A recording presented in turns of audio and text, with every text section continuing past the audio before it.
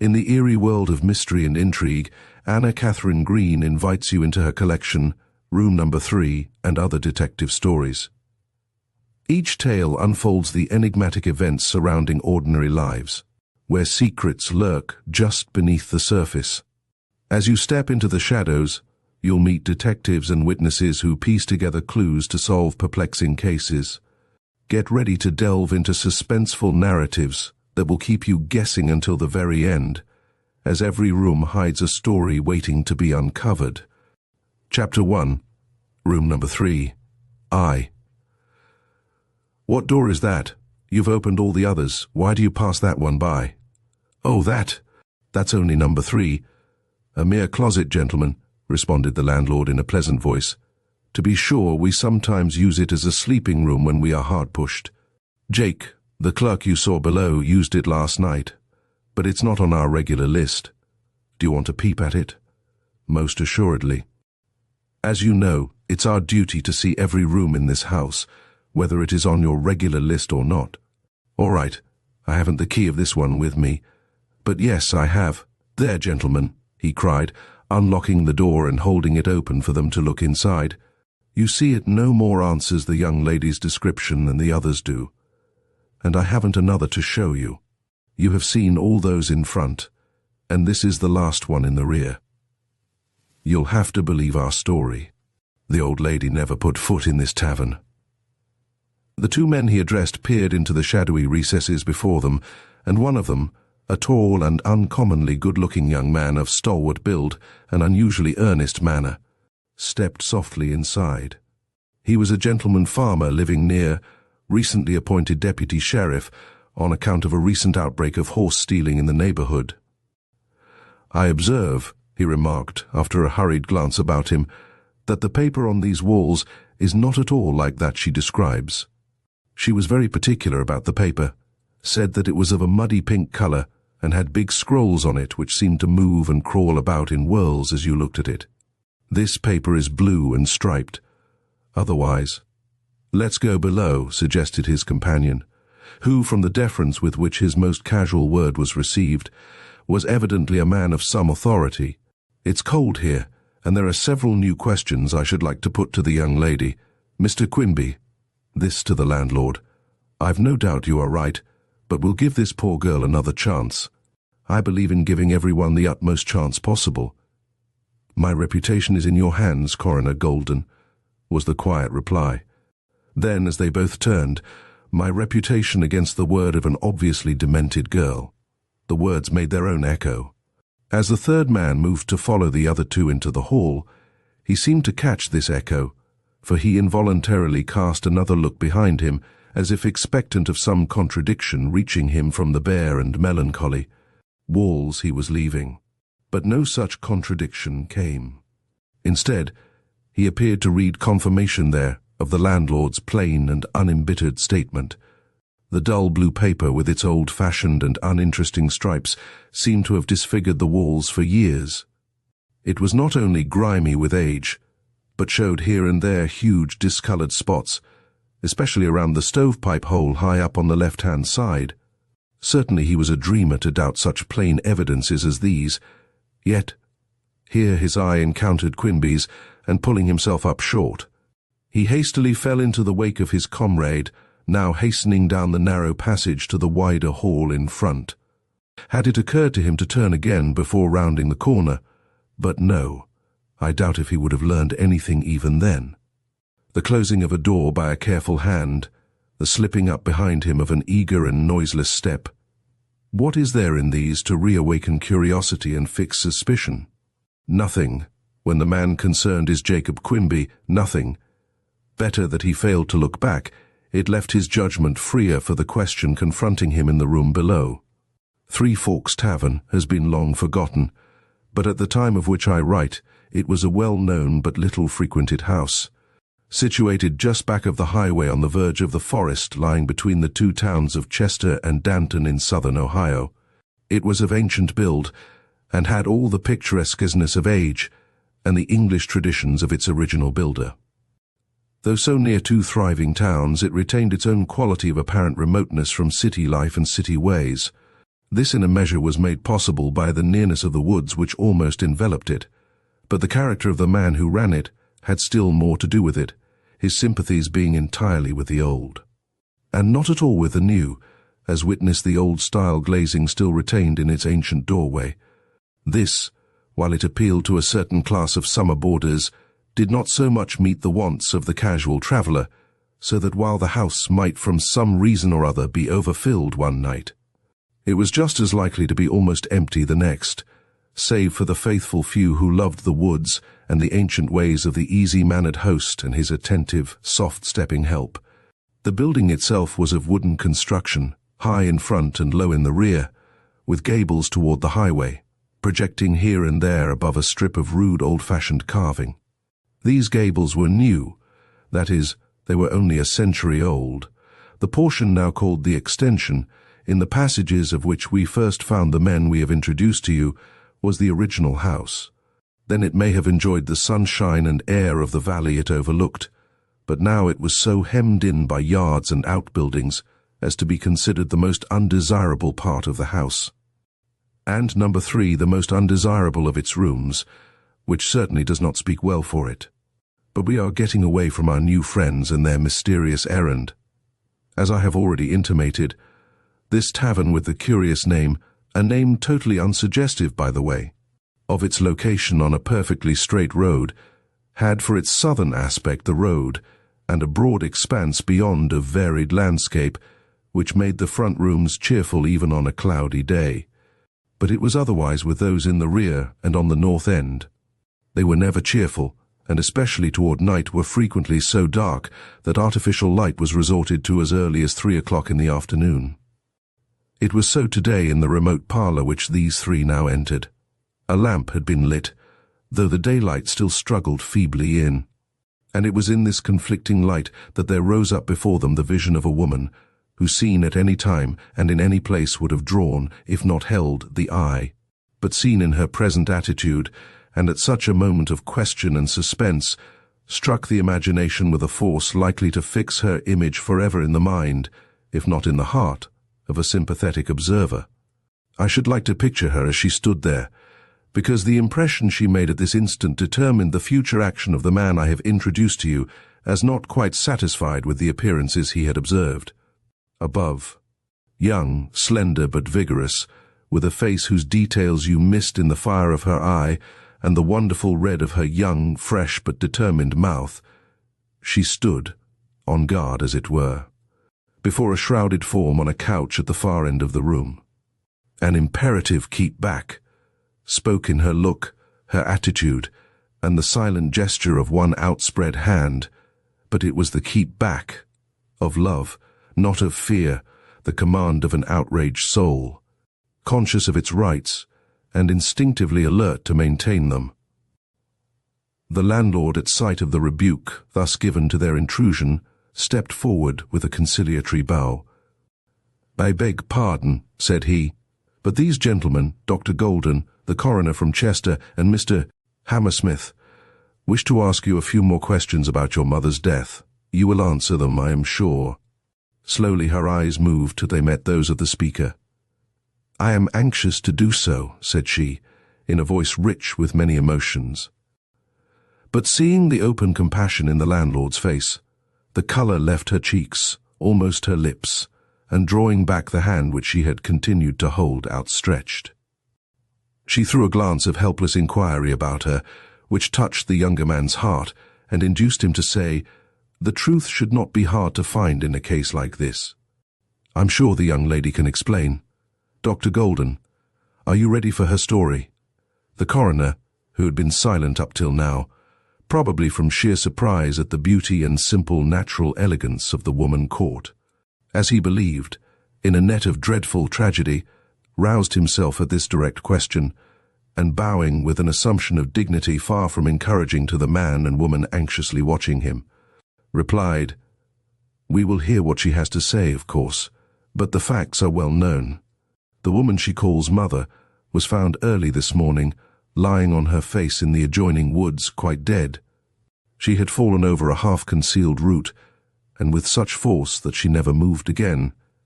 If her daughter was with her at the time, Then that daughter fled without attempting to raise her. The condition and position of the wound on the dead woman's forehead, together with such corroborative facts as have since come to light, preclude all argument on this point. But we'll listen to the young woman. Notwithstanding, she has a right to speak, and she shall speak. Did not your mother die in the woods? No hocus-pocus, miss, but the plain, unvarnished truth. Sirs, the term was general, but her appeal appeared to be directed solely to the one sympathetic figure before her. If my mother died in the wood, and for all I can say, she may have done so, it was not till after she had been in this house.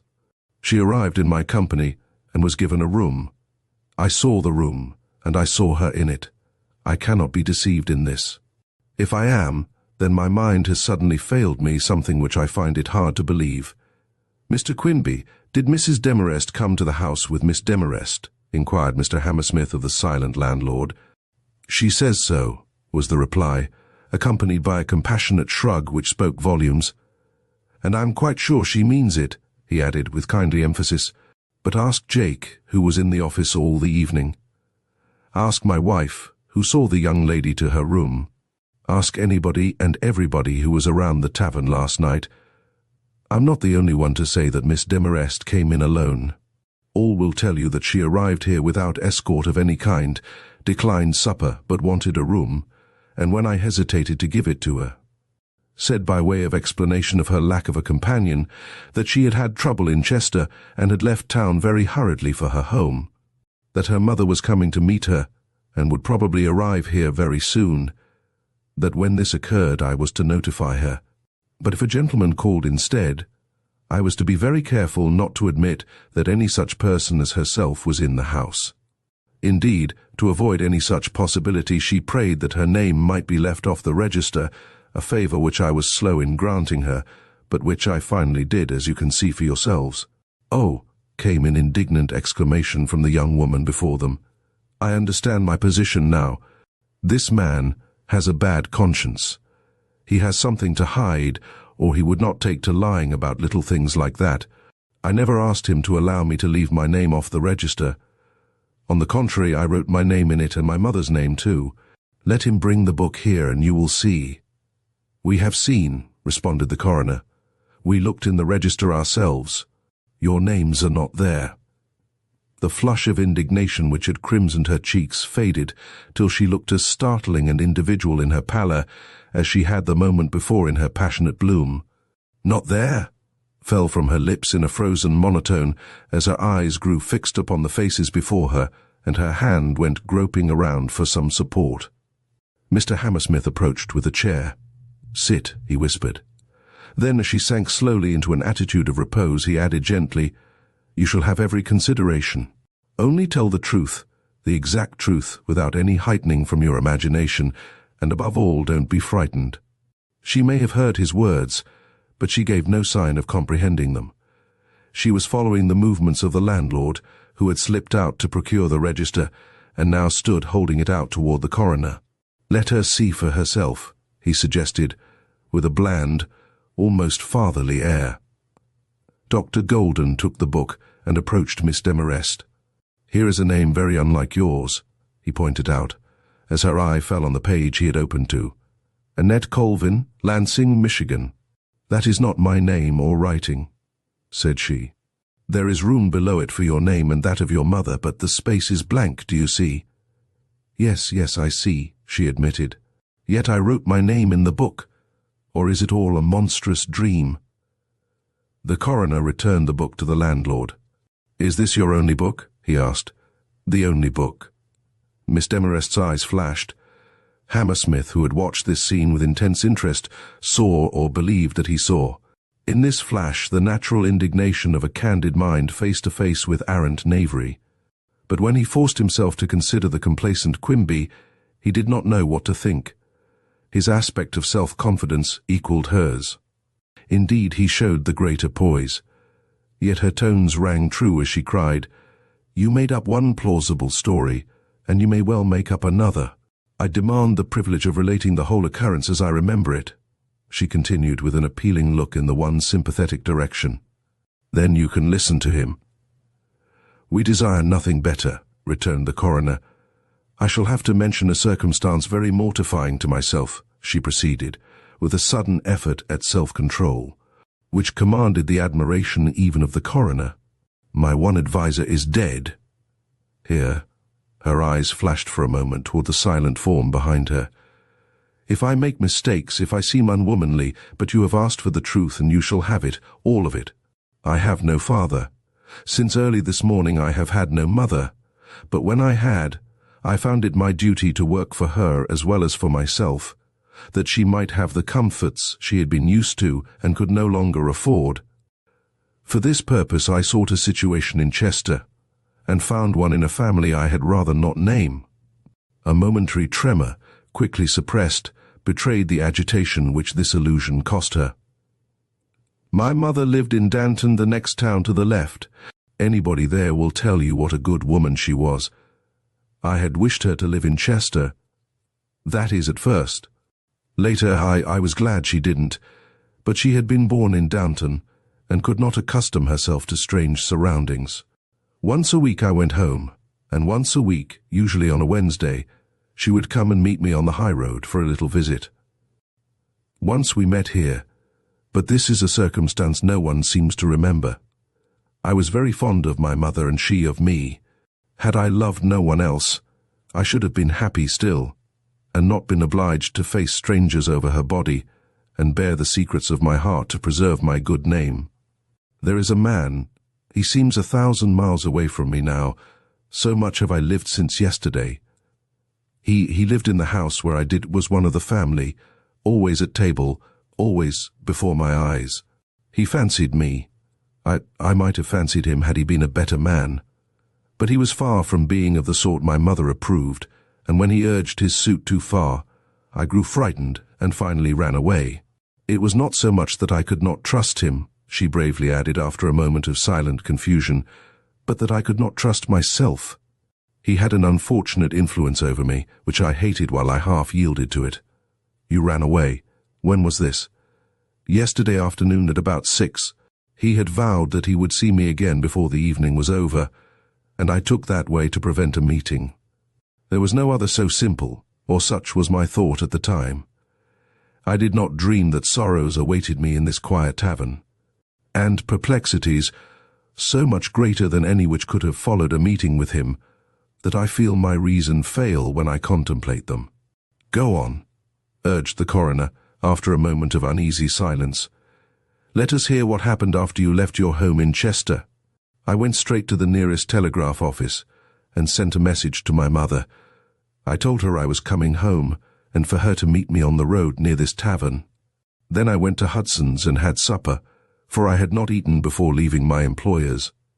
The sun had set when I finally started, and I walked fast so as to reach Three Forks before dark. If my mother had got the telegram at once, which I calculated on her doing, as she lived next door to the telegraph office in Danton, she would be very near this place on my arrival here. So I began to look for her as soon as I entered the woods. But I did not see her. I came as far as the tavern door, and still I did not see her. But farther on, just where the road turns to cross the railroad track, I spied her coming and ran to meet her. She was glad to see me, but asked a good many questions which I had some difficulty in answering. She saw this, and held me to the matter till I had satisfied her. When this was done, it was late and cold, and we decided to come to the tavern for the night. And we came. Nothing shall ever make me deny so positive a fact. We came, and this man received us. With her final repetition of this assertion, she rose and now stood upright, with her finger pointing straight at Quimby. Had he cringed or let his eyes waver from hers by so much as a hair's breadth, her accusation would have stood, and her cause been won. But not a flicker disturbed the steady patience of his look, and Hammersmith, who had made no effort to hide his anxiety to believe her story, showed his disappointment with equal frankness as he asked, "Who else was in the office? Surely Mr. Quimby was not there alone?" She reseated herself before answering. Hammersmith could see the effort she made to recall that simple scene. He found himself trying to recall it, to the old-fashioned, smoke-begrimed office, with its one long window toward the road, and the glass-paned door leading into the hall of entrance. They had come in by that door and crossed to the bar, which was also the desk in this curious old hostelry. He could see them standing there in the light of possibly a solitary lamp, the rest of the room in shadow unless a game of checkers were on, which evidently was not so on this night. Had she turned her head to peer into those shadows? It was not likely. She was supported by her mother's presence, and this she was going to say. By some strange telepathy that he would have laughed at a few hours before, he feels confident of her words before she speaks. Yet he listens intently as she finally looks up and answers, "There was a man. I am sure there was a man somewhere at the other end of the office, but I paid no attention to him. I was bargaining for 2 rooms and registering my name and that of my mother." 2 rooms? Why 2? You are not a fashionable young lady to require a room alone. "Gentlemen, I was tired. I had been through a wearing half-hour. I knew that if we occupied the same room, or even adjoining ones, that nothing could keep us from a night of useless and depressing conversation. I did not feel equal to it, so I asked for 2 rooms a short distance apart." An explanation which could at least be accepted. Mr. Hammersmith felt an increase of courage, and scarcely winced as his colder-blooded companion continued this unofficial examination by asking, "Where were you standing when making these arrangements with Mr. Quimby?" "Right before the desk." "And your mother?" "She was at my left and a little behind me. She was a shy woman. I usually took the lead when we were together." "Was she veiled?" The coroner continued quietly, "I think so. She had been crying." The bereaved daughter paused. "But don't you know?" "My impression is that her veil was down when we came into the room. She may have lifted it as she stood there. I know that it was lifted as we went upstairs. I remember feeling glad that the lamps gave so poor a light. She looked so distressed." "Physically, do you mean? Or mentally?" Mr. Hammersmith asked this question. It seemed to rouse some new train of thought in the girl's mind. For a minute she looked intently at the speaker. Then she replied in a disturbed tone, "Both. I wonder." Here her thought wavered and she ceased. "Go on," ordered the coroner impatiently. "Tell your story. It contradicts that of the landlord in almost every point, but we've promised to hear it out, and we will." Rousing, she hastened to obey him. "Mr. Quimby told the truth when he said that he asked me if I would have supper, also when he repeated what I said about a gentleman, but not when he declared that I wished to be told if my mother should come and ask for me. My mother was at my side all the time we stood there talking, and I did not need to make any requests concerning her. When we went to our rooms, a woman accompanied us. He says she is his wife. I should like to see that woman." "I am here, miss," spoke up a voice from a murky corner no one had thought of looking in till now. Miss Demarest at once rose, waiting for the woman to come forward. This she did with a quick, natural step, which insensibly prepared the mind for the brisk, assertive woman who now presented herself. Mr. Hammersmith, at sight of her open, not unpleasing face, understood for the first time the decided attitude of the coroner. If this woman corroborated her husband's account, the poor young girl, with her incongruous beauty and emotional temperament, would not have much show. He looked to see her quailing now. But instead of that she stood firm, determined, and feverishly beautiful. "Let her tell you what took place upstairs," she cried. "She showed us the rooms and carried water afterward to the one my mother occupied." "I am sorry to contradict the young lady," came in even tones from the unembarrassed, motherly-looking woman thus appealed to. "She thinks that her mother was with her, and that I conducted this mother to another room after showing her to her own. I don't doubt in the least that she has worked herself up to the point of absolutely believing this. But the facts are these. She came alone and went to her room unattended by anyone but myself. And what is more, she seemed entirely composed at the time, and I never thought of suspecting the least thing wrong. Yet her mother lay all that time in the wood." "Silence!" This word was shot at her by Miss Demarest, who had risen to her full height and now fairly flamed upon them all in her passionate indignation. I will not listen to such words till I have finished all I have to say, and put these liars to the blush. My mother was with me, and this woman witnessed our good-night embrace, and then showed my mother to her own room. I watched them going. They went down the hall to the left and around a certain corner.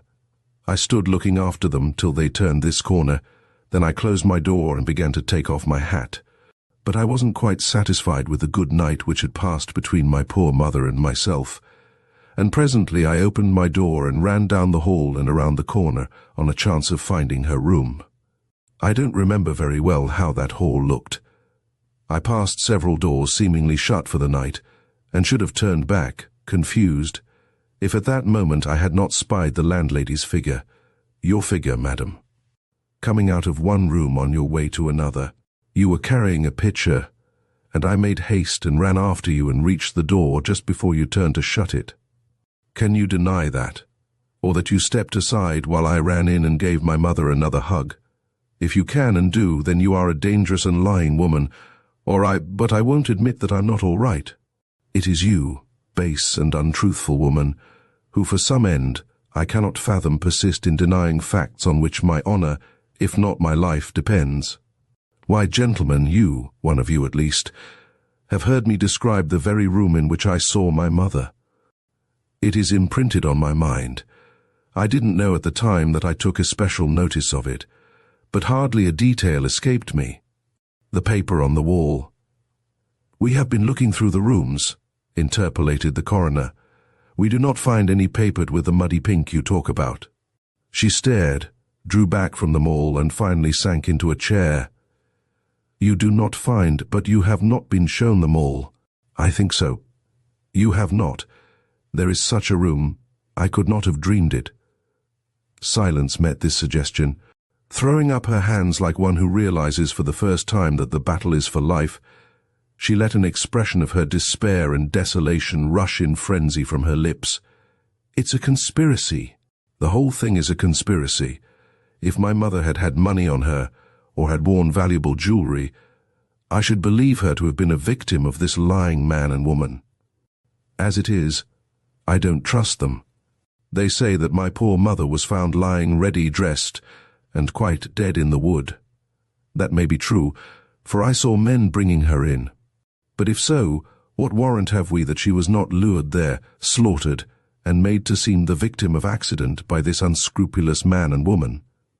Such things have been done, but for a daughter to fabricate such a plot as they impute to me is past belief, out of nature and impossible. With all their wiles they cannot prove it.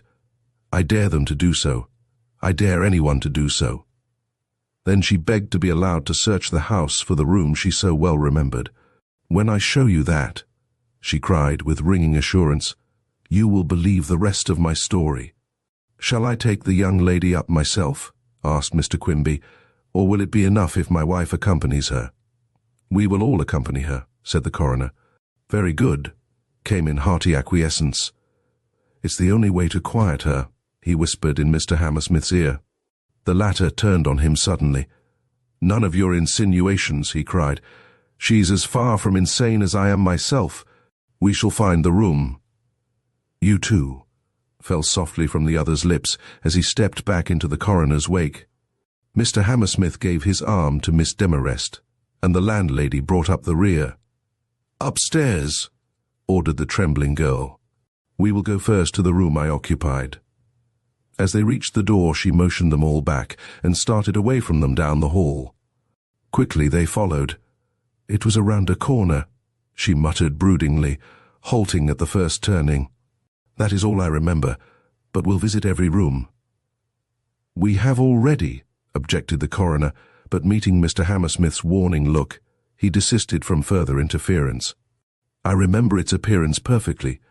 I remember it as if it were my own, she persisted, as door after door was thrown back and as quickly shut again at a shake of her head. Isn't there another hall? Might I not have turned some other corner? Yes, there is another hall, acquiesced the landlord, leading the way into the passage communicating with the extension. Oh, she murmured, as she noted the increased interest in both the coroner and his companion. We shall find it here. "Do you recognize the hall?" asked the coroner, as they stepped through a narrow opening into the old part. "No, but I shall recognize the room." "Wait." It was Hammersmith who called her back as she was starting forward. "I should like you to repeat just how much furniture this room contained and where it stood." She stopped, startled, and then said, "It was awfully bare. A bed was on the left." "On the left?" "She said the left," quoth the landlord, "though I don't see that it matters. It's all fancy with her." "Go on," kindly urged Hammersmith. "There was a window. I saw the dismal panes and my mother standing between them and me. I can't describe the little things." "Possibly because there were none to describe," whispered Hammersmith in his superior's ear. Meanwhile, the landlord and his wife awaited their advance with studied patience. As Miss Demarest joined him, he handed her a bunch of keys with the remark, "None of these rooms are occupied today, so you can open them without hesitation." She stared at him and ran quickly forward. Mr. Hammersmith followed speedily after. Suddenly both paused. She had lost the thread of her intention before opening a single door. "I thought I could go straight to it," she declared. "I shall have to open all the doors as we did in the other hall." "Let me help you," proffered Mr. Hammersmith. She accepted his aid, and the search recommenced with the same results as before. Hope sank to disappointment as each door was passed. The vigor of her step was gone, and as she paused heartsick before the last and only remaining door, it was with an ashy face she watched Mr. Hammersmith stoop to insert the key. He, on his part, as the door fell back, watched her for some token of awakened interest. But he watched in vain. The smallness of the room, its bareness, its one window, the absence of all furniture save the solitary cot drawn up on the right, not on the left as she had said, seemed to make little or no impression on her. The last, and I have not found it." "Oh, sir," she moaned, catching at Mr. Hammersmith's arm, "am I then mad? Was it a dream, or is this a dream? I feel that I no longer know." Then, as the landlady officiously stepped up, she clung with increased frenzy to Mr. Hammersmith, crying, with positive wildness, "This is the dream! The room I remember is a real one, and my story is real. Prove it, or my reason will leave me. I feel it going. Hush!" It was Hammersmith who sought thus to calm her. "Your story is real, and I will prove it so.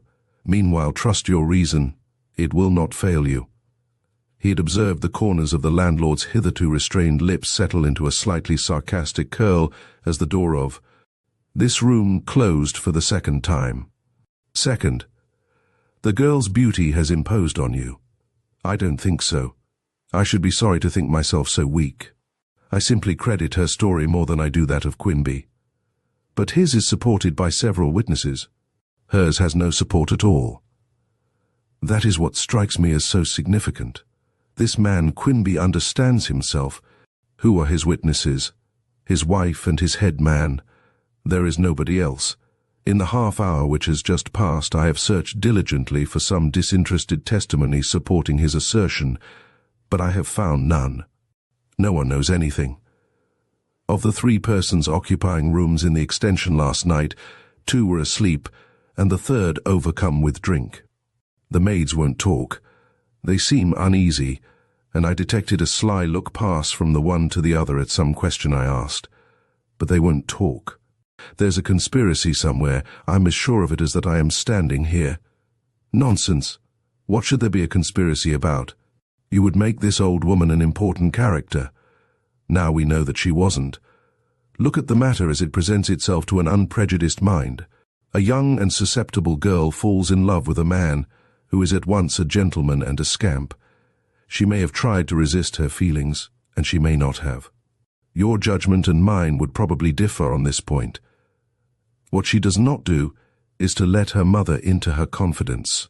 She sees the man runs upon him, if you will, in places or under circumstances she cannot avoid, till her judgment leaves her and the point of catastrophe is reached. Then, possibly, she awakens, or what is more probable, seeks to protect herself from the penetration and opposition of his friends by meetings less open than those in which they had lately indulged. She says that she left the house to escape seeing him again last night, but this is not true. On the contrary, she must have given him to understand where she was going, for she had an interview with him in the woods before she came upon her mother. He acknowledges to the interview. I have just had a talk with him over the telephone. Then you know his name? Yes, of course she had to tell me. It's young Maxwell. I suspected it from the first. Maxwell?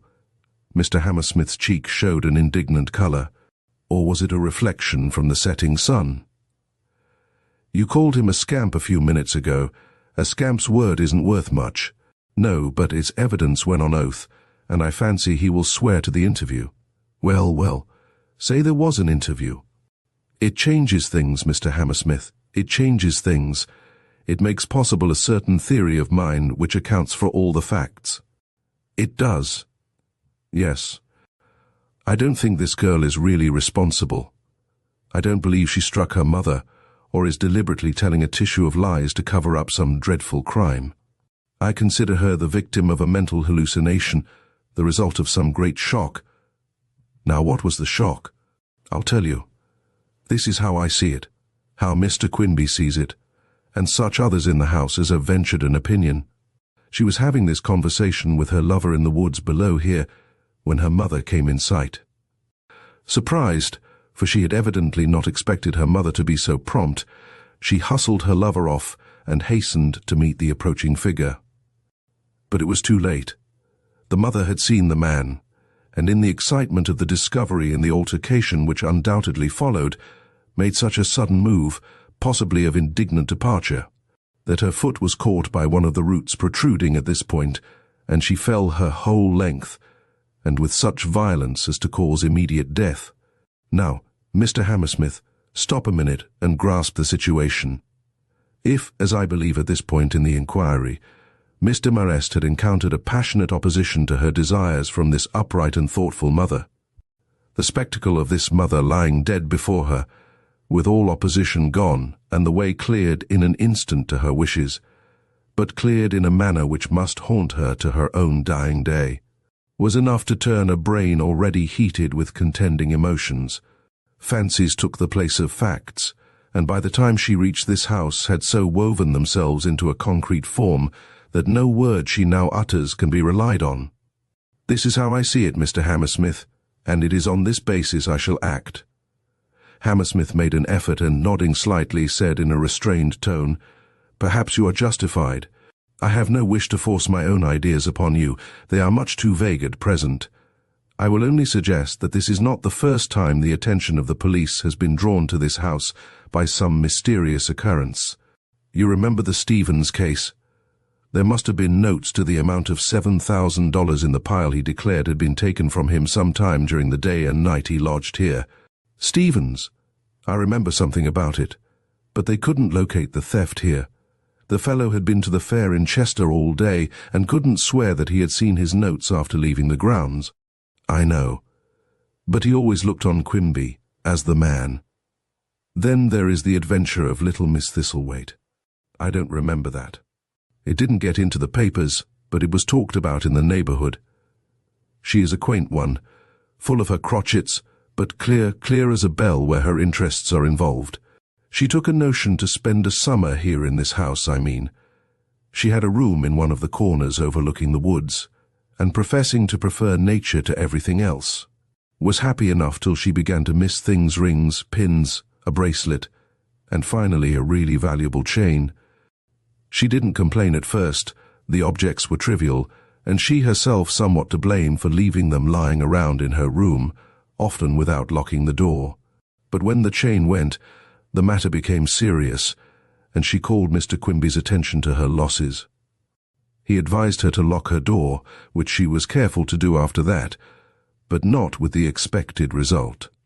She continued to miss things, mostly jewelry of which she had a ridiculous store. Various domestics were dismissed, and finally one of the permanent boarders was requested to leave.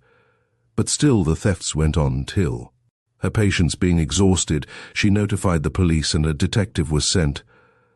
I have always wished I had been that detective. The case ended in what was always considered a joke. Another object disappeared while he was there, and it having been conclusively proved to him that it could not have been taken by way of the door, he turned his attention to the window, which it was one of her freaks always to keep wide open. The result was curious. One day he spied from a hiding place he had made in the bushes a bird flying out from that window, and following the creature till she alighted in her nest, he climbed the tree and searched that nest. It was encrusted with jewels.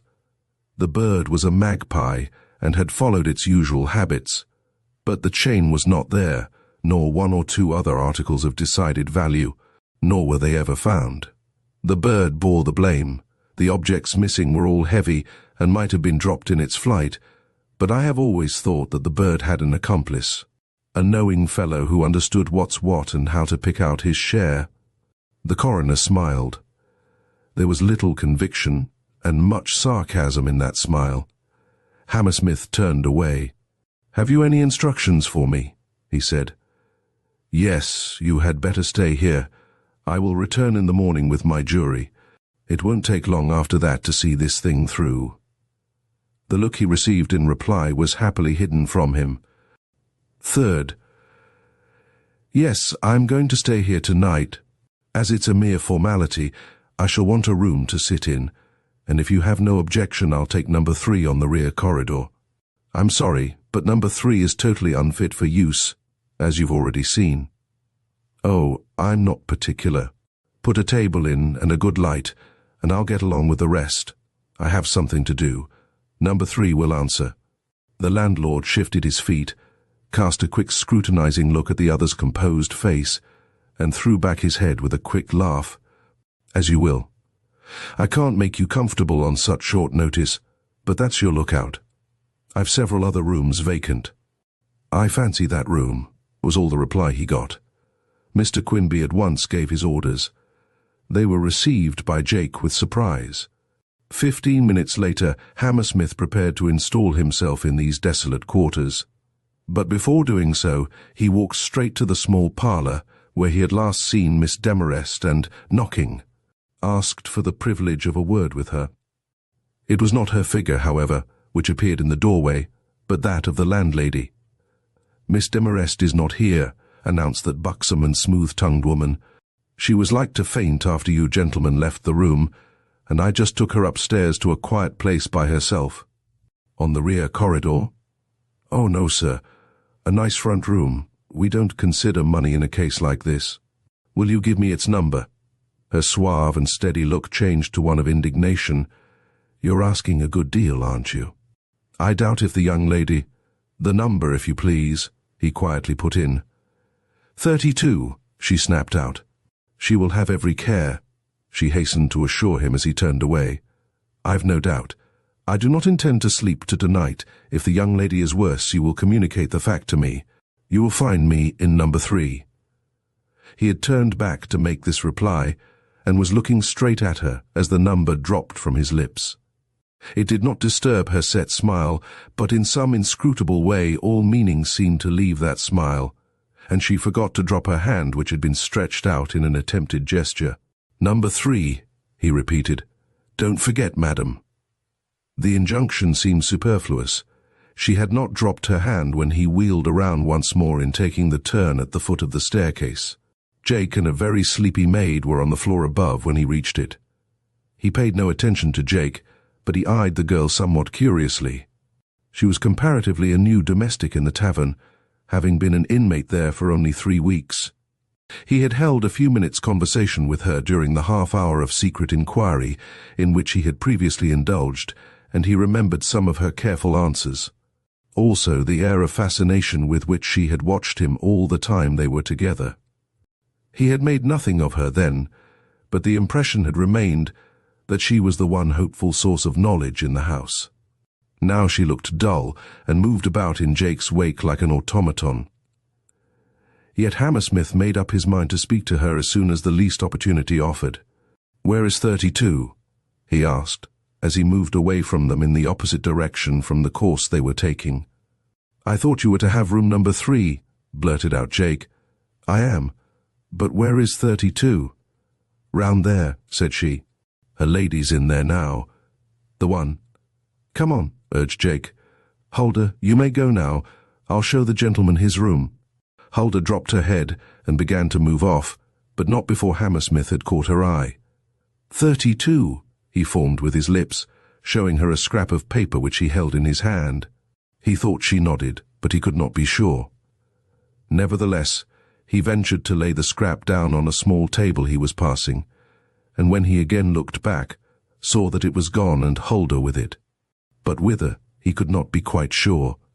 There was always a risk in these attempts, and he only half trusted the girl. She might carry it to 32, and she might carry it to Quinby. In the first case, Miss Demarest would know that she had an active and watchful friend in the house. In the other, the dubious landlord would but receive an open, instead of veiled intimation that the young deputy had his eye on him, and was not to be fooled by appearances and the lack of evidence to support his honest convictions. They had done little more than he had suggested to make number 3 habitable. As the door swung open under Jake's impatient hand, the half-lighted hollow of the almost empty room gaped uninvitingly before them, with just a wooden-bottomed chair and a rickety table added to the small cot bed, which had been almost its sole furnishing when he saw it last. The walls, bare as his hand, stretched without relief from baseboard to ceiling, and the floor from door to window showed an unbroken expanse of unpainted boards, save for the narrow space between chair and table, where a small rug had been laid. A cheerless outlook for a tired man, but it seemed to please Hammersmith. There was paper and ink on the table, and the lamp, which he took care to examine, held oil enough to last till morning. With a tray of eatables, this ought to suffice, or so his manner conveyed, and Jake, who had already supplied the eatables, was backing slowly out when his eye, which seemingly against his will had been travelling curiously up and down the walls, was caught by that of Hammersmith, and he plunged from the room with a flush visible even in that half-light. It was a trivial circumstance, but it fitted in with Hammersmith's trend of thought at the moment, and when the man was gone, he stood for several minutes with his own eye travelling up and down those dusky walls in an inquiry, which this distant inspection did not seem thoroughly to satisfy, for in another instant he had lifted a glass of water from the tray, and going to the nearest wall, began to moisten the paper at one of the edges. When it was quite wet, he took out his penknife, but before using it, he looked behind him, first at the door, and then at the window. The door was shut, the window seemingly guarded by an outside blind, but the former was not locked, and the latter showed, upon closer inspection, a space between the slats which he did not like. Crossing to the door, he carefully turned the key, then proceeding to the window, he endeavoured to throw up the sash in order to close the blinds more effectually, but he found himself balked in the attempt. The cord had been cut, and the sash refused to move under his hand. Casting a glance of mingled threat and sarcasm out into the night, he walked back to the wall, and dashing more water over the spot he had already moistened, began to pick at the loosened edges of the paper which were slowly falling away. The result was a disappointment. How great a disappointment he presently realized, as his knife point encountered only plaster under the peeling edges of the paper. He had hoped to find other paper under the blue, the paper which Miss Demarest remembered, and not finding it, was conscious of a sinking of the heart which had never attended any of his miscalculations before. Were his own feelings involved in this matter? It would certainly seem so. Astonished at his own sensations, he crossed back to the table, and sinking into the chair beside it, endeavoured to call up his common sense, or at least shake himself free from the glamour which had seized him. But this especial sort of glamour is not so easily shaken off. Minutes passed an hour, and little else filled his thoughts than the position of this bewitching girl and the claim she had on his sense of justice. If he listened, it was to hear her voice raised in appeal at his door. If he closed his eyes, it was to see her image more plainly on the background of his consciousness. The stillness into which the house had sunk aided this absorption and made his battle a losing one.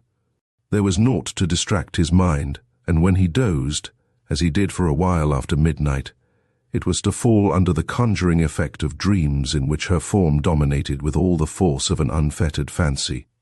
The pictures which his imagination thus brought before him were startling and never to be forgotten. The first was that of an angry sea in the blue light of an Arctic winter.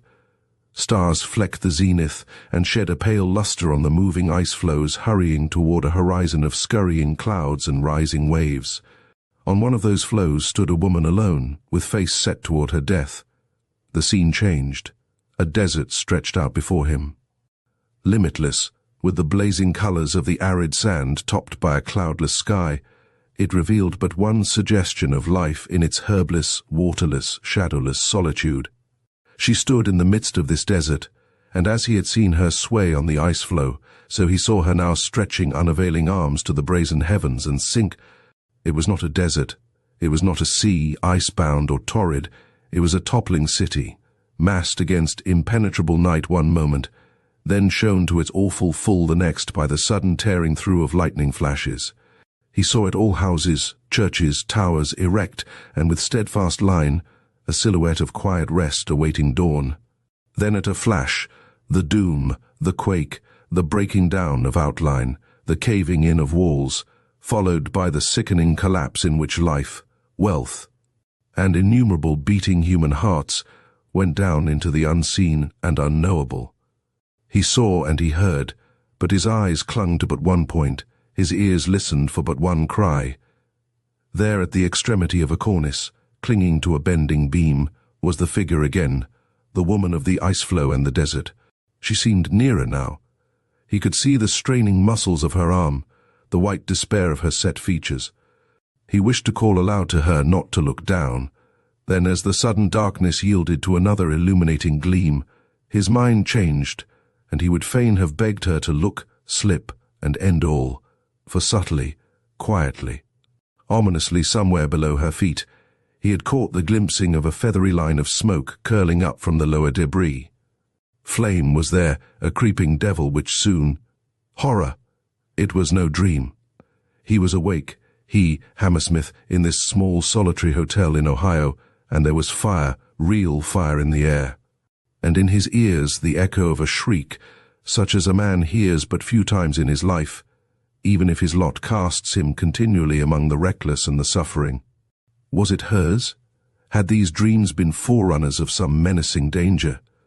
He was on his feet, his eyes staring at the floor beneath him, through the cracks of which wisps of smoke were forcing their way up.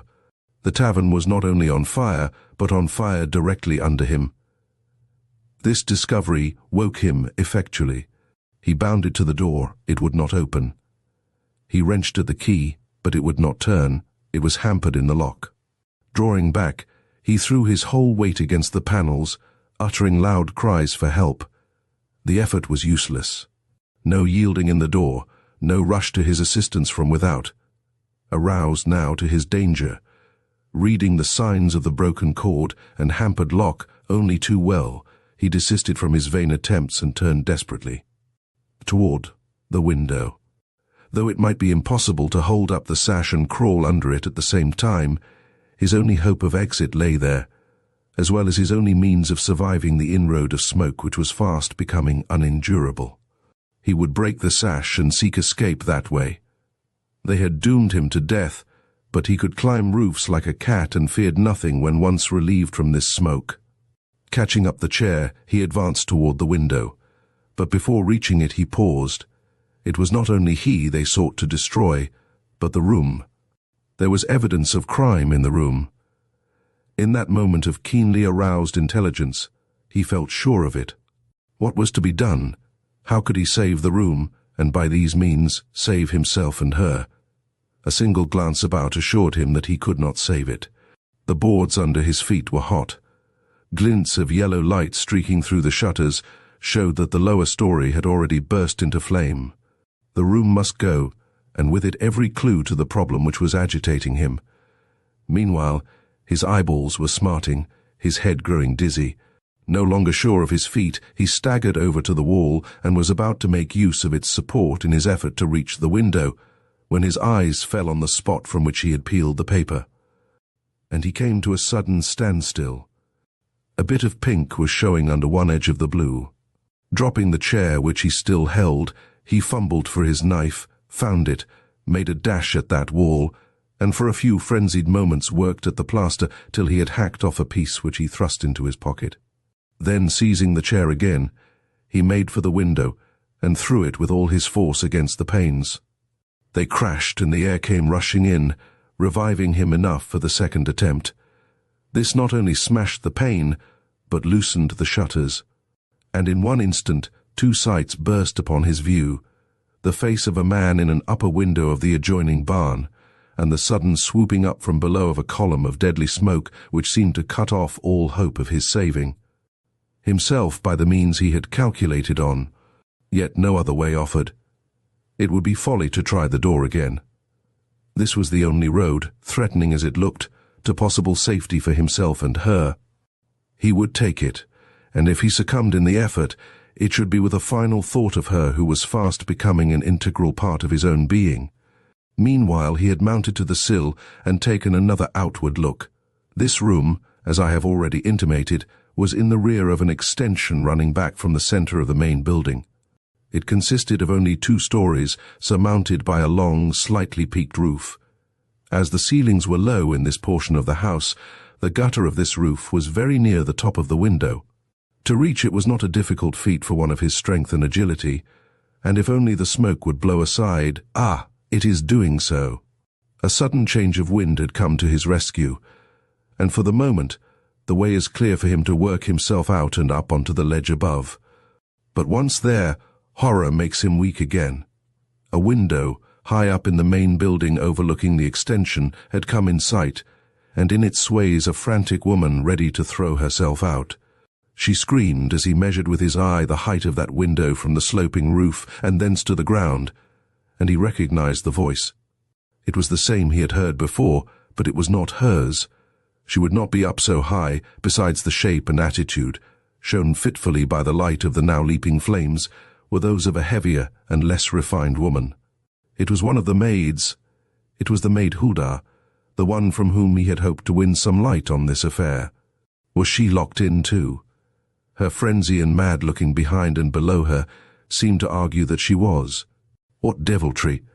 And what a confession of guilt on the part of the vile man who had planned this abominable end for the 2 persons whose evidence he dreaded. Helpless with horror, he became a man again in his indignation. Such villainy should not succeed. He would fight not only for his own life but for this woman's. Miss Demarest was doubtless safe. Yet he wished he were sure of it. He could work with so much better heart. Her window was not visible from where he crouched. It was on the other side of the house. If she screamed, he would not be able to hear her. He must trust her to Providence. But his dream! The power of it was still upon him, a forerunner of fate, a picture possibly of her doom. The hesitation which this awful thought caused him warned him that not in this way could he make himself effective. The woman he saw stood in need of his help, and to her he must make his way, the bustle which now took place in the yards beneath. The sudden shouts and the hurried throwing up of windows all over the house showed that the alarm had now become general. Another moment, and the appalling cry, the most appalling which leaves human lips, of "Fire! Fire!" rang from end to end of the threatened building. It was followed by women's shrieks and men's curses, and then by flames. She will hear, she will wake now, he thought, with his whole heart pulling him her way. But he did not desist from his intention to drop his eyes from the distraught figure, entrapped between a locked door and a fall of 30 feet. He could reach her if he kept his nerve. A slow but steady hitch along the gutter was bringing him nearer every instant. Would she see him and take courage? No. Her eyes were on the flames, which were so bright now that he could actually see them glassed in her eyeballs. Would a shout attract her? The air was full of cries as the yards filled with escaping figures, but he would attempt it at the first lull now while her head was turned his way.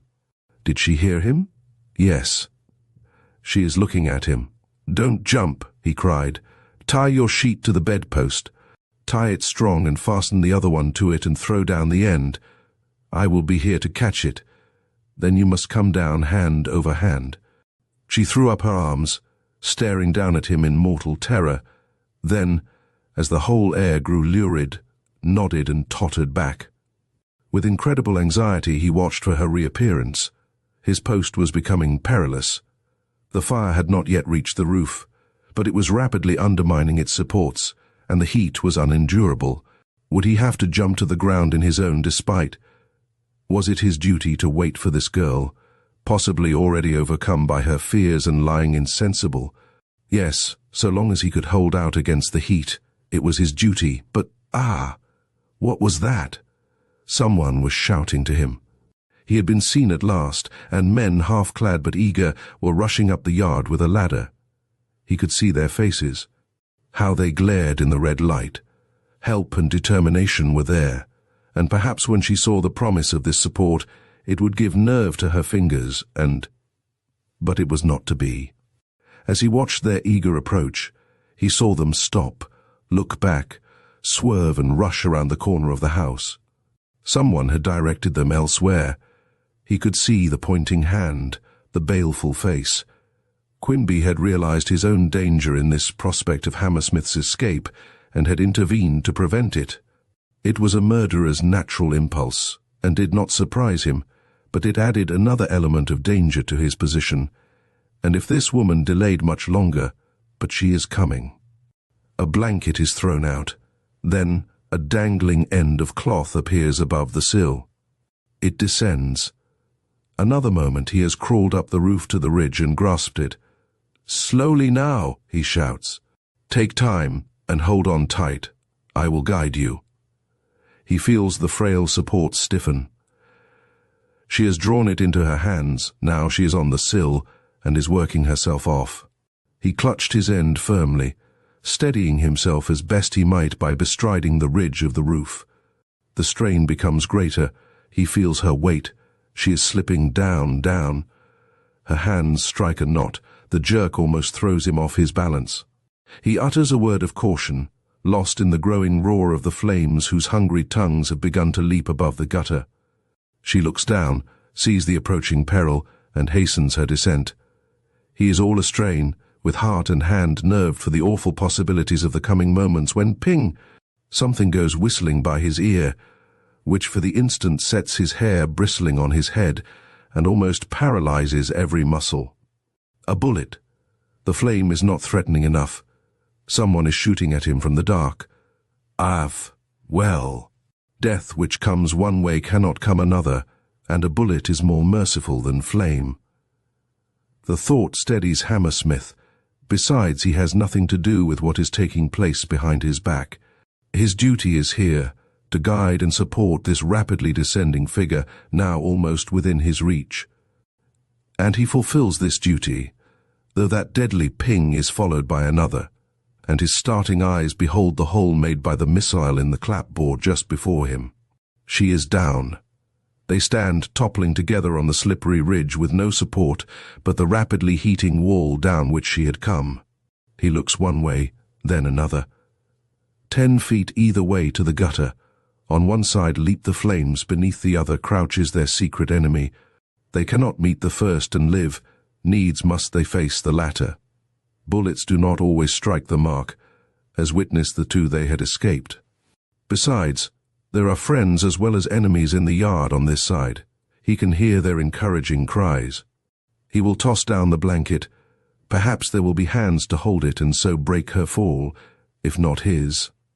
With a courage which drew strength from her weakness, he carried out this plan and saw her land in safety amid half a dozen upstretched arms. Then he prepared to follow her, but felt his courage fail and his strength ooze without knowing the cause. Had a bullet struck him? He did not feel it. He was conscious of the heat but of no other suffering, yet his limbs lacked life, and it no longer seemed possible for him to twist himself about so as to fall easily from the gutter. "Come on, come on!" Rosin yells from below, but there was no movement in him. "We can't wait. The wall will fall," rose affrightedly from below.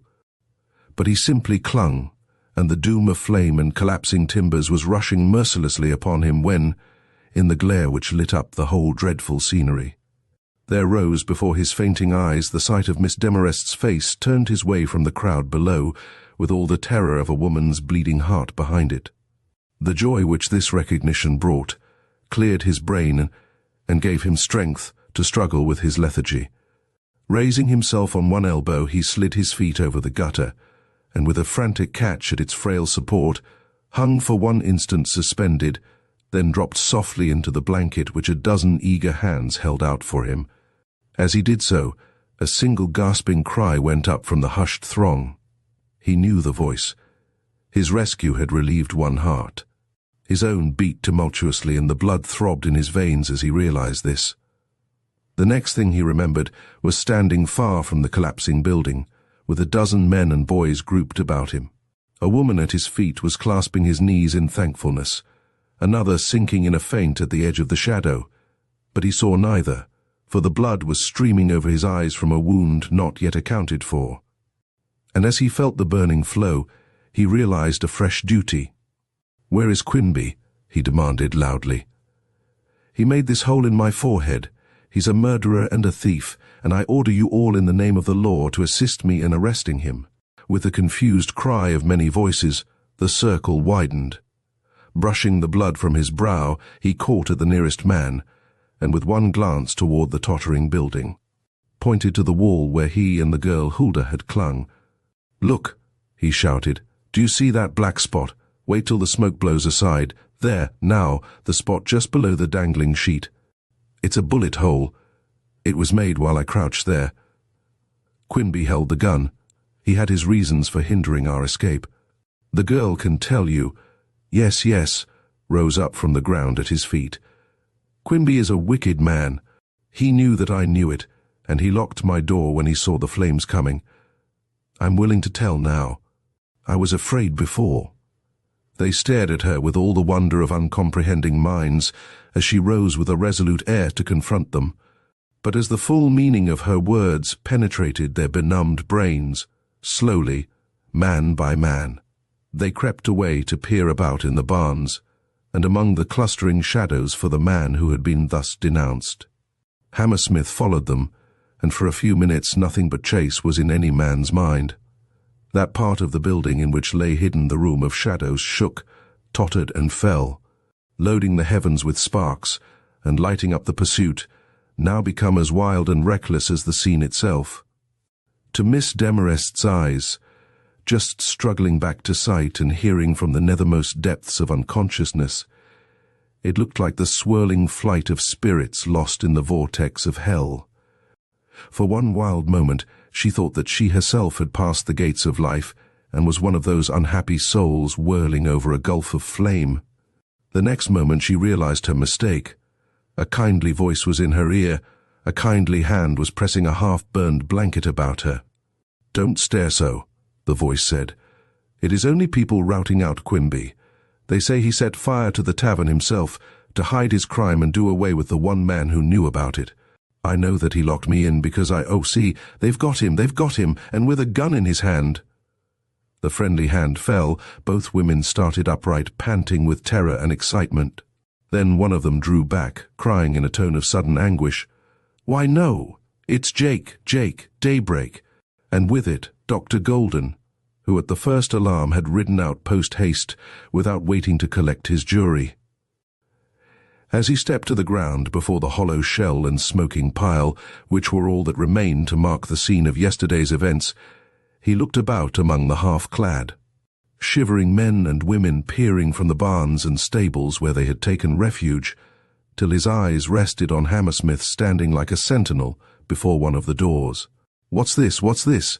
He cried as the other quickly approached. "Fire! With a man like you in the house." "Fire because I was in the house. They evidently felt obliged to get rid of me somehow. It's been a night of great experiences for me. When they found I was not likely to perish in the flames, they resorted to shooting. I believe that my forehead shows where one bullet passed. Jake's aim might be improved, not that I am anxious for it." "Jake, do you mean the clerk? Did he fire at you?" "Yes, while I was on the roof engaged in rescuing one of the women. The miserable cur. You arrested him, of course, as soon as you could lay your hands on him." "Yes, he's back of me in this outhouse." "And Quimby? What about Quimby?" "He's missing." "And Mrs. Quimby?" "Missing too. They are the only persons unaccounted for." Lost in the fire? We don't think so. He was the incendiary and she undoubtedly his accomplice. They would certainly look out for themselves. Dr. Golden, it was not for insurance money they fired the place, it was to cover up a crime. The coroner, more or less prepared for this statement by what Hammersmith had already told him, showed but little additional excitement as he dubiously remarked, "So you still hold to that idea?"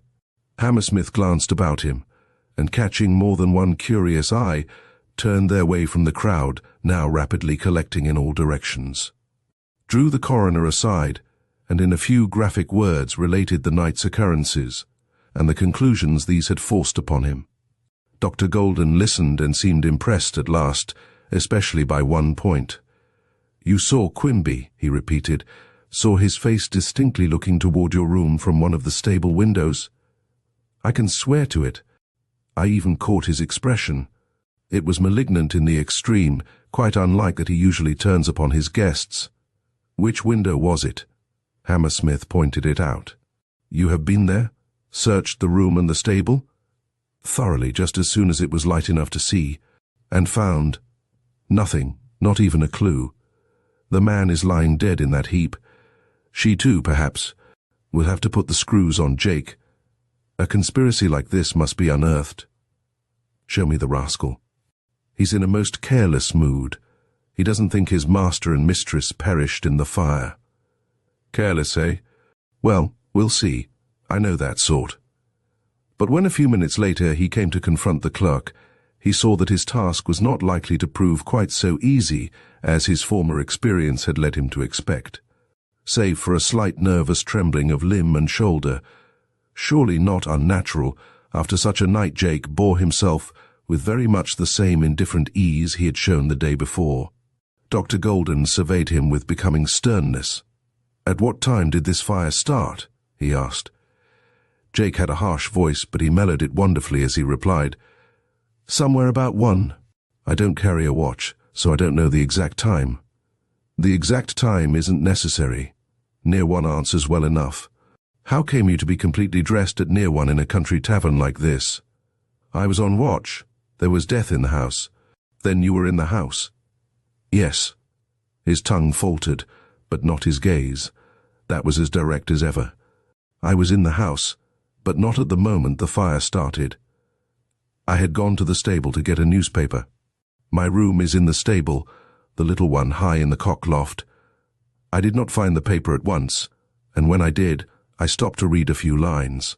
I'm a slow reader, and by the time I was ready to cross back to the house, smoke was pouring out of the rear windows, and I stopped short, horrified. I'm mortally afraid of fire." "You have shown it. I have not heard that you raised the least alarm."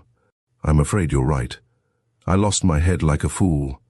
You see, I've never lived anywhere else for the last 10 years, and to see my home on fire was more than I could stand.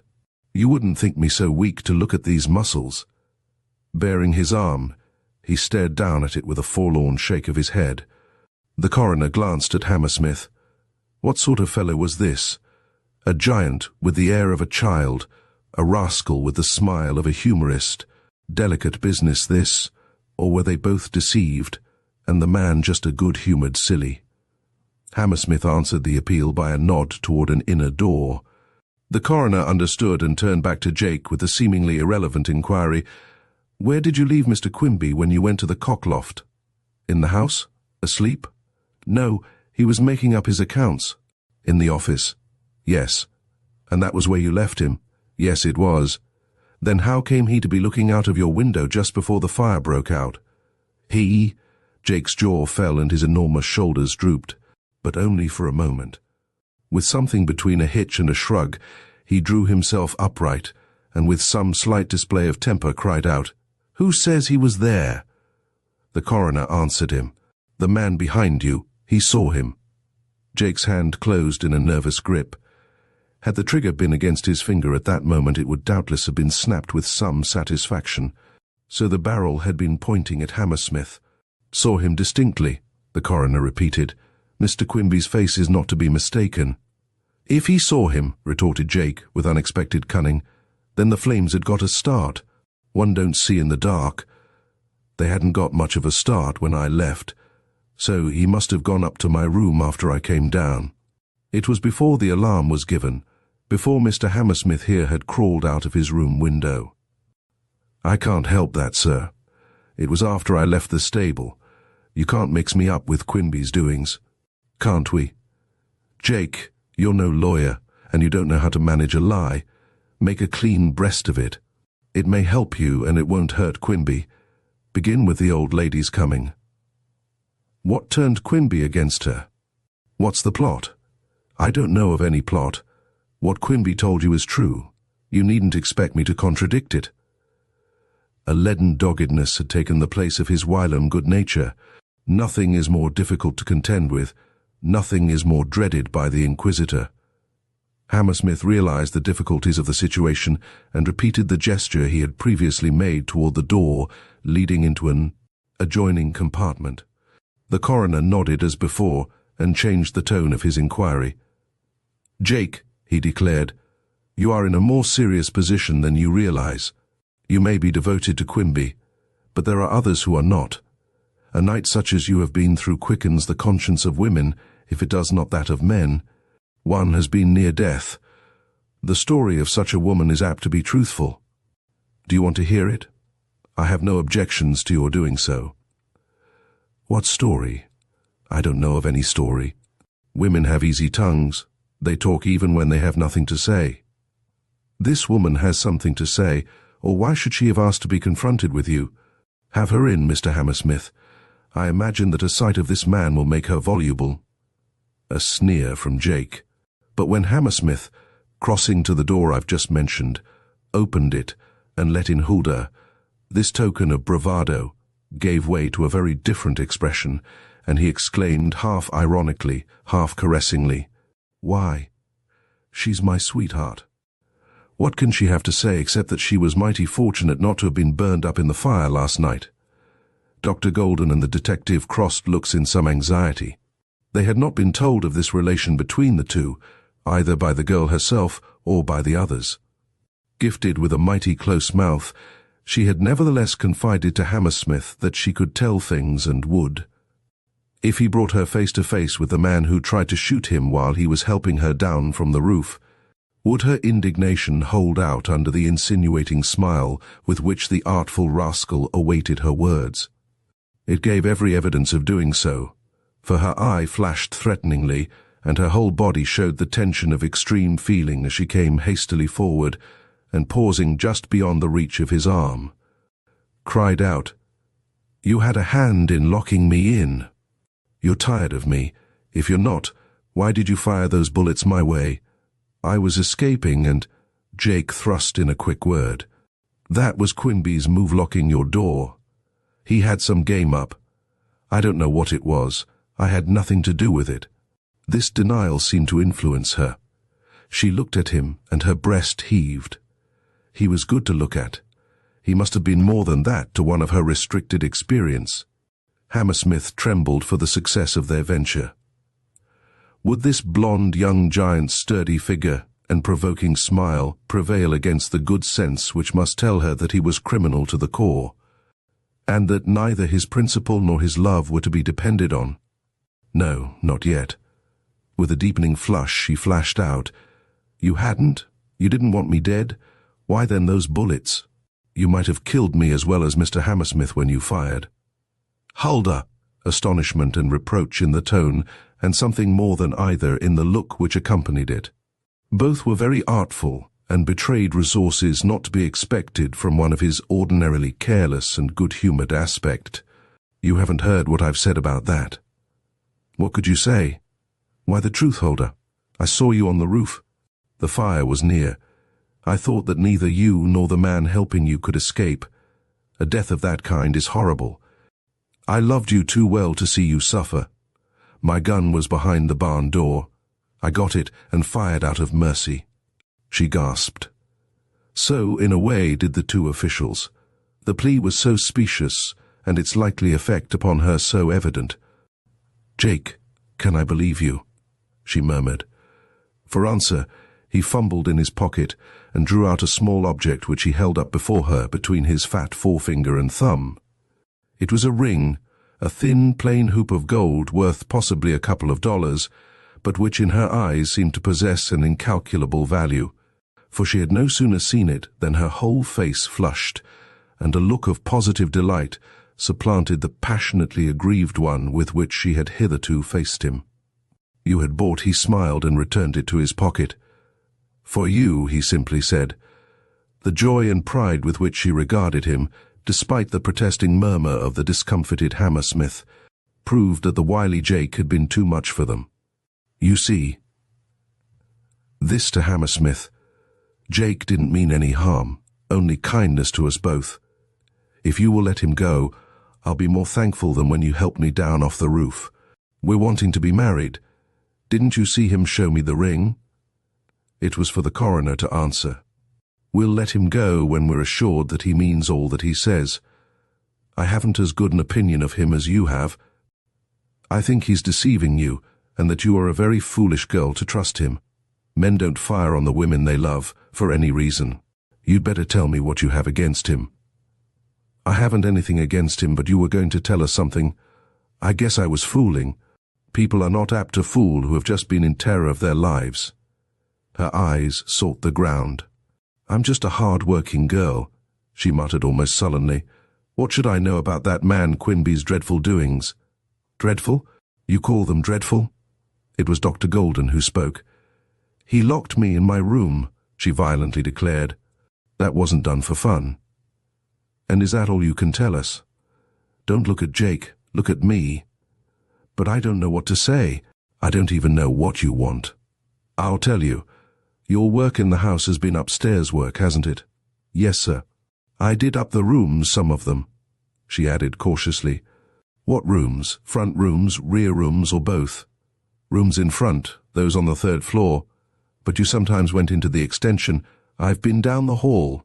Haven't you been in any of the rooms there, number 3, for instance?" "No, sir. My work didn't take me there." "But you've heard of the room?" "Yes, sir. The girls sometimes spoke of it. It had a bad name and wasn't often used. No girl liked to go there. A man was found dead in it once. They said he killed his own self." "Have you ever heard anyone describe this room?" "No, sir." "Tell what paper was on the wall?" "No, sir." "Perhaps Jake here can help us. He's been in the room often. The paper was blue, you know that.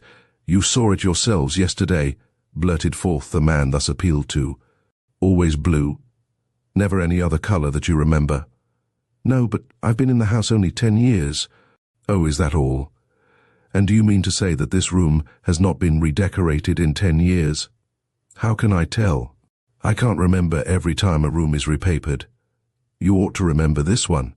"Why?" "Because of a very curious circumstance connected with it." "I don't know of any circumstance." "You heard what Miss Demarest had to say about a room whose walls were covered with muddy pink scrolls." "Oh, she." His shrug was very expressive. Huldah continued to look down. "Miss Demarest seemed to know what she was talking about," pursued the coroner in direct contradiction of the tone he had taken the day before.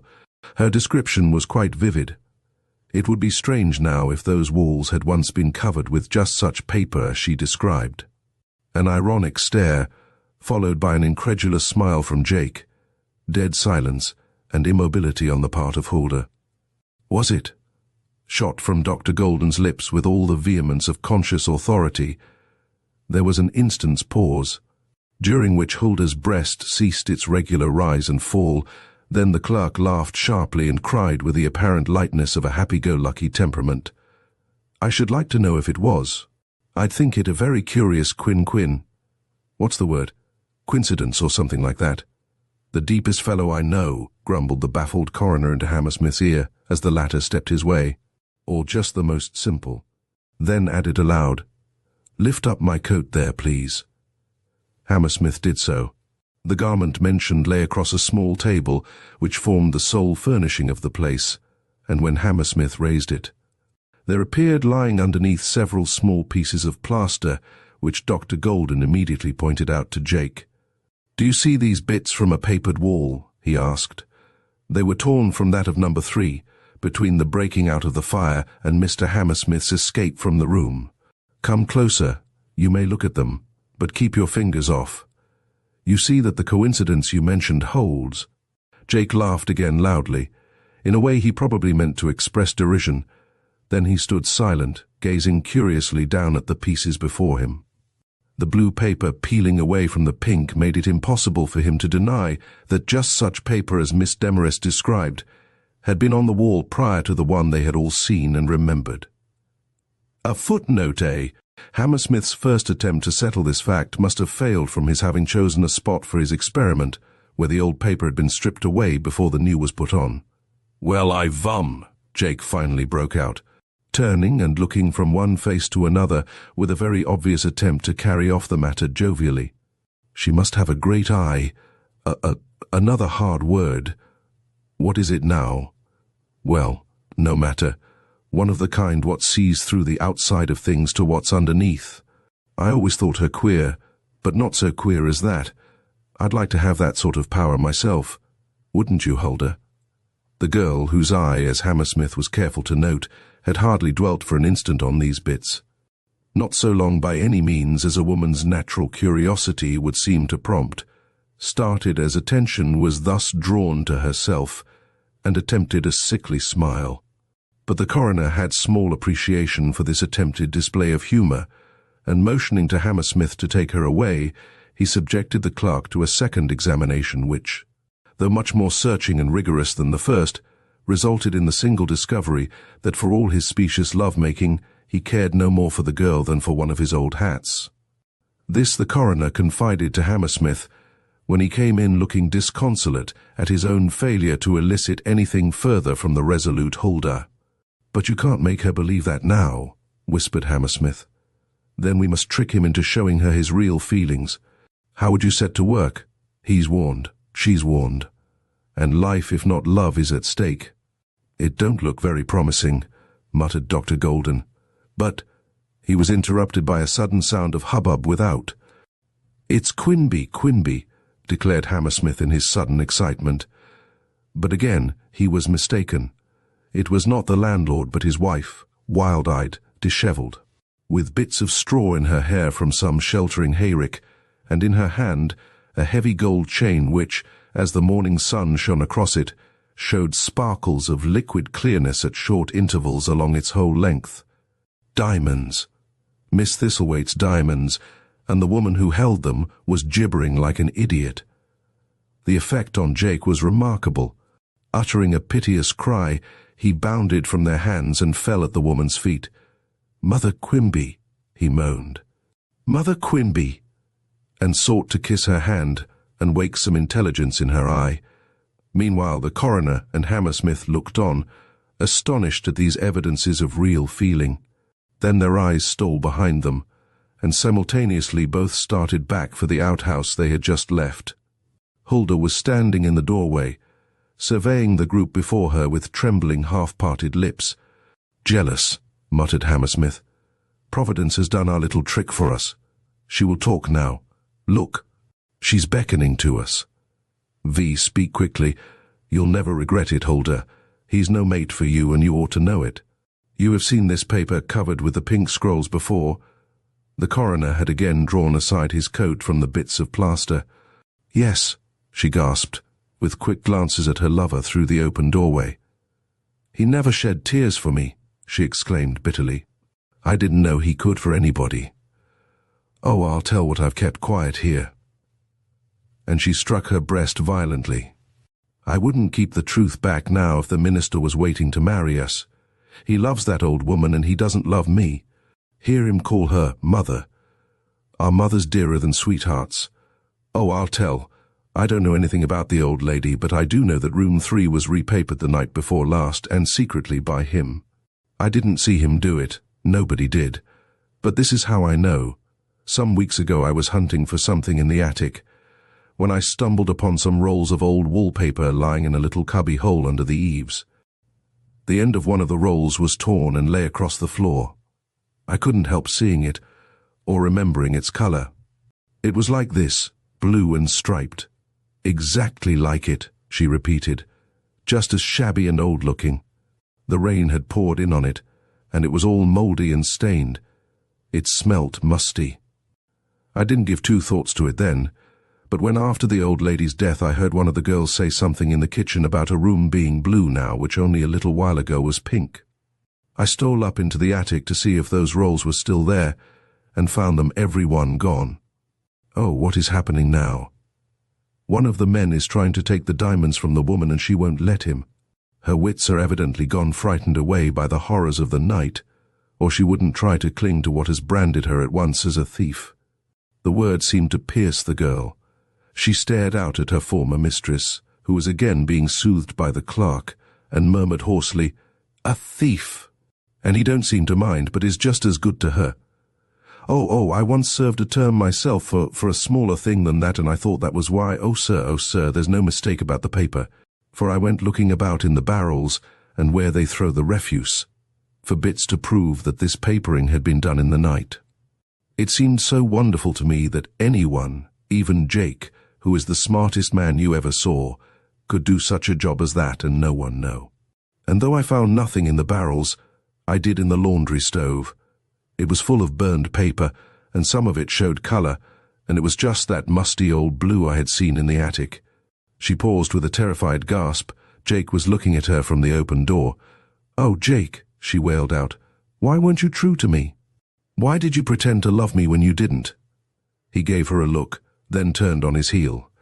He was very much subdued in aspect, and did not think to brush away the tears still glistening on his cheek. "I've said my last word to," he quietly declared, then stood silent a moment with slowly labouring chest and an air of deepest gloom. But, as his eyes stole outside again, they saw the spirit melt within him, and simple human grief take the place of icy resolution. "She was like a mother to me," he murmured, "and now they say she'll never be herself again as long as she lives." Suddenly his head rose and he faced the coroner. "You're right," said he, "it's all up with me. No home, no sweetheart, no missus. She—" There was no doubt as to whom he meant by that tremulous she was the only one I've ever cared for, and she's just shown herself a thief. I'm no better. This is our story. I will not give it in his words, but in my own. It will be shorter and possibly more intelligible. The gang, if you may call it so, consisted of Quimby and these two, with a servant or so in addition. Robbery was its aim, a discreet and none too frequent spoliation of such of their patrons as lent themselves to their schemes. Quimby was the head, his wife the soul of this business, and Jake their devoted tool. The undermining of the latter's character had been begun early. A very dangerous undermining, because it had for one of its elements good humour and affectionate suggestion. At 14 he was ready for any crime, but he was mercifully kept out of the worst till he was a full-grown man. Then he did his part. The affair of the old woman was an unpremeditated one. It happened in this wise. Miss Demarest's story had been true in every particular. Her mother was with her when she came to the house, and he, Jake, was the person sitting far back in the shadows at the time the young lady registered. There was nothing peculiar in the occurrence or in their behaviour, except the decided demand which Miss Demarest made for separate rooms. This attracted his attention, for the house was pretty full and only one room was available in the portion reserved for transients. What would Quimby do? He couldn't send two women away, and he was entirely too conciliatory and smooth to refuse a request made so peremptorily. Quimby did nothing. He hemmed, hawed, and looked about for his wife. She was in the inner office back of him, and attracted by his uneasy movements, showed herself. A whispered consultation followed, during which she cast a glance Jake's way. He understood her instantly and lounged carelessly forward. "Let them have number," he said. "It's all fixed for the night. I can sleep anywhere, on the settle here, or even on the floor of the inner office." He had whispered these words, for the offer meant more than appeared. Number was never given to guests. It was little more than a closet and was not even furnished. A cot had been put in that very afternoon, but only to meet a special emergency. A long impending conference was going to be held between him and his employers subsequent to closing up time, and he had planned this impromptu refuge to save himself a late walk to the stable. At his offer to pass the same over to the Demarests, the difficulty of the moment vanished. Miss Demarest was shown to the one empty room in front, and the mother, as being the one less likely to be governed by superstitious fears if it so happened that some rumor of the undesirability of the haunted number 3 should have reached them, to the small closet so hastily prepared for the clerk. Mrs. Quimby accompanied her, and afterward visited her again for the purpose of carrying her a bowl and some water. It was then she encountered Miss Demarest, who, anxious for a second and more affectionate good night from her mother, had been wandering the halls in a search for her room. There was nothing to note in this simple occurrence, and Mrs. Quimby might have forgotten all about it if Miss Demarest had not made a certain remark on leaving the room. The bareness and inhospitable aspect of the place may have struck her, for she stopped in the doorway and, looking back, exclaimed, "What ugly paper! Magenta too, the one colour my mother hates." This Mrs. Quimby remembered, for she also hated magenta, and never went into this room if she could help it. The business which kept them all up that night was one totally disconnected with the Demarests or anyone else in the house. A large outstanding obligation was coming due, which Quimby lacked the money to meet. Something must be done with the stolen notes and jewellery which they had accumulated in times past, and had never found the will or courage to dispose of. A choice must be made of what was saleable. But what choice? It was a question that opened the door to endless controversy and possibly to a great difference of opinion. For in his way Quimby was a miser of the worst type, and cared less for what money would do than for the sight and feeling of the money itself, while Mrs. Quimby was even more tenacious in her passion for the trinkets and gems which she looked upon as her part of the booty. Jake, on the contrary, cared little for anything but the good of the couple to whom he had attached himself. He wished Quimby to be satisfied, but not at Mrs. Quimby's expense. He was really fond of the woman, and he was resolved that she should have no cause to grieve, even if he had to break with the old man. Little did any of them foresee what the night really held for them, or on what a jagged and unsuspected rock their frail bark was about to split. Shutting up time came, and with it the usual midnight quiet. All the doors had been locked and the curtains drawn over the windows and across the glass doors of the office. They were determined to do what they had never done before, lay out the loot and make a division. Quimby was resolved to see the diamonds which his wife had kept hidden for so long, and she the securities, concerning the value of which he had contradicted himself so often. Jake's presence would keep the peace. They had no reason to fear any undue urging of his claims. All this he knew, and he was not therefore surprised, only greatly excited, when, after a last quiet look and some listening at the foot of the stairs, Mr. Quimby beckoned him into the office and, telling him to lock the door behind him, stepped around the bar to summon his wife. Jake never knew how it happened. He flung the door to and locked it, as he thought, but he must have turned the key too quickly, for the bolt of the lock did not enter the jamb, as they afterward found. Meanwhile they felt perfectly secure. The jewels were brought out of Mrs. Quimby's bedroom and laid on the desk. The securities were soon laid beside them. They had been concealed behind a movable brick at the side of the fireplace. Then the discussion began, involving more or less heat and excitement. How long this lasted no one ever knew. At 11:30, no change of attitude had taken place either in Quimby or his wife. At 12, the only difference marked by Jake was the removal of the securities to Quimby's breast pocket, and of the diamond-studded chain to Mrs. Quimby's neck. The former were too large for the pocket, the latter too brilliant for the dark calico background they blazed against. Jake, who was no fool, noted both facts, but had no words for the situation. He was absorbed, and he saw that Quimby was absorbed, in watching her broad hand creeping over those diamonds and huddling them up in a burning heap against her heart. There was fear in the action, fierce and overmastering fear, and so there was in her eyes which, fixed and glassy, stared over their shoulders at the wall behind, as though something had reached out from that wall and struck at the very root of her being. What did it mean? There was nothing in the room to affright her. Had she gone daft? Or, suddenly they both felt the blood congeal in their own veins. Each turned to each a horrified face. Then slowly, and as if drawn by a power supernatural, and quite outside of their own will. Their two heads turned in the direction she was looking, and they beheld standing in their midst a spectre. No, it was the figure of a living, breathing woman, with eyes fastened on those jewels, those well-known. Much advertised jewels. So much they saw in that instant flash. Then nothing. For Quimby, in a frenzy of unreasoning fear, had taken the chair from under him and had swung it at the figure. A lamp had stood on the bar top. It was caught by the backward swing of the chair, overturned, and quenched. The splintering of glass mingled its small sound with an ominous thud in the thick darkness.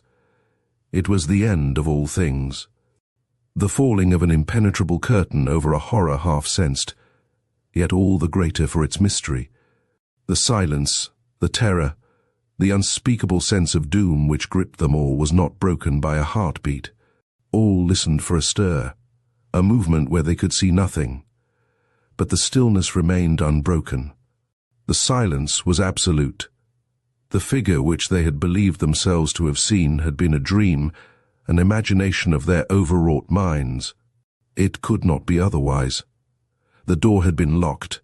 Entrance was impossible, yet doubt held them powerless. The moments were making years of themselves.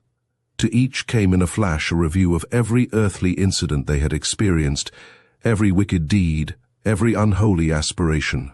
Quimby gritted his teeth. It was the first sound which had followed that thud, and slight as it was, it released them somewhat from their awful tension.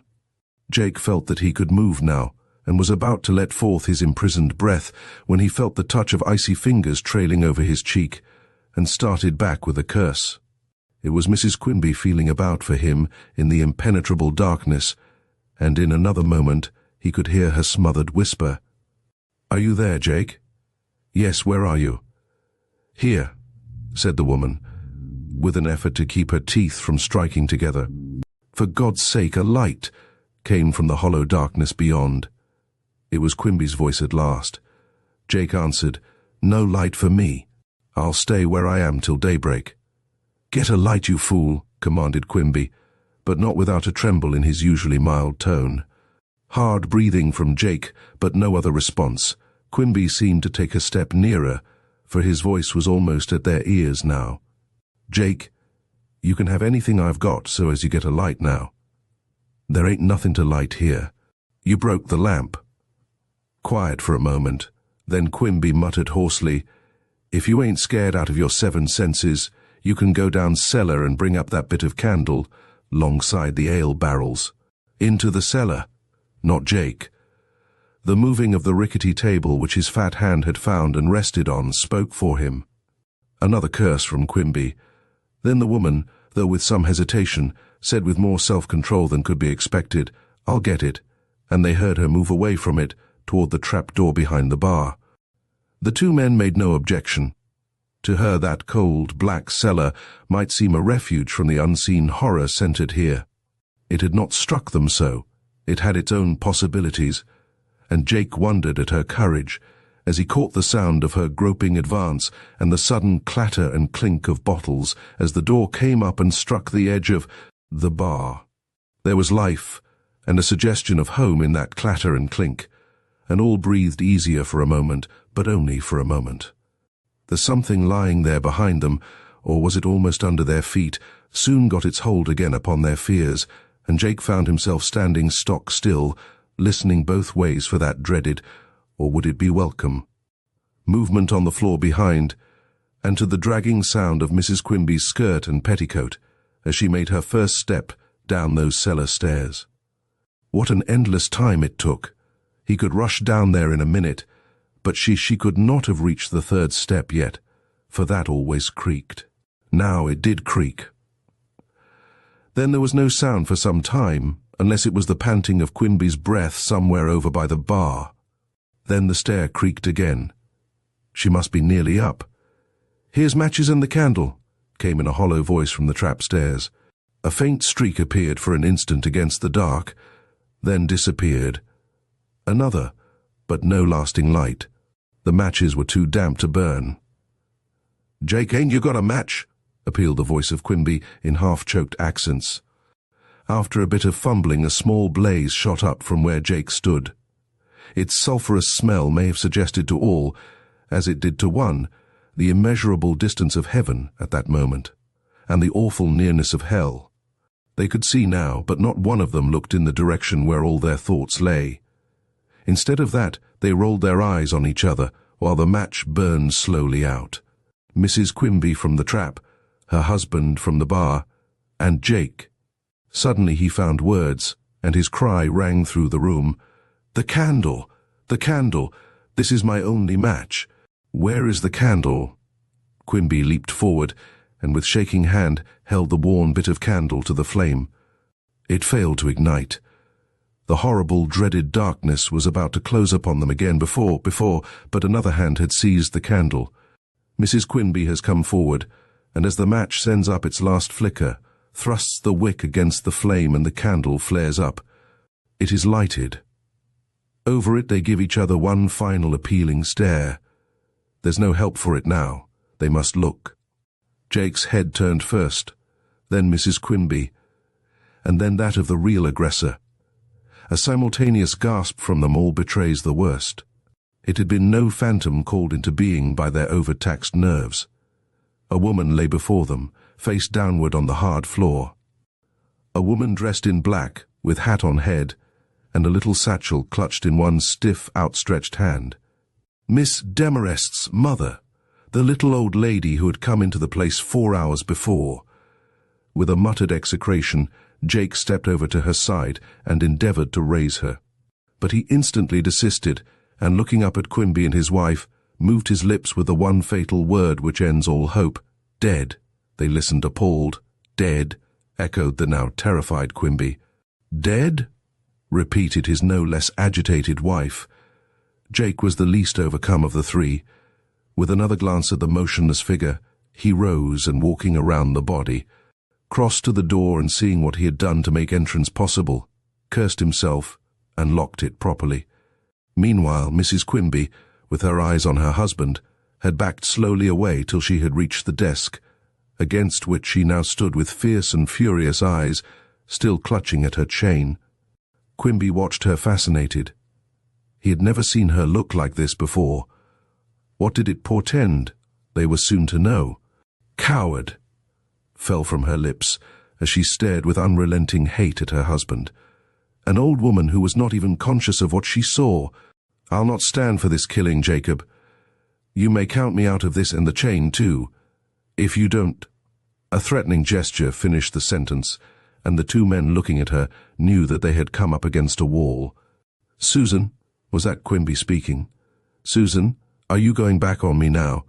She pointed at the motionless figure lying in its shrouding black like an ineffaceable blot on the office floor. Then at the securities showing above the edge of his pocket. Were we not close enough to discovery, without drawing the attention of the police by such an unnecessary murder? She was walking in her sleep. I remember her eyes as she advanced toward me. There was no sight in them. "You lie." It was the only word which Quimby found to ease the shock which this simple statement caused him. But Jake saw from the nature of the glance he shot at his poor old victim that her words had struck home. His wife saw it too, but it did not disturb the set line of her determined mouth. "You'll let me keep the chain," she said, "and you'll use your wits now that you have used your hand, to save yourself and myself from the charge of murder." Quimby, who was a man of great intelligence when his faculties were undisturbed by anger or shock, knelt and turned his victim carefully over, so that her face was uppermost. "It was not murder," he uttered, in an indescribable tone after a few minutes of cautious scrutiny. The old lady fell and struck her forehead. "See, the bruise is scarcely perceptible. Had she been younger—" "A sudden death from any cause in this house at just this time is full of danger for us," coldly broke in his wife. The landlord rose to his feet, walked away to the window, dropped his head, thought for a minute, and then slowly came back, glanced at the woman again, at her dress, her gloved hands, and her little satchel. "She didn't die in this house," fell from his lips in his most oily accents. "She fell in the woods, the path is full of bared roots, and there she must be found tomorrow morning." "Jake," "Are you up to the little game?" Jake, who was drawing his first full breath, answered with a calm enough nod. Whereupon Quimby bade his wife to take a look outside and see if the way was clear for them to carry the body out. She did not move. He fell into a rage, an unusual thing for him. "Bestir yourself. Do as I bid you," he muttered. Her eyes held his. Her face took on the look he had learned to dread. Finally she spoke. "And the daughter?" "What about the daughter?" Quimby stood silent, then with a sidelong leer, and in a tone smooth as oil, but freighted with purpose. "The mother first. We'll look after the daughter later." Mrs. Quimby shivered. Then as her hand spread itself over the precious chain sparkling with the sinister gleam of serpent's eyes on her broad bosom, she grimly muttered, "How? I'm for no more risks, I tell you." Jake took a step forward.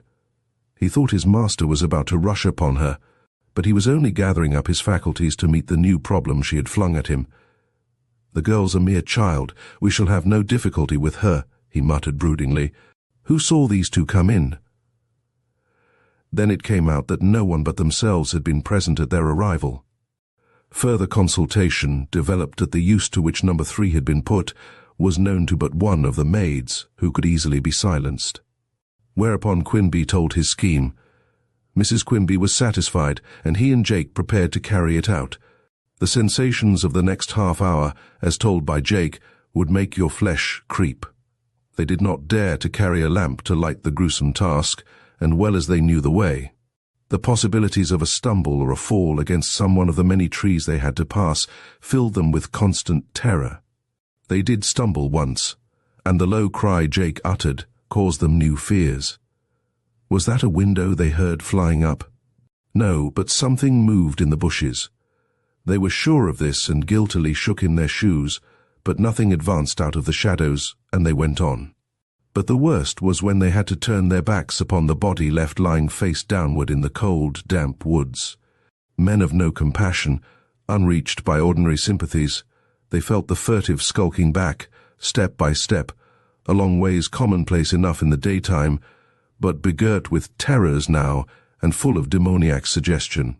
The sight of a single thread of light marking the door, left ajar for them by Mrs. Quimby, was a beacon of hope, which was not even disturbed by the sight of her wild figure walking in a circle round and round the office.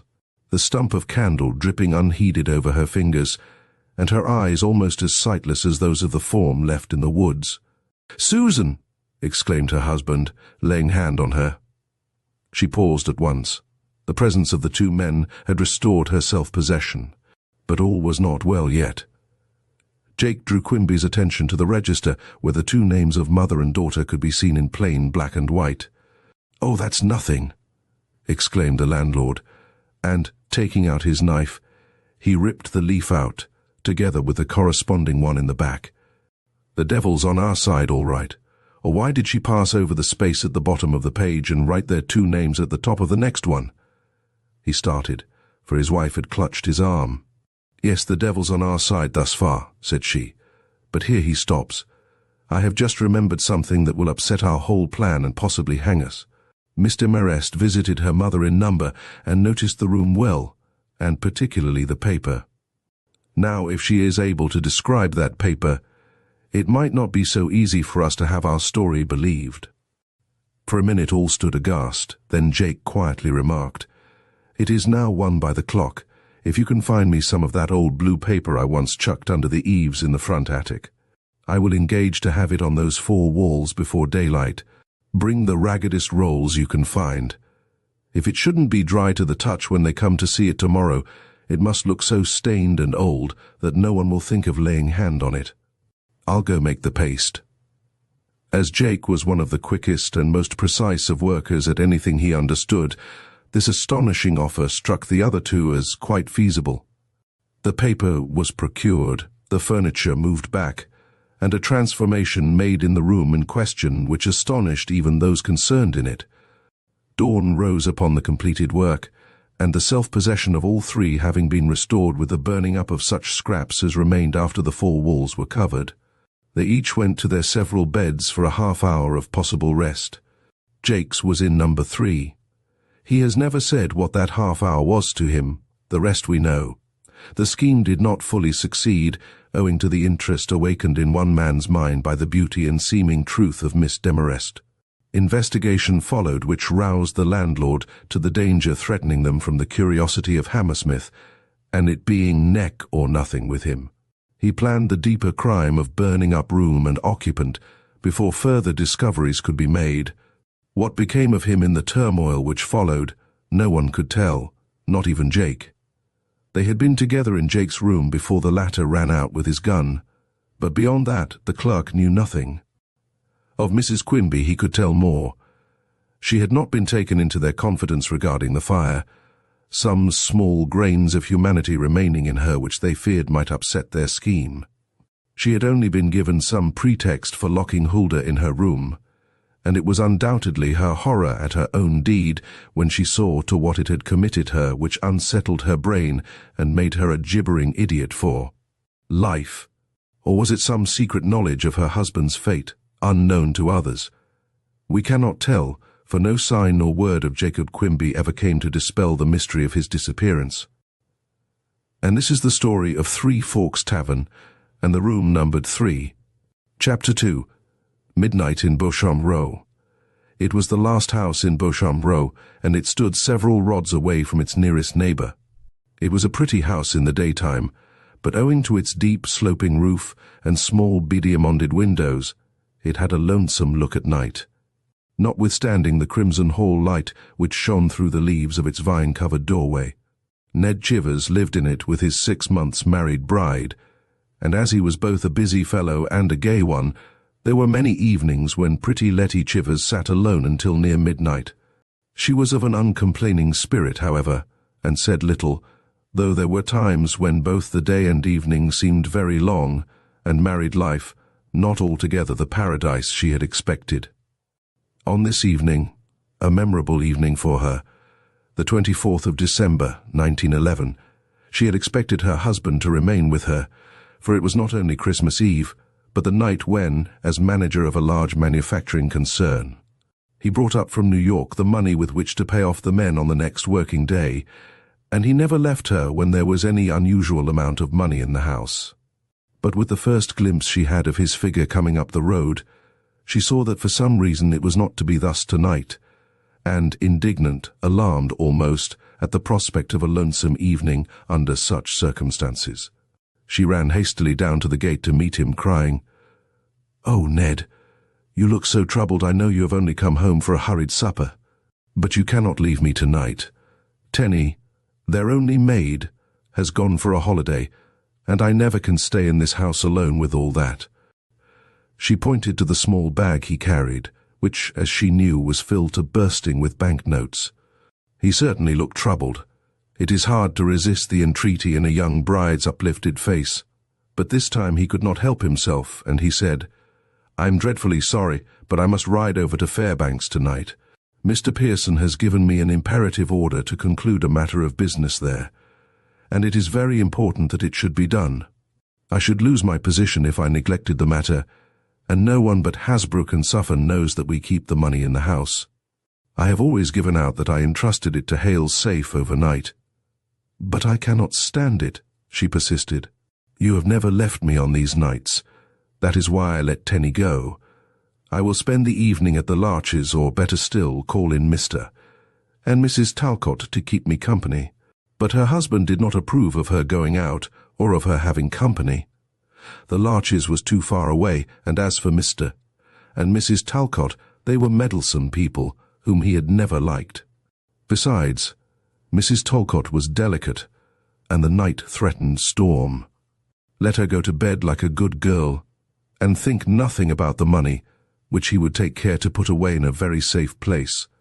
"Or," said he, kissing her downcast face, "perhaps you would rather hide it yourself. Women always have curious ideas about such things." "Yes, let me hide it," she entreated. "The money, I mean, not the bag.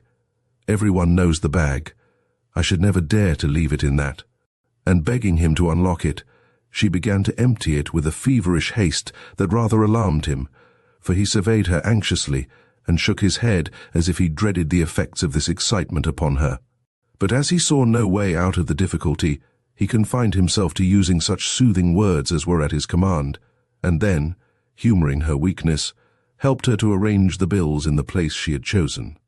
And restuffing the bag with old receipts till it acquired its former dimensions, he put a few bills on top to make the whole look natural, and, laughing at her white face, relocked the bag and put the key back in his pocket. "There, dear, a notable scheme and one that should relieve your mind entirely," he cried.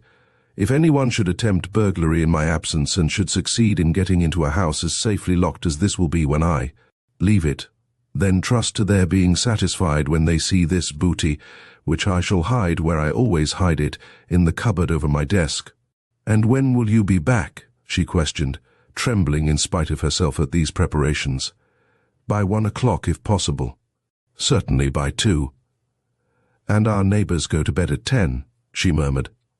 But the words were low, and she was glad he did not hear them, for if it was his duty to obey the orders he had received, then it was her duty to meet the position in which it left her as bravely as she could. At supper she was so natural that his face rapidly brightened, and it was with quite an air of cheerfulness that he rose at last to lock up the house and make such preparations as were necessary for his dismal ride over the mountains to Fairbanks. She had the supper dishes to wash up in Tenny's absence, and as she was a busy little housewife, she found herself singing a snatch of song as she passed back and forth from dining room to kitchen.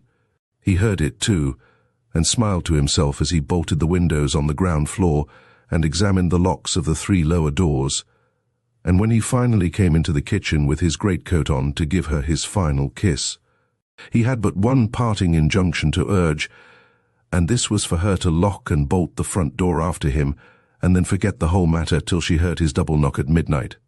She smiled and held up her ingenuous face. "Be careful of yourself," she begged of him.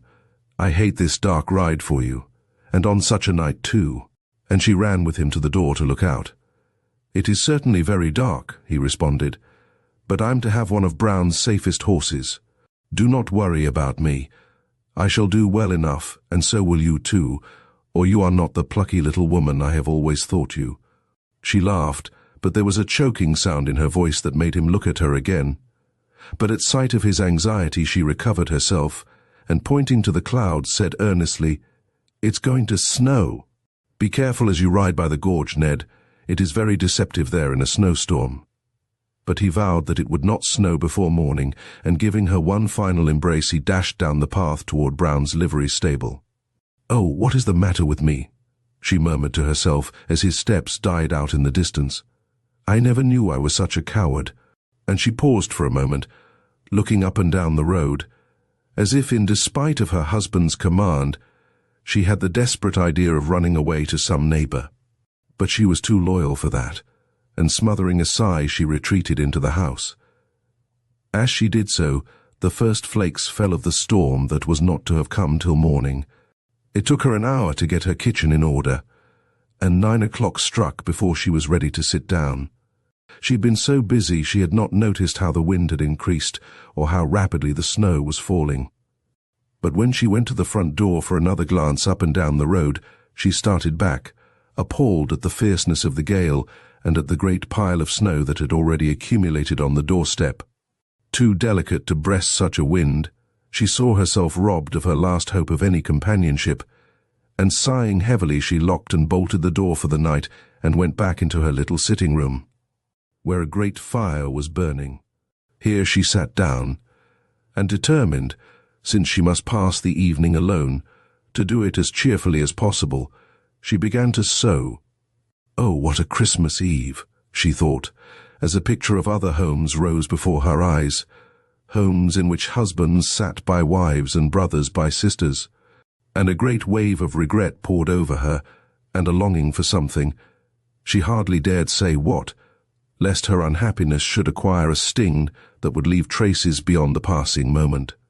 The room in which she sat was the only one on the ground floor except the dining room and kitchen. It therefore was used both as parlor and sitting room, and held not only her piano, but her husband's desk. Communicating with it was the tiny dining room. Between the two, however, was an entry leading to a side entrance, A lamp was in this entry, and she had left it burning, as well as the one in the kitchen, that the house might look cheerful and as if the whole family were at home. She was looking toward this entry and wondering what made it seem so dismally dark to her when there came a faint sound from the door at its further end. Knowing that her husband must have taken peculiar pains with the fastenings of this door, as it was the one toward the woods and therefore most accessible to wayfarers, she sat where she was, with all her faculties strained to listen. But no further sound came from that direction, and after a few minutes of silent terror, she was allowing herself to believe that she had been deceived by her fears when she suddenly heard the same sound at the kitchen door, followed by a muffled knock. Frightened now in good earnest, but still alive to the fact that the intruder was as likely to be a friend as foe, she stepped to the door, and with her hand on the lock stooped and asked boldly enough who was there. But she received no answer, and more affected by this unexpected silence than by the knock she had heard, she recoiled farther and farther till not only the width of the kitchen, but the dining room also, lay between her and the scene of her alarm, when to her utter confusion the noise shifted again to the side of the house, and the door she thought so securely fastened swung violently open as if blown in by a fierce gust. And she saw precipitated into the entry the burly figure of a man covered with snow and shaking with the violence of the storm that seemed at once to fill the house.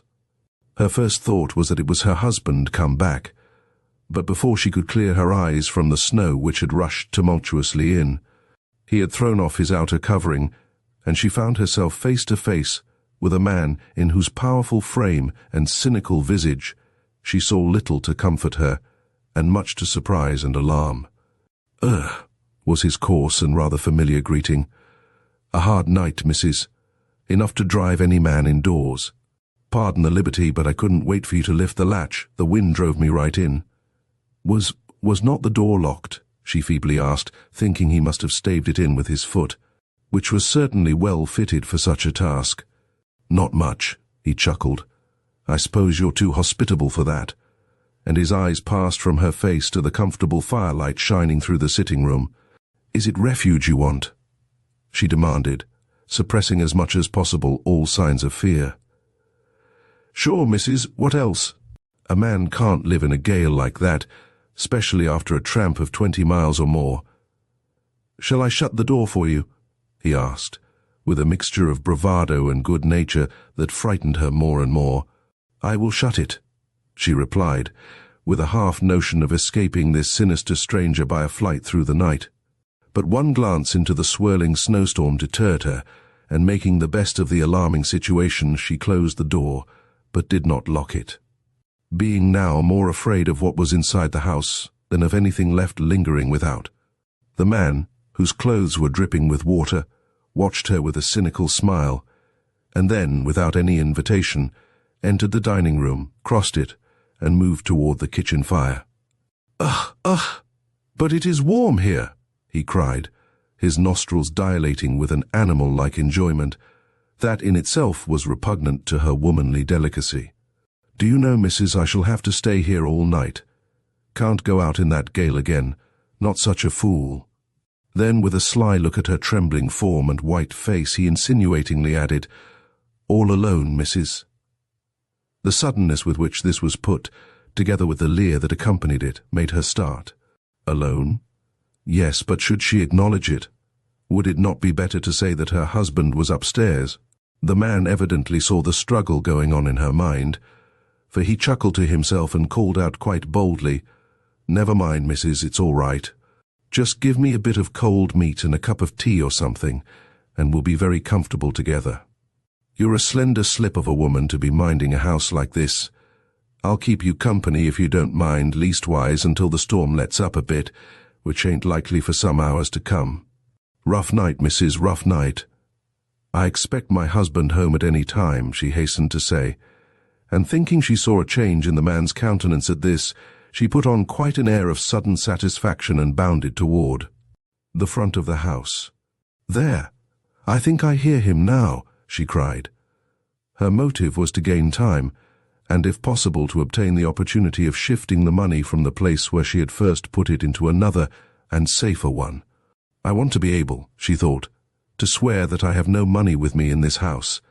If I can only get it into my apron, I will drop it outside the door into the snowbank. It will be as safe there as in the vaults it came from. And dashing into the sitting room, she made a feint of dragging down a shawl from a screen, while she secretly filled her skirt with the bills which had been put between some old pamphlets on the bookshelves. She could hear the man grumbling in the kitchen, but he did not follow her front, and taking advantage of the moment's respite from his none too encouraging presence, she unbarred the door and cheerfully called out her husband's name. The ruse was successful.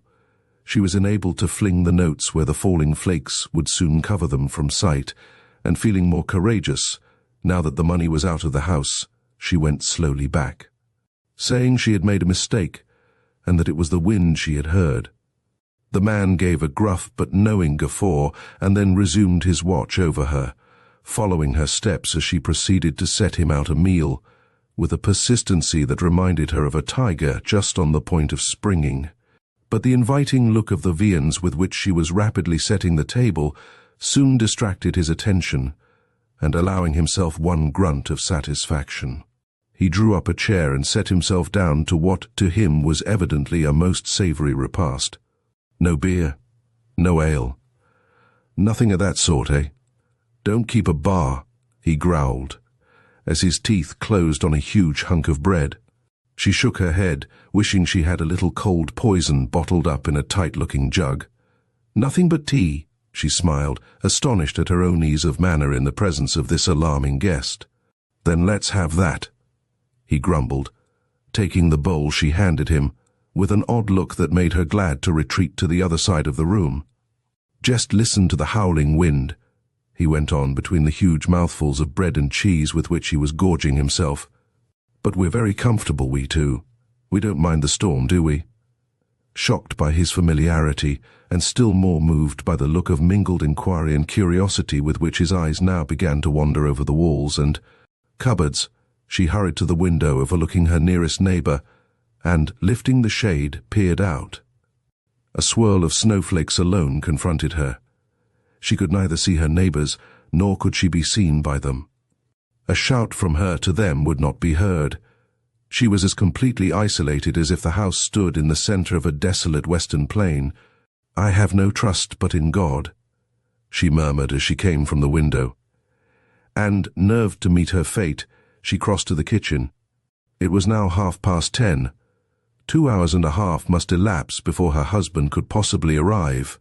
She set her teeth at the thought, and walked resolutely into the room. Are you done? She asked. I am, ma'am, he leered. Do you want me to wash the dishes? I can, and I will. And he actually carried his plate and cup to the sink, where he turned the water upon them with another loud guffaw. If only his fancy would take him into the pantry, she thought, I could shut and lock the door upon him, and hold him prisoner till Ned gets back. But his fancy ended its flight at the sink, and before her hopes had fully subsided, he was standing on the threshold of the sitting-room door. It's pretty here, he exclaimed, allowing his eye to rove again over every hiding place within sight. I wonder now. He stopped. His glance had fallen on the cupboard over her husband's desk. Well, she asked, anxious to break the thread of his thought, which was only too plainly mirrored in his eager countenance. He started, dropped his eyes, and, turning, surveyed her with a momentary fierceness. But, as she did not let her own glance quail, but continued to meet his gaze with what she meant for an ingratiating smile, he subdued this outward manifestation of passion, and chuckling to hide his embarrassment, began backing into the entry, leering in evident enjoyment of the fears he caused. However, once in the hall, he hesitated for a long time, then slowly made for the garment he had dropped on entering, and stooping, drew from underneath its folds a wicked-looking stick. Giving a kick to the coat, which sent it into a remote corner, he bestowed upon her another smile, and still carrying the stick, went slowly and reluctantly away into the kitchen. "Oh God Almighty, help me," was her prayer. There was nothing left for her now but to endure, so throwing herself into a chair, she tried to calm the beating of her heart and summon up courage for the struggle which she felt was before her.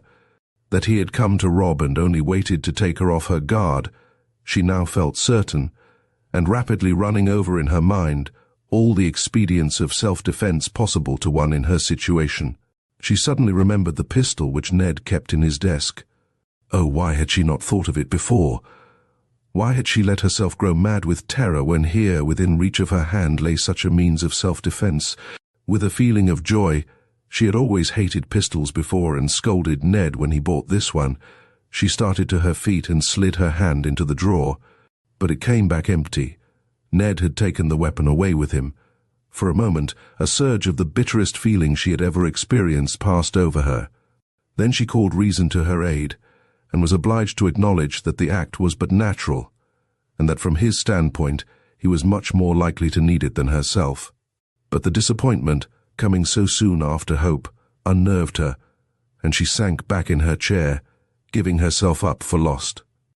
How long she sat there with her eyes on the door through which she momentarily expected her assailant to reappear, she never knew. She was conscious only of a sort of apathy that made movement difficult and even breathing a task. In vain she tried to change her thoughts. In vain she tried to follow her husband in fancy over the snow-covered roads and into the gorge of the mountains. Imagination failed her at this point. Do what she would, all was misty to her mind's eye, and she could not see that wandering image. There was blankness between his form and her, and no life or movement anywhere but here in the scene of her terror. Her eyes were on a strip of rug covering the entry floor, and so strange was the condition of her mind that she found herself mechanically counting the tassels finishing off its edge, growing wroth over one that was worn, till she hated that sixth tassel and mentally determined that if she ever outlived this night, she would strip them all off and be done with them. The wind had lessened, but the air had grown cooler, and the snow made a sharp sound where it struck the panes. She felt it falling, though she had cut off all view of it. It seemed to her that a pall was settling over the world, and that she would soon be smothered under its folds. Meanwhile, no sound came from the kitchen. A dreadful sense of doom was creeping upon her, a sense growing in intensity, till she found herself watching for the shadow of that lifted stick on the wall of the entry, and almost imagined she saw the tip of it appearing.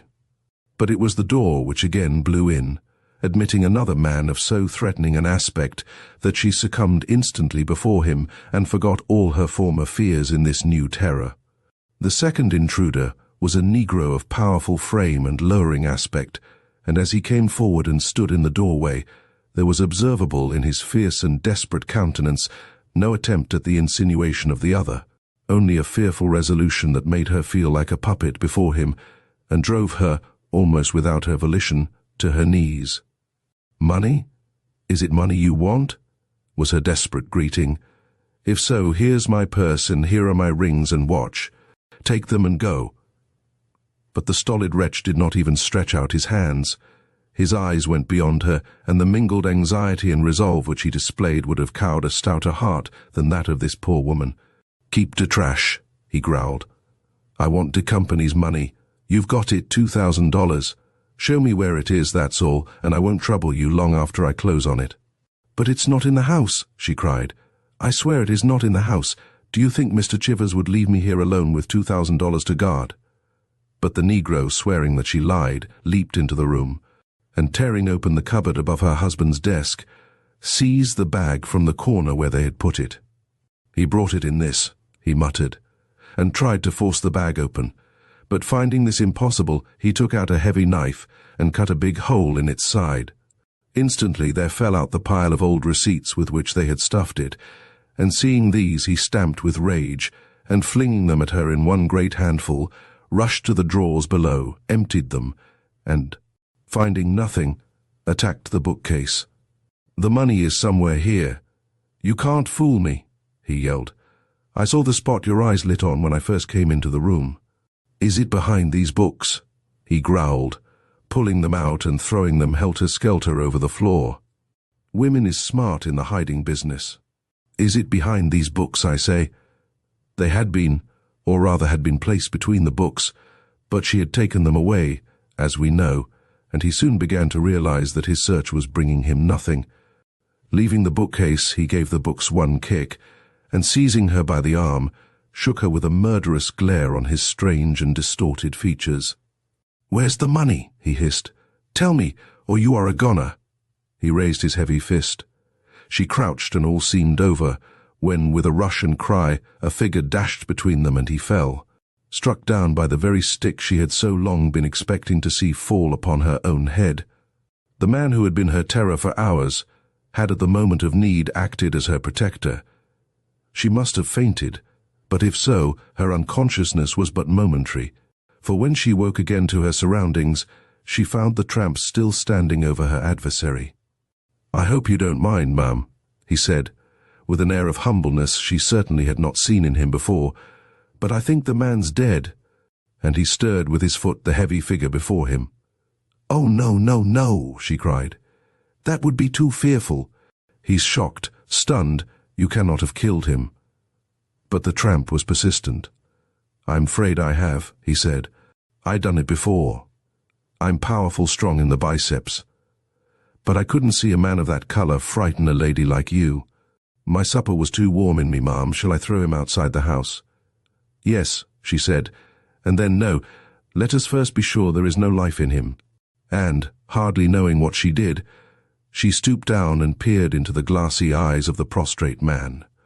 Suddenly she turned pale, no, not pale, but ghastly, and cowering back, shook so that the tramp, into whose features a certain refinement had passed since he had acted as her protector, thought she had discovered life in those set orbs, and was stooping down to make sure that this was so, when he saw her suddenly lean forward and impetuously plunging her hand into the Negro's throat, tear open the shirt, and give one look at his bared breast. It was white. "Oh God, she moaned, and lifting the head in her two hands, she gave the motionless features a long and searching look. "Water," she cried.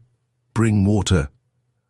But before the now obedient tramp could respond, she had torn off the woolly wig disfiguring the dead man's head, and seeing the blonde curls beneath, had uttered such a shriek that it rose above the gale and was heard by her distant neighbors. It was the head and hair of her husband.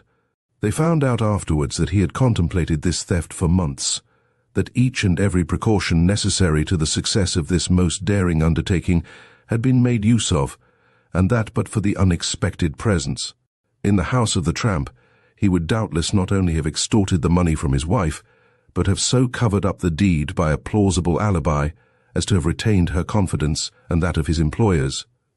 Whether the tramp killed him out of sympathy for the defenseless woman, or in rage at being disappointed in his own plans, has never been determined. Mrs. Chivers herself thinks he was actuated by a rude sort of gratitude.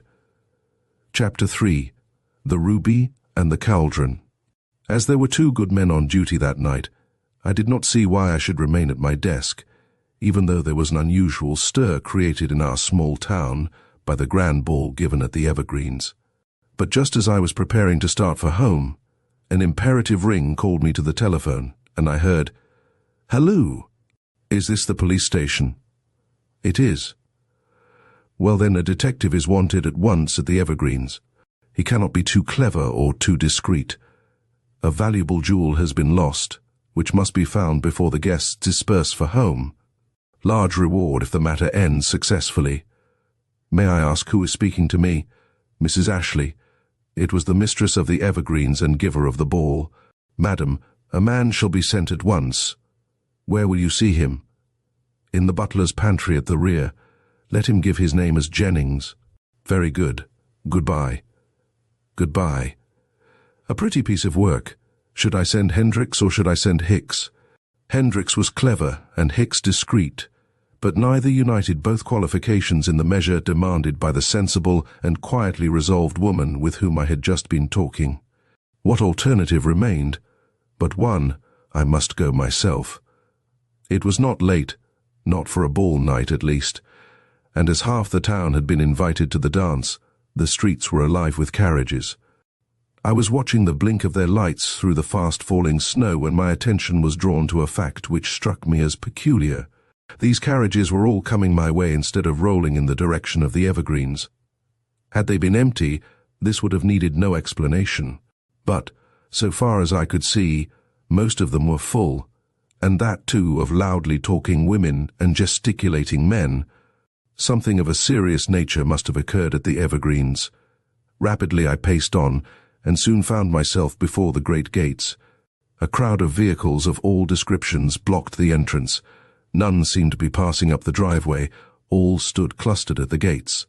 And as I drew nearer, I perceived many an anxious head thrust forth from their quickly opened doors, and heard many an ejaculation of disappointment as the short interchange of words went on between the drivers of these. Various turnouts and a man drawn up in quiet resolution before the unexpectedly barred entrance.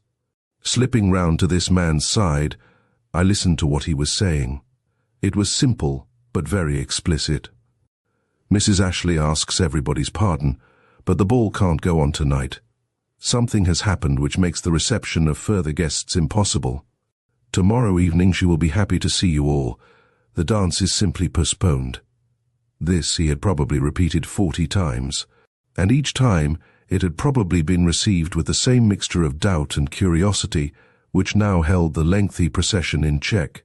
Not wishing to attract attention, yet anxious to lose no time, I pressed up still nearer, and bending towards him from the shadow cast by a convenient post, uttered the one word, "Jennings." Instantly he unlocked a small gate at his right. I passed in, and with professional sang, Freud proceeded to take my way to the house through the double row of evergreens bordering the semicircular approach. As these trees stood very close together, and were, besides, heavily laden with fresh-fallen snow, I failed to catch a glimpse of the building itself until I stood in front of it. Then I saw that it was brilliantly lighted, and gave evidence here and there of some festivity, but the guests were too few for the effect to be very exhilarating, and, passing around to the rear, I sought the special entrance to which I had been directed.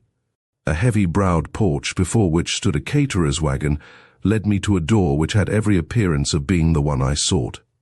Pushing it open, I entered without ceremony, and speedily found myself in the midst of 20 or more coloured waiters and chattering housemaids. To one of the former I addressed the question, "Where is the butler's pantry? I am told that I shall find the lady of the house there." "Your name?" was the curt demand. "Jennings. Follow me." I was taken through narrow passages and across 1 or 2 storerooms to a small but well-lighted closet where I was left, with the assurance that Mrs. Ashley would presently join me. I had never seen this lady, but I had often heard her spoken of as a woman of superior character and admirable discretion. She did not keep me waiting. In 2 minutes the door opened, and this fine, well-poised woman was telling her story in the straightforward manner I so much admire. The article lost was a large ruby of singular beauty and great value, the property of Mrs. Burton, the senator's wife, in whose honour this ball was being given. It had not been lost in the house, nor had it been originally missed this evening. Mrs. Burton and herself had attended the great football game in the afternoon, and it was on the college campus that Mrs. Burton had first dropped her invaluable jewel. But a reward of $500 having been at once offered to whomever should find and restore it, a great search had followed, which ended in its being picked up by one of the students, and brought back as far as the driveway in front of the evergreens, when it had again disappeared, and in a way to rouse conjecture of the strangest and most puzzling character. The young man who had brought it thus far bore the name of John Dean, and was a member of the senior class. He had been the first to detect its sparkle in the grass, and those who were near enough to see his face at that happy moment say that it expressed the utmost satisfaction at his good luck. "You see," said Mrs. Ashley, "he has a sweetheart, and $500 looks like a fortune to a young man just starting life. But he was weak enough to take this girl into his confidence, and on their way here, for both were invited to the ball, he went so far as to pull it out of his pocket and show it to her.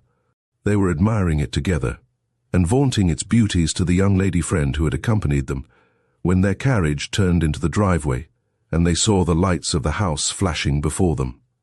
hastily restoring the jewel to the little bag he had made for it out of the finger end of an old Glover bag, in which he assured me he had been careful to keep it safely tied ever since picking it up on the college green he thrust it back into his pocket and prepared to help the ladies out. But just then a disturbance arose in front. A horse which had been driven up was rearing in a way that threatened to overturn the light buggy to which it was attached.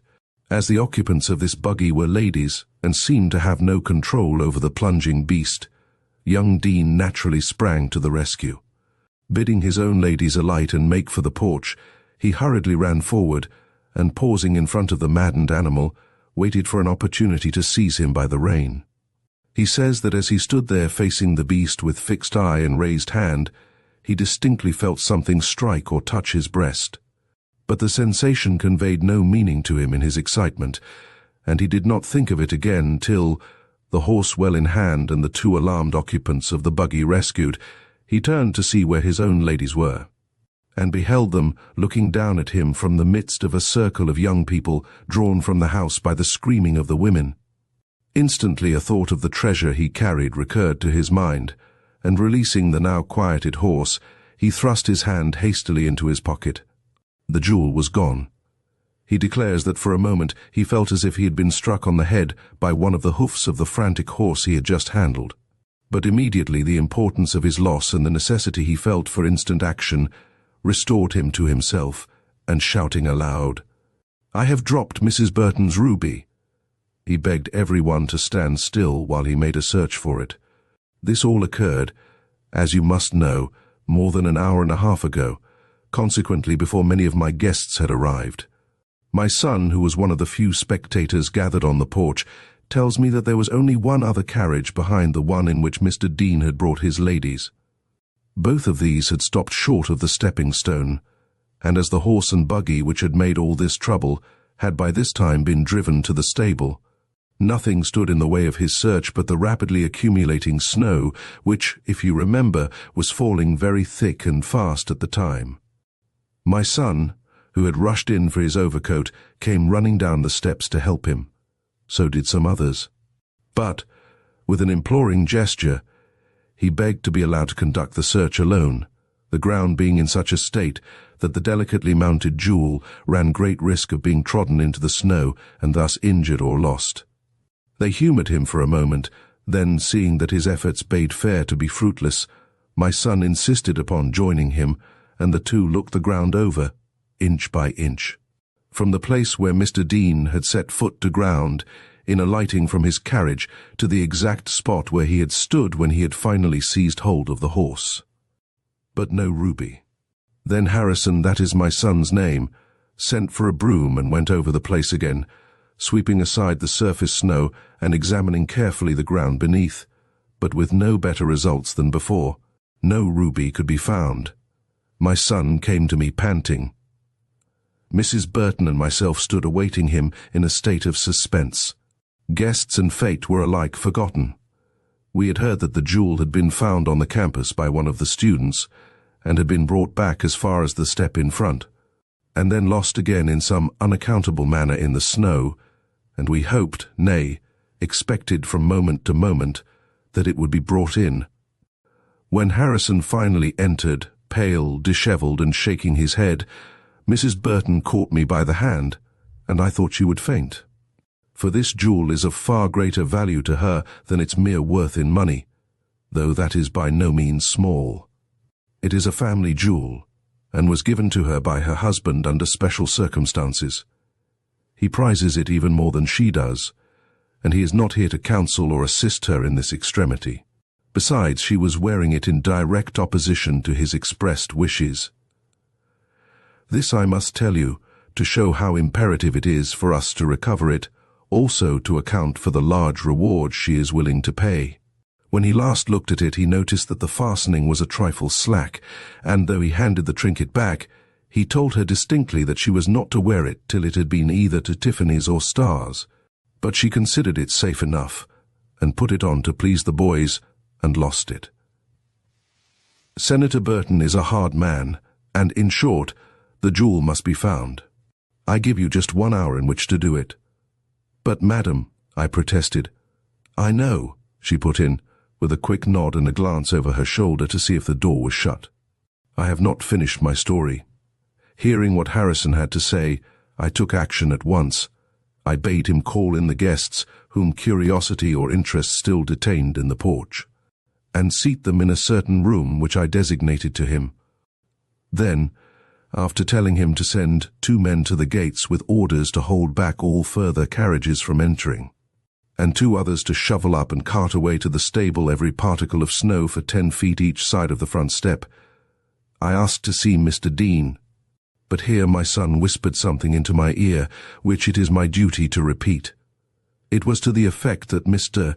Dean believed that the jewel had been taken from him, that he insisted, in fact, that he had felt a hand touch his breast while he stood awaiting an opportunity to seize the horse. "Very good," said I. "We'll remember that too, but first see that my orders are carried out, and that all approaches to the grounds are guarded, and no one allowed to come in or go out without permission from me." He left us, and I was turning to encourage Mrs. Burton, when my attention was caught by the eager face of a little friend of mine, who, quite unknown to me, was sitting in one of the corners of the room. She was studying my countenance with a subdued anxiety, hardly natural in one so young, and I was about to relieve my mind by questioning her, when she made a sudden rush and vanished from the room. Some impulse made me follow her. She is a conscientious little thing, but timid as a hare, and though I saw she had something to say, it was with difficulty I could make her speak. Only after the most solemn assurances that her name should not be mentioned in the matter would she give me the following bit of information, which you may possibly think throws another light upon the affair. It seems that she was looking out of one of the front windows when Mr. Dean's carriage drove up. She had been watching the antics of the horse attached to the buggy, but as soon as she saw Mr. Dean going to the assistance of those in danger, she let her eyes stray back to the ladies whom he had left behind him in the carriage. She did not know these ladies, but their looks and gestures interested her, and she watched them quite intently as they leaped to the ground and made their way toward the porch. One went on quickly and without pause to the step, but the other, the one who came last, did not do this. She stopped a moment, perhaps to watch the horse in front, perhaps to draw her cloak more closely about her, and when she again moved on, it was with a start and a hurried glance at her feet, terminating in a quick turn and a sudden stooping to the ground. When she again stood upright, she had something in her hand which she thrust furtively into her breast. "How was this lady dressed?" I inquired. "In a white cloak with an edging of fur. I took pains to learn that too, and it was with some curiosity, I assure you, that I examined the few guests that had now been admitted to the room I had so carefully pointed out to my son. 2 of them wore white cloaks, but one of these was Mrs. Dalrymple, and I did not give her or her cloak a second thought. The other was a tall, fine-looking girl, with an air and bearing calculated to rouse admiration if she had not looked so disturbed.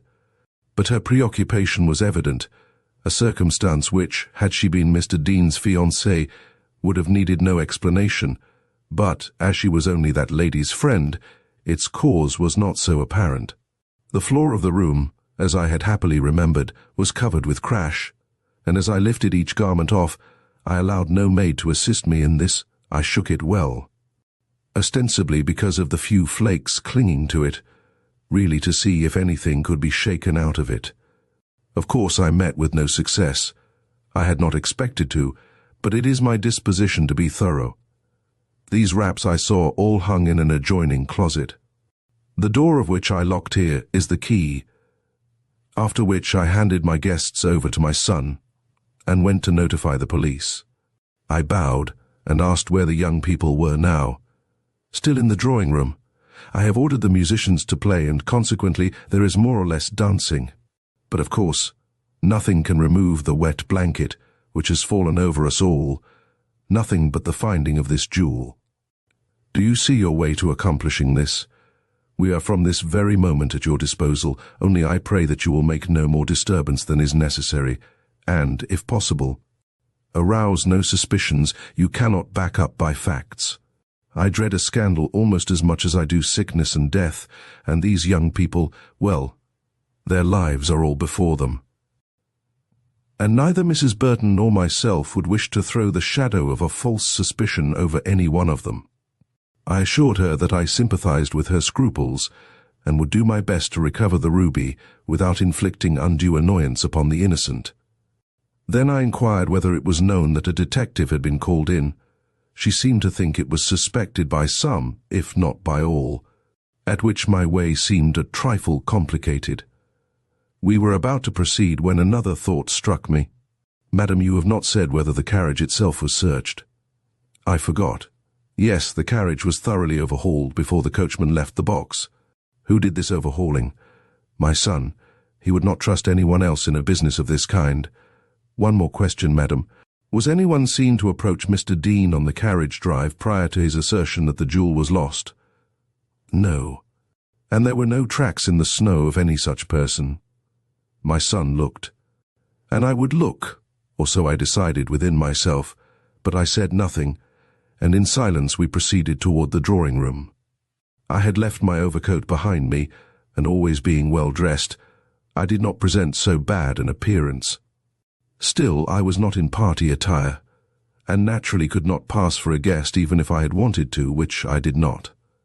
I felt that I must rely on insight in this case, and on a certain power I had always possessed of reading faces, that the case called for just this species of intuition.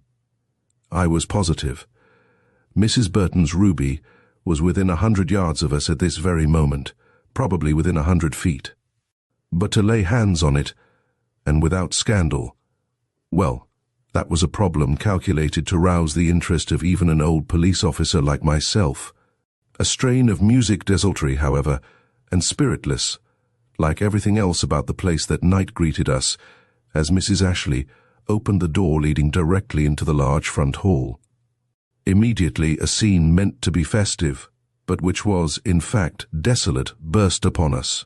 The lights, the flowers, and the brilliant appearance of such ladies as flitted into sight from the almost empty parlours were all suggestive of the cheer suitable to a great occasion, but in spite of this, the effect was altogether melancholy for the hundreds who should have graced this scene, and for whom this illumination had been made and these festoons hung, had been turned away from the gates, and the few who felt they must remain because their hostess showed no disposition to let them go, wore any but holiday faces, for all their forced smiles and pitiful attempts at nonchalance and gaiety. I scrutinized these faces carefully. I detected nothing in them but annoyance at a situation which certainly was anything but pleasant. Turning to Mrs. Ashley, I requested her to be kind enough to point out her son, adding that I should be glad to have a moment's conversation with him before I spoke to Mr. Dean. That will give Mr. Dean time to compose himself. He is quite upset. Not even Mrs. Burton can comfort him. My son, oh, there is Harrison. A tall, fine-looking young man was crossing the hall. Mrs. Ashley beckoned to him, and in another moment we were standing together in one of the empty parlours. I gave him my name and told him my business. Then I said, "Your mother has allotted me an hour in which to find the valuable jewel which has just been lost on these premises." Here I smiled. She evidently has great confidence in my ability. I must see that I do not disappoint her. All this time I was examining his face.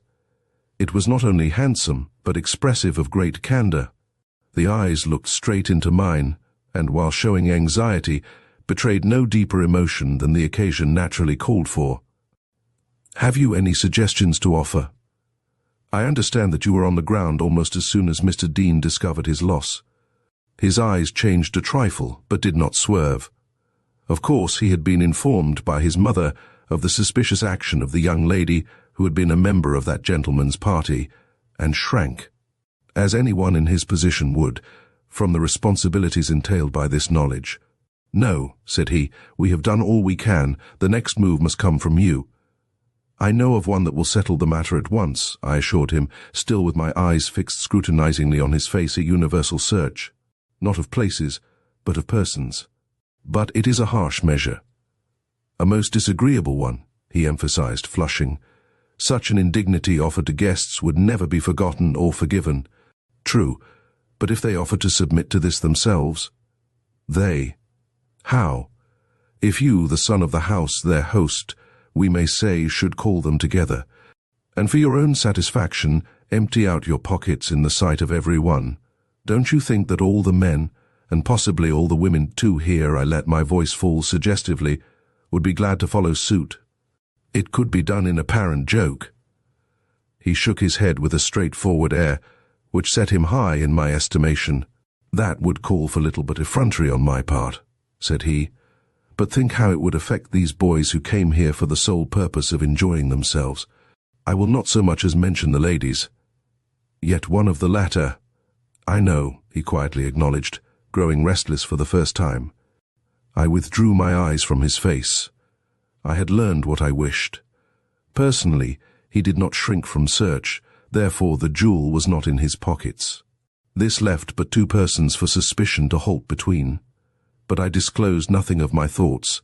I merely asked pardon for a suggestion that, while pardonable in a man accustomed to handle crime with ungloved hands, could not fail to prove offensive to a gentleman like himself.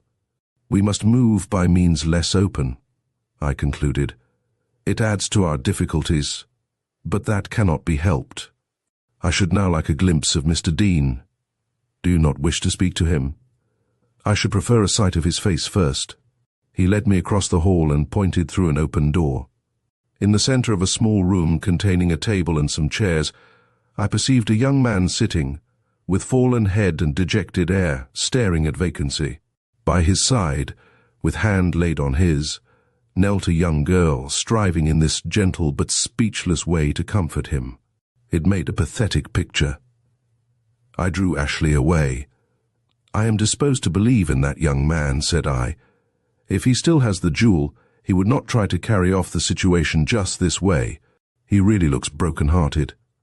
Oh, he is dreadfully cut up. If you could have seen how frantically he searched for the stone, and the depression into which he fell when he realized that it was not to be found. You would not doubt him for an instant. What made you think he might still have the ruby?" "Oh, we police officers think of everything. Then the fact that he insists that something or someone touched his breast on the driveway strikes me as a trifle suspicious. Your mother says that no second person could have been there, or the snow would have given evidence of it." "Yes." I looked expressly. Of course, the drive itself was full of hoof marks and wheel tracks, for several carriages had already passed over it. Then there were all of Dean's footsteps, but no other man's, so far as I could see. "Yet he insists that he was touched or struck." "Yes." "With no one there to touch or strike him." Mr. Ashley was silent. "Let us step out and take a view of the place," I suggested. "I should prefer doing this to questioning the young man in his present state of mind." Then, as we turned to put on our coats, I asked with suitable precautions, "Do you suppose that he has the same secret suspicions as ourselves, and that it is to hide these he insists upon the jewels having been taken away from him at a point the ladies are known not to have approached?" Young Ashley looked more startled than pleased. "Nothing has been said to him of what Miss Peters saw Miss Glover do. I could not bring myself to mention it. I have not even allowed myself to believe—" Here a fierce gust, blowing in from the door he had just opened, cut short his words. And neither of us spoke again, till we stood on the exact spot in the driveway where the episode we were endeavoring to understand had taken place. "Oh," I cried, as soon as I could look about me, "the mystery is explained. Look at that bush, or perhaps you call it a shrub. If the wind were blowing as freshly as it is now, and very probably it was, one of those slender branches might easily be switched against his breast, especially if he stood, as you say he did, close against this border. Well, I'm a fool.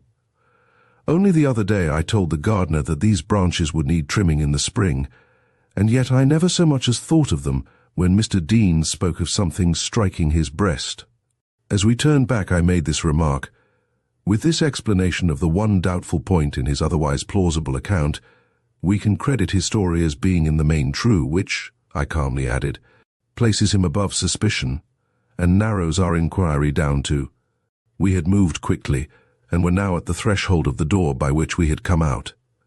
"Mr. Ashley," I continued, "I shall have to ask you to add to your former favors that of showing me the young lady in whom, from this moment on, We are especially interested. If you can manage to let me see her first without her seeing me, I shall be infinitely obliged to you. I do not know where she is. I shall have to search for her. I will wait by the hall door." In a few minutes he returned to me. "Come," said he, and led me into what I judged to be the library. With a gesture towards one of the windows he backed quickly out, leaving me to face the situation alone. I was rather glad of this. Glancing in the direction he had indicated, and perceiving the figure of a young lady standing with her back to me on the farther side of a flowing lace curtain, I took a few steps toward her, hoping that the movement would cause her to turn. But it entirely failed to produce this effect, nor did she give any sign that she noted the intrusion. This prevented me from catching the glimpse of her face which I so desired, and obliged me to confine myself to a study of her dress and attitude. The former was very elegant, more elegant than the appearance of her two friends had led me to expect. Though I am far from being an authority on feminine toilets, I yet had experience enough to know that such a gown represented not only the best efforts of the dressmaker's art, but very considerable means on the part of the woman wearing it. This was a discovery which instantly altered the complexion of my thoughts, for I had presupposed her a girl of humble means, willing to sacrifice certain scruples to obtain a little extra money. This imposing figure might be that of a millionaire's daughter. How then could I associate her, even in my own mind, with theft? I decided that I must see her face before giving answer to these doubts. She did not seem inclined to turn. She had raised the shade from before the wintry panes, and was engaged in looking out. Her attitude was not that of one simply enjoying a moment's respite from the dance. It was rather that of an absorbed mind brooding upon what gave little or no pleasure, and as I further gazed and noted the droop of her lovely shoulders and the languor visible in her whole bearing, I saw that a full glimpse of her features was imperative. Moving forward, I came upon her suddenly. "Excuse me, Miss Smith," I boldly exclaimed, then paused, for she had turned instinctively, and I had seen that for which I had risked this daring move. "Your pardon," I hastily apologized. "I mistook you for another young lady," and drew back with a low bow to let her pass, for I saw that her mind was bent on escape. And I did not wonder at this, for her eyes were streaming with tears, and her face, which was doubtless a pretty one under ordinary conditions, looked so distorted with distracting emotions that she was no fit subject for any man's eye, let alone that of a hard-hearted officer of the law on the lookout for the guilty hand which had just appropriated a jewel worth anywhere from $8,000 to $10,000. Yet I was glad to see her weep, for only first offenders weep, and first offenders are amenable to influence, especially if they have been led into wrong by impulse, and are weak rather than wicked. Anxious to make no blunder, I resolved, before proceeding further, to learn what I could of the character and antecedents of the suspected one, and this from the only source which offered, Mr. Dean's affianced. This young lady was a delicate girl, with a face like a flower. Recognizing her sensitive nature, I approached her with the utmost gentleness, not seeking to disguise either the nature of my business or my reasons for being in the house. Since all this gave me authority, I modulated my tone to suit her gentle spirit, and, above all, I showed the utmost sympathy for her lover, whose rights in the reward had been taken from him as certainly as the jewel had been taken from Mrs. Burton. In this way I gained her confidence, and she was quite ready to listen when I observed, "There is a young lady here who seems to be in a state of even greater trouble than Mr. Dean. Why is this? You brought her here. Is her sympathy with Mr. Dean so great as to cause her to weep over his loss?" "Francis? Oh no. She likes Mr. Dean and she likes me, but not well enough to cry over our misfortunes. I think she has some trouble of her own." "One that you can tell me?" Her surprise was manifest. "Why do you ask that? What interest can a police officer called in, as I understand, to recover a stolen jewel, have in Francis Glover's personal difficulties?" I saw that I must make my position perfectly plain. Only this: she was seen to pick up something from the driveway, where no one else had succeeded in finding anything. "She? When? Who saw her?" "I cannot answer all these questions at once," I said, smiling. "She was seen to do this, no matter by whom, while you were stepping down from the carriage.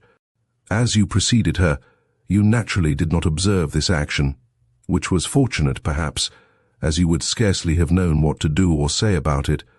"Yes, I should," she retorted with a most unexpected display of spirit. "I should have asked her what she had found, and I should have insisted upon an answer. I love my friends, but I love the man I am to marry better." Here her voice fell, and a most becoming blush suffused her cheek. "Quite right," I assented. "Now will you answer my former question? What troubles Miss Glover? Can you tell me?" "That I cannot. I only know that she has been very silent ever since she left the house. I thought her beautiful new dress would please her, but it does not seem to. She has been unhappy and preoccupied all the evening. She only roused a bit when Mr. Dean showed us the ruby and said, 'Oh, I forgot.'" "What's that?" "What have you forgot?" "Your remark of a moment ago. I wouldn't add a word. Pardon me," I smilingly interrupted, looking as fatherly as I could. "But you have added this word, and now you must tell me what it means." "You were going to speak of the interest she showed in the extraordinary jewel which Mr. Dean took from his pocket, and in what he said about the reward he expected. That is, she looked eagerly at the ruby, and sighed when he acknowledged that he expected it to bring him $500 before midnight. But any girl of means no larger than hers might do that. It would not be fair to lay too much stress on a sigh. Is not Miss Glover wealthy? She wears a very expensive dress, I observe." "I know it, and I have wondered a little at it, for her father is not called very well off. But perhaps she bought it with her own money. I know she has some. She is an artist in burnt wood." I let the subject of Miss Glover's dress drop. I had heard enough to satisfy me that my first theory was correct. This young woman, beautifully dressed, and with a face from which the rounded lines of early girlhood had not yet departed, held in her possession, probably at this very moment, Mrs. Burton's magnificent jewel. But where? On her person, or hidden in some of her belongings? I remembered the cloak in the closet, and thought it wise to assure myself that the jewel was not secreted in this garment, before I proceeded to extreme measures. Mrs. Ashley, upon being consulted, agreed with me as to the desirability of this, and presently I had this poor girl's cloak in my hands. Did I find the ruby? No, but I found something else tucked away in an inner pocket, which struck me as bearing quite pointedly upon this case. It was the bill-crumpled, soiled, and tear-stained of the dress, whose elegance had so surprised her friends, and made me for a short time regard her as the daughter of wealthy parents. An enormous bill, which must have struck dismay to the soul of this self-supporting girl, who probably had no idea of how a French dressmaker can foot up items. $450, and for one gown. I declare I felt indignant myself, and could quite understand why she heaved that little sigh when Mr. Dean spoke of the $500 he expected from Mrs. Burton. And, later, when, in following the latter's footsteps up the driveway, she stumbled upon this same jewel, fallen, as it were, from his pocket into her very hands. How she came to succumb to the temptation of endeavoring to secure this sum for herself, that he would shout aloud his loss, and thus draw the whole household out on the porch, was, naturally, not anticipated by her.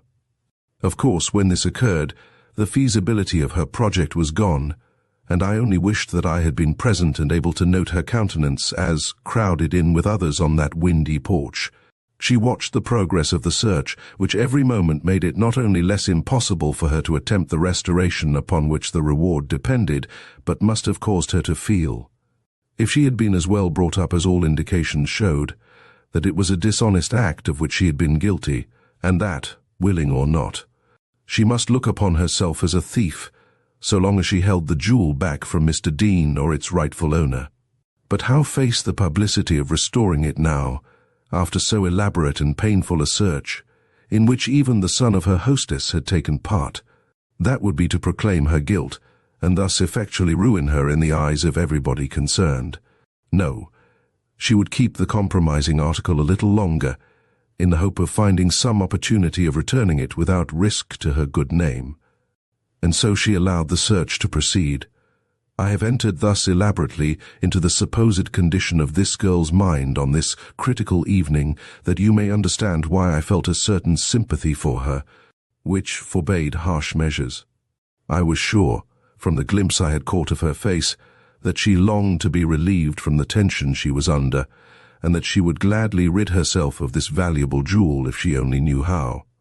This opportunity I proposed to give her, and this is why, on returning the bill to its place, I assumed such an air of relief on rejoining Mrs. Ashley. She saw and drew me aside. "You have not found it," she said. "No," I returned, "but I am positive where it is." "And where is that?" "Over Miss Glover's uneasy heart." Mrs. Ashley turned pale. "Wait," said I. "I have a scheme for getting it back without making her shame public. Listen." And I whispered a few words in her ear. She surveyed me in amazement for a moment, then nodded, and her face lighted up. "You are certainly earning your reward," she declared. And summoning her son, who was never far away from her side, she whispered her wishes. He started, bowed, and hurried from the room. By this time my business in the house was well known to all, and I could not appear in hall or parlour without a great silence falling upon everyone present, followed by a breaking up of the only too small circle of unhappy guests into agitated groups.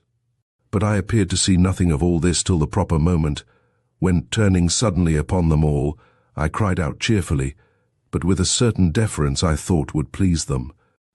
"Ladies and gentlemen, I have an interesting fact to announce. The snow which was taken up from the driveway has been put to melt in the great feed cauldron over the stable fire.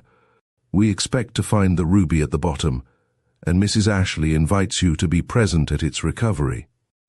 It has now stopped snowing, and she thought you might enjoy the excitement of watching the water ladled out." A dozen girls bounded forward. "Oh yes, what fun! Where are our cloaks, our rubbers?" Two only stood hesitating. One of these was Mr. Dean's ladylove, and the other her friend, Miss Glover. The former, perhaps, secretly wondered. The latter, but I dared not look long enough or closely enough in her direction to judge rightly of her emotions. Amid the bustle which now ensued, I caught sight of Mr. Dean's face peering from an open doorway. It was all alive with hope. I also perceived a lady looking down from the second story, who I felt sure was Mrs. Burton herself. Evidently my confident tone had produced more effect than the words themselves. Every one looked upon the jewel as already recovered, and regarded my invitation to the stable as a ruse by which I hoped to restore universal good feeling by giving them all a share in my triumph. All but one. Nothing could make Miss Glover look otherwise than anxious, restless, and unsettled, and though she followed in the wake of the rest, it was with hidden face and lagging step, as if she recognized the whole thing as a farce, and doubted her own power to go through it calmly. "Ah, ha, my lady," thought I, "only be patient, and you will see what I shall do for you." And indeed I thought her eye brightened as we all drew up around the huge cauldron standing full of water over the stable stove. As pains had already been taken to put out the fire in this stove, the ladies were not afraid of injuring their dresses, and consequently crowded as close as their numbers would permit. Miss Glover especially stood within reach of the brim, and as soon as I noted this, I gave the signal which had been agreed upon between Mr. Ashley and myself. Instantly the electric lights went out, leaving the place in total darkness. A scream from the girls, a burst of hilarious laughter from their escorts, mingled with loud apologies from their seemingly mischievous host, filled up the interval of darkness which I had insisted should not be too soon curtailed. Then the lights flared up as suddenly as they had gone out, and while the glare was fresh on every face. I stole a glance at Miss Glover to see if she had made good use of the opportunity given her for ridding herself of the jewel by dropping it into the cauldron. If she had, both her troubles and mine were at an end. If she had not, then I need feel no further scruple in approaching her with the direct question I had hitherto found it so difficult to put. She stood with both hands grasping her cloak, which she had drawn tightly about the rich folds of her new and expensive dress, but her eyes were fixed straight before her, with a soft light in their depths which made her positively beautiful. The jewel is in the pot, I inwardly decided, and ordered the two waiting stablemen to step forward with their ladles. Quickly those ladles went in, but before they could be lifted out dripping, half the ladies had scurried back, afraid of injury to their pretty dresses. But they soon sidled forward again, and watched with beaming eyes the slow but sure emptying of the great cauldron, at whose bottom they anticipated finding the lost jewel. As the ladles were plunged deeper and deeper, the heads drew closer, and so great was the interest shown that the busiest lips forgot to chatter. And eyes whose only business up till now had been to follow with shy curiosity every motion made by their handsome young host, now settled on the murky depths of the great pot, whose bottom was almost in sight. As I heard the ladles strike this bottom, I instinctively withdrew a step in anticipation of the loud hurrah which would naturally hail the first sight of the lost ruby. Conceive then my chagrin, my bitter and mortified disappointment, when, after one look at the broad surface of the now exposed bottom, the one shout which rose was, "Nothing!" I was so thoroughly put out that I did not wait to hear the loud complaints which burst from every lip. Drawing Mr. Ashley aside, who, by the way, seemed as much affected as myself by the turn affairs had taken, I remarked to him that after this there was only one course left for me to take. "And what is that?" "To ask Miss Glover to show me what she picked up from your driveway, and if she refuses, to take her quietly with me to the station, where we have women who can make sure that the ruby is not on her person." Mr. Ashley made an involuntary gesture of strong repugnance. "Let us pray that it will not come to that," he objected hoarsely. "Such a fine figure of a girl. Did you notice how bright and happy she looked when the lights sprang up? I declare she struck me as lovely. So she did me, and caused me to draw some erroneous conclusions. I shall have to ask you to procure me an interview with her as soon as we return to the house. She shall meet you in the library." But when, a few minutes later, she joined me in the room just designated, I own that my task became suddenly hateful to me. She was not far from my own daughter's age, and had it not been for her furtive look of care, appeared almost as blooming and bright. Would it ever come to pass that a harsh man of the law should feel it his duty to speak to my Flora as I must now speak to the young girl before me? The thought made me inwardly recoil, and it was in as gentle a manner as possible that I made my bow and began with the following remark. "I hope you will pardon me, Miss Glover. I am told that is your name. I hate to disturb your pleasure this with the tears of alarm and grief rising in her eyes, but you can tell me something which will greatly simplify my task, and possibly put matters in such shape that you and your friends can be released to your homes." "I?" She stood before me with amazed eyes, the colour rising in her cheeks. I had to force my next words, which, out of consideration for her, I made as direct as possible. "Yes, miss. What was the article you were seen to pick up from the driveway soon after leaving your carriage?" She started, then stumbled backward, tripping in her long train. "I pick up," she murmured. Then with a blush, whether of anger or pride I could not tell, she coldly answered, "Oh, that was something of my own, something I had just dropped. I had rather not tell you what it was." I scrutinized her closely. She met my eyes squarely, yet not with just the clear light I should, remembering Flora, have been glad to see there. "I think it would be better for you to be entirely frank," said I. "It was the only article known to have been picked up from the driveway after Mr. Dean's loss of the ruby, and though we do not presume to say that it was the ruby, yet the matter would look clearer to us all if you would frankly state what this object was." Her whole body seemed to collapse, and she looked as if about to sink. "Oh, where is Minnie? Where is Mr. Dean?" she moaned, turning and staring at the door, as if she hoped they would fly to her aid. Then, in a burst of indignation which I was fain to believe real, she turned on me with the cry. It was a bit of paper which I had thrust into the bosom of my gown. It fell out. "Your dressmaker's bill?" I intimated. She stared, laughed hysterically for a moment, then sank upon a sofa nearby, sobbing spasmodically. "Yes," she cried after a moment, "my dressmaker's bill. You seem to know all my affairs." Then suddenly, and with a startling impetuosity which drew her to her feet, "Are you going to tell everybody that?" Are you going to state publicly that Miss Glover brought an unpaid bill to the party, and that because Mr. Dean was unfortunate enough, or careless enough, to drop and lose the jewel he was bringing to Mrs. Burton, she is to be looked upon as a thief? Because she stooped to pick up this bill which had slipped inadvertently from its hiding place. I shall die if you do, she cried. I shall die if it is already known, she pursued with increasing emotion. Is it? Is it? Her passion was so great, so much greater than any likely to rise in a breast wholly innocent, that I began to feel very sober. No one but Mrs. Ashley, and possibly her son, know about the bill, said I, and no one shall if you will go with that lady to her room and make plain to her, in the only way you can, that the extremely valuable article which has been lost tonight is not in your possession. She threw up her arms with a scream.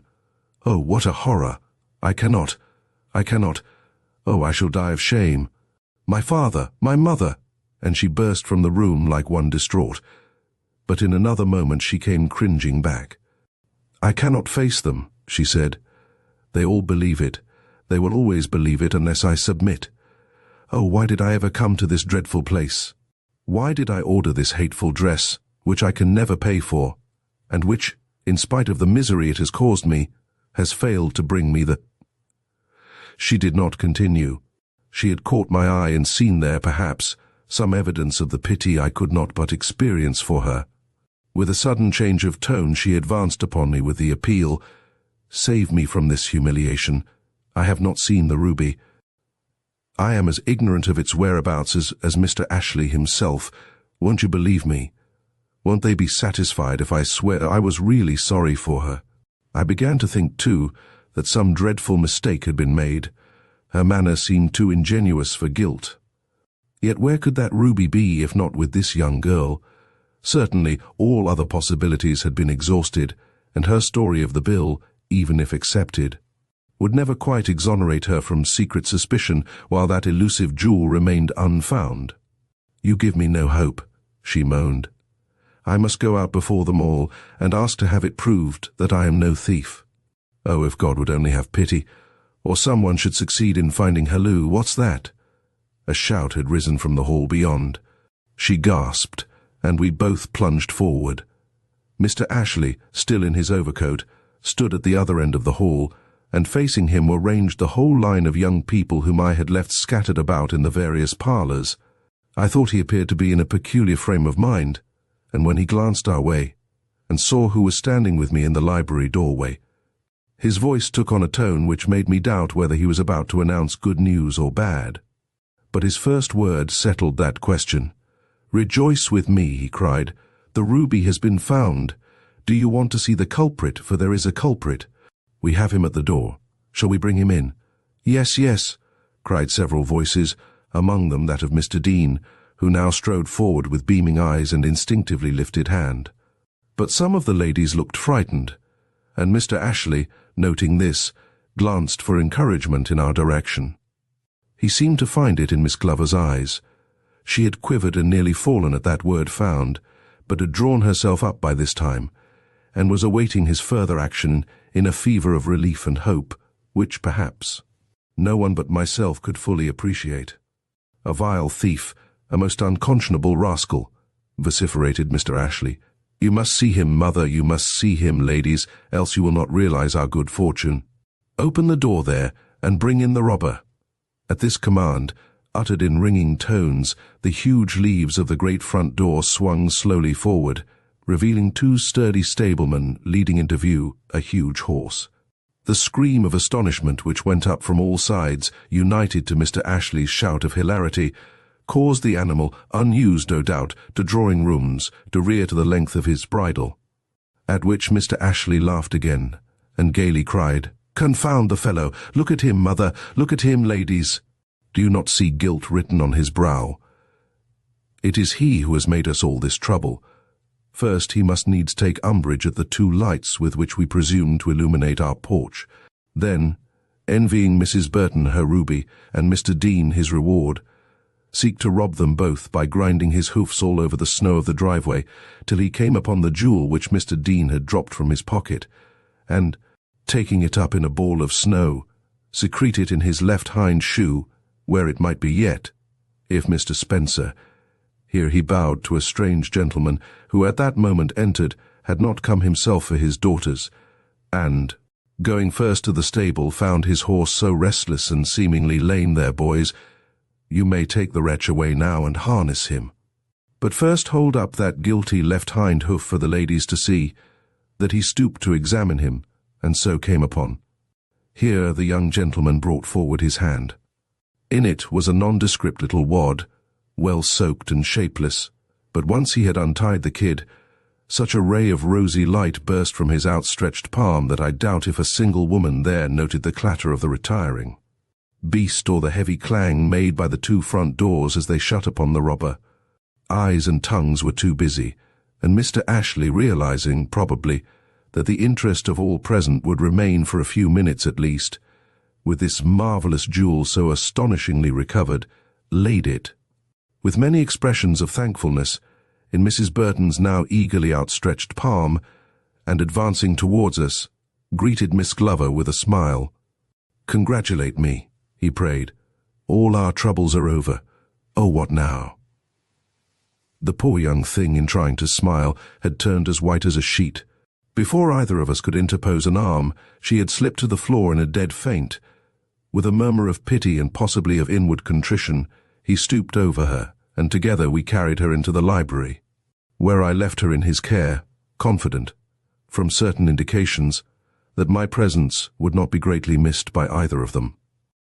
Whatever hope I may have had of reaping the reward offered by Mrs. Ashley was now lost, but in the satisfaction I experienced at finding this young girl as innocent as my Flora, I did not greatly care. Well, it all ended even more happily than may here appear. The horse not putting in his claim to the reward, and Mr. Spencer repudiating all right to it, it was paid in full to Mr. Dean, who, accompanied by his 2 ladies, went home in as buoyant a state of mind as was possible to him after the great anxieties of the preceding 2 hours. I was told that Mr. Ashley declined to close the carriage door upon them till the whole 3 had promised to come again the following night. Anxious to make such amends as I personally could for my share in the mortification to which Miss Glover had been subjected, I visited her in the morning, with the intention of offering a suggestion or 2 in regard to that little bill. But she met my first advance with a radiant smile and the glad exclamation, "Oh, I have settled all that. I have just come from Madame Dupre's." I told her that I had never imagined the dress could possibly cost more than $100, and I offered her that sum if she would take the garment back. And she did, and I shall never have to wear that dreadful satin again. I made a note of this dressmaker's name. She and I may have a bone to pick some day. But I said nothing to Miss Glover. I merely exclaimed, "And tonight? Oh, I have an old spotted muslin which, with a few natural flowers, will make me look festive enough. One does not need fine clothes when one is happy." The dreamy, far-off smile with which she finished the sentence was more eloquent than words, and I was not surprised when, some time later, I read of her engagement to Mr. Ashley. But it was not till she could sign herself with his name that she told me just what underlay the misery of that night. She had met Harrison Ashley more than once before, and though she did not say so, had evidently conceived an admiration for him which made her especially desirous of attracting and pleasing him. Not understanding the world very well, certainly having very little knowledge of the tastes and feelings of wealthy people, she conceived that the more brilliantly she was attired, the more likely she would be to please this rich young man. So, in a moment of weakness, she decided to devote all her small savings, $100, as we know, to buying a gown, such as she felt she could appear in at his house without shame. It came home, as dresses from French dressmakers are very apt to do, just in time for her to put it on for the party. The bill came with it, and when she saw the amount, it was all itemized, and she could find no fault with anything but the summing up. She was so overwhelmed that she nearly fainted. But she could not give up her ball, so she dressed herself, and being urged all the time to hurry, hardly stopped to give one look at the new and splendid gown which had cost so much. The bill, the incredible, the enormous bill, was all she could think of, and the figures, which represented nearly her whole year's earnings, danced constantly before her eyes. She could not possibly pay it, nor could she ask her father to do so. She was ruined, but the ball and Mr. Ashley, these still awaited her. So presently she worked herself up to some anticipation of enjoyment, and having thrown on her cloak, was turning down her light preparatory to departure, when her eye fell on the bill lying open on her dresser. It would never do to leave it there, never do to leave it anywhere in her room. There were prying eyes in the house, and she was as ashamed of that bill as she might have been of a contemplated theft. So she tucked it into her corsage and went down to join her friends in the carriage. The rest we know, with the exception of one small detail which turned to gall whatever enjoyment she was able to get out of the evening. There was a young girl present, dressed in a simple muslin gown. While looking at it, and inwardly contrasting it with her own splendor, Mr. Ashley passed by with another gentleman, and she heard him say, "How much better young girls look in simple white than in the elaborate silks suited only to their mothers." Thoughtless words, possibly forgotten as soon as uttered, they sharply pierced this already sufficiently stricken and uneasy breast, and were the cause of the tears which had aroused my suspicion when I came upon her in the library, standing with her face to the night. But who can say whether, if the evening had been devoid of these occurrences, and no emotions of contrition and pity had been awakened in her behalf in the breast of her chivalrous host, she would ever have become Mrs. Ashley. Chapter 4. The Little Steel Coils. I. "A lady to see you, sir." I looked up and was at once impressed by the grace and beauty of the person thus introduced to me. "Is there anything I can do to serve you?" I asked, rising. She cast me a childlike look full of trust and candor as she seated herself in the chair I had pointed out. "I believe so, I hope so," she earnestly assured me. I am in great trouble. I have just lost my husband, but it is not that. It is the slip of paper I found on my dresser, and which... She was trembling violently, and her words were fast becoming incoherent. I calmed her and asked her to relate her story just as it had happened, and after a few minutes of silent struggle, she succeeded in collecting herself sufficiently to respond with some degree of connection and self-possession. "I have been married 6 months. My name is Lucy Holmes. For the last few weeks my husband and I have been living in an apartment house on 59th Street, and as we had not a care in the world, we were very happy till Mr. Holmes was called away on business to Philadelphia. This was 2 weeks ago. 5 days later I received an affectionate letter from him in which he promised to come back the next day, and the news so delighted me that I accepted an invitation to the theatre from some intimate friends of ours. The next morning I naturally felt fatigued and rose late, but I was very cheerful, for I expected my husband at noon. And now comes the perplexing mystery. In the course of dressing myself I stepped to my bureau, and seeing a small newspaper slip attached to the cushion by a pin, I drew it off and read it. It was a death notice, and my hair rose and my limbs failed me as I took in its fatal and incredible words. "Died this day at the Colonnade, James Forsyth DeWitt Holmes. New York papers, please copy." James Forsyth DeWitt Holmes was my husband, and his last letter, which was at that very moment lying beside the cushion, had been dated from the Colonnade. Was I dreaming, or under the spell of some frightful hallucination which led me to misread the name on the slip of paper before me? I could not determine. My head, throat, and chest seemed bound about with iron, so that I could neither speak nor breathe with freedom, and suffering thus, I stood staring at this demoniacal bit of paper, which in an instant had brought the shadow of death upon my happy life. Nor was I at all relieved when a little later I flew with the notice into a neighbor's apartment, and praying her to read it to me, found that my eyes had not deceived me, and that the name was indeed my husband's, and the notice one of death.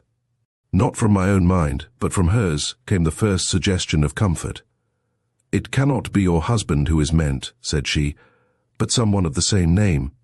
Your husband wrote to you yesterday, and this person must have been dead at least 2 days for the printed notice of his decease to have reached New York. Someone has remarked the striking similarity of names, and wishing to startle you, cut the slip out and pinned it on your cushion. I certainly knew of no one inconsiderate enough to do this, but the explanation was so plausible, I at once embraced it and sobbed aloud in my relief. But in the midst of my rejoicing, I heard the bell ring in my apartment, and, running thither, encountered a telegraph boy holding in his outstretched hand the yellow envelope which so often bespeaks death or disaster. The sight took my breath away. Summoning my maid, whom I saw hastening toward me from an inner room, I begged her to open the telegram for me. "Sir," I saw in her face, before she had read the first line, a confirmation of my very worst fears. "My husband was—" The young widow, choked with her emotions, paused, recovered herself for the second time, and then went on. "I had better show you the telegram." Taking it from her pocketbook, she held it toward me. I read it at a glance. It was short, simple, and direct. "Come at once. Your husband found dead in his room this morning. Doctors say heart disease. Please telegraph." "You see, it says this morning," she explained, placing her delicate finger on the word she so eagerly quoted. "That means a week ago Wednesday, the same day on which the printed slip recording his death was found on my cushion. Do you not see something very strange in this?" I did, but before I ventured to express myself on this subject, I desired her to tell me what she had learned in her visit to Philadelphia. Her answer was simple and straightforward. "But little more than you find in this telegram. He died in his room. He was found lying on the floor near the bell button, which he had evidently risen to touch. One hand was clenched on his chest, but his face wore a peaceful look, as if death had come too suddenly to cause him much suffering. His bed was undisturbed. He had died before retiring, possibly in the act of packing his trunk, for it was found nearly ready for the expressman. Indeed, there was every evidence of his intention to leave on an early morning train. He had even desired to be awakened at 6 o'clock. And it was his failure to respond to the summons of the bellboy which led to so early a discovery of his death. He had never complained of any distress in breathing, and we had always considered him a perfectly healthy man.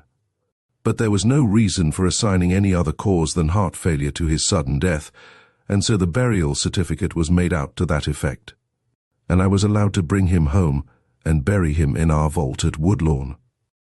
But, and here her earnestness dried up the tears which had been flowing freely during this recital of her husband's lonely death and sad burial, "Do you not think an investigation should be made into a death preceded by a false obituary notice?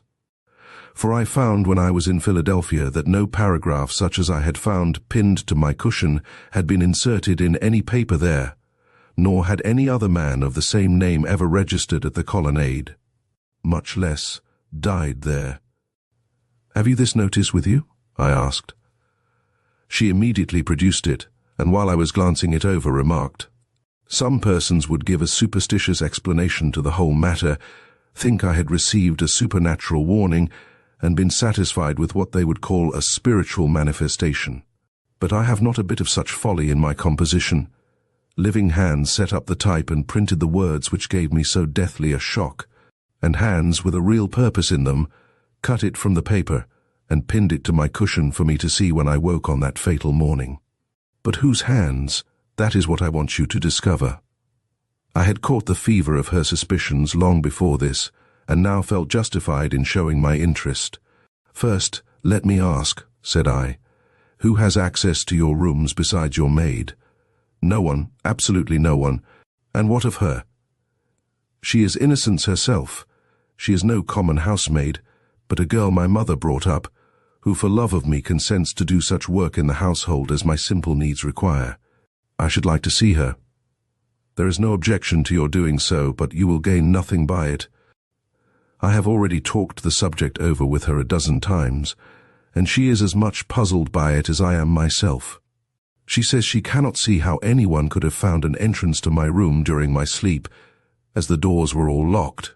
Yet, as she very naturally observes, someone must have done so, for she was in my bedroom herself just before I returned from the theatre, and can swear if necessary, that no such slip of paper was to be seen on my cushion at that time, for her duties led her directly to my bureau and kept her there for full 5 minutes.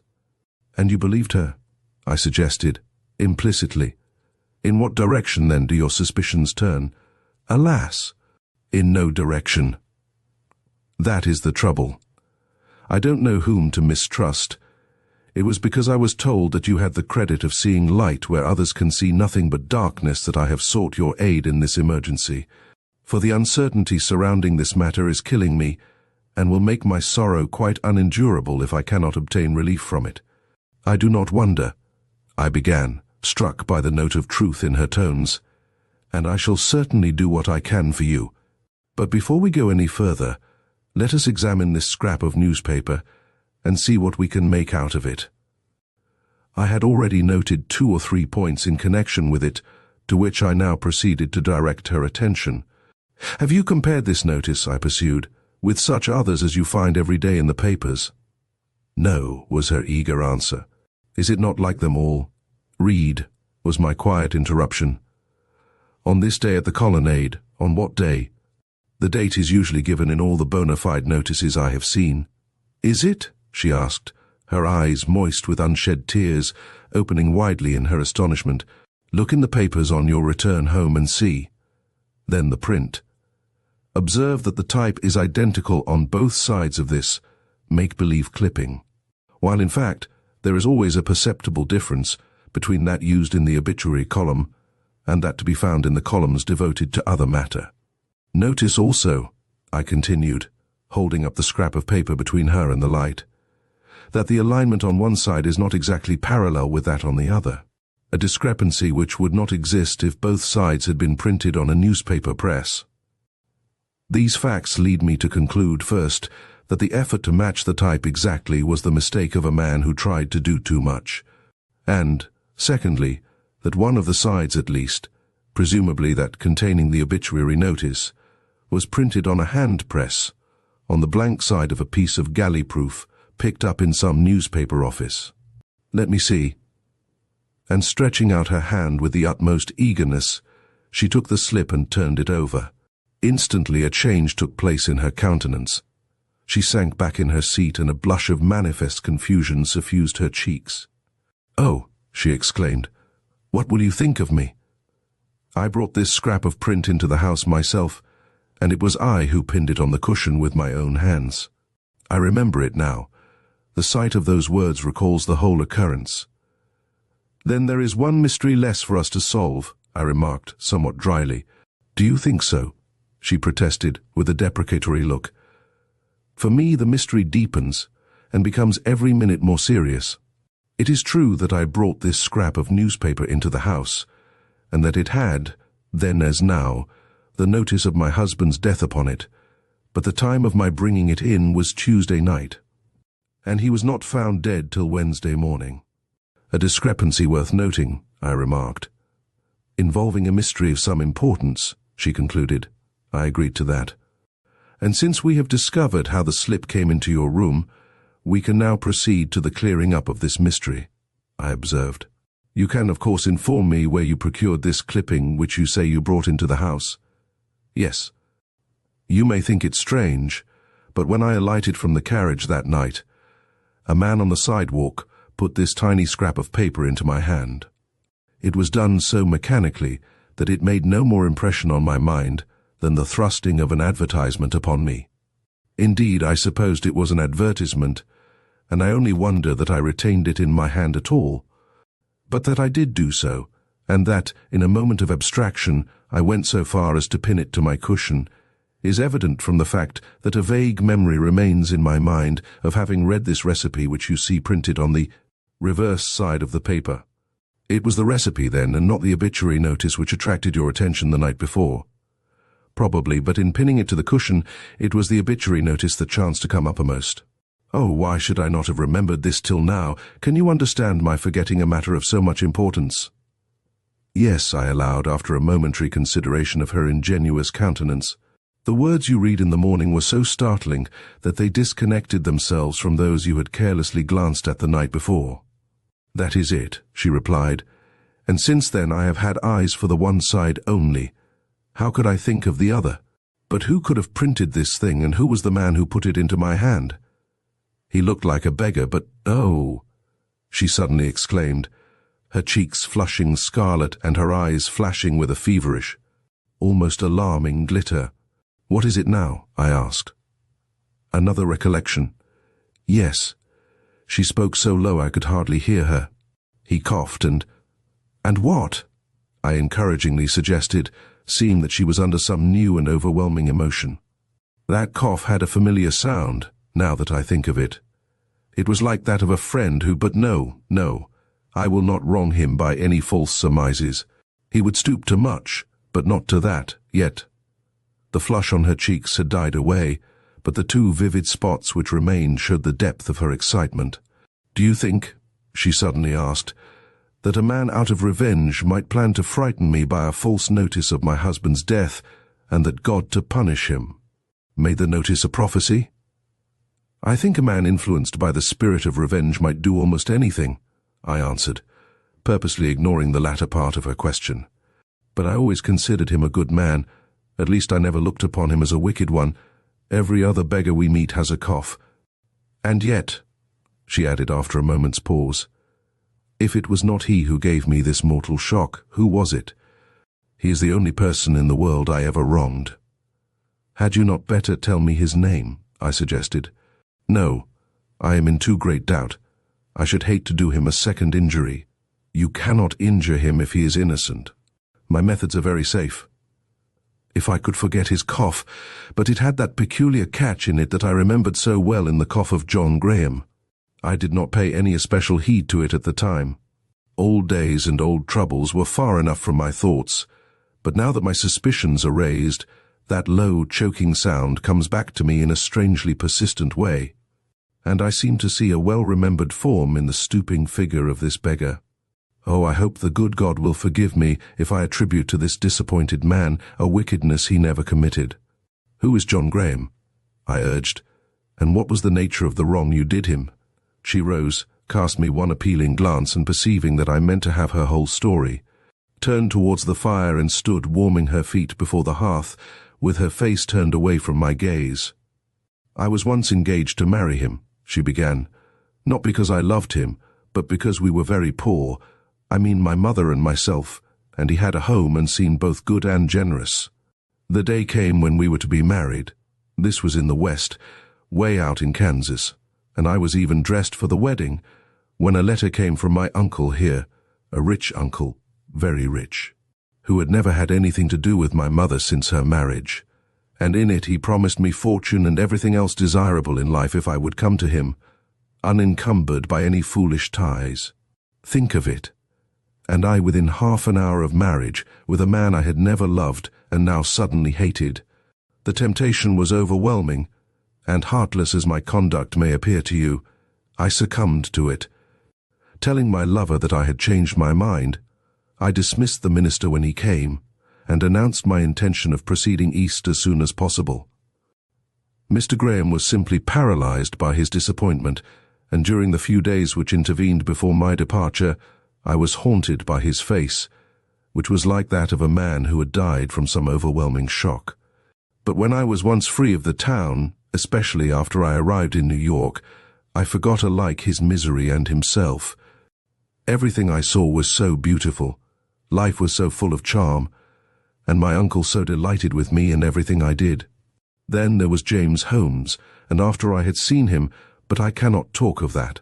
We loved each other. And under the surprise of this new delight, how could I be expected to remember the man I had left behind me in that barren region in which I had spent my youth? But he did not forget the misery I had caused him.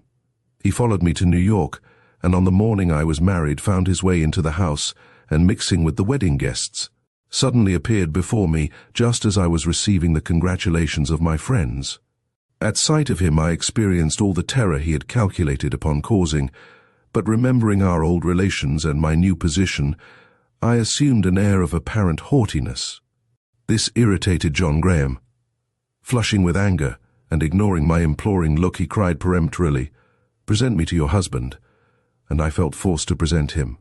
but his name produced no effect upon Mr. Holmes. I had never told him of my early experience with this man, and John Graham, perceiving this, cast me a bitter glance of disdain and passed on, muttering between his teeth, "False to me and false to him.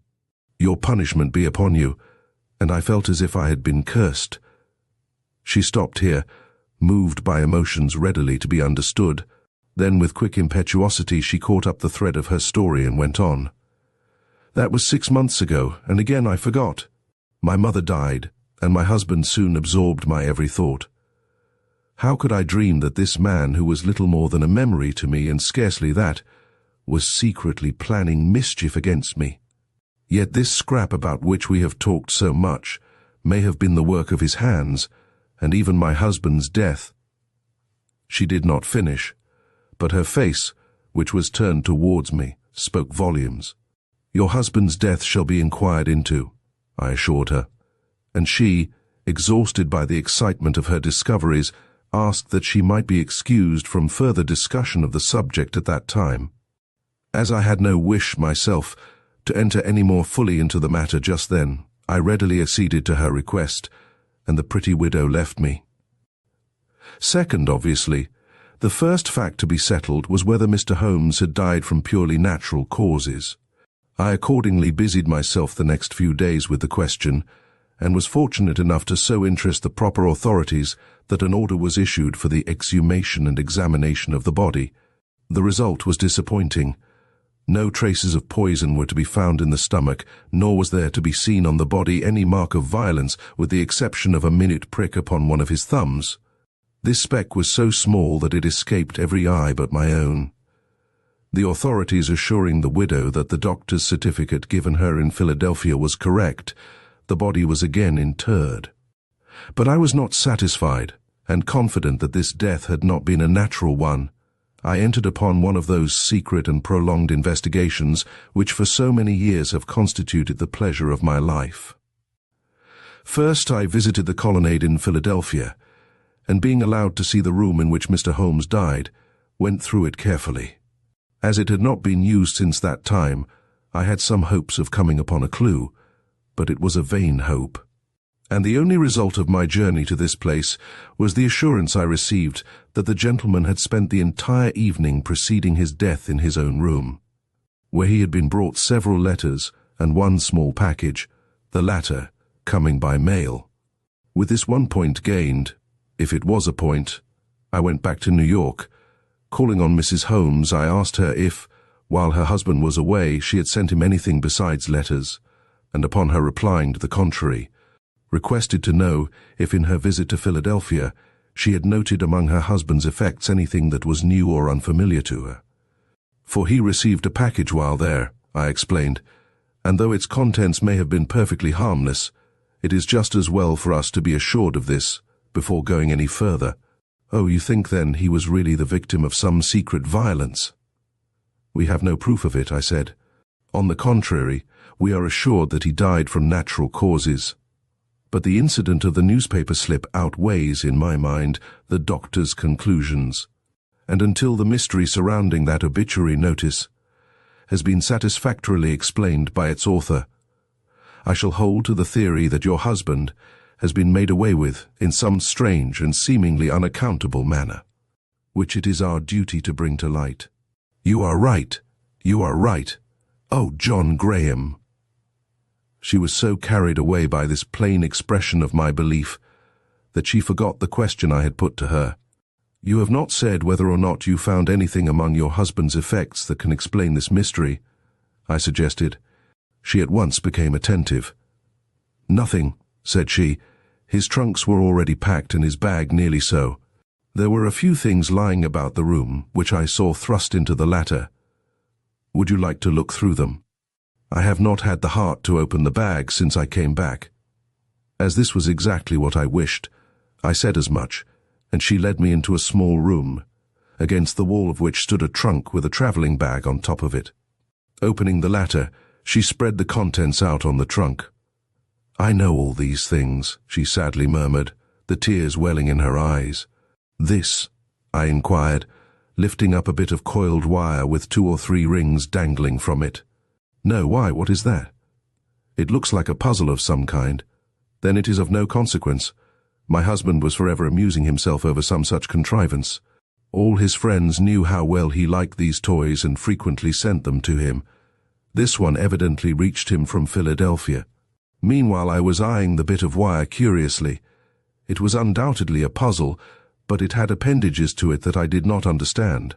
It is more than ordinarily complicated, I observed, moving the rings up and down in a vain endeavor to work them off. The better he would like it, she said.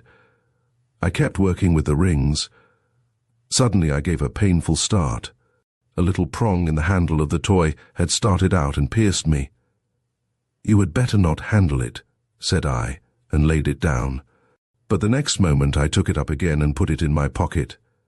The prick made by this treacherous bit of mechanism was in or near the same place on my thumb as the one I had noticed on the hand of the deceased Mr. Holmes. There was a fire in the room, and before proceeding further, I cauterized that prick with the end of a red-hot poker. Then I made my adieu to Mrs. Holmes and went immediately to a chemist friend of mine. "Test the end of this bit of steel for me," said I. "I have reason to believe it carries with it a deadly poison."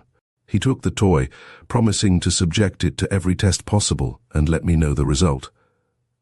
Then I went home. I felt ill, or imagined I did, which under the circumstances was almost as bad. Next day, however, I was quite well, with the exception of a certain inconvenience in my thumb.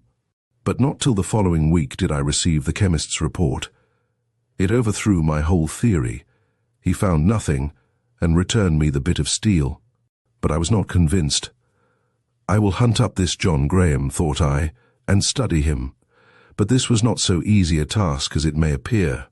As Mrs. Holmes possessed no clue to the whereabouts of her quondam lover, I had nothing to aid me in my search for him, save her rather vague description of his personal appearance, and the fact that he was constantly interrupted in speaking by a low, choking cough. However, my natural perseverance carried me through. After seeing and interviewing a dozen John Grahams without result, I at last lit upon a man of that name who presented a figure of such vivid unrest and showed such a desperate hatred of his fellows that I began to entertain hopes of his being the person I was in search of. But determined to be sure of this before proceeding further, I confided my suspicions to Mrs. Holmes and induced her to accompany me down to a certain spot on the elevated from which I had more than once seen this man go, by to his usual lounging place in Printing House Square. She showed great courage in doing this, for she had such a dread of him that she was in a state of nervous excitement from the moment she left her house, feeling sure that she would attract his attention and thus risk a disagreeable encounter. But she might have spared herself these fears. He did not even glance up in passing us, and it was mainly by his walk she recognized him.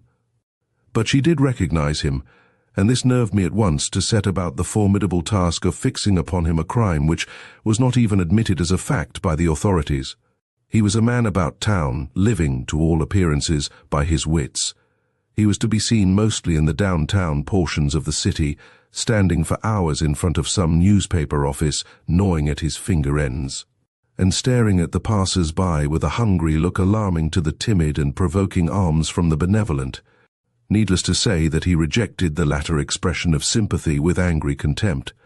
His face was long and pallid, his cheekbones high, and his mouth bitter and resolute in expression.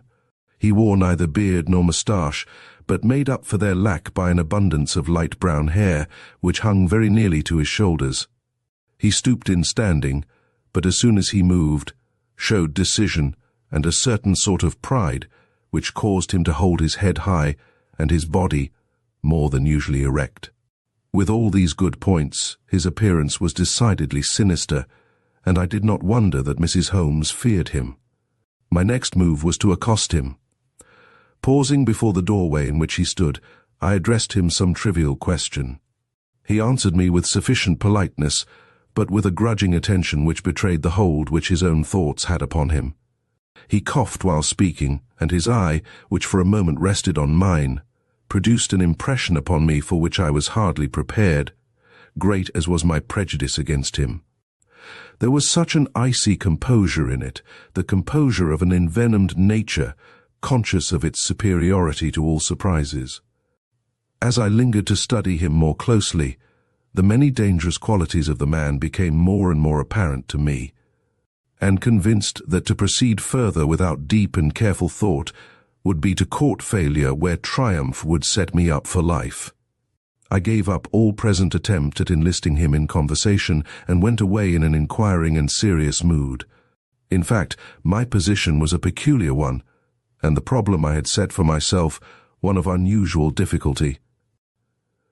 Only by means of some extraordinary device, such as is seldom resorted to by the police of this or any other nation, could I hope to arrive at the secret of this man's conduct, and triumph in a matter which to all appearance was beyond human penetration. But what device?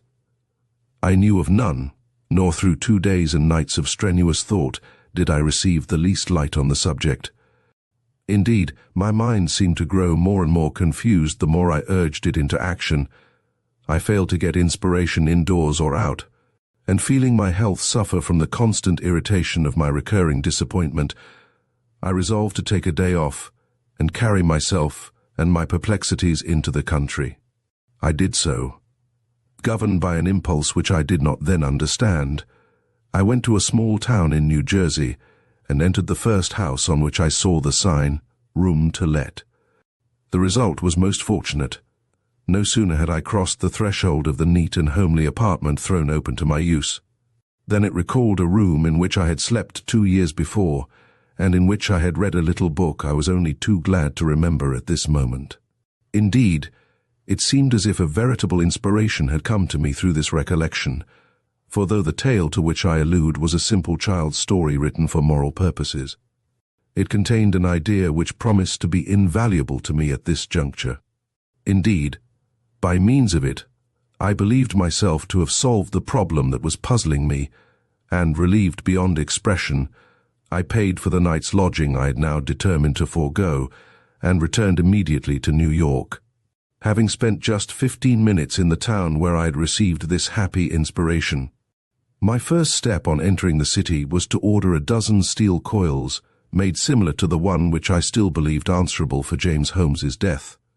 My next to learn as far as possible all of John Graham's haunts and habits. At a week's end I had the springs and knew almost as well as he did himself where he was likely to be found at all times of the day and night. I immediately acted upon this knowledge. Assuming a slight disguise, I repeated my former stroll through Printing House Square, looking into each doorway as I passed. John Graham was in one of them, staring in his old way at the passing crowd, but evidently seeing nothing but the images formed by his own disordered brain. A manuscript roll stuck out of his breast pocket, and from the way his nervous fingers fumbled with it, I began to understand the restless glitter of his eyes, which were as full of wretchedness as any eyes I have ever seen. Entering the doorway where he stood, I dropped at his feet one of the small steel coils with which I was provided. He did not see it. Stopping near him, I directed his attention to it by saying, "Pardon me, but did I not see something drop out of your hand?" He started, glanced at the seemingly inoffensive toy I had pointed out, and altered so suddenly and so vividly that it became instantly apparent that the surprise I had planned for him was fully as keen and searching a one as I had anticipated. Recoiling sharply, he gave me a quick look, then glanced down again at his feet, as if half expecting to find the object of his terror gone.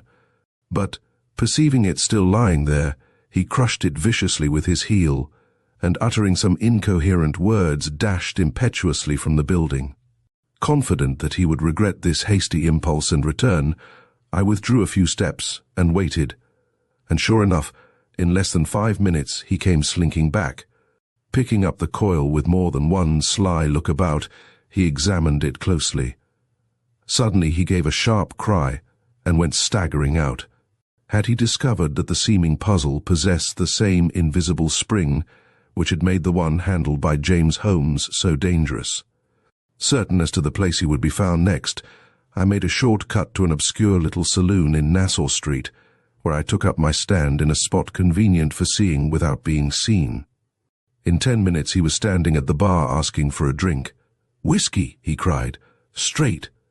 It was given him, but as he set the empty glass down on the counter, he saw lying before him another of the steel springs, and was so confounded by the sight that the proprietor, who had put it there at my instigation, thrust out his hand toward him as if half afraid he would fall. "Where did that thing come from?" stammered John Graham, ignoring the other's gesture and pointing with a trembling hand at the insignificant bit of wire between them. "Didn't it drop from your coat pocket?" inquired the proprietor. "It wasn't lying here before you came in." With a horrible oath, the unhappy man turned and fled from the place. I lost sight of him after that for 3 hours. Then I suddenly came upon him again. He was walking uptown with a set purpose in his face that made him look more dangerous than ever. Of course I followed him, expecting him to turn towards 59th Street. But at the corner of Madison Avenue and 47th Street, he changed his mind and dashed toward 3rd Avenue. At Park Avenue, he faltered and again turned north, walking for several blocks as if the fiends were behind him. I began to think that he was but attempting to walk off his excitement when, at a sudden rushing sound in the cut beside us, he stopped and trembled. An express train was shooting by. As it disappeared in the tunnel beyond, he looked about him with a blanched face and wandering eye. But his glance did not turn my way, or, if it did, he failed to attach any meaning to my near presence. He began to move on again, and this time towards the bridge spanning the cut. I followed him very closely. In the center of it, he paused and looked down at the track beneath him. Another train was approaching. As it came near, he trembled from head to foot, and catching at the railing against which he leaned, was about to make a quick move forward when a puff of smoke arose from below and sent him staggering backward. Gasping with the terror, I could hardly understand till I saw that the smoke had taken the form of a spiral and was sailing away before him in what to his disordered imagination must have looked like a gigantic image of the coil with which twice before on this day he had found himself confronted. It may have been chance, and it may have been providence, but whichever it was, it saved him. He could not face that semblance of his haunting thought. And turning away, he cowered down on the neighboring curbstone, where he sat for several minutes, with his head buried in his hands. When he arose again, he was his own daring and sinister self. Knowing that he was now too much master of his faculties to ignore me any longer, I walked quickly away and left him. I knew where he would be at 6 o'clock, and had already engaged a table at the same restaurant. It was 7, however, before he put in an appearance, and by this time he was looking more composed. There was a reckless air about him, however, which was perhaps only noticeable to me, for none of the habitués of this especial restaurant were entirely without it, wild eyes and unkempt hair being in the majority. I let him eat. The dinner he ordered was simple, and I had not the heart to interrupt his enjoyment of it. But when he had finished and came to pay, then I allowed the shock to come. Under the bill which the waiter laid at the side of his plate was the inevitable steel coil, and it produced even more than its usual effect. I own, I felt sorry for him. He did not dash from the place, however, as he had from the liquor saloon. A spirit of resistance had seized him, and he demanded to know where this object of his fear had come from. No one could tell him or would. Whereupon he began to rave and would certainly have done himself or somebody else an injury if he had not been calmed by a man almost as wild-looking as himself. Paying his bill, but vowing he would never enter the place again, he went out, clay-white, but with the swaggering air of a man who had just asserted himself. He drooped, however, as soon as he reached the street, and I had no difficulty in following him to a certain gambling den, where he gained $3 and lost $5. From there he went to his lodgings in West 10th Street. I did not follow him. He had passed through many deep and wearing emotions since noon, and I had not the heart to add another to them. But late the next day I returned to this house and rang the bell. It was already dusk, but there was light enough for me to notice the unrepaired condition of the iron railings on either side of the old stoop, and to compare this abode of decayed grandeur with the spacious and elegant apartment in which pretty Mrs. Holmes mourned the loss of her young husband. Had any such comparison ever been made by the unhappy John Graham, as he hurried up these battered steps into the dismal halls beyond? In answer to my summons, there came to the door a young woman to whom I had, but to intimate my wish to see Mr. Graham, for her to let me in with a short announcement. "Top floor, back room. Door open, he's out. Door shut, he's in." As an open door meant liberty to enter, I lost no time in following the direction of her finger, and presently found myself in a low attic chamber overlooking an acre of roofs. A fire had been lighted in the open grate, and the flickering red beams danced on ceiling and walls with a cheeriness greatly, in contrast to the nature of the business which had led me there. As they also served to light the room, I proceeded to make myself at home, and drawing up a chair, sat down at the fireplace in such a way as to conceal myself from anyone entering the door. In less than half an hour he came in. He was in a state of high emotion. His face was flushed and his eyes burning. Stepping rapidly forward, he flung his hat on the table in the middle of the room, with a curse that was half cry and half groan. Then he stood silent, and I had an opportunity of noting how haggard he had grown in the short time which had elapsed since I had seen him last. But the interval of his inaction was short, and in a moment he flung up his arms with a loud "Curse her!" that rang through the narrow room and betrayed the source of his present frenzy. Then he again stood still, grating his teeth and working his hands in a way terribly suggestive of the murderer's instinct. But not for long. He saw something that attracted his attention on the table, a something upon which my eyes had long before been fixed, and starting forward with a fresh and quite different display of emotion, he caught up what looked like a roll of manuscript and began to tear it open. "Back again, always back," wailed from his lips, and he gave the roll a toss that sent from its midst a small object, which he no sooner saw than he became speechless and reeled back. It was another of the steel coils. "Good God," fell at last from his stiff and working lips. "Am I mad, or has the devil joined in the pursuit against me? I cannot eat, I cannot drink, but this diabolical spring starts up before me. It is here, there, everywhere. The visible sign of my guilt, the... He had stumbled back upon my chair, and turning, saw me. I was on my feet at once, and noting that he was dazed by the shock of my presence, I slid quietly between him and the door. The movement roused him. Turning upon me with a sarcastic smile in which was concentrated the bitterness of years, he briefly said, "So I am caught. Well, there has to be an end to men as well as to things, and I am ready for mine. She turned me away from her door today, and after the hell of that moment I don't much fear any other. You had better not talk," I admonished him. "All that falls from you now will only tell against you on your trial." He broke into a harsh laugh. "And do you think I care for that?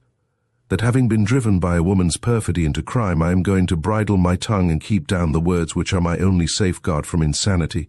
No, no, while my miserable breath lasts I will curse her, and if the halter is to cut short my words, it shall be with her name blistering my lips." I attempted to speak, but he would not give me an opportunity. The passion of weeks had found vent, and he rushed on recklessly. "I went to her house today. I wanted to see her in her widow's weeds. I wanted to see her eyes red with weeping over a grief which owed its bitterness to me.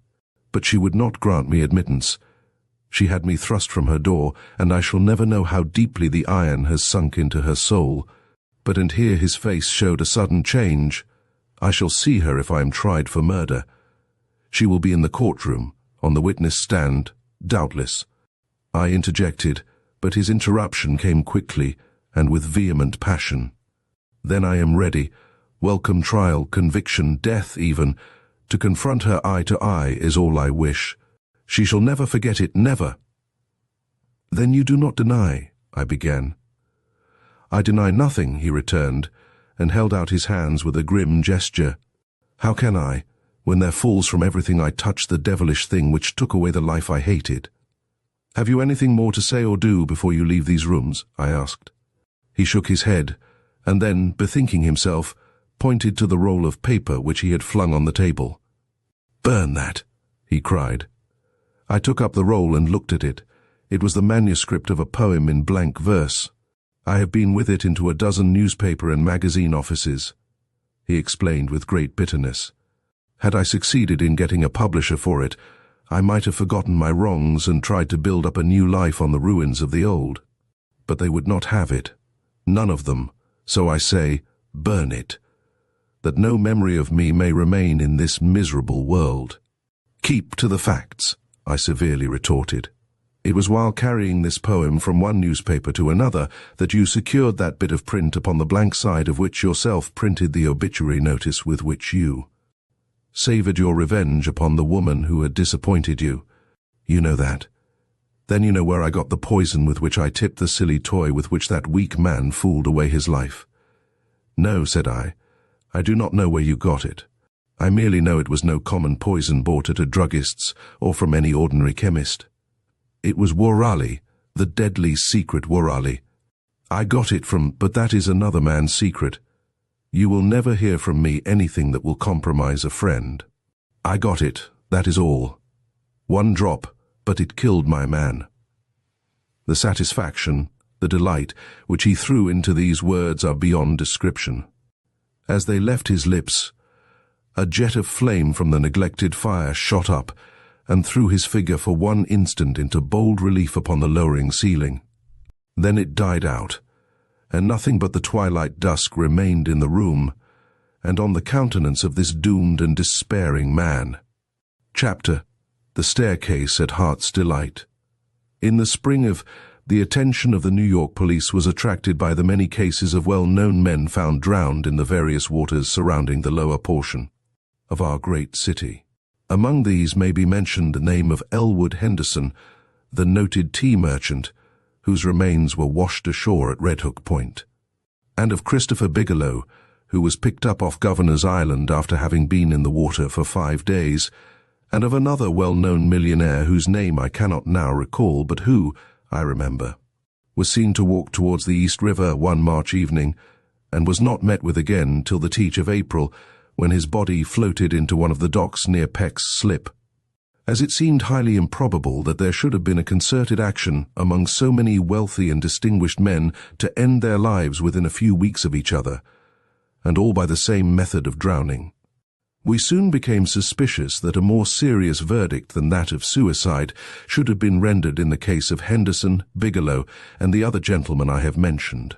Yet one fact, common to all these cases, pointed so conclusively to deliberate intention on the part of the sufferers that we hesitated to take action.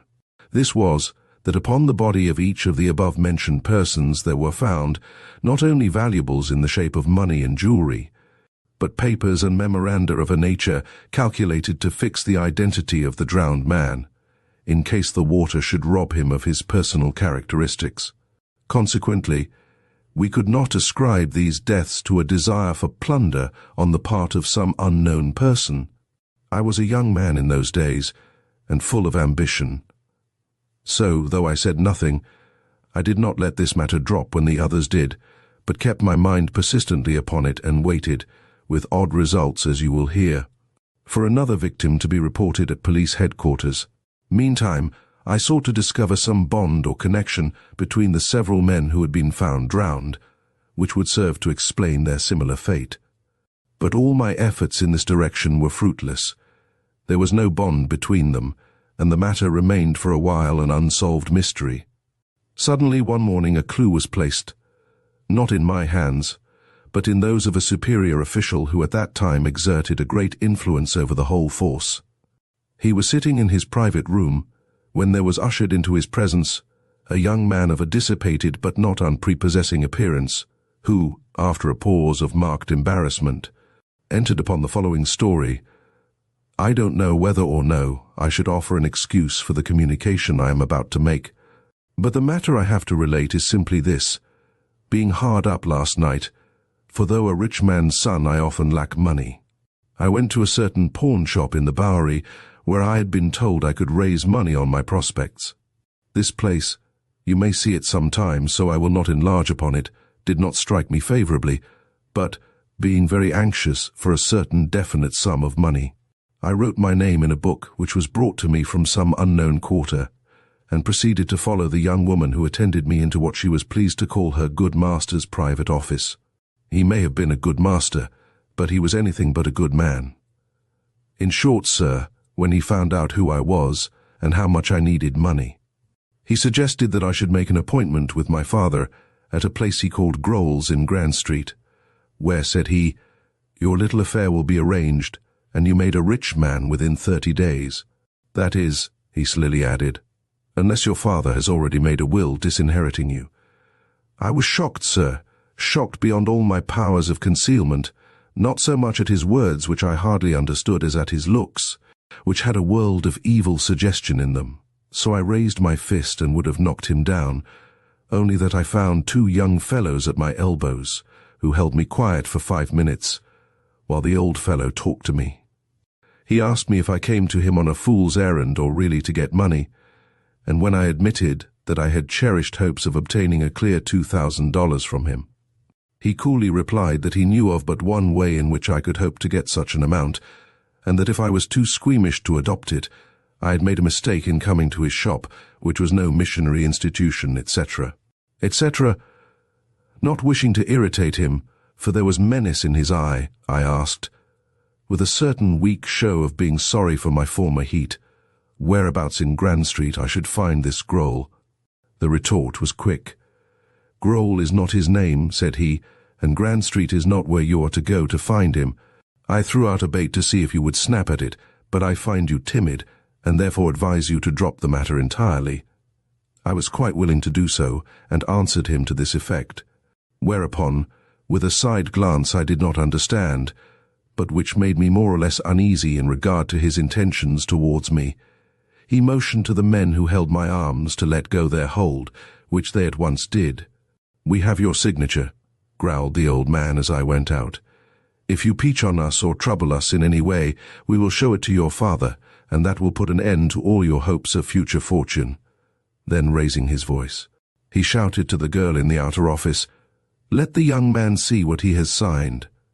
She smiled, and again brought forward the book in which I had so recklessly placed my name, and there at the top of the page I read these words, for monies received, I agree to notify Rube Goodman within the month of the death of my father, so that he may recover from me without loss of time. The sum of $10,000 is his part of the amount I am bound to receive as my father's heir.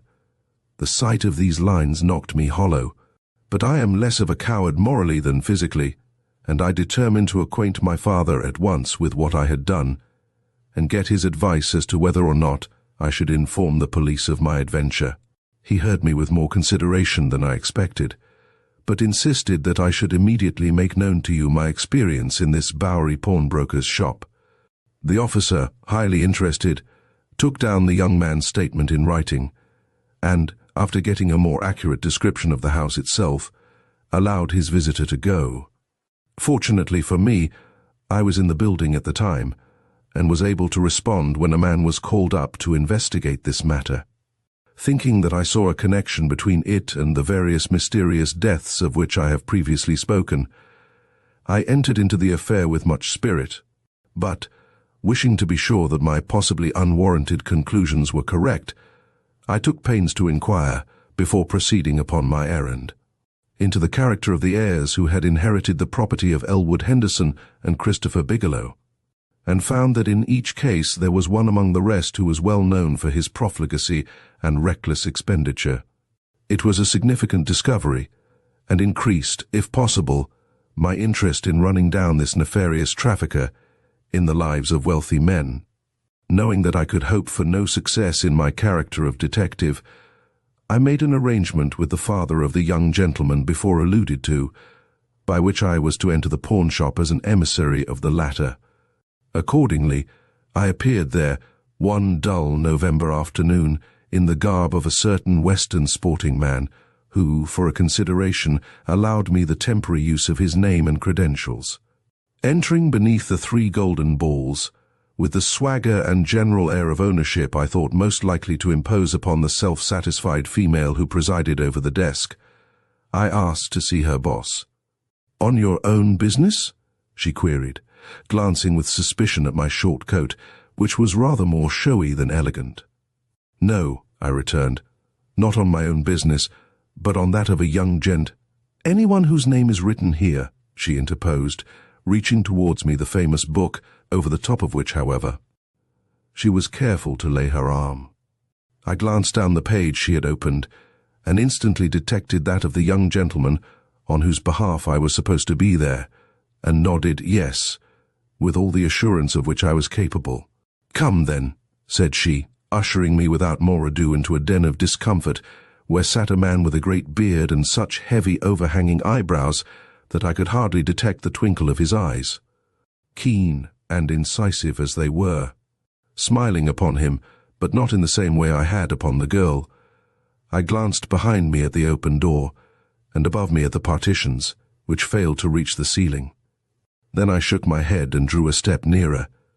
"I have come," I insinuatingly whispered, "on behalf of a certain party who left this place in a huff a day or so ago, but who since then has had time to think the matter over, and has sent me with an apology which he hopes here I put on a diabolical smile, copied, I declare to you, from the one I saw at that moment on his own lips you will accept.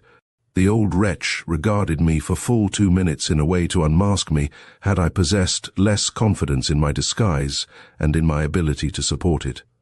"And what is this young gentleman's name?" he finally asked. For reply I handed him a slip of paper.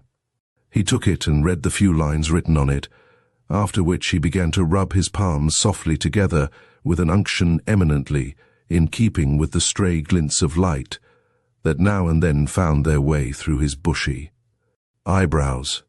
"And so the young gentleman had not the courage to come again himself," he softly suggested, with just the suspicion of an ironical laugh. "Thought, perhaps, I would exact too much commission, or make him pay too roundly for his impertinent assurance."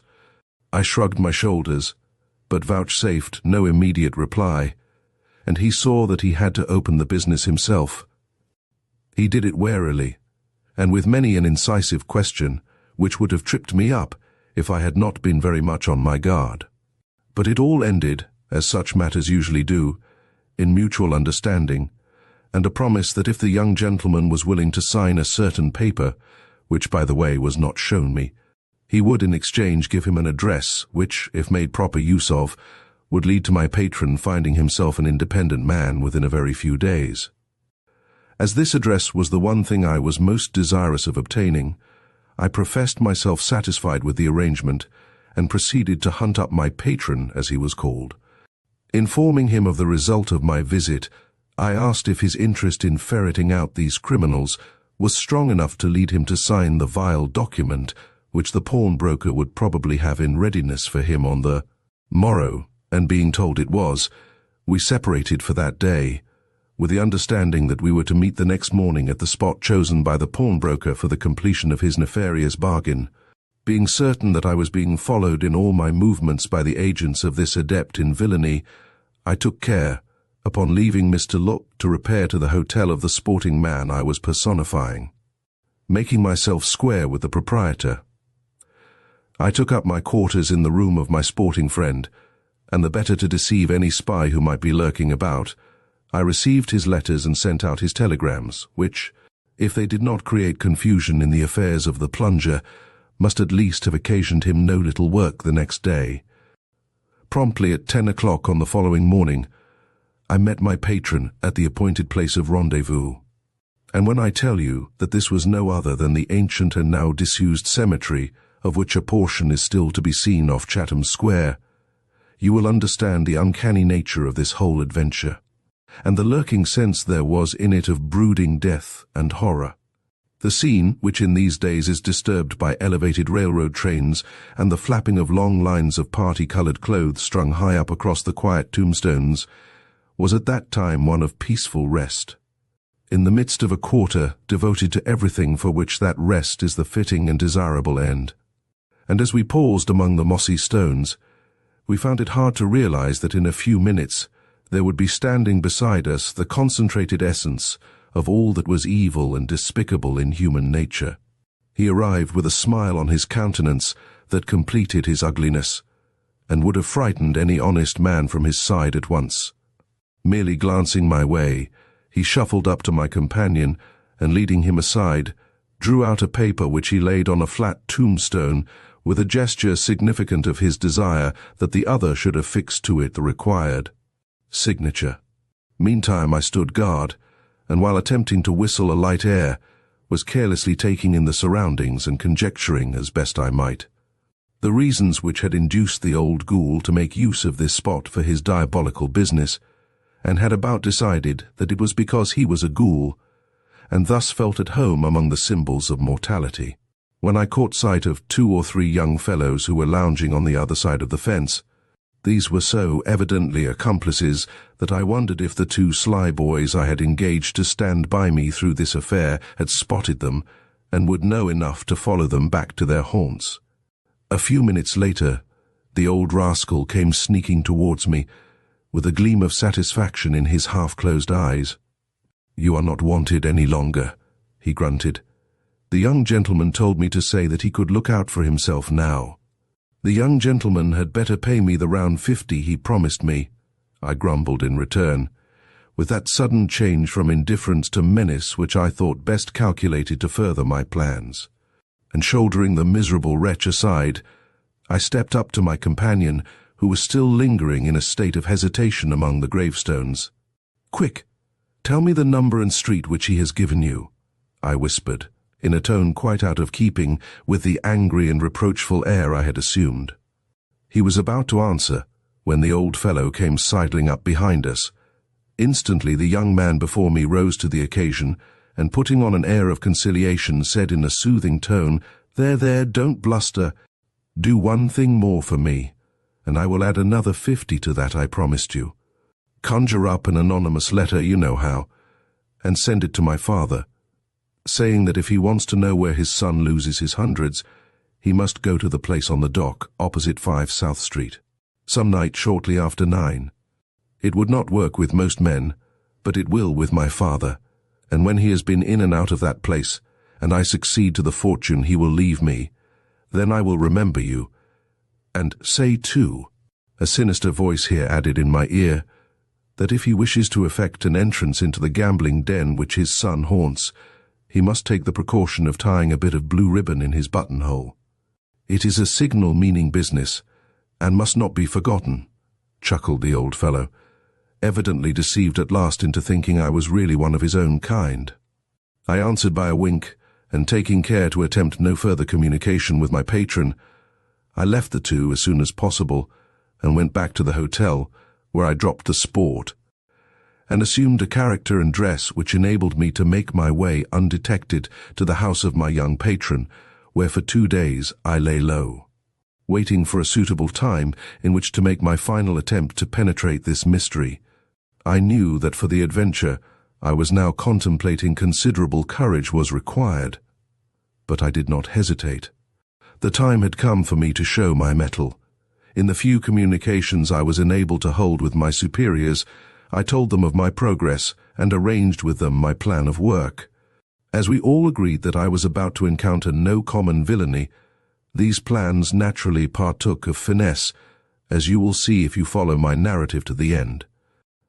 Early in the evening of a cool November day, I sallied forth into the streets, dressed in the habiliments and wearing the guise of the wealthy old gentleman whose secret guest I had been for the last few days. As he was old and portly, and I young and spare, this disguise had cost me no little thought and labor. But assisted as I was by the darkness, I had but little fear of betraying myself to any chance spy who might be upon the watch, especially as Mr. had a peculiar walk, which, in my short stay with him, I had learned to imitate perfectly. In the lapel of my overcoat I had tied a tag of blue ribbon, and though for all I knew this was a signal devoting me to a secret and mysterious death, I walked along in a buoyant condition of mind, attributable, no doubt, to the excitement of the venture and to my desire to test my powers, even at the risk of my life. It was 9 o'clock when I reached South Street. It was no new region to me, nor was I ignorant of the specified drinking den on the dock to which I had been directed. I remembered it as a bright spot in a mass of ship prows and bow rigging, and was possessed, besides, of a vague consciousness that there was something odd in connection with it, which had aroused my curiosity sufficiently in the past for me to have once formed the resolution of seeing it again under circumstances which would allow me to give it some attention. But I never thought that the circumstances would involve my own life, impossible as it is for a detective to reckon upon the future, or to foresee the events into which he will be hurried by the next crime which may be reported at police headquarters. There were but few persons in the street when I crossed to the Heart's Delight, so named from the heart-shaped opening in the framework of the door, through which shone a light, inviting enough to one chilled by the keen November air and oppressed by the desolate appearance of the almost deserted street. But amongst those persons, I thought I recognized more than one familiar form, and felt reassured as to the watch which had been set upon the house. The night was dark, and the river especially so, but in the gloomy space beyond the dock I detected a shadow blacker than the rest, which I took for the police boat they had promised to have in readiness, in case I needed rescue from the waterside.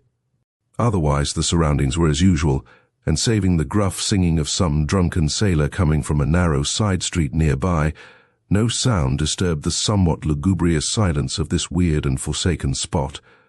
Pausing an instant before entering, I glanced up at the building, which was about 3 stories high, and endeavored to see what there was about it which had once arrested my attention, and came to the conclusion that it was its exceptional situation on the dock, and the ghostly effect of the hoisting beam projecting from the upper story like a gibbet.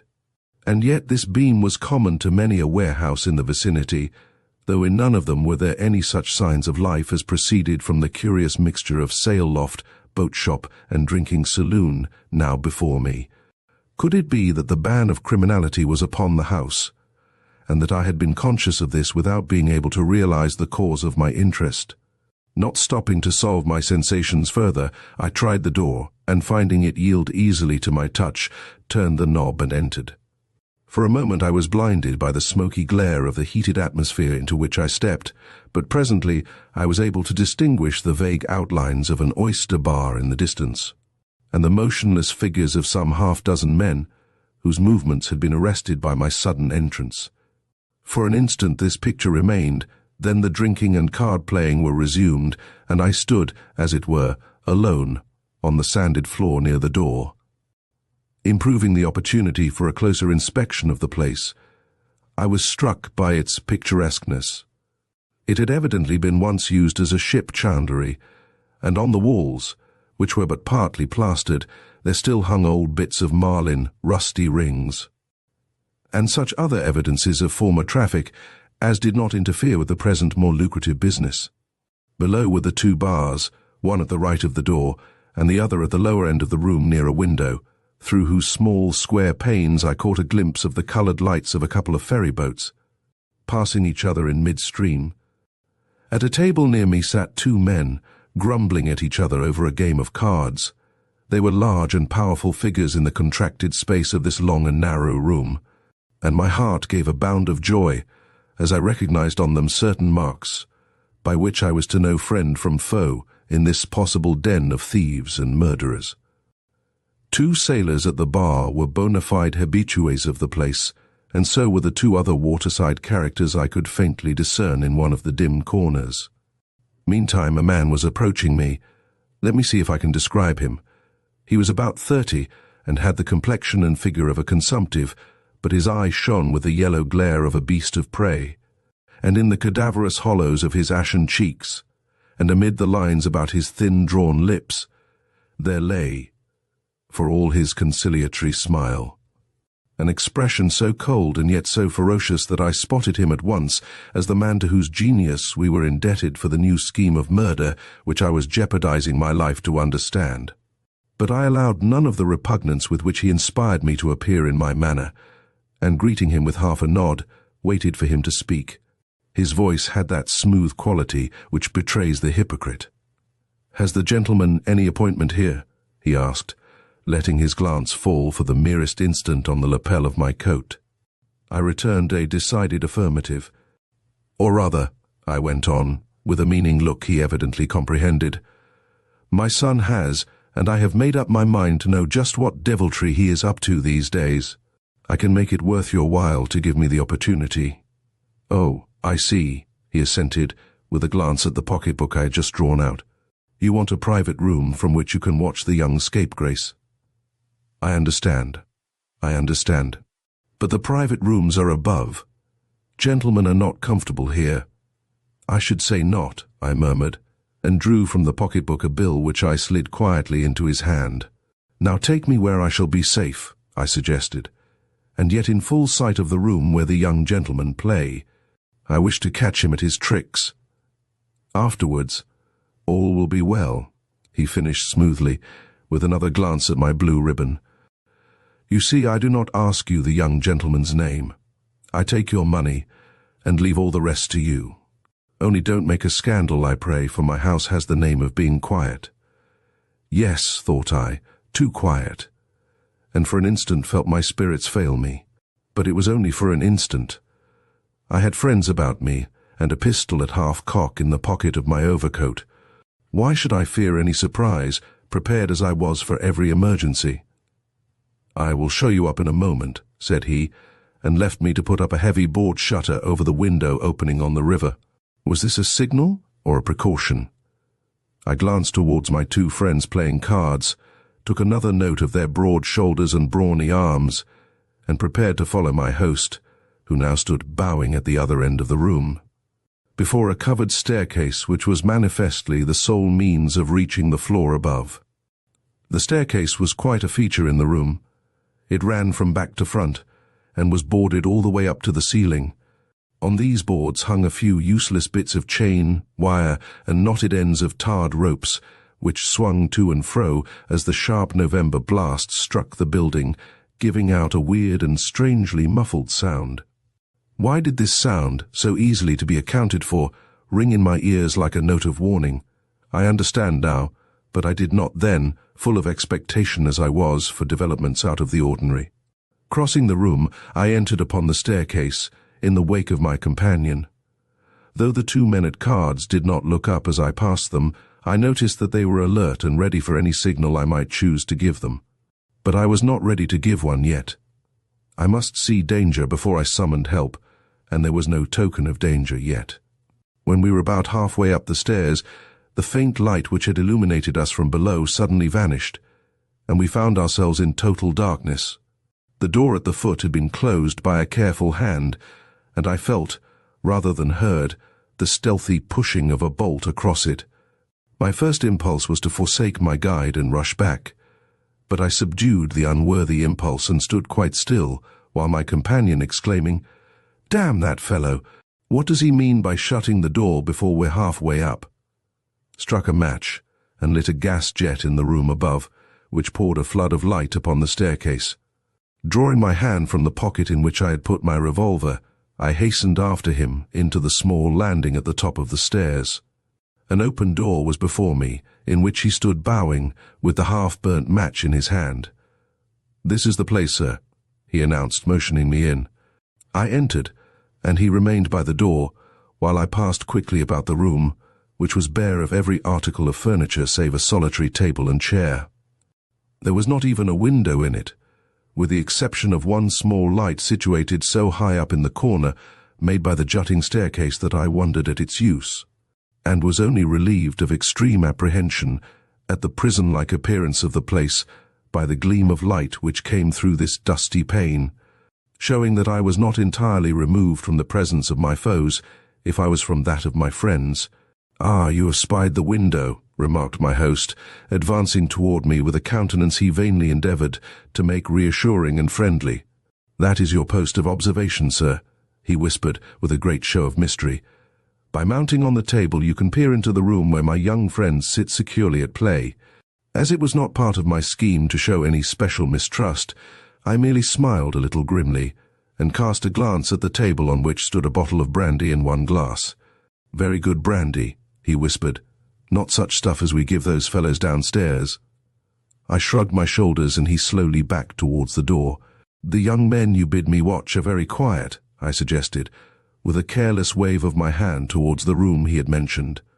"Oh, there is no one there yet. They begin to straggle in about 10 o'clock. "Ah," was my quiet rejoinder, "I am likely then to have use for your brandy." He smiled again, and made a swift motion towards the door. "If you want anything," said he, "just step to the foot of the staircase and let me know. The whole establishment is at your service." And with one final grin that remains in my mind as the most threatening and diabolical I have ever witnessed, he laid his hand on the knob of the door and slid quickly out. It was done with such an air of final farewell that I felt my apprehensions take a positive form. Rushing towards the door through which he had just vanished, I listened and heard, as I thought, his stealthy feet descend the stair. But when I sought to follow, I found myself for the second time overwhelmed by darkness.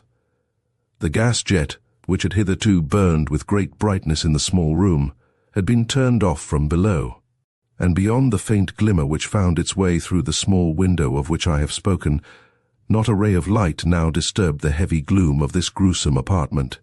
I had thought of every contingency but this, and for a few minutes my spirits were dashed.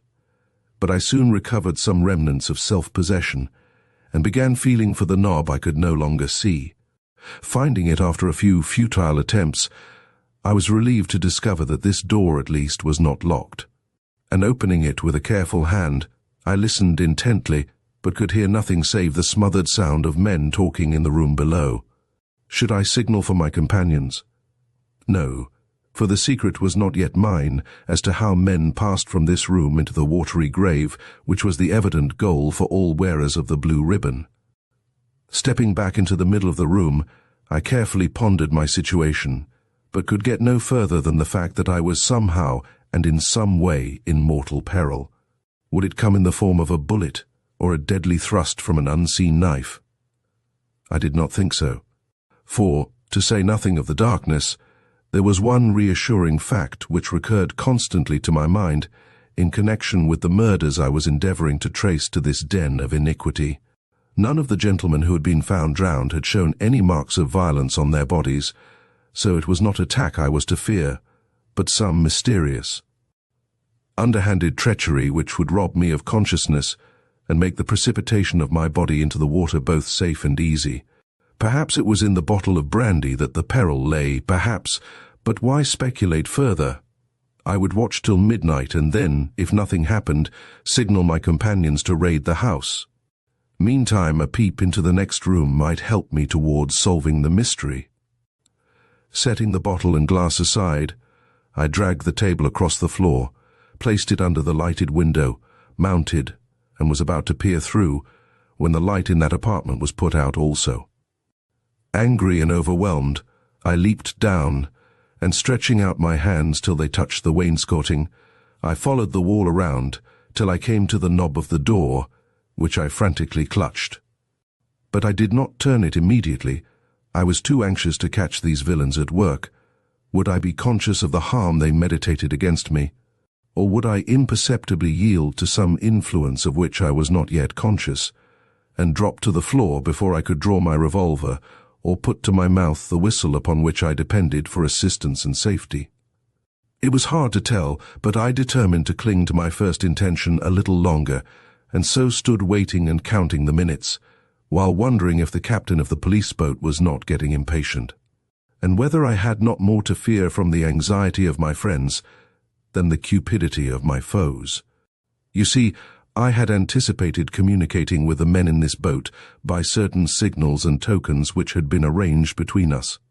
But the lack of windows in the room had made all such arrangements futile, so I knew as little of their actions as they did of my sufferings, all of which did not tend to add to the cheerfulness of my position. However, I held out for a half-hour, listening, waiting, and watching in a darkness which, like that of Egypt, could be felt. And when the suspense grew intolerable, I struck a match and let its blue flame flicker for a moment over the face of my watch. But the matches soon gave out, and with them my patience, if not my courage, and I determined to end the suspense by knocking at the door beneath. This resolution taken, I pulled open the door before me and stepped out. Though I could see nothing, I remembered the narrow landing at the top of the stairs, and, stretching out my arms, I felt for the boarding on either hand, guiding myself by it, and began to descend, when something rising, as it were, out of the cavernous darkness before me made me halt and draw back in mingled dread and horror. But the impression, strong as it was only momentary, and, resolved to be done with the matter, I precipitated myself downward, when suddenly, at about the middle of the staircase, my feet slipped and I slid forward. Plunging and reaching out with hands whose frenzied grasp found nothing to cling to, down a steep inclined plane, or what to my bewildered senses appeared such till I struck a yielding surface, and passed with one sickening plunge into the icy waters of the river, which in another moment had closed dark and benumbing above my head. It was all so rapid I did not think of uttering a cry, but happily for me the splash I made told the story, and I was rescued before I could sink a second time.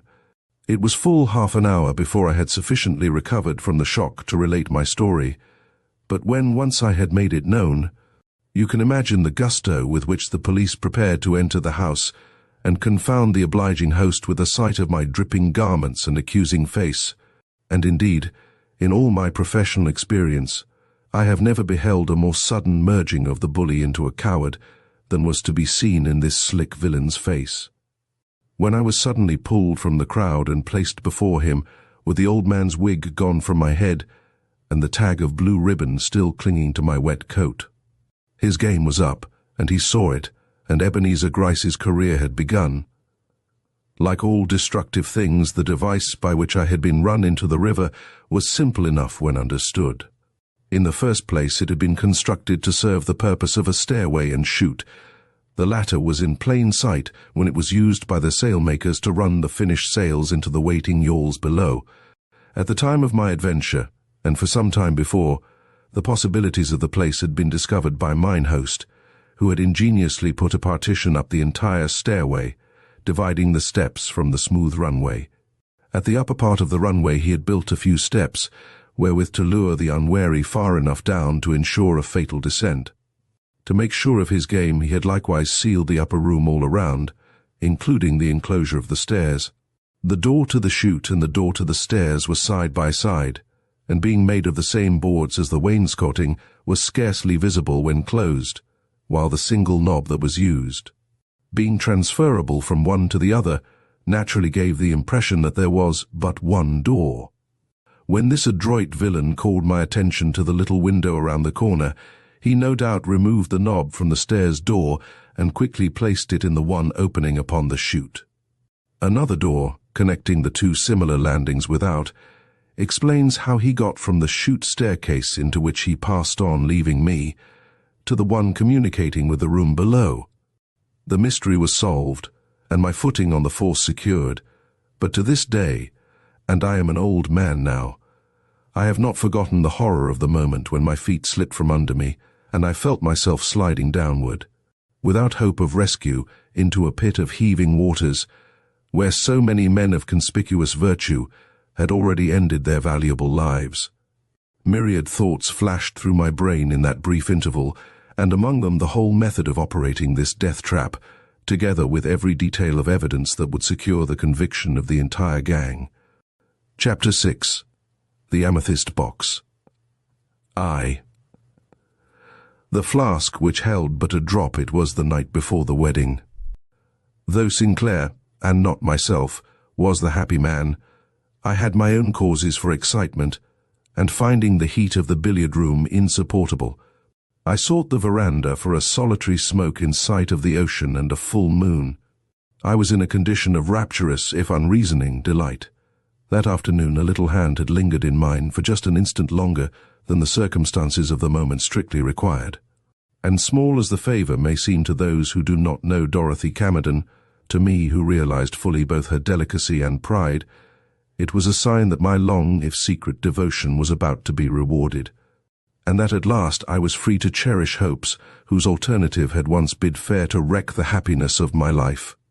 I was reveling in the felicity of these anticipations, and contrasting this hour of ardent hope with others of whose dissatisfaction and gloom I was yet mindful, when a sudden shadow fell across the broad band of light issuing from the library window, and Sinclair stepped out.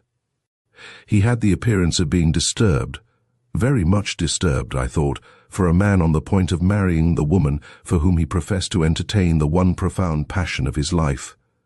But remembering his frequent causes of annoyance, causes quite apart from his bride and her personal attributes, I kept on placidly smoking till I felt his hand on my shoulder, and turned to see that the moment was a serious one.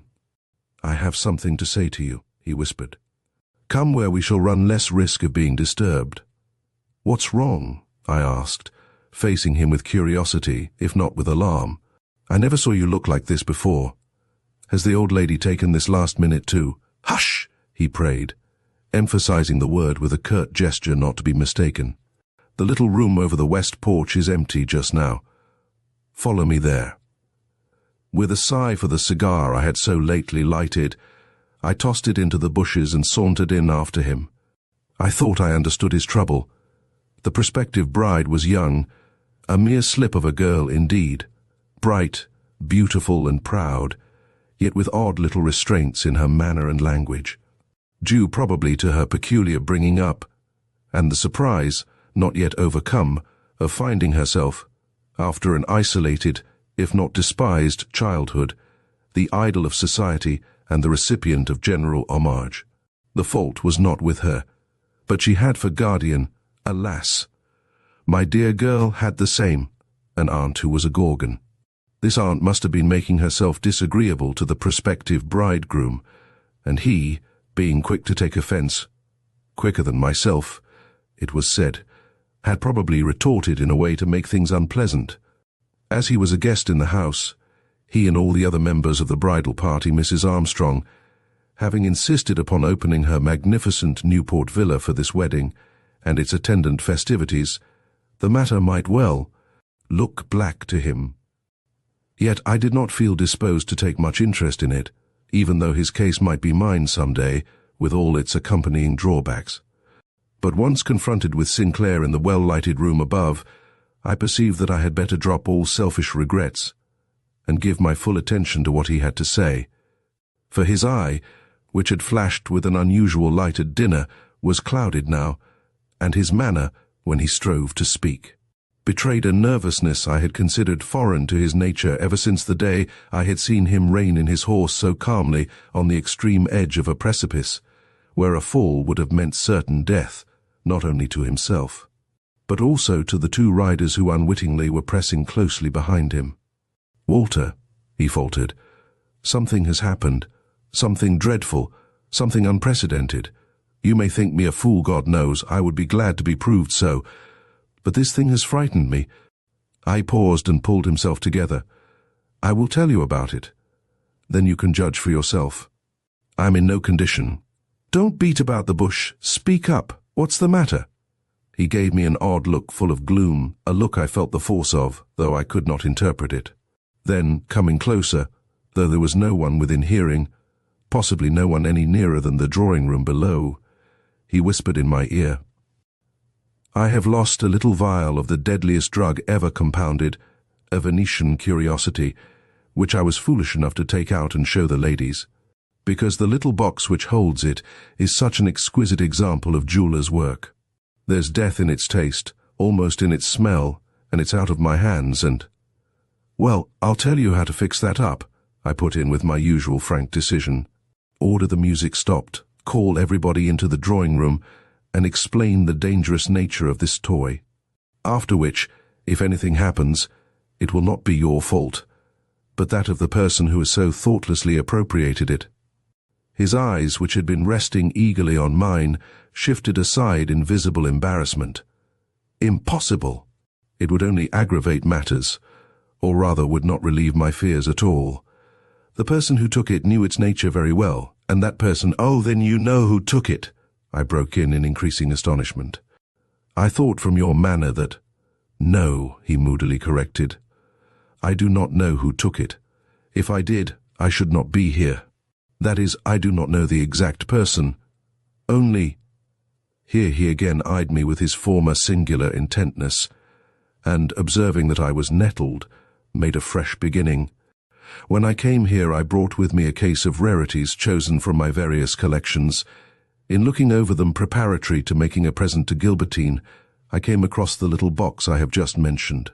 It is made of a single amethyst and contains, or so I was assured when I bought it, a tiny flask of old but very deadly poison.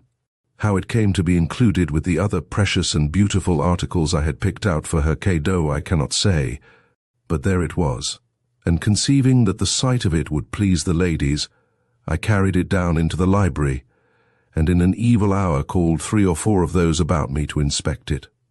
This was while you boys were in the billiard room, so the ladies could give their entire attention to the little box, which is certainly worth the most careful scrutiny.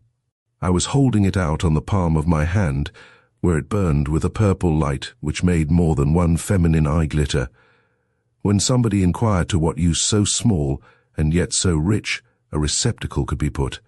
The question was such a natural one I never thought of evading it. Besides, I enjoy the fearsome delight which women take in the marvelous. Expecting no greater result than lifted eyebrows or flushed cheeks, I answered by pressing a little spring in the filigree work surrounding the gem. Instantly, the tiniest of lids flew back, revealing a crystal flask of such minute proportions that the usual astonishment followed its disclosure. "You see," I cried. It was made to hold, and moving my hand to and fro under the gas jet, I caused to shine in their eyes the single drop of yellow liquid it still held. "Poison," I impressively announced.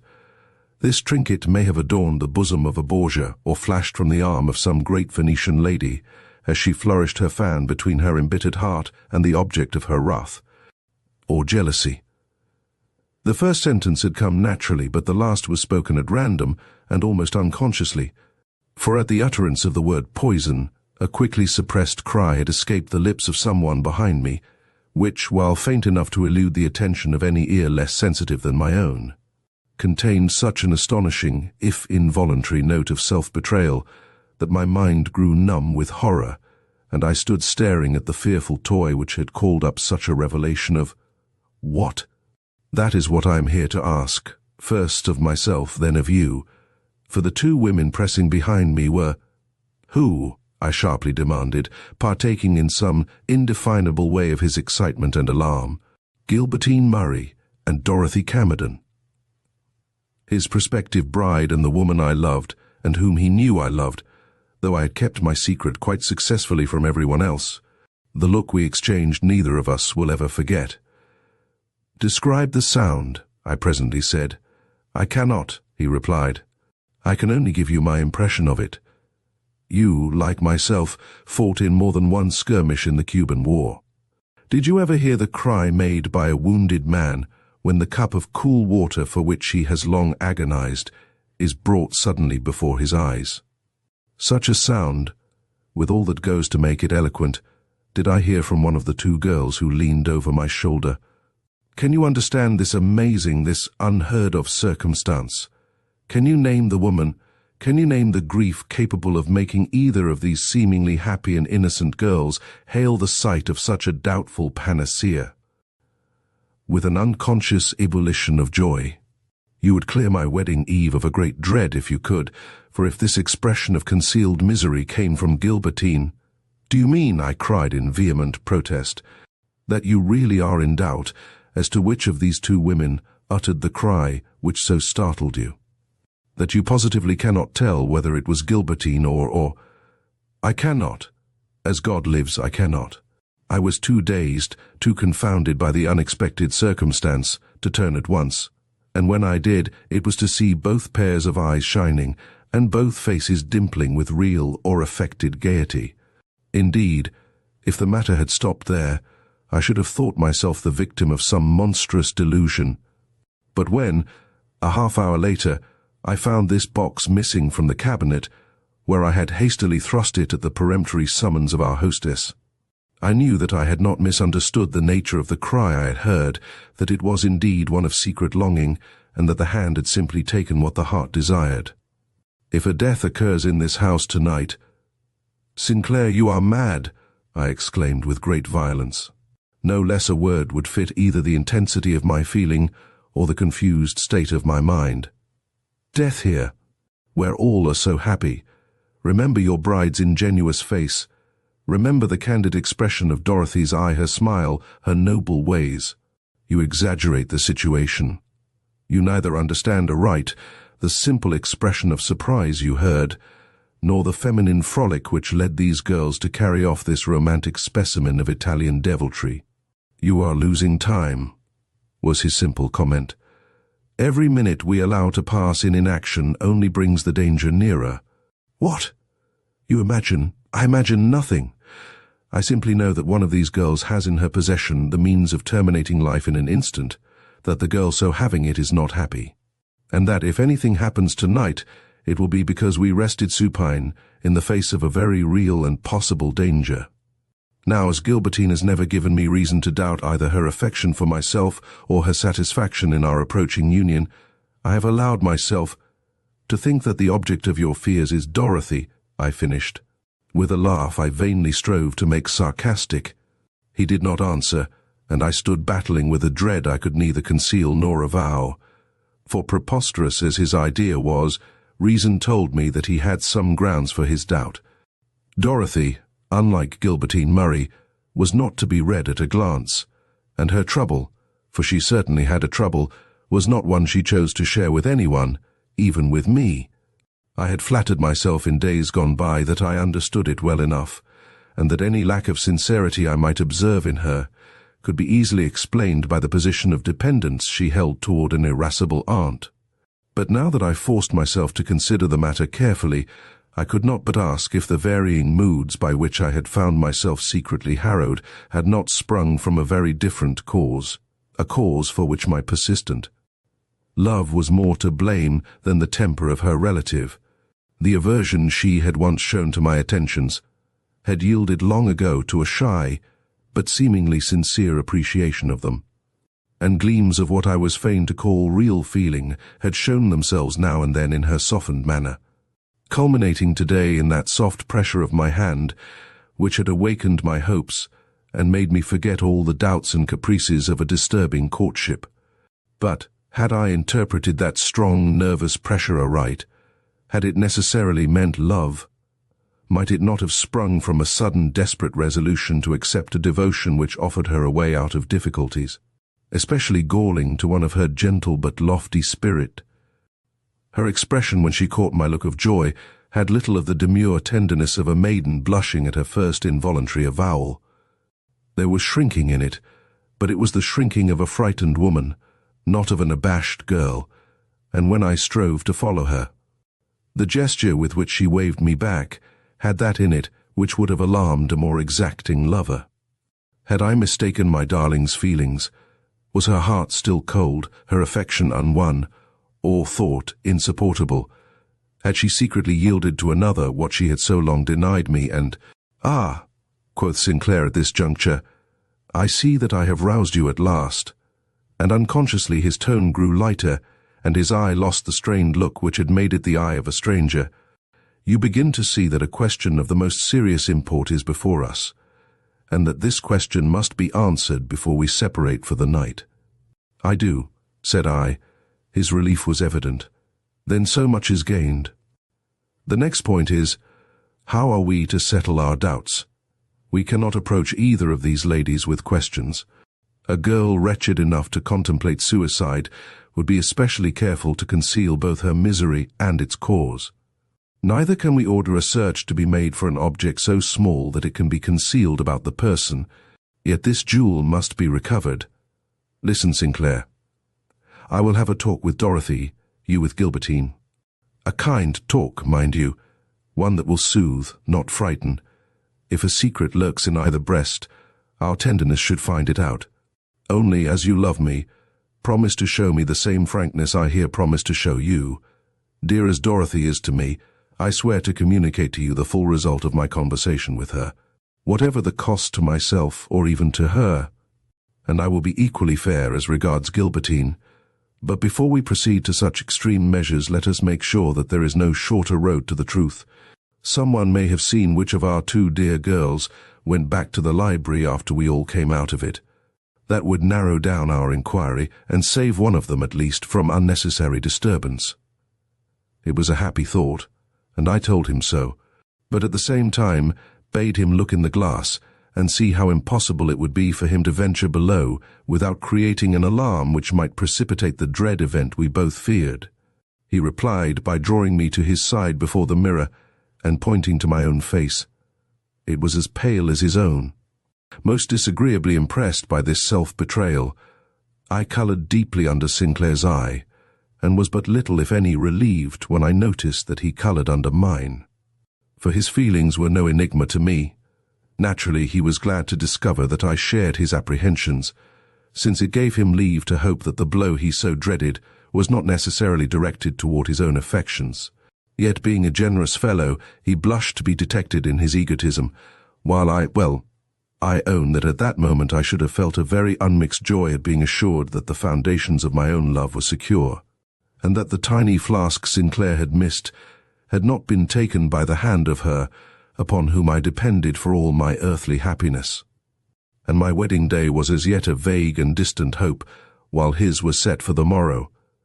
"We must carry downstairs very different faces from these," he remarked, "or we shall be stopped before we reach the library." I made an effort at composure, so did he, and both being determined men, we soon found ourselves in a condition to descend among our friends without attracting any closer attention than was naturally due to him as prospective bridegroom and to myself as best man. Second, Beaton's dream. Mrs. Armstrong, our hostess, was fond of gaiety, and amusements were never lacking. As we stepped down into the great hall, we heard music in the drawing-room, and saw that a dance was in progress. "That is good," observed Sinclair. "We shall run less risk of finding the library occupied. Shall I not look and see where the girls are? It would be a great relief to find them both among the dancers." "Yes," said he, "but don't allow yourself to be inveigled into joining them." I could not stand the suspense. I nodded, and slipped toward the drawing-room. He remained in the bay window overlooking the terrace. A rush of young people greeted me as soon as I showed myself, but I was able to elude them, and catch the one full glimpse I wanted of the great room beyond. It was a magnificent apartment, and so brilliantly lighted that every nook stood revealed. On a divan near the centre was a lady conversing with two gentlemen. Her back was toward me, but I had no difficulty in recognizing Miss Murray. Some distance from her, but with her face also turned away, stood Dorothy. She was talking with an unmarried friend, and appeared quite at ease, and more than usually cheerful. Relieved, yet sorry that I had not succeeded in catching a glimpse of their faces, I hastened back to Sinclair, who was watching me with furtive eyes from between the curtains of the window in which he had secreted himself. As I joined him, a young man, who was to act as usher, sauntered from behind one of the great pillars forming a colonnade down the hall, and crossing to where the music-room door stood invitingly open, disappeared behind it with the air of a man perfectly contented with his surroundings. With a nervous grip, Sinclair seized me by the arm. "Was that Beaton?" he asked. "Certainly, didn't you recognize him?" He gave me a very strange look. "Does the sight of him recall anything?" "No." "You were at the breakfast table yesterday morning." "I was. Do you remember the dream he related for the delectation of such as would listen?" Then it was my turn to go white. "You don't mean—" I began. I thought at the time that it sounded more like a veritable adventure than a dream. Now I am sure that it was such. "Sinclair, you do not mean that the young girl he professed himself to have surprised one moonlit night standing on the verge of the cliff, with arms upstretched and a distracted air, was a real person?" "I do. We laughed at the time. He made it seem so tragic and preposterous. I do not feel like laughing now." I gazed at Sinclair in horror. The music was throbbing in our ears, and the murmur of gay voices and swiftly moving feet suggested nothing but joy and hilarity. Which was the dream?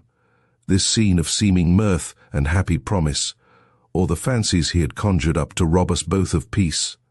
"Beaton mentioned no names," I stubbornly protested. "He did not even call the vision he encountered a woman. It was a wraith, you remember, a dream maiden, a creature of his own imagination, born of some tragedy he had read." "Beaton is a gentleman," was Sinclair's cold reply. "He did not wish to injure, but to warn the woman for whose benefit he told his tale. Warn. He doubtless reasoned in this way. If he could make this young and probably sensitive girl realize that she had been seen and her intentions recognized, she would beware of such attempts in the future. He is a kind-hearted fellow. Did you notice which end of the table he ignored when relating this dramatic episode?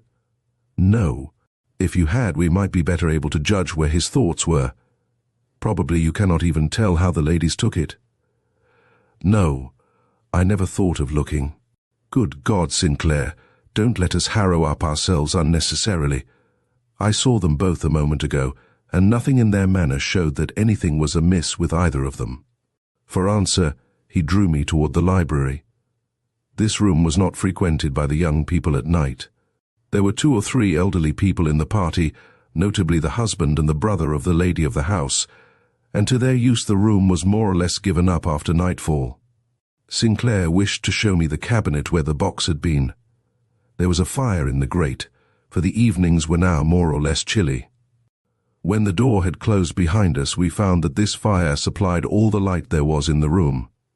Both gas jets had been put out, and the rich yet home-like room glowed with ruddy hues, interspersed with great shadows.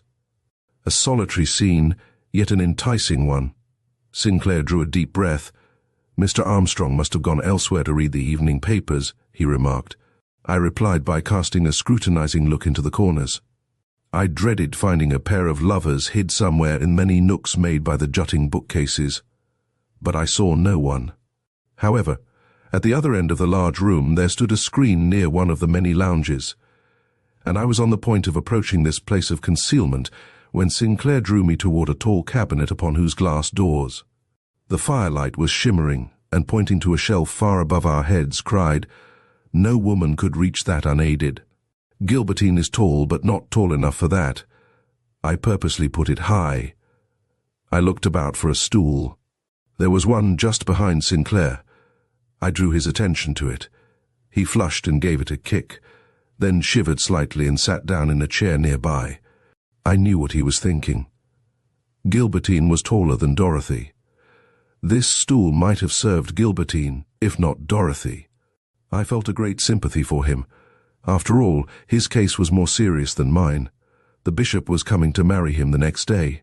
"Sinclair," said I, "the stool means nothing. Dorothy has more inches than you think. With this under her feet, she could reach the shelf by standing tiptoe. Besides, there are the chairs." "True, true," and he started up. "There are the chairs. I forgot the chairs. I fear my wits have gone wool-gathering. We shall have to take others into our confidence." Here his voice fell to a whisper. "Somehow or by some means we must find out if either of them was seen to come into this room." "Leave that to me," said I. "Remember that a word might raise suspicion, and that in a case like this, halloa." "What's that?" A gentle snore had come from behind the screen. "We are not alone," I whispered. "Someone is over there on the lounge." Sinclair had already bounded across the room. I pressed hurriedly behind him, and together we rounded the screen and came upon the recumbent figure of Mr. Armstrong, asleep on the lounge, with his paper fallen from his hand. "That accounts for the lights being turned out," grumbled Sinclair. "Dutton must have done it." Dutton was the butler. I stood contemplating the sleeping figure before me. "He must have been lying here for some time," I muttered. Sinclair started. "Probably some little while before he slept," I pursued. "I have often heard that he dotes on the firelight." "I have a notion to wake him," suggested Sinclair. "It will not be necessary," said I, drawing back, as the heavy figure stirred, breathed heavily, and finally sat up. "I beg pardon," I now entreated, backing politely away. "We thought the room empty." Mr. Armstrong, who, if slow to receive impressions, is far from lacking intelligence, eyed us with sleepy indifference for a moment, then rose ponderously to his feet, and was on the instant the man of manner and unfailing courtesy we had ever found him. "What can I do to oblige you?" he asked, his smooth, if hesitating, tones sounding strange to our excited ears. I made haste to forestall Sinclair, who was racking his brains for words with which to propound the question he dared not put too boldly.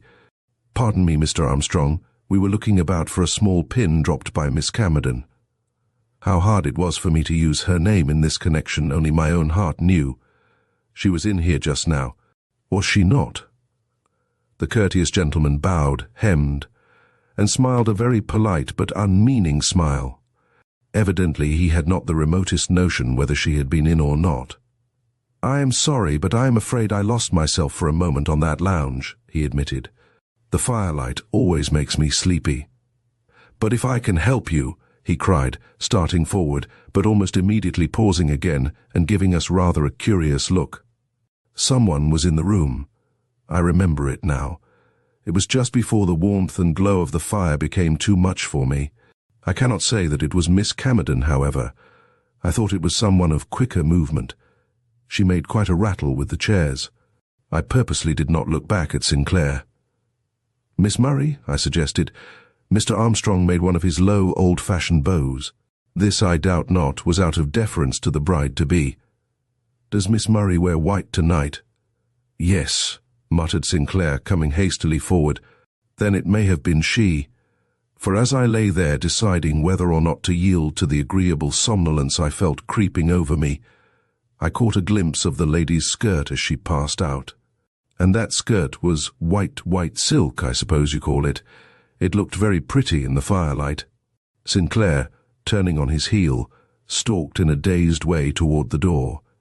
To cover this show of abruptness, which was quite unusual on his part, I made the effort of my life, and, remarking lightly, "She must have been here looking for the pin her friend has lost," I launched forth into an impromptu dissertation on one of the subjects I knew to be dear to the heart of the bookworm before me, and kept it up too, till I saw by his brightening eye and suddenly freed manner that he had forgotten the insignificant episode of a minute ago, never in all probability to recall it again.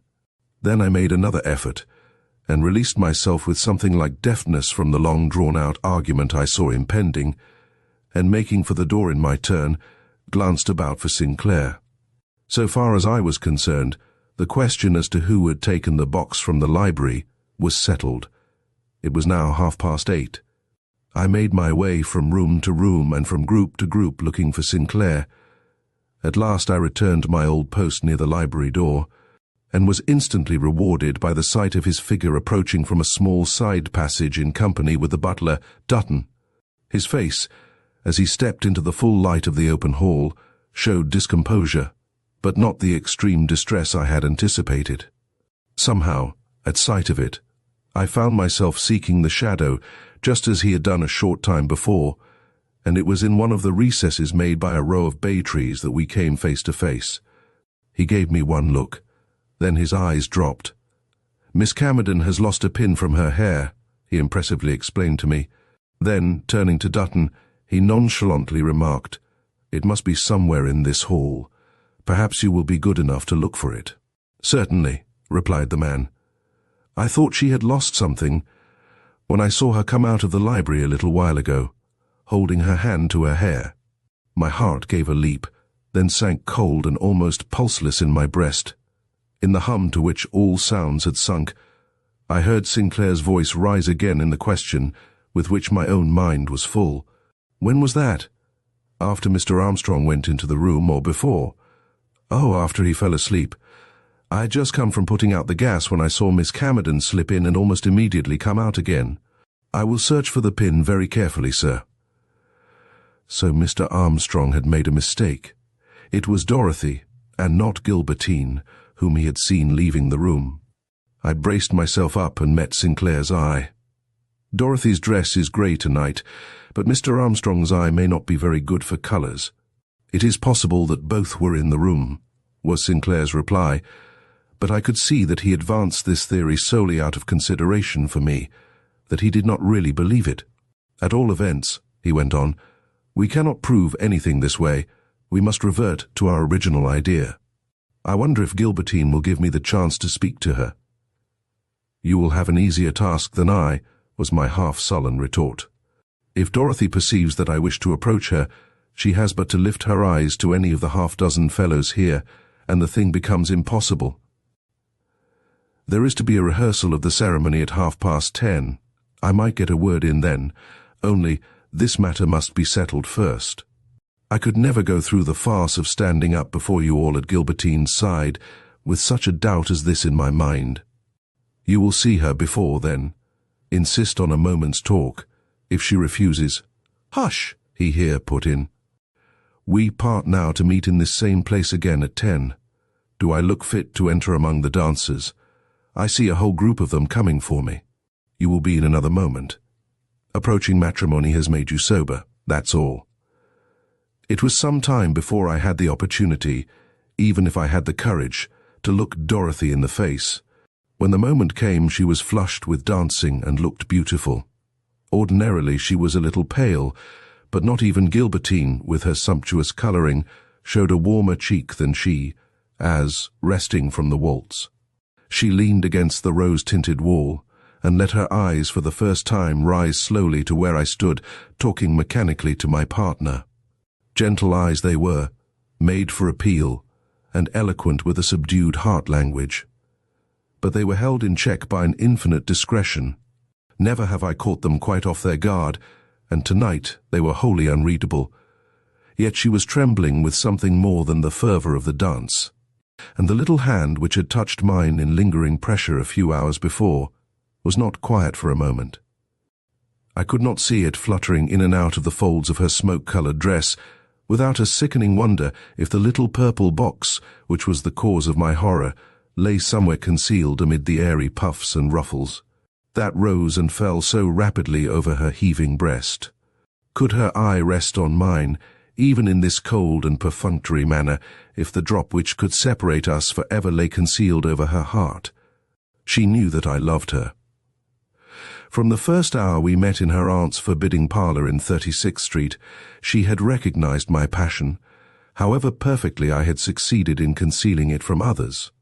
Inexperienced as she was in those days, she had noted as quickly as any society belle the effect produced upon me by her chill prettiness and her air of meek reserve, under which one felt the heart break, and though she would never openly acknowledge my homage, and frowned down every attempt on my part at lover-like speech or attention, I was as sure that she rated my feelings at their real value as that she was the dearest, yet most incomprehensible, mortal my narrow world contained. When, therefore, I encountered her eyes at the end of the dance, I said to myself, she may not love me, but she knows that I love her, and being a woman of sympathetic instincts, would never meet my eyes with so calm a look if she were meditating an act which must infallibly plunge me into misery. Yet I was not satisfied to go away without a word, so, taking the bull by the horns, I excused myself to my partner, and crossed to Dorothy's side. "Will you dance the next waltz with me?" I asked. Her eyes fell from mine directly, and she drew back in a way that suggested flight. "I shall dance no more tonight," said she, her hand rising in its nervous fashion to her hair. I made no appeal. I just watched that hand, whereupon she flushed vividly, and seemed more than ever anxious to escape. At which I spoke again. "Give me a chance, Dorothy. If you will not dance, come out on the veranda and look at the ocean. It is glorious tonight. I will not keep you long. The lights here trouble my eyes. Besides, I am most anxious to ask you—" "No, no," she vehemently objected, very much as if frightened. "I cannot leave the drawing-room. Do not ask me. Seek some other partner tonight.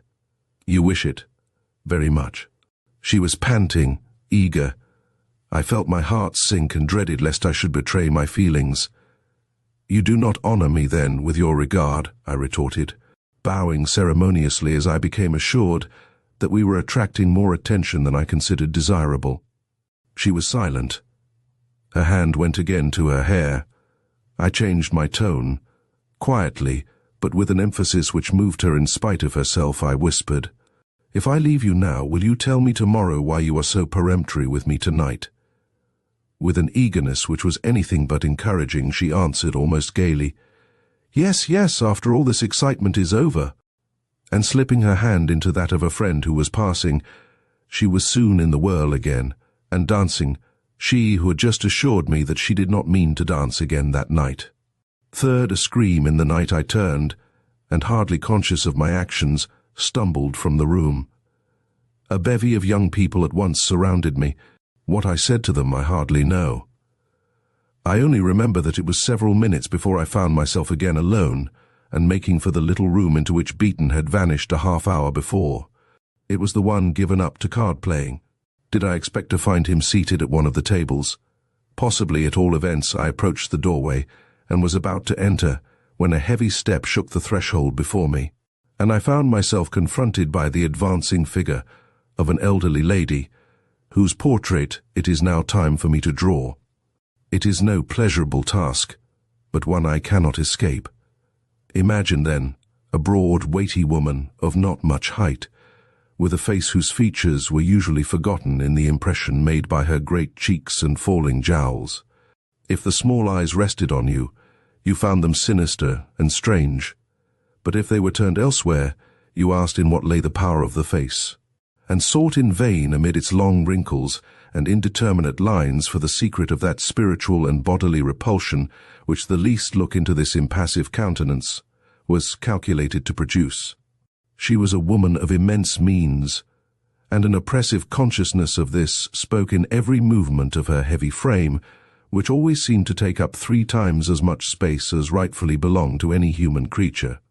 Add to this that she was seldom seen without a display of diamonds which made her broad bust look like the bejeweled breast of some Eastern idol, and some idea may be formed of this redoubtable woman, whom I have hitherto confined myself to speaking of as the Gorgon.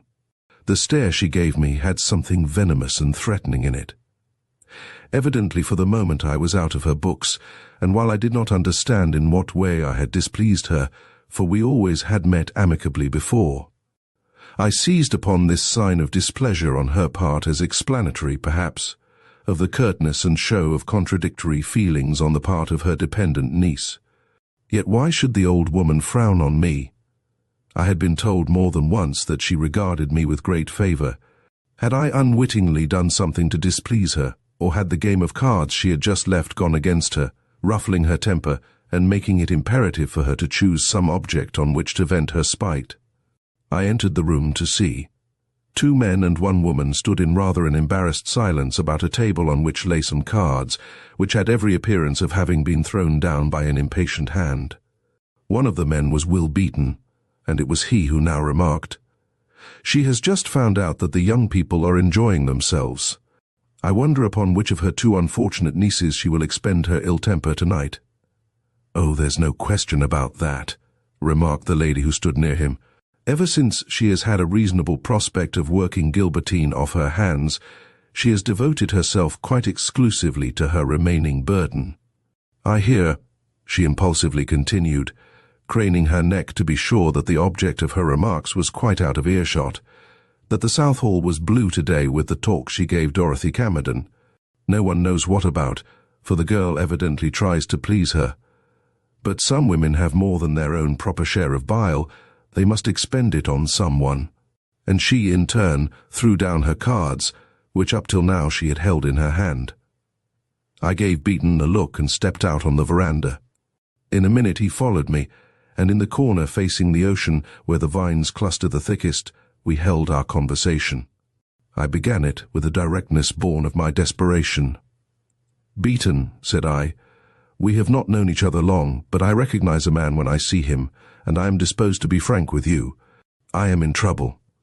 My affections are engaged, deeply engaged, in a quarter where I find some mystery. You have helped make it." Here a gesture escaped him. "I allude to the story you related the other morning of the young girl you had seen hanging over the verge of the cliff, with every appearance of intending to throw herself over. It was as a dream I related that," he gravely remarked. "That I am aware of. But it was no dream to me, Beaton. I fear I know that young girl. I also fear that I know what drove her into contemplating so rash an act. The conversation just held in the card-room should enlighten you. Beaton, am I wrong?" The feeling I could not suppress trembled in my tones. He may have been sensitive to it, or he may have been simply good-natured. Whatever the cause, this is what he said in reply. It was a dream. Remember that I insist upon its being a dream, but some of its details are very clear in my mind. When I stumbled upon this dream maiden in the moonlight, her face was turned from me toward the ocean, and I did not see her features then or afterwards. Startled by some sound I made, she crouched, drew back, and fled to cover. That cover, I have good reason to believe, was this very house.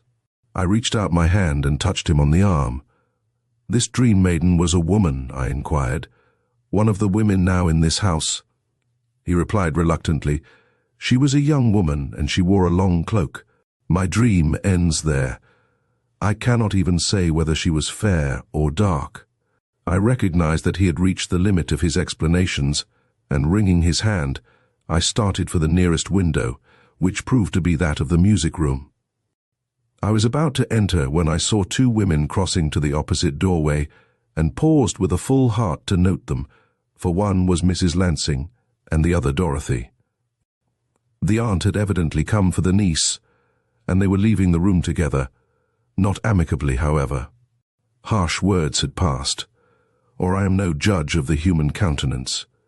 Dorothy especially bore herself like one who finds difficulty in restraining herself from some unhappy outburst, and as she disappeared from my sight in the wake of her formidable companion, my attention was again called to her hands, which she held clenched at her sides.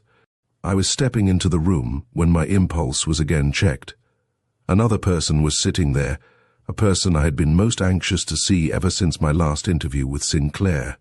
It was Gilbertine Murray, sitting alone in an attitude of deep, and possibly not altogether happy thought. I paused to study the sweet face. Truly she was a beautiful woman. I had never before realized how beautiful. Her rich coloring, her noble traits, and the spirited air which gave her such marked distinction, bespoke at once an ardent nature and a pure soul. I did not wonder that Sinclair had succumbed to charms so pronounced and uncommon, and as I gazed longer and noted the tremulous droop of her ripe lips and the faraway look of eyes which had created a great stir in the social world, when they first flashed upon it, I felt that if Sinclair could see her now, he would never doubt her again, despite the fact that the attitude into which she had fallen was one of great fatigue, if not despondency. She held a fan in her hand, and as I stood looking at her, she dropped it. As she stooped to pick it up, her eyes met mine, and a startling change passed over her. Springing up, she held out her hands in wordless appeal, then let them drop again, as if conscious that I would not be likely to understand either herself or her mood. She was very beautiful. Entering the room, I approached her. Had Sinclair managed to have his little conversation with her? Something must have happened, for never had I seen her in such a state of suppressed excitement, and I had seen her many times, both here and in her aunt's house when I was visiting Dorothy. Her eyes were shining, not with a brilliant, but a soft light, and the smile with which she met my advance had something in it strangely tremulous and expectant. I am glad to have a moment in which to speak to you alone, I said. As Sinclair's oldest and closest friend, I wish to tell you how truly you can rely both on his affection and esteem. He has an infinitely good heart. She did not answer as brightly and as quickly as I expected. Something seemed to choke her, something which she finally mastered, though only by an effort which left her pale, but self-contained, and even more lovely, if that is possible, than before. "Thank you," she then said. "My prospects are very happy. No one but myself knows how happy." And she smiled again, but with an expression which recalled to my mind Sinclair's fears. I bowed. Someone was calling her name. Evidently our interview was to be short. "I am obliged," she murmured. Then quickly, "I have not seen the moon tonight. Is it beautiful? Can you see it from this veranda?" But before I could answer, she was surrounded and dragged off by a knot of young people, and I was left free to keep my engagement with Sinclair. I did not find him at his post, nor could anyone tell where he had vanished. It was plain that his conduct was looked upon as strange, and I felt some anxiety lest it should appear more so before the evening was over. I found him at last in his room, sitting with his head buried in his arms. He started up as I entered. "Well?" he asked sharply.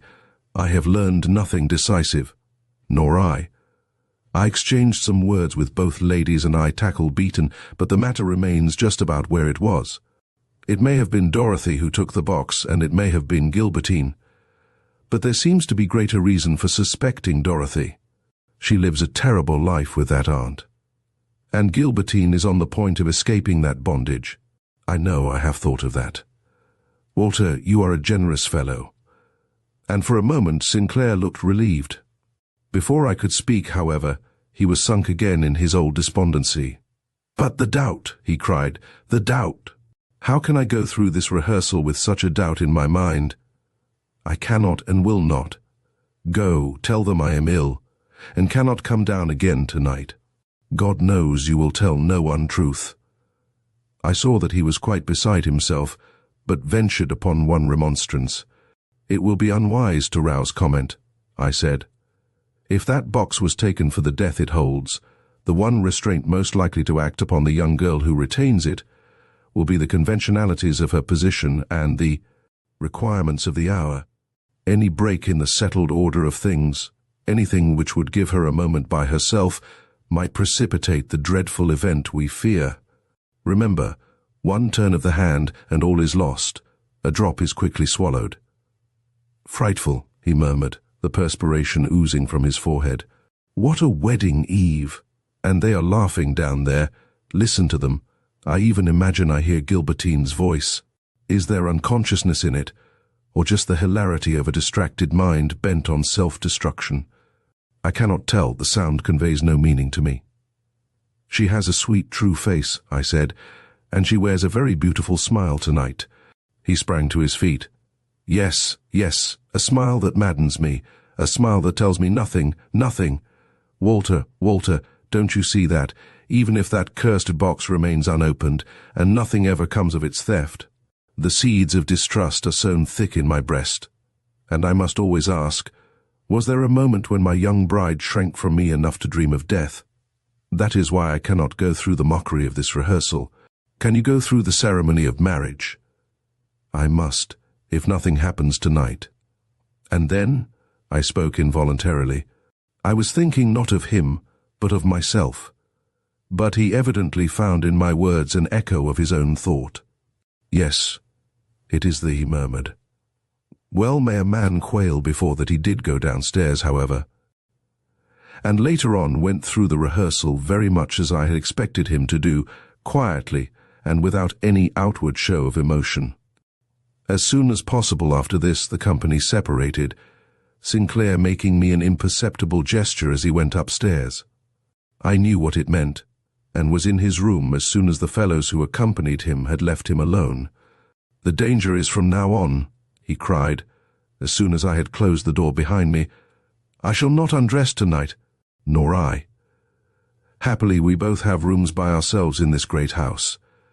I shall put out my light, and then open my door as far as need be. Not a move in the house will escape me." I will do the same. Gilbertine, God be thanked, is not alone in her room. Little Miss Lane shares it with her. And Dorothy? Oh, she is under the strictest bondage night and day. She sleeps in a little room off her aunt's. Do you know her door? I shook my head. I will pass down the hall and stop an instant before the two doors we are most interested in. When I pass Gilbertine's, I will throw out my right hand. I stood on the threshold of his room and watched him. When the two doors were well fixed in my mind, I went to my own room and prepared for my self-imposed watch. When quite ready, I put out my light. It was then 11 o'clock. The house was very quiet. There had been the usual bustle attending the separation of a party of laughing, chattering girls for the night, but this had not lasted long, for the great doings of the morrow called for bright eyes and fresh cheeks, and these can only be gained by sleep. In this stillness 12 o'clock struck, and the first hour of my anxious vigil was at an end. I thought of Sinclair. He had given no token of the watch he was keeping, but I knew he was sitting with his ear to the door, listening for the alarm which must come soon if it came at all. But would it come at all? Were we not wasting strength and a great deal of emotion on a dread which had no foundation in fact? What were we too sensible, and as a rule, practical men thinking of, that we should ascribe to either of these dainty belles of a conventional and shallow society the wish to commit a deed calling for the vigor and daring of some willful child of nature? It was not to be thought of in this sober reasoning hour. We had given ourselves over to a ghastly nightmare, and would yet awake. Why was I on my feet? Had I heard anything? Yes, a stir, a very faint stir somewhere down the hall, the slow, cautious opening of a door, then a footfall. Or had I imagined the latter? I could hear nothing now. Pushing open my own door, I looked cautiously out. Only the pale face of Sinclair confronted me. He was peering from the corner of an adjacent passageway, the moonlight at his back. Advancing, we met in silence. For the moment we seemed to be the only persons awake in the vast house. "I thought I heard a step," was my cautious whisper after a moment of intense listening. "Where?" I pointed toward that portion of the house where the ladies' rooms were situated. "That is not what I heard," was his murmured protest. "What I heard was a creak in the small stairway running down at the end of the hall where my room is. One of the servants," I ventured, and for a moment we stood irresolute. Then we both turned rigid as some sound arose in one of the far-off rooms, only to quickly relax again as that sound resolved itself into a murmur of muffled voices. Where there was talking, there could be no danger of the special event we feared. Our relief was so great we both smiled. Next instant his face, and I have no doubt my own, turned the color of clay, and Sinclair went reeling back against the wall. A scream had risen in this sleeping house, a piercing and insistent scream, such as raises the hair and curdles the blood.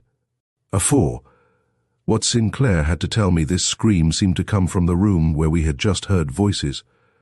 With a common impulse, Sinclair and I both started down the hall, only to find ourselves met by a dozen wild interrogations from behind as many quickly opened doors. Was it fire? Had burglars got in? What was the matter? Who had uttered that dreadful shriek? Alas!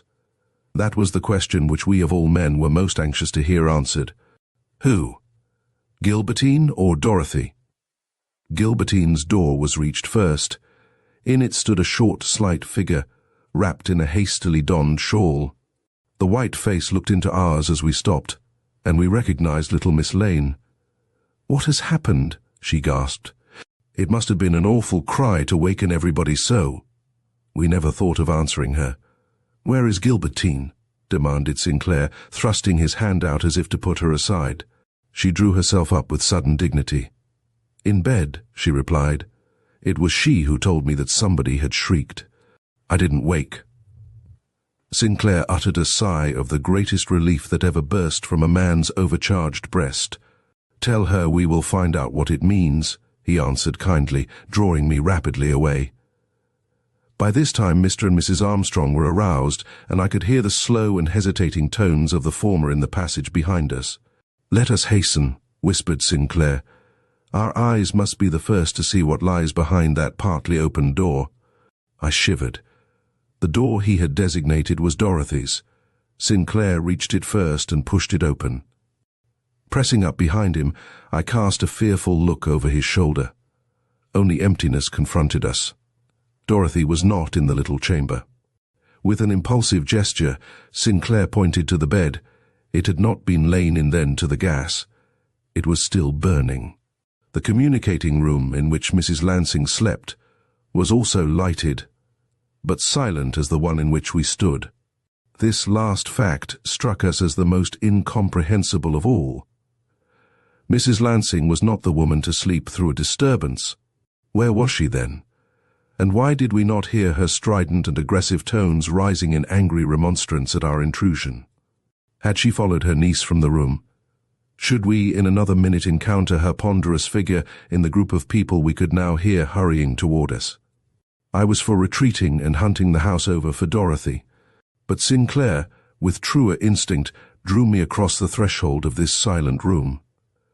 Well was it for us that we entered there together, for I do not know how either of us, weakened as we were by our forebodings and all the alarms of this unprecedented night, could have borne alone the sight that awaited us. On the bed situated at the right of the doorway lay a form awful, ghastly, and unspeakably repulsive. The head, which lay high but inert upon the pillow, was surrounded with the grey hairs of age, and the eyes, which seemed to stare into ours, were glassy with reflected light, and not with inward intelligence. This glassiness told the tale of the room's grim silence. It was death we looked on, not the death we had anticipated, and for which we were in a measure prepared, but one fully as awful, and having for its victim, not Dorothy Camerden, nor even Gilbertine Murray, but the heartless aunt, who had driven them both like slaves, and who now lay facing the reward of her earthly deeds alone. As a realization of the awful truth came upon me, I stumbled against the bedpost, looking on with almost blind eyes, as Sinclair bent over the rapidly whitening face, whose naturally ruddy color no one had ever before seen disturbed. And I was still standing there when Mr. Armstrong and all the others came pouring in, nor have I any distinct remembrance of what was said, or how I came to be in the antechamber again. All thought, all consciousness even, seemed to forsake me, and I did not really waken to my surroundings till someone near me whispered, "Apoplexy."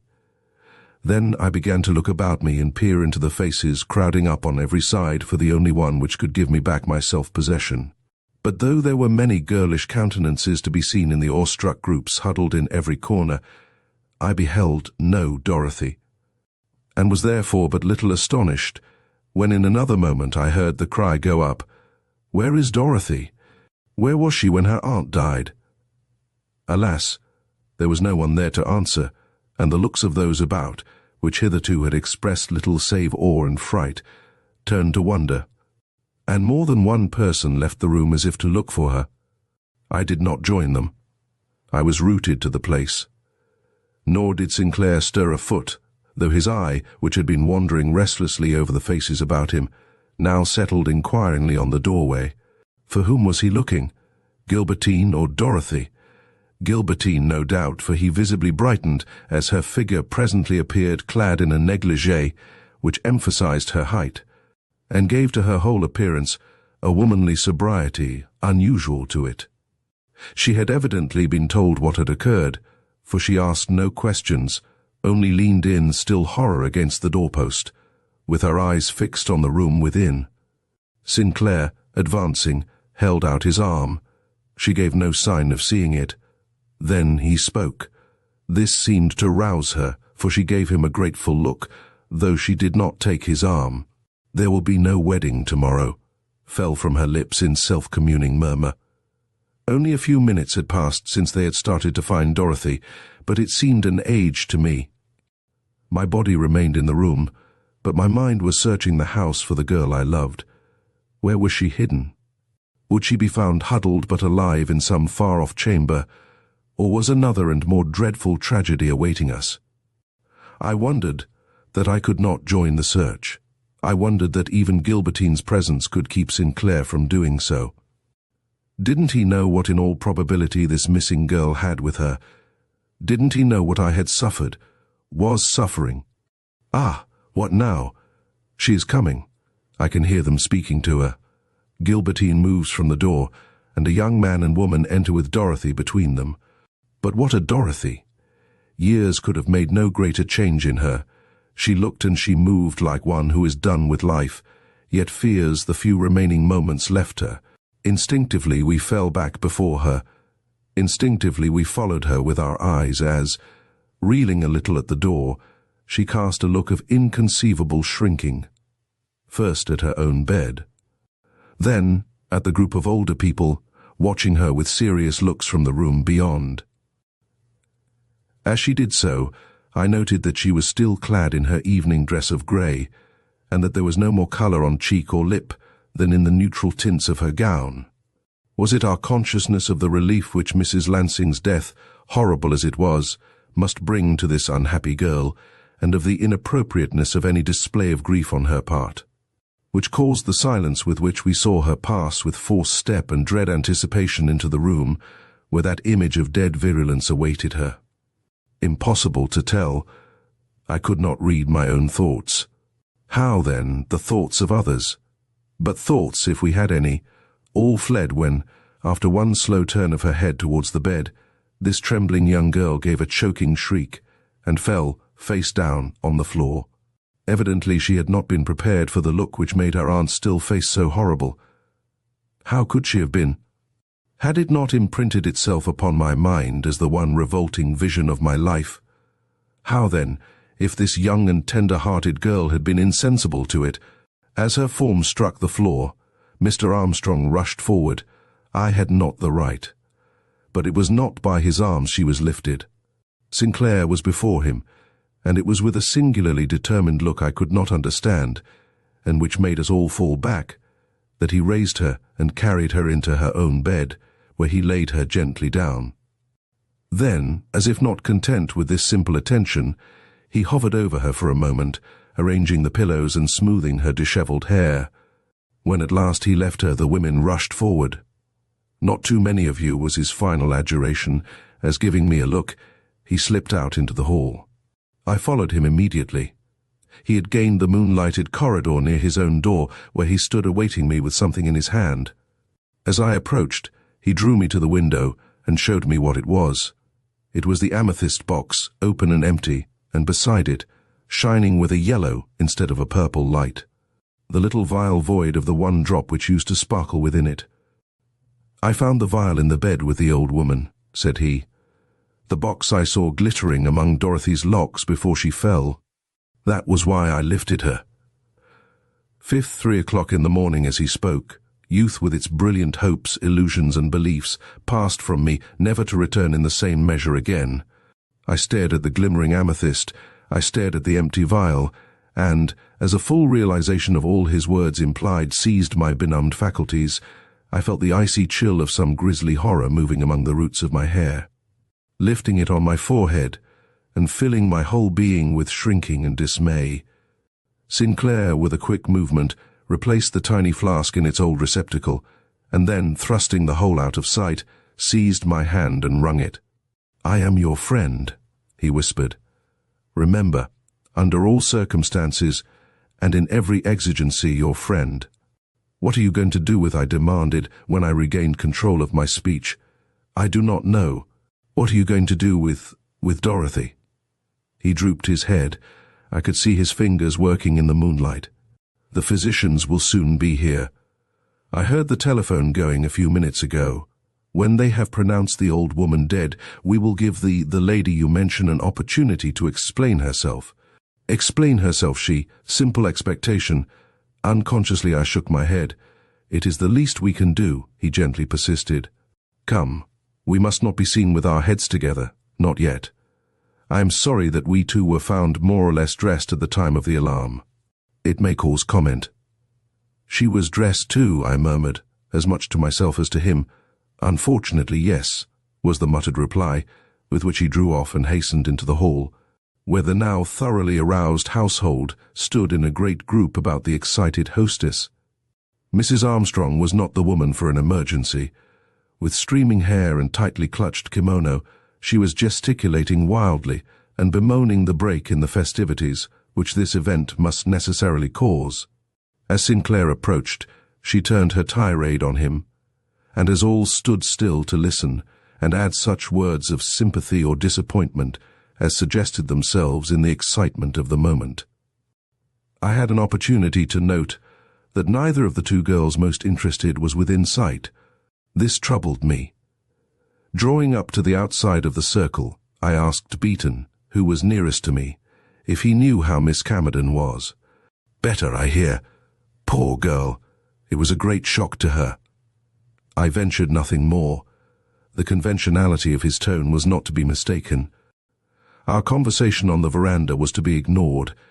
I did not know whether to feel relief at this or an added distress. I was in a whirl of emotion which robbed me of all discrimination.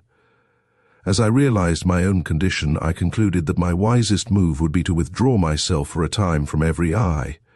Accordingly, and at the risk of offending more than one pretty girl who still had something to say concerning this terrible mischance, I slid away to my room, happy to escape the murmurs and snatches of talk rising on every side. One bitter speech, uttered by I do not know whom, rang in my ears and made all thinking unendurable. It was this: poor woman. She was angry once too often. I heard her scolding Dorothy again after she went to her room. That is why Dorothy is so overcome. She says it was the violence of her aunt's rage which killed her, a rage of which she unfortunately was the cause. So there were words again between these two after the door closed upon them for the night. Was this what we heard just before that scream went up? It would seem so. Thereupon, quite against my will, I found myself thinking of Dorothy's changed position before the world. Only yesterday a dependent slave, today the owner of millions. Gilbertine would have her share, a large one, but there was enough to make them both wealthy. Intolerable thought. Would that no money had been involved. I hated to think of those diamonds and... oh, anything was better than this. Dashing from my room, I joined one of the groups into which the single large circle had now broken up. The house had been lighted from end to end, and some effort had been made at a more respectable appearance by such persons as I now saw. Some even were fully dressed. All were engaged in discussing the one great topic. Listening and not listening, I waited for the front door bell to ring. It sounded while one woman was saying to another, "The Sinclairs will now be able to take their honeymoon in their own yacht." I made my way to where I could watch Sinclair while the physicians were in the room. I thought his face looked very noble. The narrowness of his own escape, the sympathy for me which the event, so much worse than either of us anticipated, had wakened in his generous breast, had called out all that was best in his naturally reserved and not always to be understood nature. A tower of strength he was to me at that hour. I knew that mercy, and mercy only, would influence his conduct. He would be guilty of no rash or inconsiderate act. He would give this young girl a chance.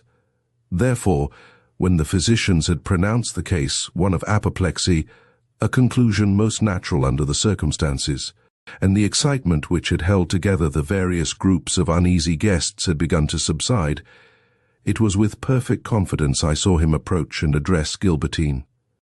She was standing fully dressed at the stairhead, where she had stopped to hold some conversation with the retiring physicians, and the look she gave him in return, and the way she moved off in obedience to his command or suggestion, assured me that he was laying plans for an interview with Dorothy. Consequently, I was quite ready to obey him when he finally stepped up to me and said, "Go below, and if you find the library empty, as I have no doubt you will, light one gas jet. And see that the door to the conservatory is unlocked. I require a place in which to make Gilbertine comfortable, while I have some words with her cousin. But how will you be able to influence Miss Camerden to come down?" Somehow, the familiar name of Dorothy would not pass my lips. "Do you think she will recognize your right to summon her to an interview?" Yes. I had never seen his lip take that firm line before, yet I had always known him to be a man of great resolution. "But how can you reach her?" "She is shut up in her own room, under the care, I am told, of Mrs. Armstrong's maid." "I know, but she will escape that dreadful place as soon as her feet will carry her. I shall wait in the hall till I see her come out. Then I will urge her to follow me, and she will do so, attended by Gilbertine. And I. Do you mean me to be present at an interview so painful, nay, so serious and so threatening? It would cut short every word you hope to hear. I have not asked you to. It is imperative that I should see Miss Camerden alone." He could not call her Dorothy either. "I shall ask Gilbertine to accompany us so that appearances may be preserved. I want you to be able to inform anyone who approaches the door that you saw me go in there with Miss Murray.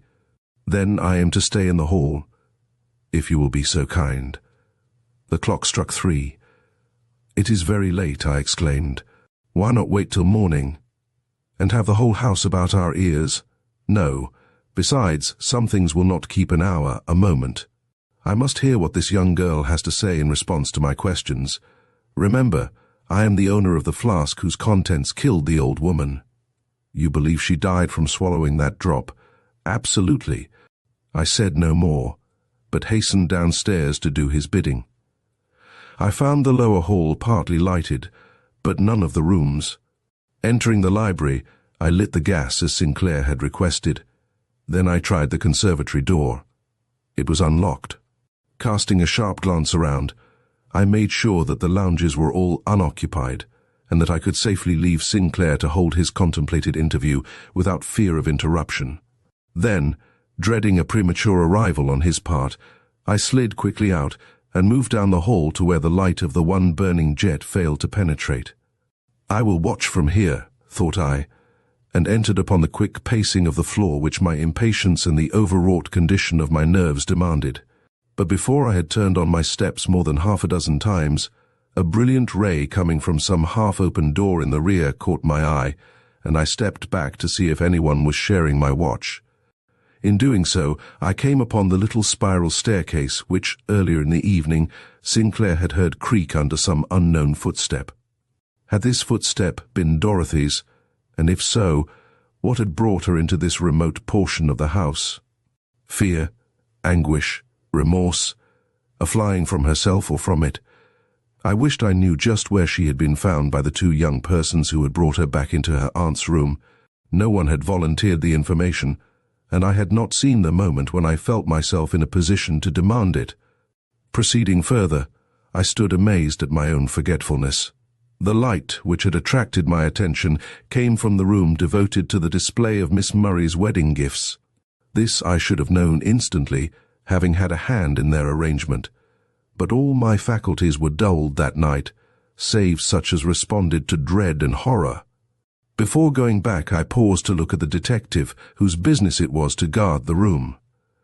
He was sitting very quietly at his post, and if he saw me he did not look up. Strange that I had forgotten this man when keeping my own vigil above. I doubted if Sinclair had remembered him either. Yet he must have been unconsciously sharing our watch from start to finish. Must even have heard the cry, as only a waking man could hear it.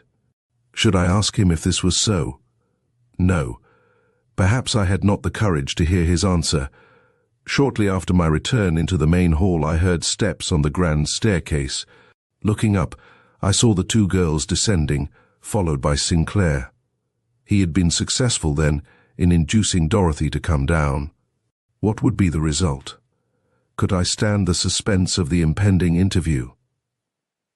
As they stepped within the rays of the solitary gas jet already mentioned, I cast one quick look into Gilbertine's face. Then a long one into Dorothy's. I could read neither. If it was horror and horror only which rendered both so pale and fixed of feature, then their emotion was similar in character and intensity. But if in either breast the one dominant sentiment was fear, horrible, blood-curdling fear, then was that fear confined to Dorothy.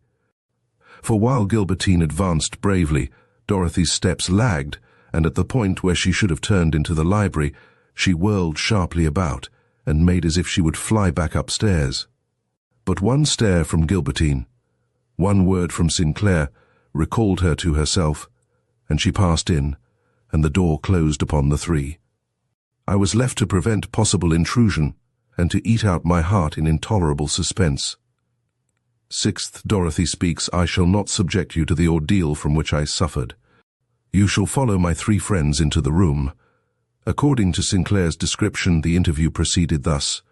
As soon as the door had closed upon them, and before either of the girls had a chance to speak, he remarked to Gilbertine, I have brought you here because I wish to express to you, in the presence of your cousin, my sympathy for the bereavement which in an instant has robbed you both of a lifelong guardian. I also wish to say, in the light of this sad event, that I am ready, if propriety so exacts, to postpone the ceremony which I hoped would unite our lives today. Your wish shall be my wish, Gilbertine, though I would suggest that possibly you never more needed the sympathy and protection which only a husband can give than you do today. He told me afterward that he was so taken up with the effect of this suggestion on Gilbertine that he forgot to look at Dorothy, though the hint he strove to convey of impending trouble was meant as much for her as for his affianced bride. In another moment he regretted this, especially when he saw that Dorothy had changed her attitude, and was now looking away from them both. What do you say, Gilbertine? He asked earnestly, as she sat flushing and paling before him. Nothing. I have not thought. It is a question for others to decide. Others who know what is right better than I. I appreciate your consideration, she suddenly burst out, and should be glad to tell you at this moment what to expect. But give me a little time. Let me see you later in the morning, Mr. Sinclair, after we are all somewhat rested, and when I can see you quite alone. Dorothy rose. Shall I go? She asked. Sinclair advanced, and with quiet protest touched her on the shoulder. Quietly, she sank back into her seat. I want to say a half-dozen words to you, Miss Camerden. Gilbertine will pardon us. It is about matters which must be settled tonight. There are decisions to arrive at and arrangements to be made.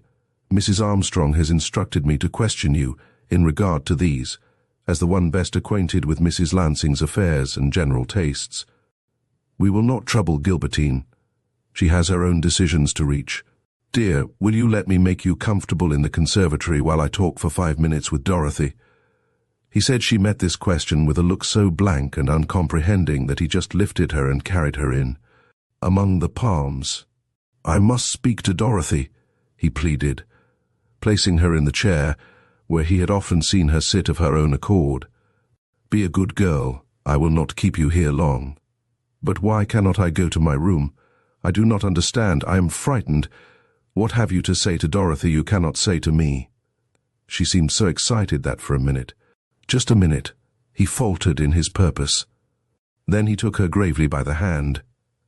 I have told you, said he. Then he kissed her softly on the forehead. Be quiet, dear, and rest. See, here are roses. He plucked and flung a handful into her lap. Then he crossed back to the library and shut the conservatory door behind him. I am not surprised that Gilbertine wondered at her peremptory bridegroom. When Sinclair re-entered the library, he found Dorothy standing with her hand on the knob of the door leading into the hall. Her head was bent thoughtfully forward, as though she were inwardly debating whether to stand her ground or fly. Sinclair gave her no further opportunity for hesitation. Advancing rapidly, he laid his hand gently on hers, and with a gravity which must have impressed her, quietly remarked, I must ask you to stay and hear what I have to say. I wish to spare Gilbertine, would that I could spare you, but circumstances forbid. You know and I know that your aunt did not die of apoplexy. She gave a violent start, and her lips parted. If the hand under his clasp had been cold, it was now icy. He let his own slip from the contact.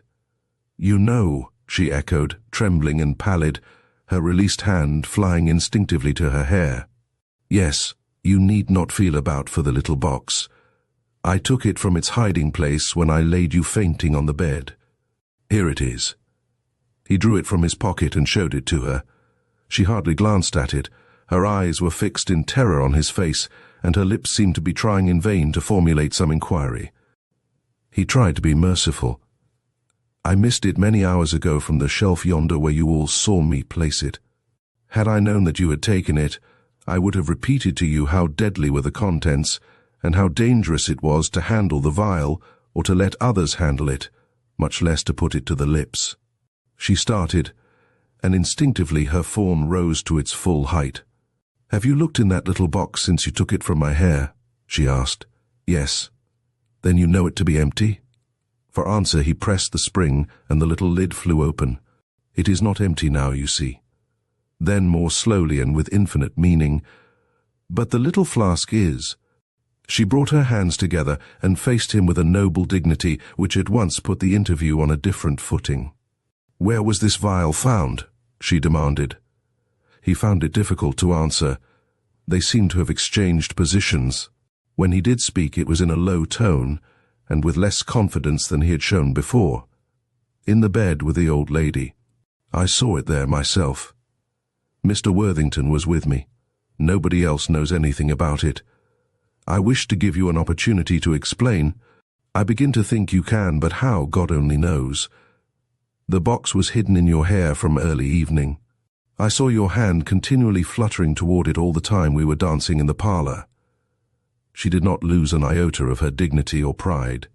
You are right, she said. I put it there as soon as I took it from the cabinet. I could think of no safer hiding place. Yes, I took it, she acknowledged, as she saw the flush rise to his cheek. I took it, but with no worse motive than the dishonest one of having for my own an object which bewitched me. I was hardly myself when I snatched it from the shelf and thrust it into my hair.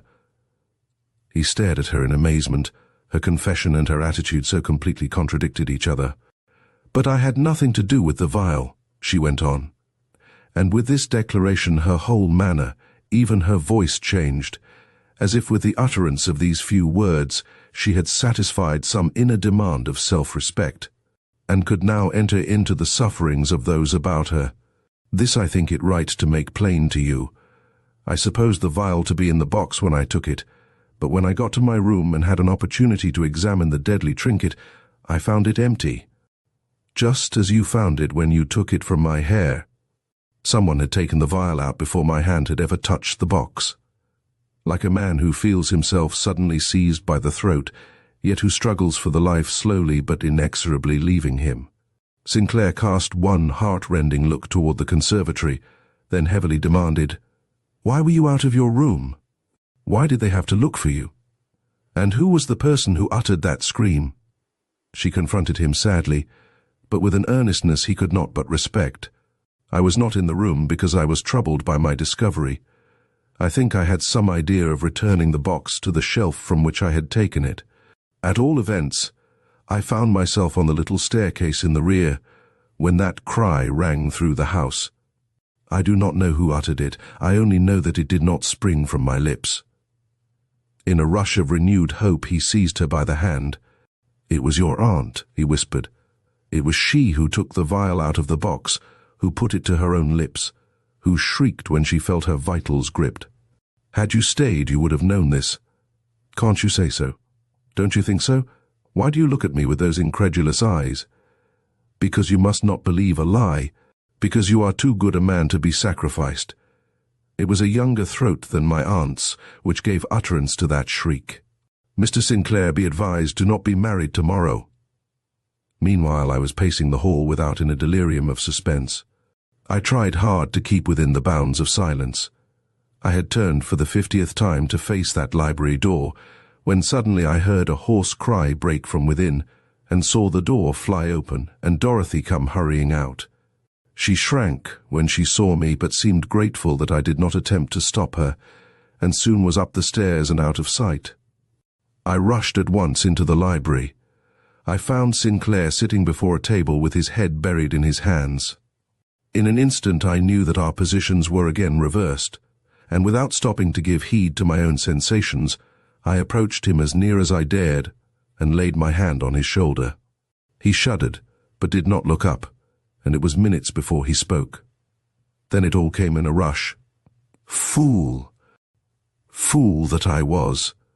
And I saw that she was consumed by fright the moment it became plain that I was intent upon having some conversation with Dorothy. Her fingers where they gripped my arm must have left marks behind them, but I saw only womanly nervousness when a man less blind would have detected guilt. "Walter, I wish that the mere scent of this empty flask would kill. Then I should not have to re-enter that conservatory door, or look again in her face. Or—" He had taken out the cursed jewel, and was fingering it in a nervous way which went to my heart of hearts.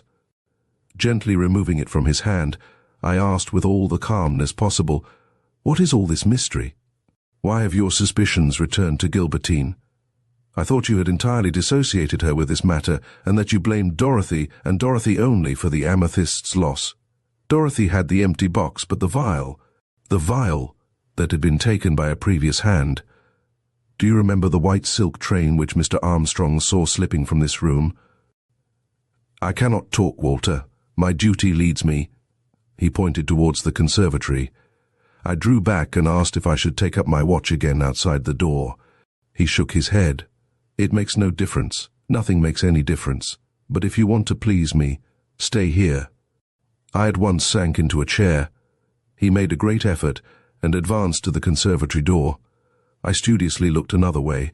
My heart was breaking with sympathy for him. But in another instant I was on my feet. I could hear him rushing about among the palms. Presently I heard his voice shout out the wild cry, "She is gone!" I forgot the other door communicating with the hall.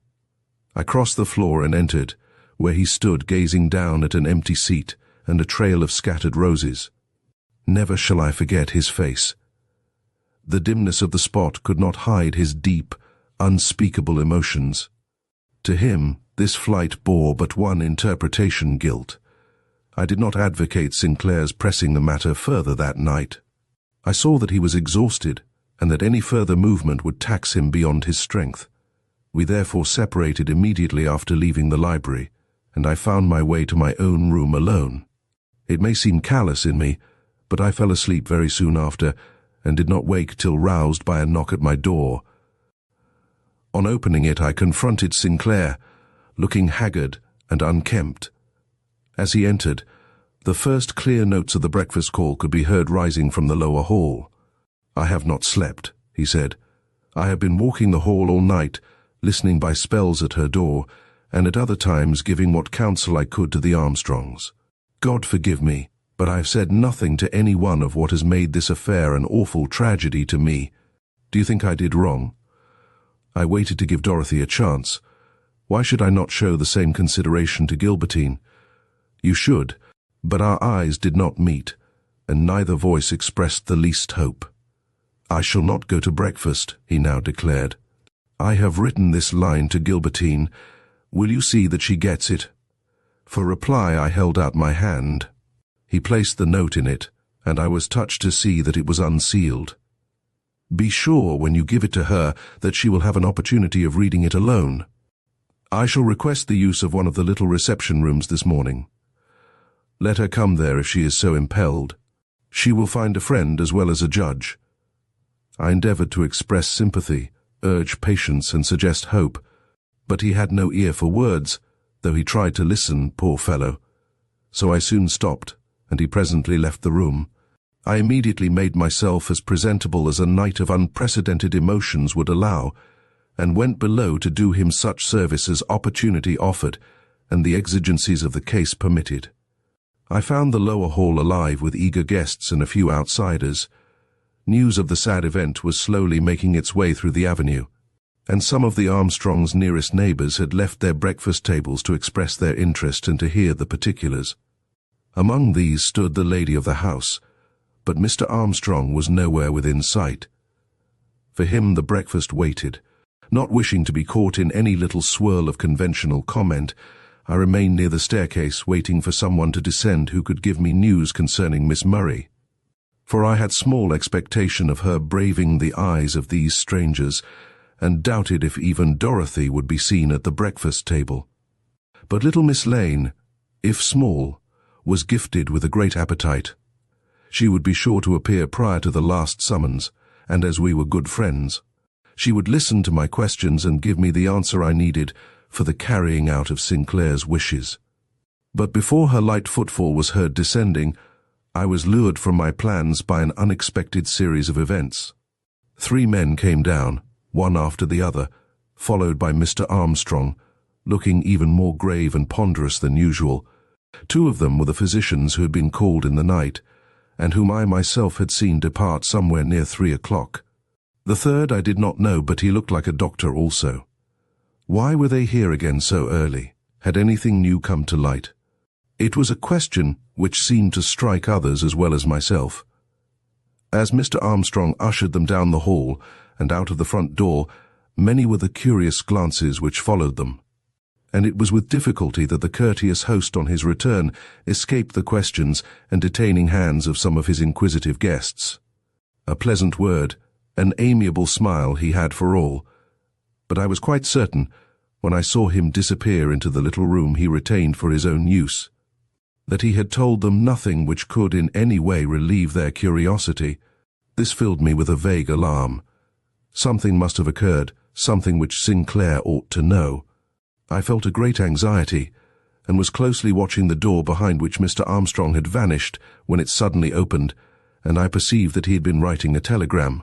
As he gave it to one of the servants, he made a gesture to the man standing with extended hand by the Chinese gong, and the summons rang out for breakfast.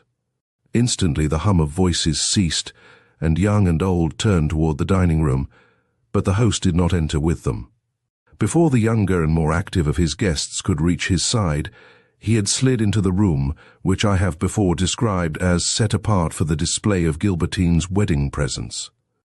Instantly I lost all inclination for breakfast, and lingered about in the hall until everyone had passed me, even little Miss Lane, who had come down unperceived while I was watching Mr. Armstrong's door.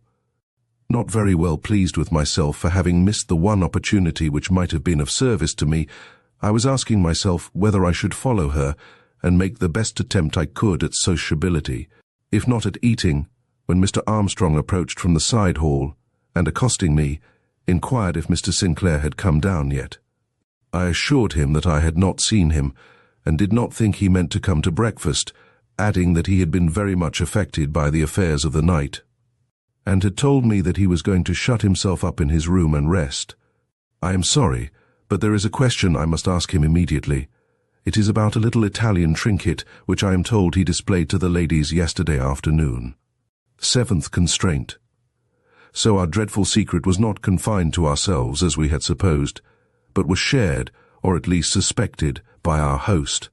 Thankful that it was I, rather than Sinclair, who was called upon to meet and sustain this shock, I answered with what calmness I could, "Yes, Sinclair mentioned the matter to me. Indeed, if you have any curiosity on the subject, I think I can enlighten you as fully as he can."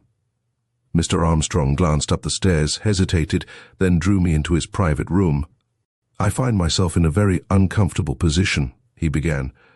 "A strange and quite unaccountable change has shown itself in the appearance of Mrs. Lansing's body during the last few hours.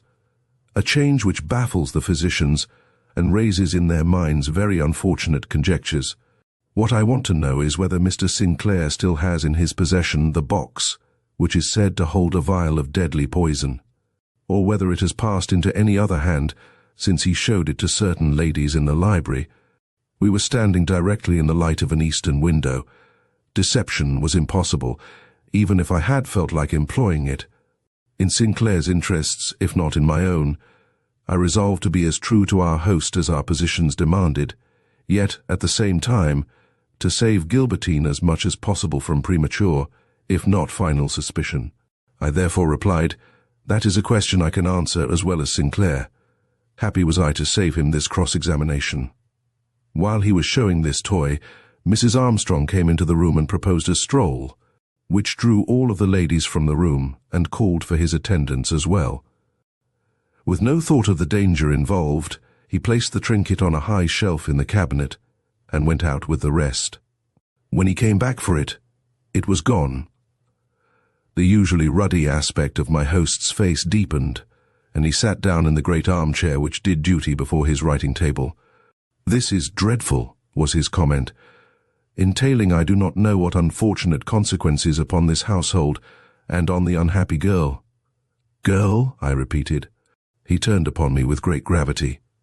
"Mr. Worthington, I am sorry to have to admit it, but something strange, something not easily explainable, took place in this house last night. It has only just come to light, otherwise the doctor's conclusions might have been different. You know there is a detective in the house. The presents are valuable, and I thought best to have a man here to look after them." I nodded. I had no breath for speech. "This man tells me," continued Mr. Armstrong, "that just a few minutes previous to the time the whole household was aroused last night, he heard a step in the hall overhead. Then the sound of a light foot descending the little staircase in the servants' hall. Being anxious to find out what this person wanted at an hour so late, he lowered the gas, closed his door, and listened. The steps went by his door. Satisfied that it was a woman he heard, he pulled open the door again and looked out. A young girl was standing not very far from him in a thin streak of moonlight. She was gazing intently at something in her hand, and that something had a purple gleam to it. He is ready to swear to this. Next moment, frightened by some noise she heard, she fled back and vanished again in the region of the little staircase. It was soon, very soon, after this that the shriek came. Now, Mr. Worthington, what am I to do with this knowledge? I have advised this man to hold his peace till I can make inquiries, but where am I to make them? I cannot think that Miss Camerden— The ejaculation which escaped me was involuntary. To hear her name for the second time in this association was more than I could bear. "Did he say it was Miss Camerden?" I hurriedly inquired, as he looked at me in some surprise. "How should he know Miss Camerden?" "He described her," was the unanswerable reply. "Besides, we know that she was circulating in the halls at that time.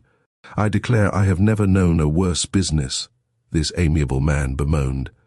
"Let me send for Sinclair. He is more interested than anyone else in Gilbertine's relatives. Or, stay, what if I should send for Miss Camerden herself?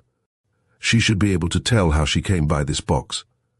I subdued my own instincts, which were all for clearing Dorothy on the spot, and answered as I thought Sinclair would like me to answer.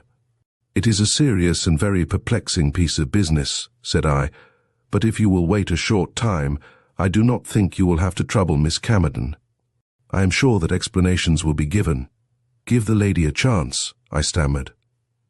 Imagine what her feelings would be if questioned on so delicate a topic. It would make a breach which nothing could heal.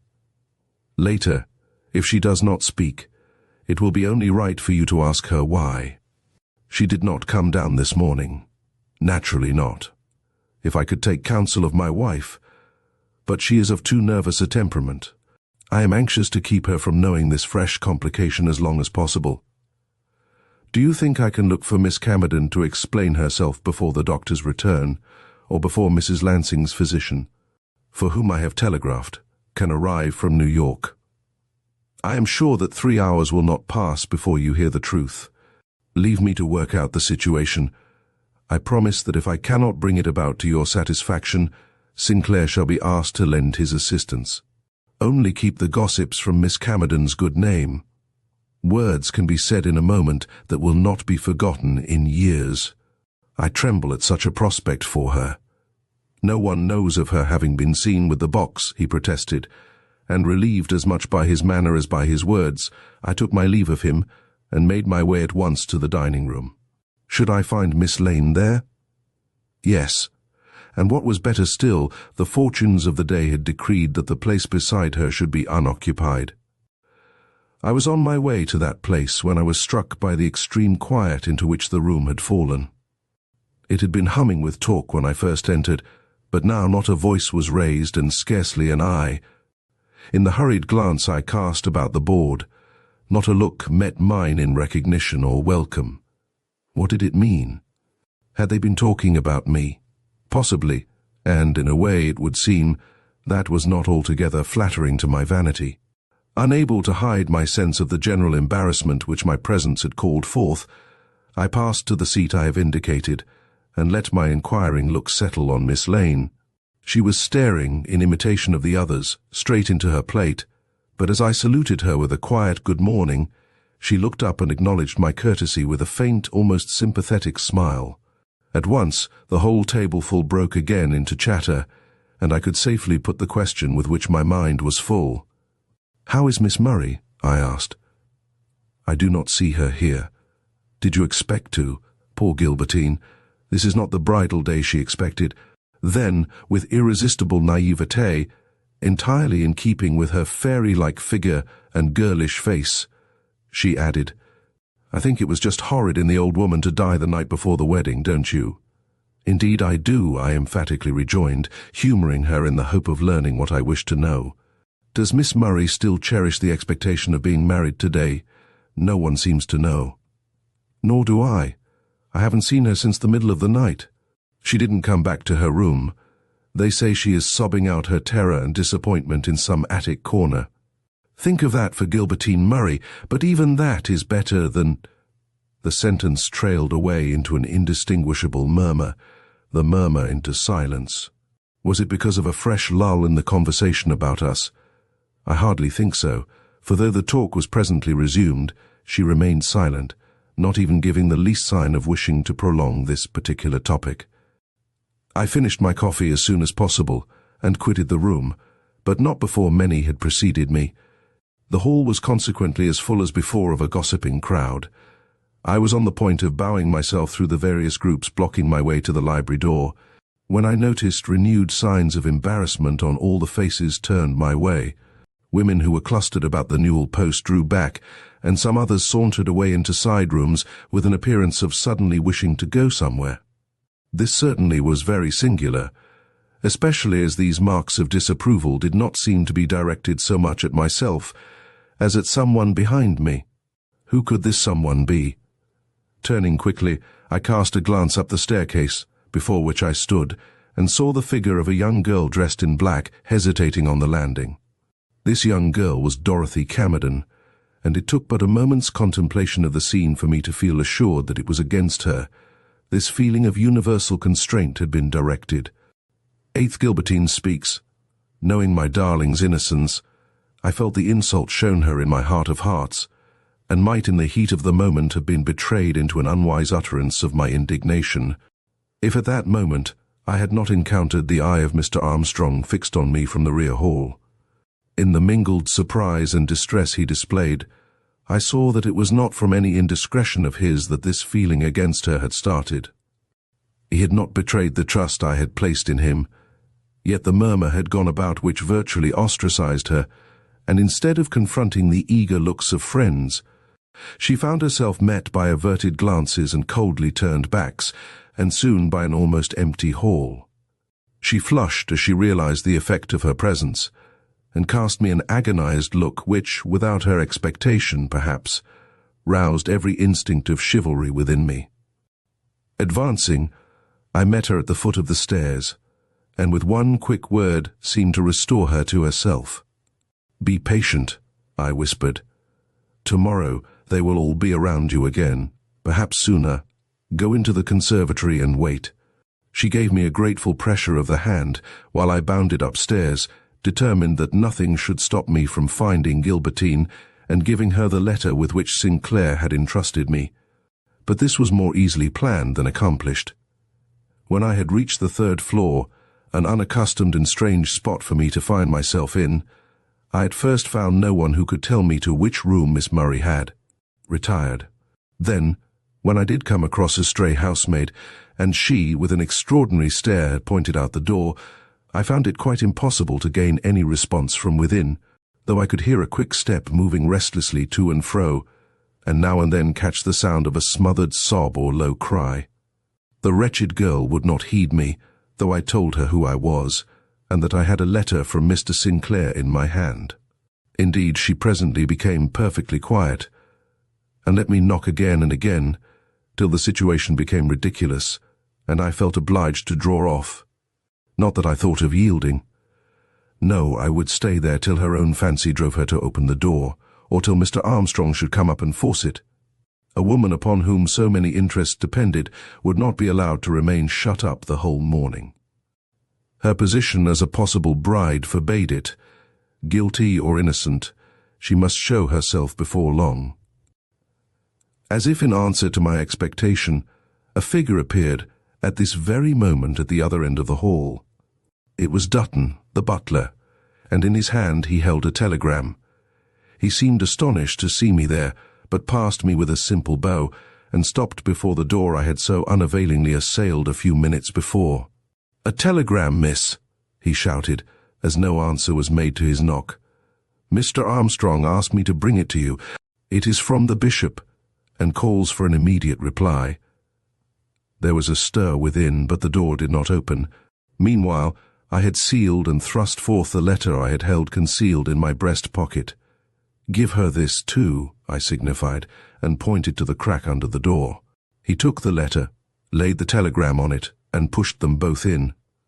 Then he stood up, and eyed the unresponsive panels with the set look of a man who does not easily yield his purpose. "I will wait for the answer," he shouted through the keyhole, and falling back, he took up his stand against the opposite wall. I could not keep him company there. Withdrawing into a big dormer window, I waited with beating heart to see if her door would open. Apparently not. Yet, as I still lingered, I heard the lock turn, followed by the sound of a measured but hurried step.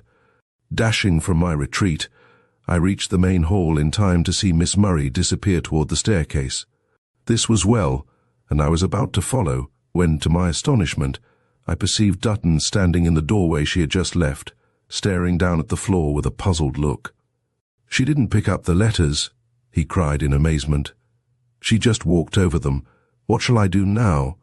It's the strangest thing I ever saw." "Take them to the little boudoir over the porch," I suggested. "Mr. Sinclair is there, and if she is not on her way to join him now, she certainly will be soon." Without a word, Dutton caught up the letters and made for the stairs. Left to await the result, I found myself so worked upon that I wondered how much longer I should be able to endure these shifts of feeling and constantly recurring moments of extreme suspense. To escape the torture of my own thoughts, or possibly to get some idea of how Dorothy was sustaining an ordeal which was fast destroying my own self-possession, I prepared to go downstairs. What was my astonishment, in passing the little boudoir on the second floor, to find its door ajar and the place empty. Either the interview between Sinclair and Gilbertine had been very much curtailed, or it had not yet taken place. With a heart heavy with forebodings I no longer sought to analyze, I made my way down and reached the lower step of the great staircase just as a half-dozen girls, rushing from different quarters of the hall, surrounded the heavy form of Mr. Armstrong coming from his own little room. Their questions made a small hubbub. With a good-natured gesture he put them all back, and raising his voice, said to the assembled crowd, "It has been decided by Miss Murray that, under the circumstances, it will be wiser for her to postpone the celebration of her marriage to some time and place less fraught with mournful suggestions.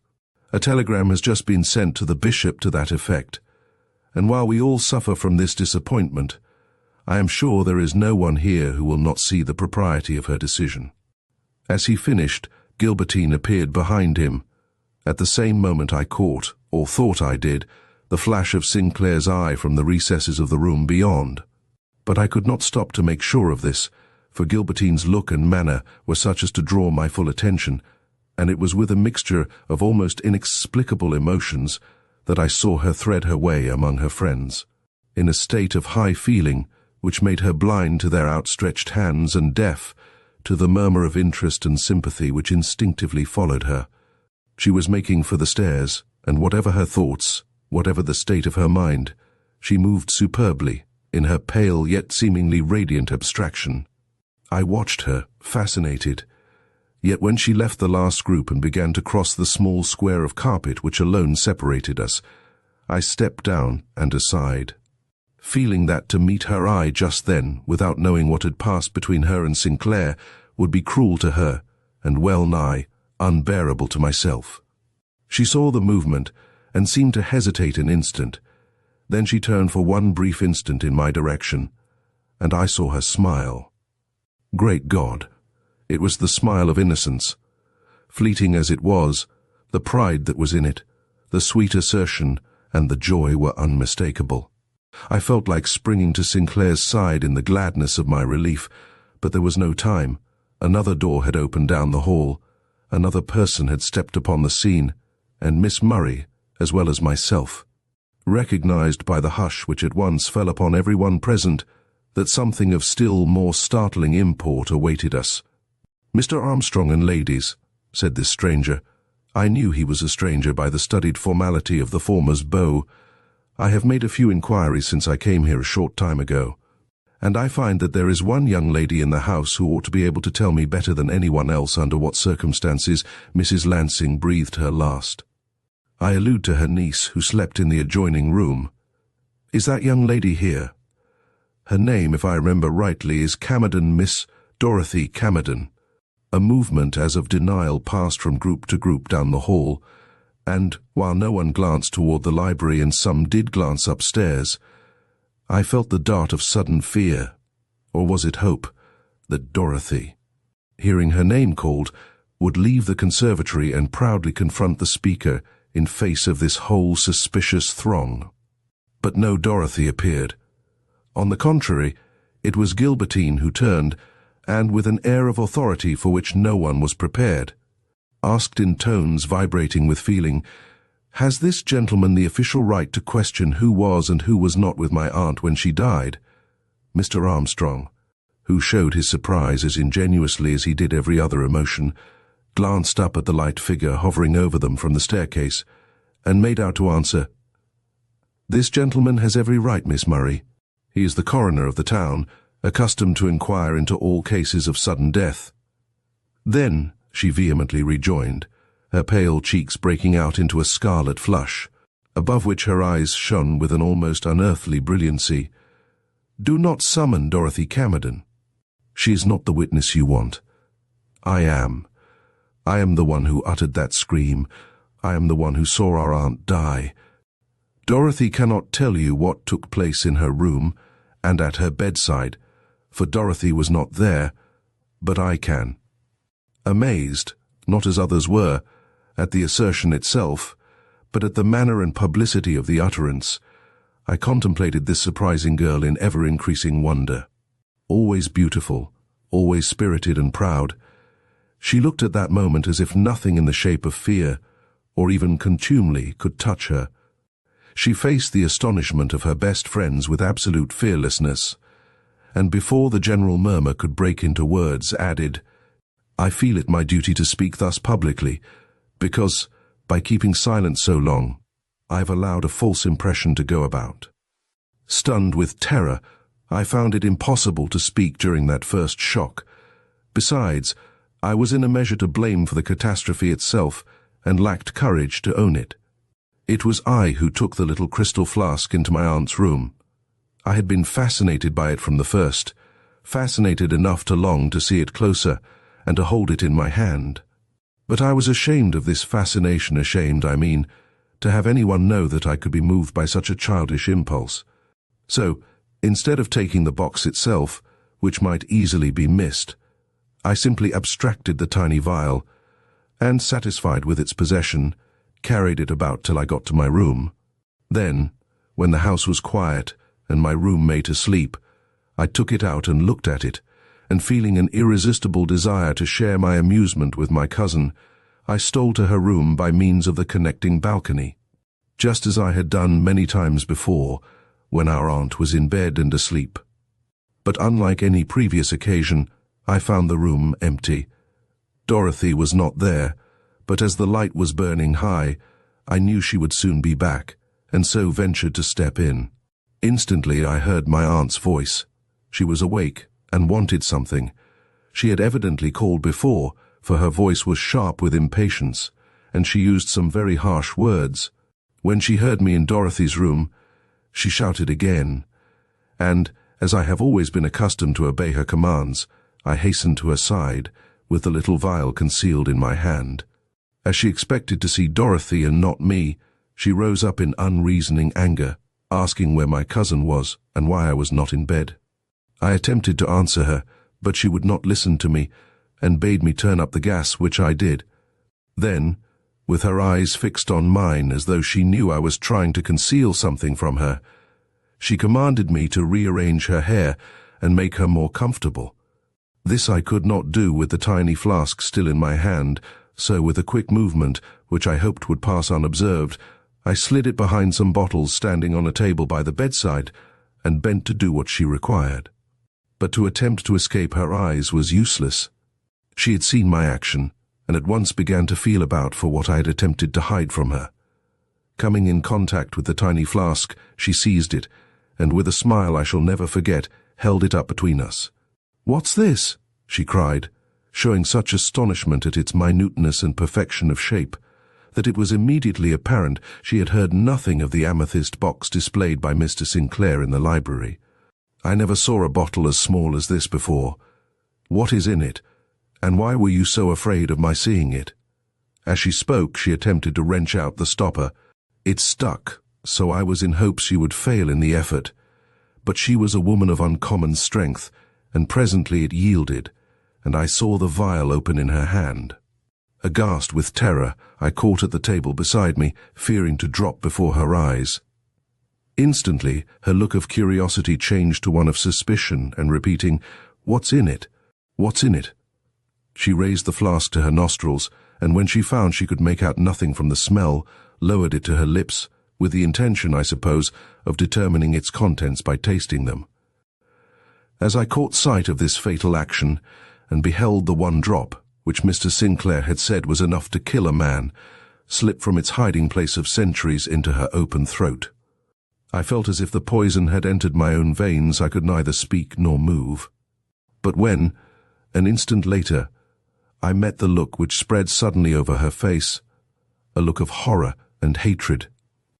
Accusing horror and unspeakable hatred mingled with what I dimly felt must mean death. An agonized cry burst from my lips, after which, panic-stricken, I flew, as if for life, back by the way I had come, to my own room.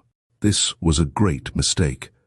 I should have remained with my aunt and boldly met the results of the tragedy which my folly had brought about. But terror knows no law, and having once yielded to the instinct of concealment, I knew no other course than to continue to maintain an apparent ignorance of what had just occurred. With chattering teeth and an awful numbness at my heart, I tore off my wrapper and slid into bed. Miss Lane had not wakened, but everyone else had, and the hall was full of people. This terrified me still more, and for the moment I felt that I could never own the truth and bring down upon myself all this wonder and curiosity. So I allowed a wrong impression of the event to go about, for which act of cowardice I now ask the pardon of everyone here, as I have already asked that of Mr. Sinclair and of our kind friend Mr. Armstrong. She paused, and stood for a moment confronting us all with proud eyes and flaming cheeks. Then, amid a hubbub which did not seem to affect her in the least, she stepped down, and approaching the man who, she had been told, had a right to her full confidence, she said, loud enough for all who wished to hear her, "I am ready to give you whatever further information you may require. Shall I step into the drawing-room with you?" He bowed, and as they disappeared from the great hall, the hubbub of voices became tumultuous. Naturally, I should have joined in the universal expressions of surprise and the gossip incident to such an unexpected revelation. But I found myself averse to any kind of talk, till I could meet Sinclair's eye and discern in it the happy clearing up of all his doubts. I should not feel free to be my own ordinary and sociable self again. But Sinclair showed every evidence of wishing to keep in the background, and while this was natural enough, so far as people in general were concerned, I thought it odd and very unlike him not to give me an opportunity to express my congratulations at the turn affairs had taken and the frank attitude assumed by Gilbertine.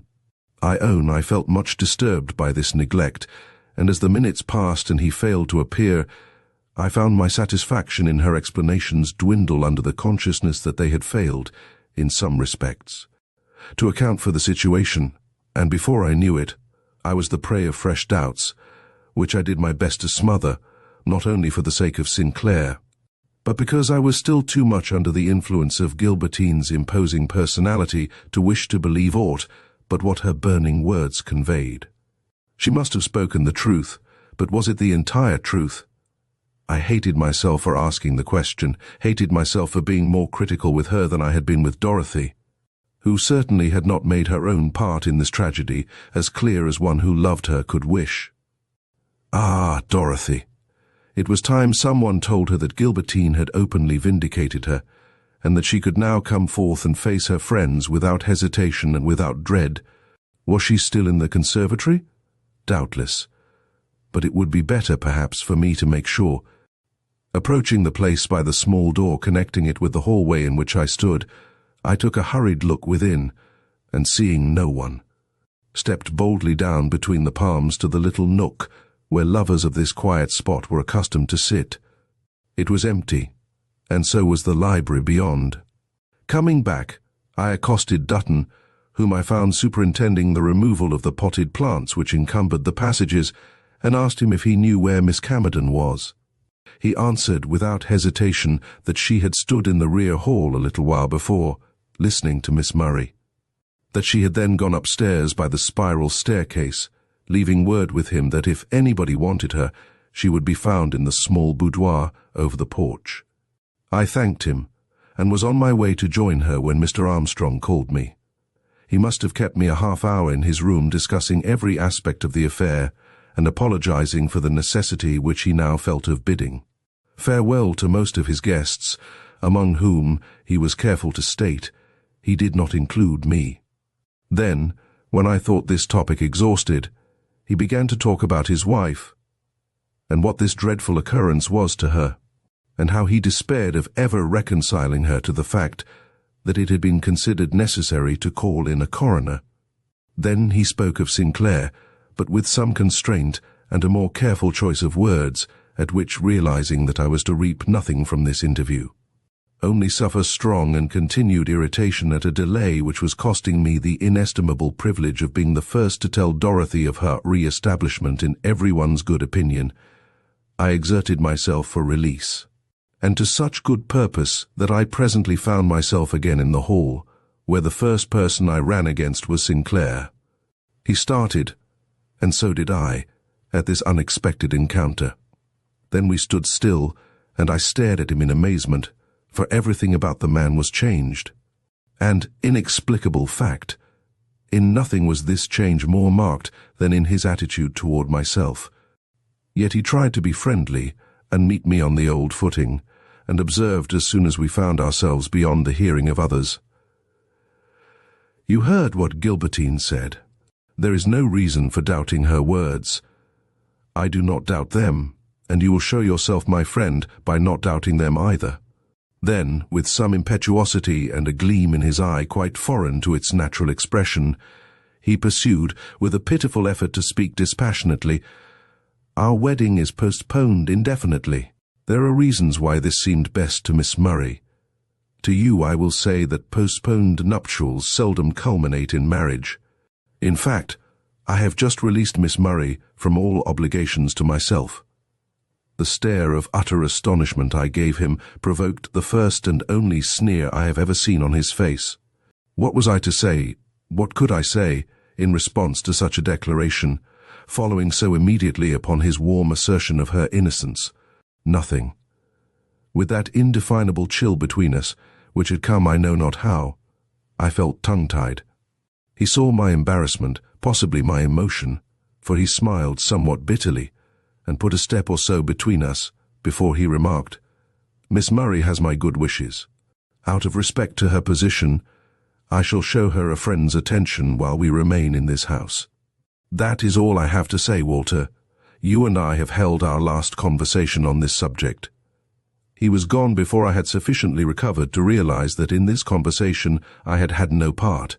Neither had it contained any explanation of the very facts which had once formed our greatest grounds for doubt, namely, Beaton's dream, the smothered cry uttered behind Sinclair's shoulder when he first made known the deadly qualities of the little vial, and lastly the strange desire acknowledged to by both these young ladies to touch and hold an object calculated rather to repel than to attract the normal feminine heart.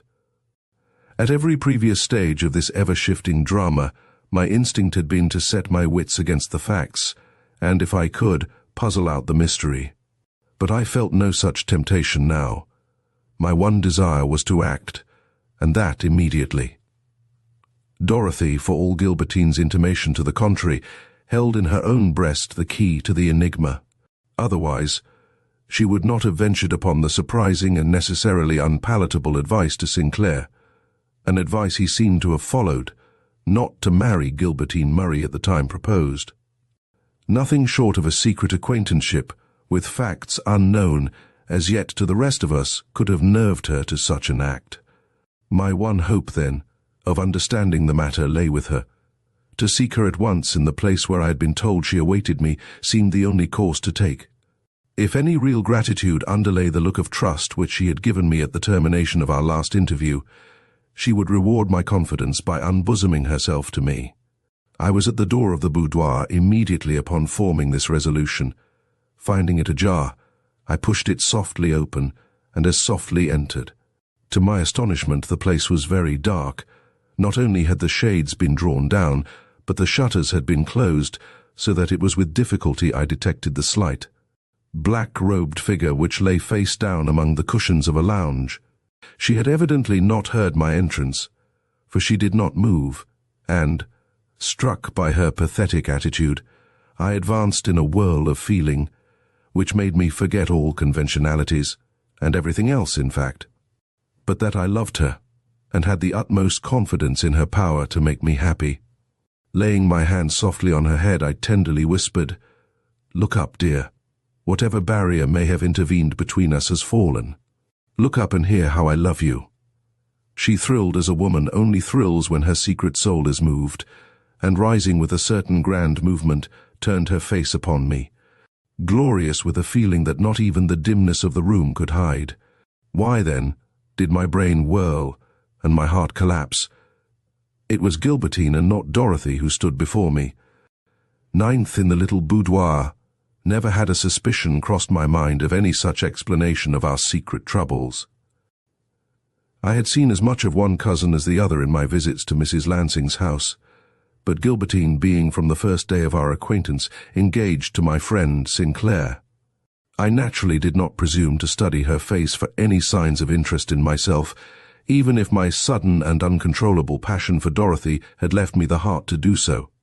Yet now, in the light of her unmistakable smile, of her beaming eyes, from which all troublous thoughts seemed to have fled forever, 1,000 recollections forced themselves upon my attention, which not only made me bewail my own blindness, but which served to explain the peculiar attitude always maintained towards me by Dorothy, and many other things which a moment before had seemed fraught with impenetrable mystery, all this in the twinkling of an eye. Meanwhile, misled by my words, Gilbertine drew back a step, and with her face still bright with the radiance I have mentioned, murmured in low, but full-toned accents, "Not just yet. It is too soon. Let me simply enjoy the fact that I am free, and that the courage to win my release came from my own suddenly acquired trust in Mr. Sinclair's goodness. Last night," and she shuddered, "I saw only another way, a way the horrors of which I hardly realized. But God saved me from so dreadful, yea, so unnecessary a crime, and this morning it was cruel to let her go on, cruel to stand there and allow this ardent if mistaken nature to unfold itself so ingenuously, while I, with ear half turned toward the door, listened for the step of her whom I had never so much loved as at that moment, possibly because I had only just come to understand the cause of her seeming vacillations. My instincts were so imperative, my duty and the obligations of my position so unmistakable, that I made a move as Gilbertine reached this point, which caused her first to hesitate, then to stop. How should I fill up this gap of silence? How tell her of the grievous mistake she had made? The task was one to try the courage of stouter souls than mine, but the thought of Dorothy nerved me, perhaps also my real friendship and commiseration for Sinclair. "Gilbertine," I began, "I will make no pretense of misunderstanding you. The situation is too serious, the honor which you do me too great. Only I am not free to accept that honor. The words which I uttered were meant for your cousin Dorothy. I expected to find her in this room. I have long loved your cousin, in secrecy I own, but honestly, and with every hope of some day making her my wife." There was no need for me to finish, the warm hand turning to ice in my clasp, the wide-open, blind-struck eyes, the recoil, the maiden flush rising, deepening, covering cheek and chin and forehead, then fading out again till the whole face was white as marble, and seemingly as cold told me that the blow had gone home, and that Gilbertine Murray, the unequalled beauty, the petted darling of a society ready to recognize every charm she possessed, save her ardent nature and great heart, had reached the height of her many miseries, and that it was I who had placed her there. Overcome with pity, but conscious also of a profound respect, I endeavored to utter some futile words, which she at once put an end to by an appealing gesture. "You can say nothing," she began. "I have made an awful mistake, the worst a woman can make, I think." Then, with long pauses, as though her tongue were clogged by shame, perhaps by some deeper if less apparent feeling, "You love Dorothy. Does Dorothy love you?" My answer was an honest one. I have dared to hope so, despite the little opportunity she has given me to express my feelings. She has always held me back, and that very decidedly, or my devotion would have been apparent to everybody. "Oh, Dorothy!" Regret, sorrow, infinite tenderness, all were audible in that cry. Indeed, it seemed as if for the moment her thoughts were more taken up with her cousin's unhappiness than with her own. How I must have made her suffer. I have been a curse to those who loved me, but I am humbled now, and very rightly. I began to experience a certain awe of this great nature. There was grandeur even in her contrition, and as I took in the expression of her colourless features, sweet with almost an unearthly sweetness in spite of the anguish consuming her, I suddenly realized what Sinclair's love for her must be. I also as suddenly realized the depth and extent of his suffering. To call such a woman his, to lead her almost to the foot of the altar, and then to see her turn aside and leave him. Surely his lot was an intolerable one, and though the interference I had unconsciously made in his wishes had been involuntary, I felt like cursing myself for not having been more open in my attentions to the girl I really loved. Gilbertine seemed to divine my thoughts, for pausing at the door she had unconsciously approached, she stood with the knob in her hand, and with averted brow remarked gravely, "I'm going out of your life." Before I do so, however, I should like to say a few words in palliation of my conduct. I have never known a mother. I early fell under my aunt's charge, who, detesting children, sent me away to school, where I was well enough treated, but never loved.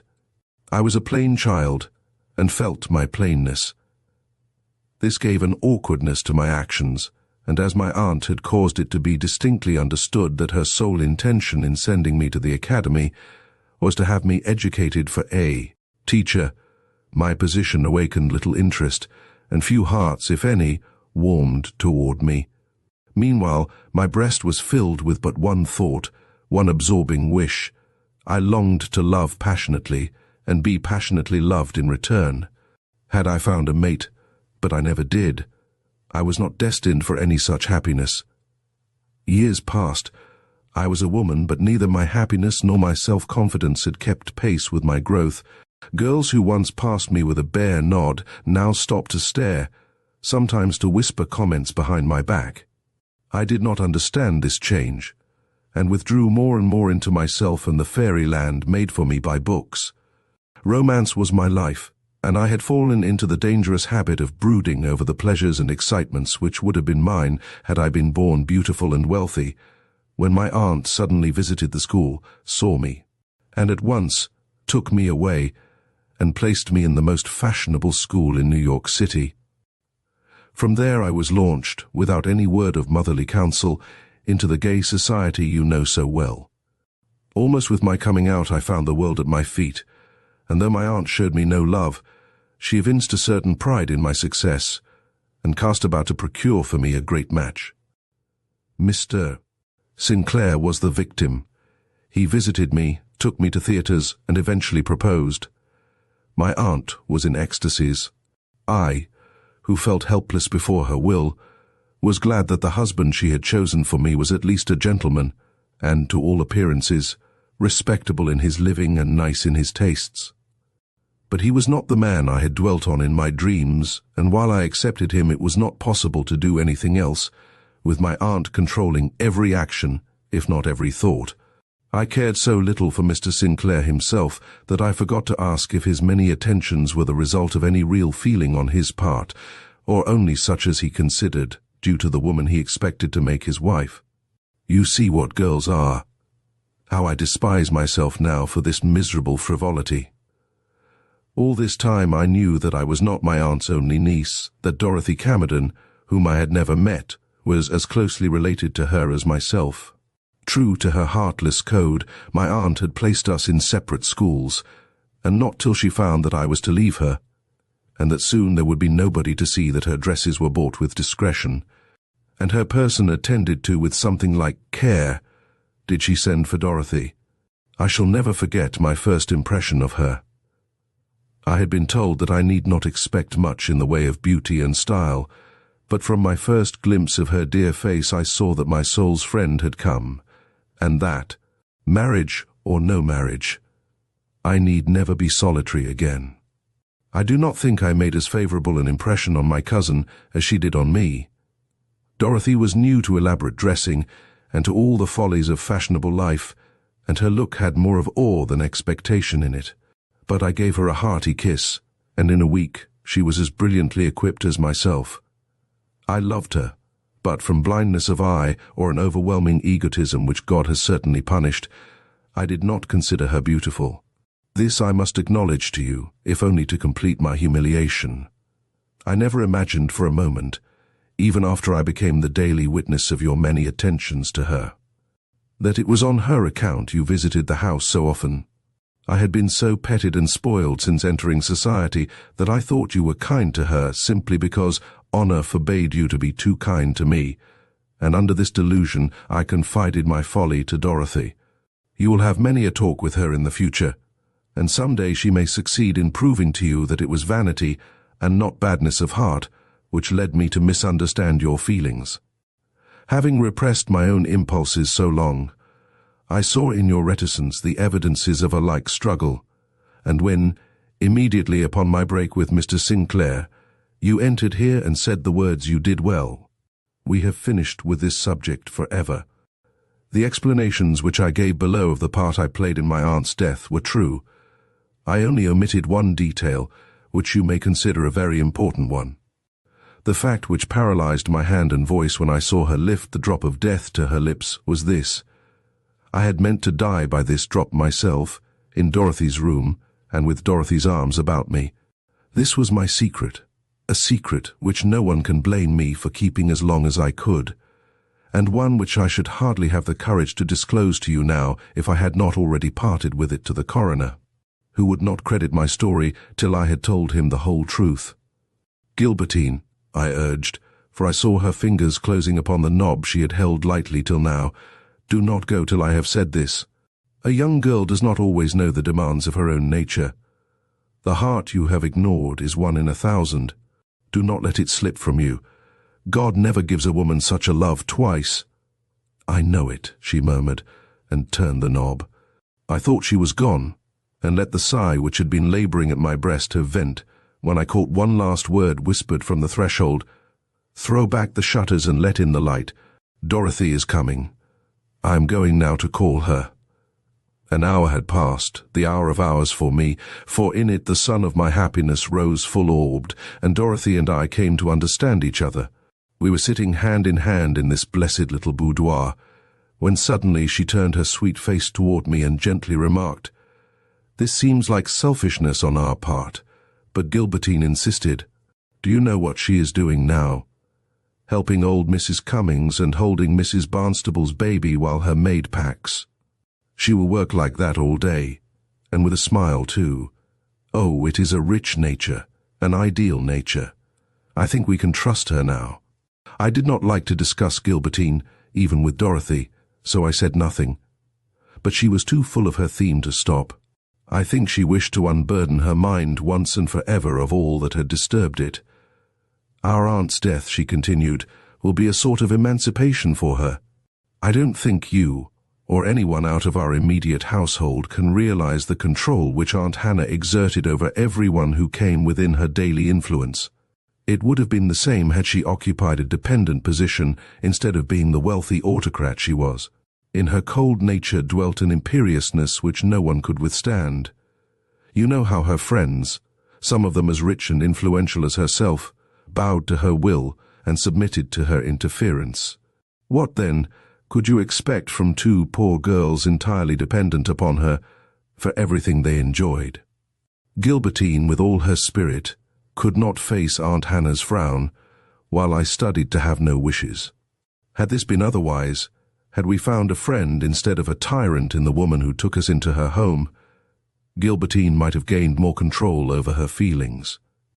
It was the necessity she felt of smothering her natural impulses and of maintaining in the house and before the world an appearance of satisfaction in her position as bride-elect, which caused her to fall into such extremes of despondency and deep despair. Her self-respect was shocked. She felt she was a living lie and hated herself in consequence. You may think I did wrong not to tell her of your affection for myself, especially after what you whispered into my ear that night at the theatre. I did do wrong. I see it now.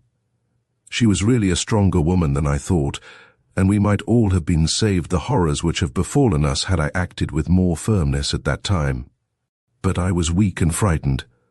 I held you back and let her go on deceiving herself, which meant deceiving Mr. Sinclair too. I thought, when she found herself really married and settled in her own home, she would find it easier to forget, and that soon, perhaps very soon, all this would seem like a troubled dream to her. And there was reason for this hope on my part. She showed a woman's natural interest in her outfit and the plans for her new house. But when she heard you were to be Mr. Sinclair's best man, every feminine instinct within her rebelled, and it was with difficulty she could prevent herself from breaking out into a loud no in face of aunt and lover. From this moment on, her state of mind grew desperate. In the parlour, at the theatre, she was the brilliant girl whom all admired and many envied. But in my little room at night, she would bury her face in my lap and talk of death, till I moved in a constant atmosphere of dread. Yet, because she looked gay and laughed, I turned a like face to the world and laughed also. We felt it was expected of us, and the very nervous tension we were under made these ebullitions easy. But I did not laugh so much after coming here. One night I found her out of her bed, long after everyone else had retired for the night. Next morning, Mr. Beeton told a dream. I hope it was a dream, but it frightened me. Then came that moment when Mr. Sinclair displayed the amethyst box and explained with such a nonchalant air how a drop from the little flask inside would kill a person. A toy, but so deadly. I felt the thrill which shot like lightning through her, and made up my mind she should never have the opportunity of touching that box. And that is why I stole into the library, took it down and hid it in my hair. I never thought to look inside. I did not pause to think that it was the flask and not the box she wanted, and consequently felt convinced of her safety, so long as I kept the latter successfully concealed in my hair. You know the rest. Yes, I knew it. How she opened the box in her room and found it empty. How she flew to Gilbertine's room, and finding the door unlocked, looked in and saw Miss Lane lying there asleep. But no Gilbertine. How her alarm grew at this, and how, forgetting that her cousin often stole to her room by means of the connecting balcony, she had wandered over the house in the hope of coming upon Gilbertine in one of the downstairs rooms, how her mind misgave her before she had entered the great hall, and how she turned back, only to hear that awful scream go up as she was setting foot upon the spiral stair. I had heard it all before, and could imagine her terror and dismay, and why she found it impossible to proceed any further, but clung to the stair rail, half alive and half dead, till she was found there by those seeking her, and taken up to her aunt's room. But she never told me, and I do not yet know, what her thoughts or feelings were, when, instead of seeing her cousin outstretched in death on the bed they led her to, she beheld the lifeless figure of her aunt. The reserve she maintained on this point has always been respected by me. Let it continue to be so. When, therefore, she said, "You know the rest," I took her in my arms and gave her my first kiss. Then I softly released her, and by tacit consent we each went our way for that day. Mine took me into the hall below, which was all alive with the hum of departing guests. Beeton was among them, and as he stepped out on the porch I gave him a parting hand-clasp, and quietly whispered, "When all dark things are made light, you will find that there was both more and less to your dream than you were inclined to make out." He bowed, and that was the last word which ever passed between us on this topic. But what chiefly impressed me in connection with this afternoon's events was the short talk I had with Sinclair.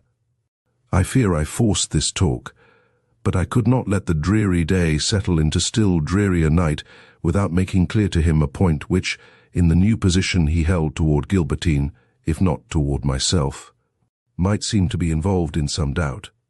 When, therefore, the opportunity came, I accosted him with these words: "It is not a very propitious time for me to intrude my personal affairs upon you, but I feel as if I should like you to know that the clouds have been cleared away between Dorothy and myself, and that some day we expect to marry."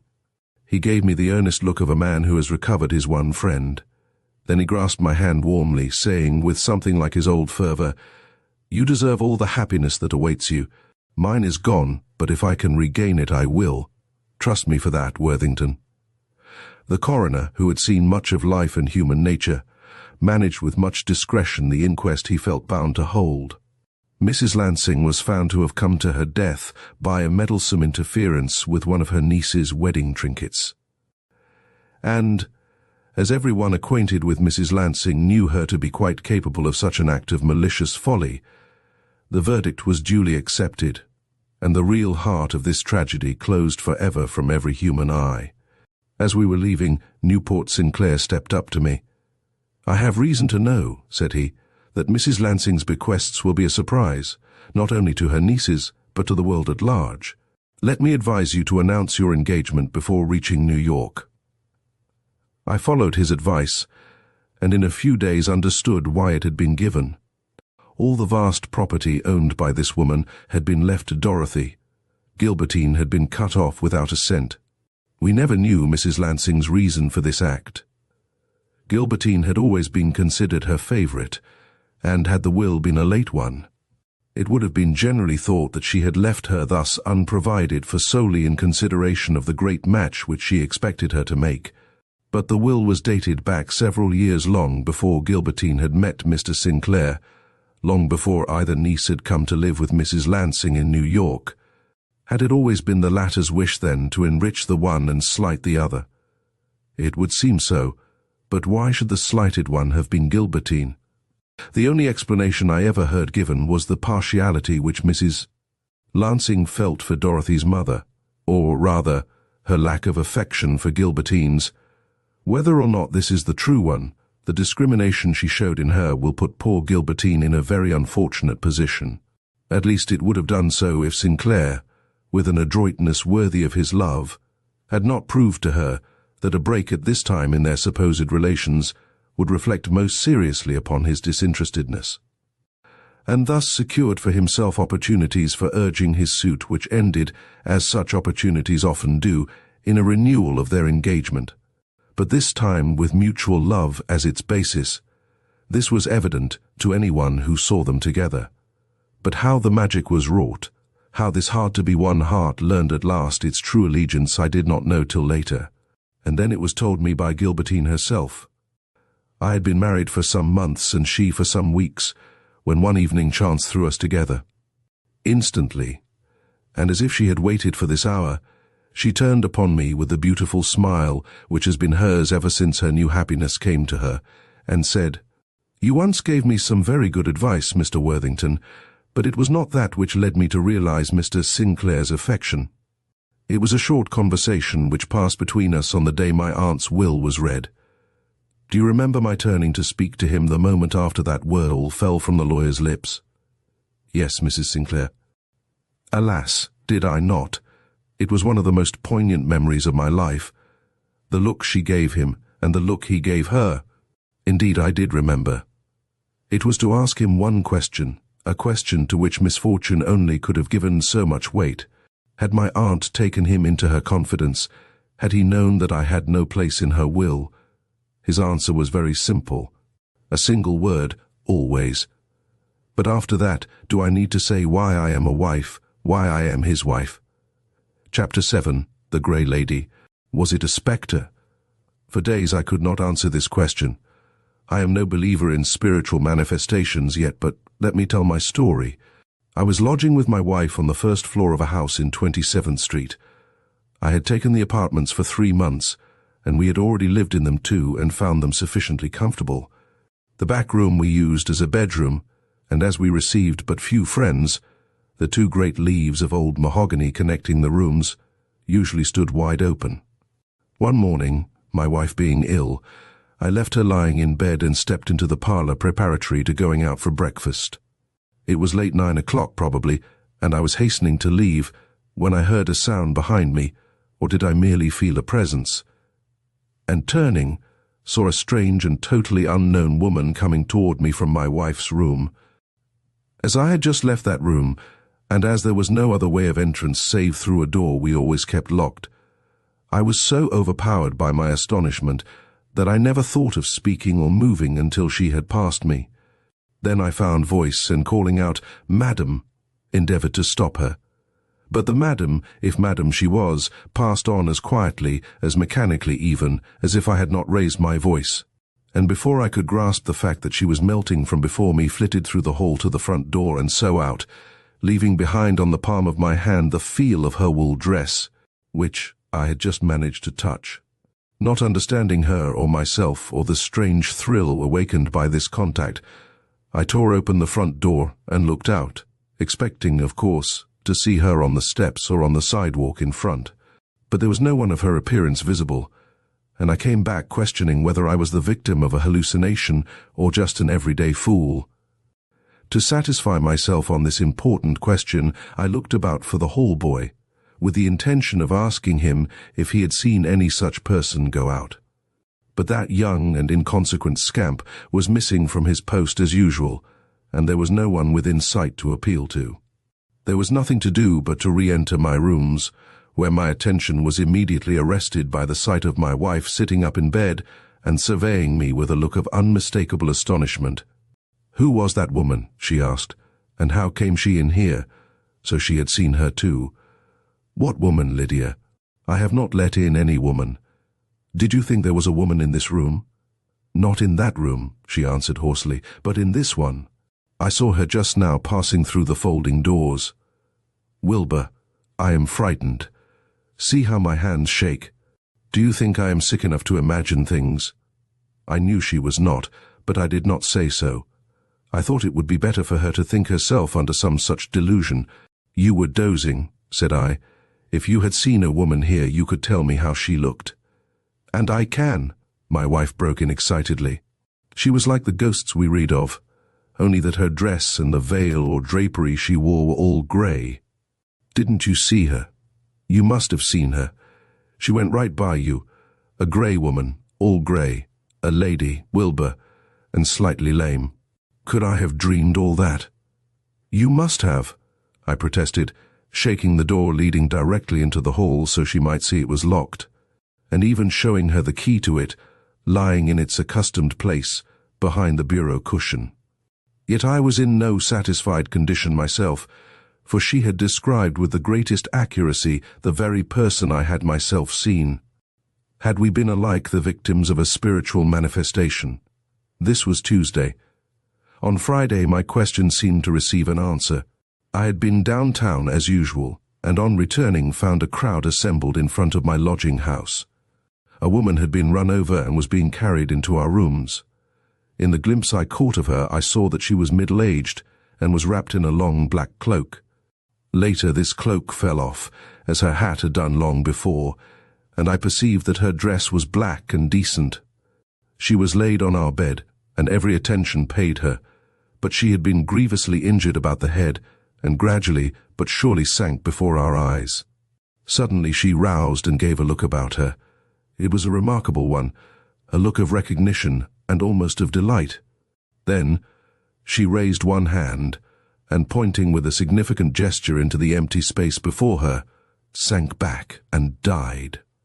It was a sudden ending, and anxious to see its effect upon my wife, who was standing on the other side of the bed, I glanced her way with some misgiving. She showed more feeling than I had anticipated. Indeed, her countenance was a study, and when, under the influence of my scrutiny, she glanced my way, I saw that something of deeper import than this unexpected death in our rooms lay at the bottom of her uneasy look. What that was I was soon to know, for catching up from amid the folds of the woman's grey-lined cloak a long grey veil which had fallen at the bedside, she disposed it softly about the woman's face, darting me a look full of significance. "You remember the vision I had the morning when I was sick?" she whispered softly in my ear. I nodded, secretly thrilled to my very heart's core. Well, it was a vision of this woman. If she were living and on her feet and wrapped, as I have shown you, in this veil, you would behold a living picture of the person I saw passing out of this room that morning. "I shall not dispute you," I answered. Alas, I had myself perceived the likeness the instant the veil had fallen about the pinched but handsome features. "A forewarning," whispered my wife. "A forewarning of what has this day happened under our roof. It was a wraith we saw. Wilbur, I shall not spend another night in these rooms." And we did not. I was as anxious to leave as she was. Yet I am not a superstitious man. As proof of it, after the first effect of these events had left me, I began to question my first impressions and feel tolerably ashamed of my past credulity, though the phenomenon we had observed could not to all appearance be explained by any natural hypothesis. Though I had seen, and my wife had seen, a strange woman suddenly become visible in a room which a moment before had held no one but ourselves, and into which no live woman could have entered without our knowledge. Something, was it my natural good sense, recoiled before a supernatural explanation of this, and I found myself forced to believe that our first visitor had been as real as the last, in other words, the same woman. But could I prove it? Could the seemingly impossible be made possible, and the unexplainable receive a solution satisfying to a rational mind? I determined to make an effort to accomplish this, if only to relieve the mind of my wife, who had not recovered her equanimity as readily as myself. Starting with the assumption above mentioned, that the woman who had died in our presence was the same who had previously found an unexplainable entrance into our rooms, I first inquired if the black cloak lined with grey did not offer a solution to some of my previous difficulties. It was a long cloak, enveloping her completely. When worn with the black side out, she would present an inconspicuous appearance, but with the grey side out and the effect of this heightened by a long grey veil hung over her hat, she would look like the grey lady I had first seen. Now, a cloak can be turned in an instant, and if she had chosen to do this in flitting through my door, I would naturally find only a sedate, black-clothed woman passing up the street, when, rousing from the apathy into which her appearance had thrown me, I rushed to the front door and looked out. Had I seen such a woman? I seemed to remember that I had. Thus much, then, was satisfactory, but to account for her entrance into our rooms was not so easy. Had she slipped by me in coming in as she had on going out? The parlour door was open, for I'd been out to get the paper. Could she have glided in by me unperceived, and thus found her way into the bedroom from which I afterwards saw her issue? No, for I had stood facing the front hall door all the time. Through the bedroom door, then. But that was, as I have said, locked. Here, then, was a mystery, but it was one worth solving. My first step was to recall all that I had heard of the actual woman who had been buried from our rooms.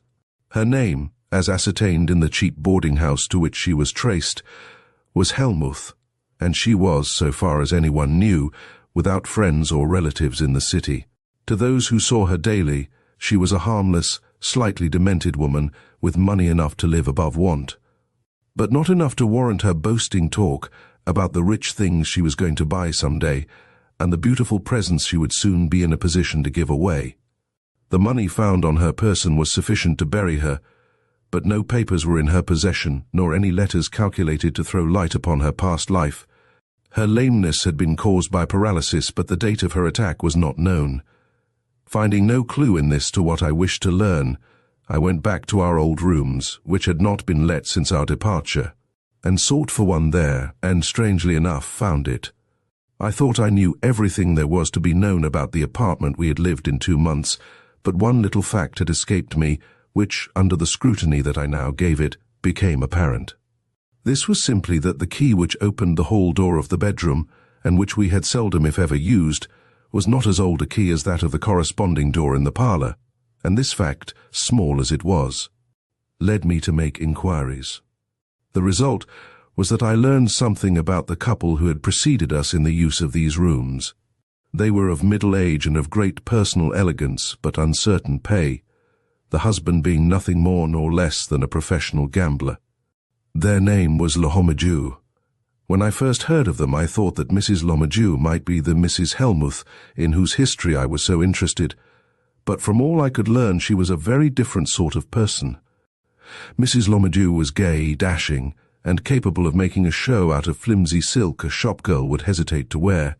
Yet she looked distinguished, and wore her cheap jewellery with more grace than many a woman her diamonds. I would consequently have dropped this inquiry if someone had not remarked upon her having had a paralytic stroke after leaving the house. This, together with the fact that the key to the rear door, which I had found replaced by a new one, had been taken away by her and never returned, connected her so indubitably with my mysterious visitor that I resolved to pursue my investigations into Mrs. Lomadew's past. For this purpose, I sought out a quaint little maiden lady living on the top floor who, I was told, knew more about the Lomadeus than anyone in the building. Miss Winterbourne, whose acquaintance I had failed to make while residing in the house, was a fluttering, eager, affable person whose one delight was, as I soon found, to talk about the Lomadeus. Of the story she related, I give as much of it as possible in her own words. I was never their equal, said she, but Mrs. Lomadew was lonely, and having no friends in town, was good enough to admit me to her parlour now and then, and even to allow me to accompany her to the theatre when her husband was away on one of his mysterious visits. I never liked Mr. Lomadew, but I did like her. She was so different from me, and when I first knew her so gay and so full of conversation. But after a while she changed, and was either feverishly cheerful or morbidly sad, so that my visits caused me more pain than pleasure. The reason for these changes in her was patent to everybody. Though her husband was a handsome man, he was as unprincipled as he was unfortunate. He gambled. This she once admitted to me, and while at long intervals he met with some luck, he more often returned dispirited, and with that hungry, ravaging look you expect to see in a wolf cheated of its prey. I used to be afraid he would strike her after some one of these disappointments, but I do not think he ever did.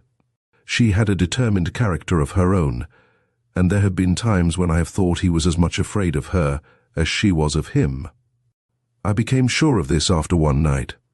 Mrs. Lomadew and myself were having a little supper together in the front parlour you have so lately occupied. It was a very ordinary supper, for the Lomadeus's purse had run low, and Mrs. Lomadew was not the woman to spend much at any time on her eating. It was palatable, however, and I would have enjoyed it greatly if Mrs. Lomadew had shown more appetite. But she ate scarcely anything and seemed very anxious and unhappy, though she laughed now and then with sudden gusts of mirth too hysterical to be real. It was not late, and yet we were both very much surprised when there came a knock at the door, followed by the entrance of a visitor. Mrs. Lomadew, who was always la grande dame, rose without apparent embarrassment to meet the gentleman who entered, though I knew she could not help but feel keenly the niggardly appearance of the board she left with such grace. The stranger, he was certainly a stranger, this I could see by the formality of her manner, was a gentleman of urbane bearing and a general air of prosperity. I remember every word that passed. "My name is Lafarge," said he.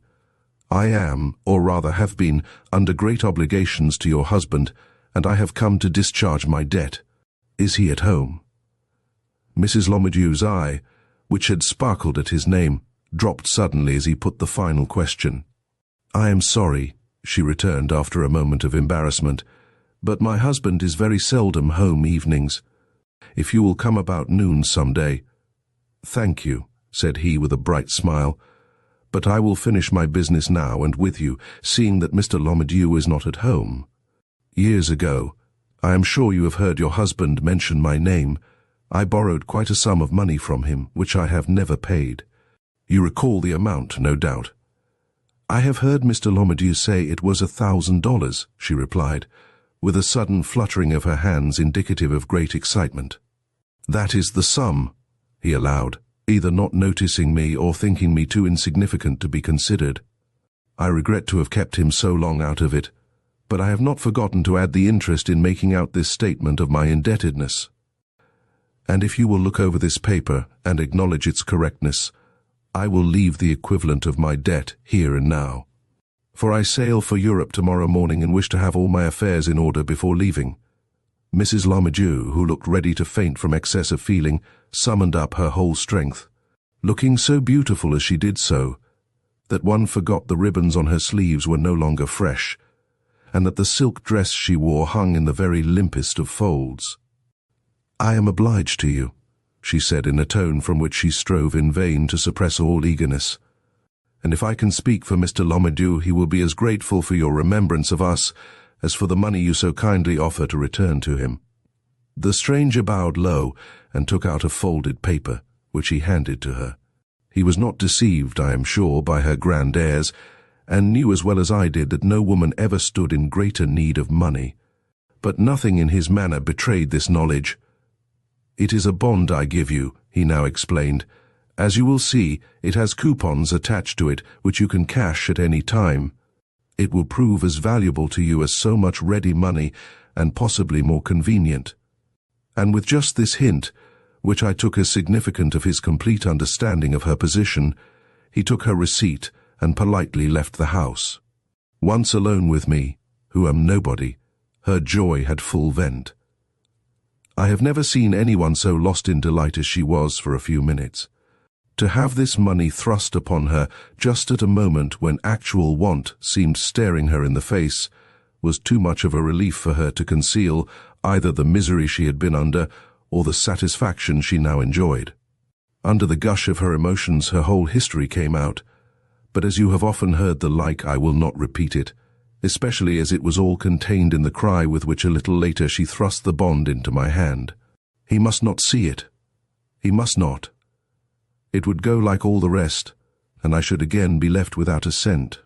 Take it and keep it, for I have no means of concealing it here. He is too suspicious. But this was asking more than I was willing to grant. Seeing how I felt, she took the paper back and concealed it in her bosom with a look I had rather not have seen. "You will not charge yourself with such a responsibility," said she, "but I can trust you not to tell him." "Yes," I nodded, feeling sick of the whole business. Then... But here the door was violently flung open, and Mr. Lomadieu burst into the room in a state of as much excitement as his wife, only his was the excitement of desperation. "Gone! Gone!" he cried, ignoring me as completely as Mr. Lafarge had done. "Not a dollar left, not even my studs. See!" And he pointed to his shirt front hanging apart in a way I would never have looked for in this reckless but fastidious gentleman. Yet, if I had had $1 more, or even a ring worth $1 or so, I might have... "Teresa, have you any money at all? A coin now might save us." Mrs. Lomadieu, who had turned alarmingly pale, drew up her fine figure and resolutely confronted him. "No," said she, and shifting her gaze she turned it meaningly upon me. He misunderstood this movement. Thinking it simply a reminder of my presence, he turned, with his false but impressive show of courtesy, and made me a low bow. Then he forgot me utterly again, and facing his wife, growled out, "Where are you going to get breakfast then? You don't look like a woman who expects to starve." It was a fatal remark, for, do what she would, she could not prevent a slight smile of disdain, and seeing it, he kept his eye riveted on her face till her uneasiness became manifest. Instantly his suspicion took form, and, surveying her still more fixedly, he espied a corner of the precious envelope protruding slightly above her corsage. To snatch it out, open it, and realize its value was the work of a moment. Her cry of dismay and his shout of triumph rang out simultaneously. And never have I seen such an ebullition of opposing passions as I was made witness to as his hand closed over this small fortune, and their staring eyes met in the moral struggle they had now entered upon for its ultimate. Possession. She was the first to speak. "It was given to me. It was meant for me. If I keep it, both of us will profit by it. But if you—" He did not wait for her to finish. "Where did you get it?" he cried. "I can break the bank with what I can raise on this bond at the club. Darrow's in town. You know what that means. Luck's in the air, and with $100, but I've no time to talk. I came for $1, a 50-cent piece, a dime even, and go back with a bond worth." But she was already between him and the door. "You will never carry that bond out of this house," she whispered in the tone which goes further than a cry. "I have not held it in my hand to see it follow every other good thing I have had in life." "I will not, Henry. Take that bond and sink it as you have all the rest, and I fall at your feet a dead woman. I will never survive the destruction of my last hope." He was cowed for a moment, that is, she looked so superb and so determined. Then all that was mean and despicable in his thinly veneered nature came to the surface, and, springing forward with an oath, he was about to push her aside when, without the moving of a finger on her part, he reeled back, recovered himself, caught at a chair, missed it, and fell heavily to the floor.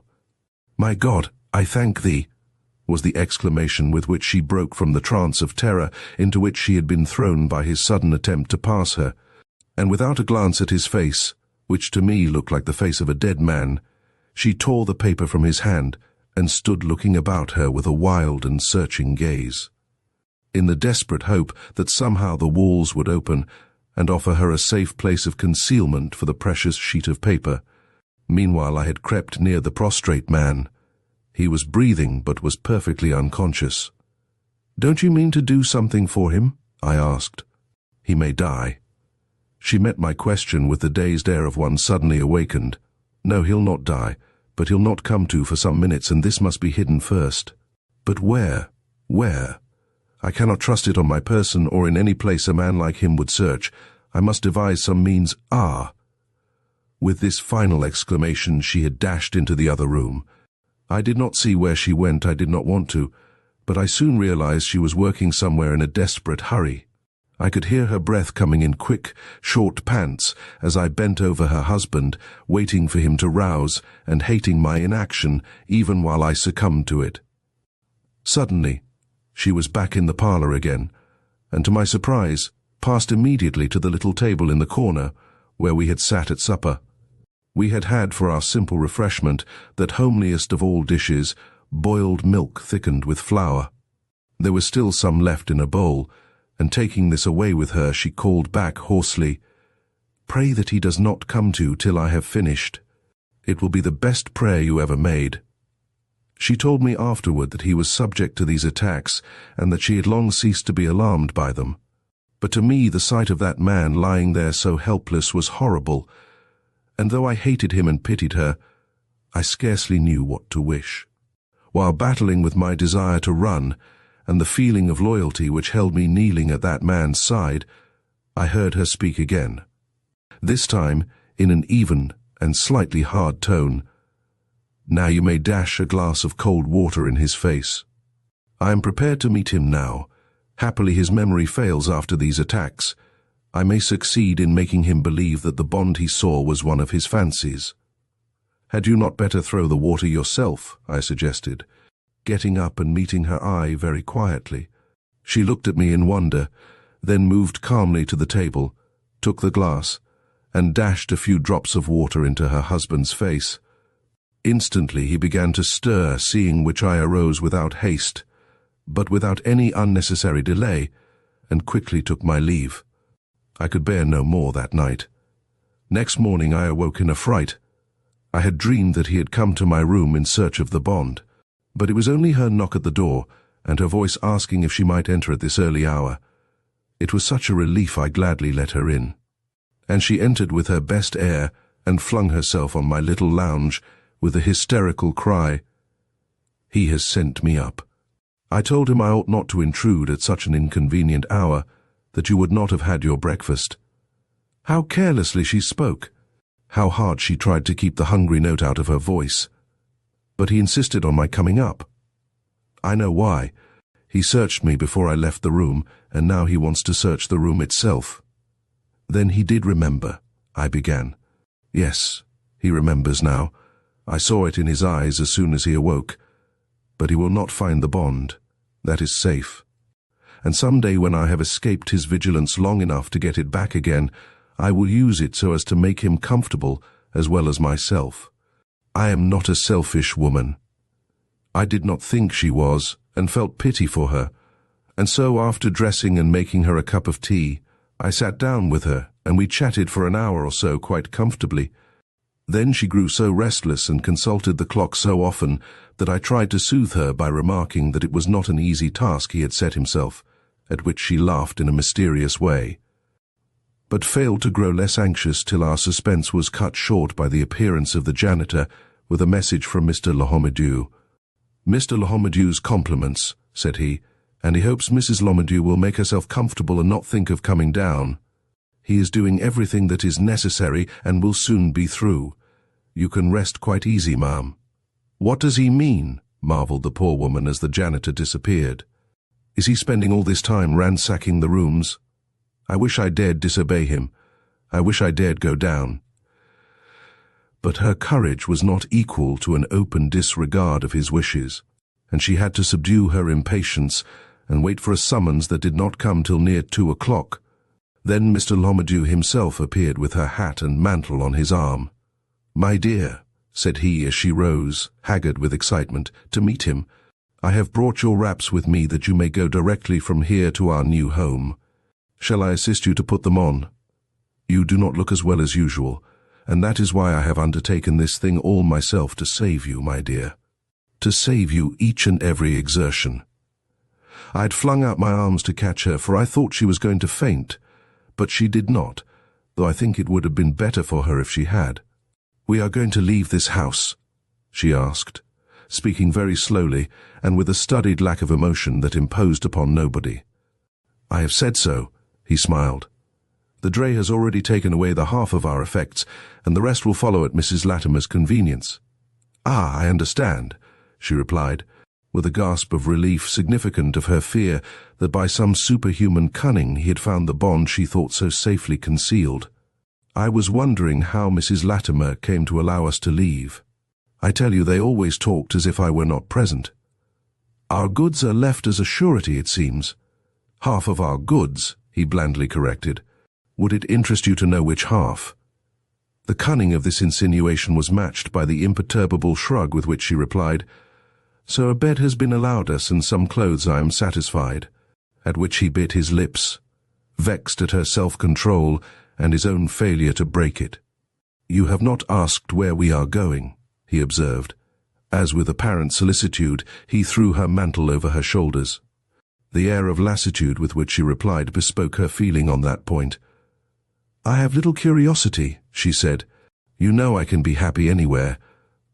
And turning toward me, she moved her lips in a way I interpreted to mean, "Go below with me. See me out." "Say what you have to say to Miss Winterbourne aloud," he dryly suggested. "I have nothing to say to Miss Winterbourne but thanks," was her cold reply, belied, however, by the trembling of her fingers as she essayed to fit on her gloves.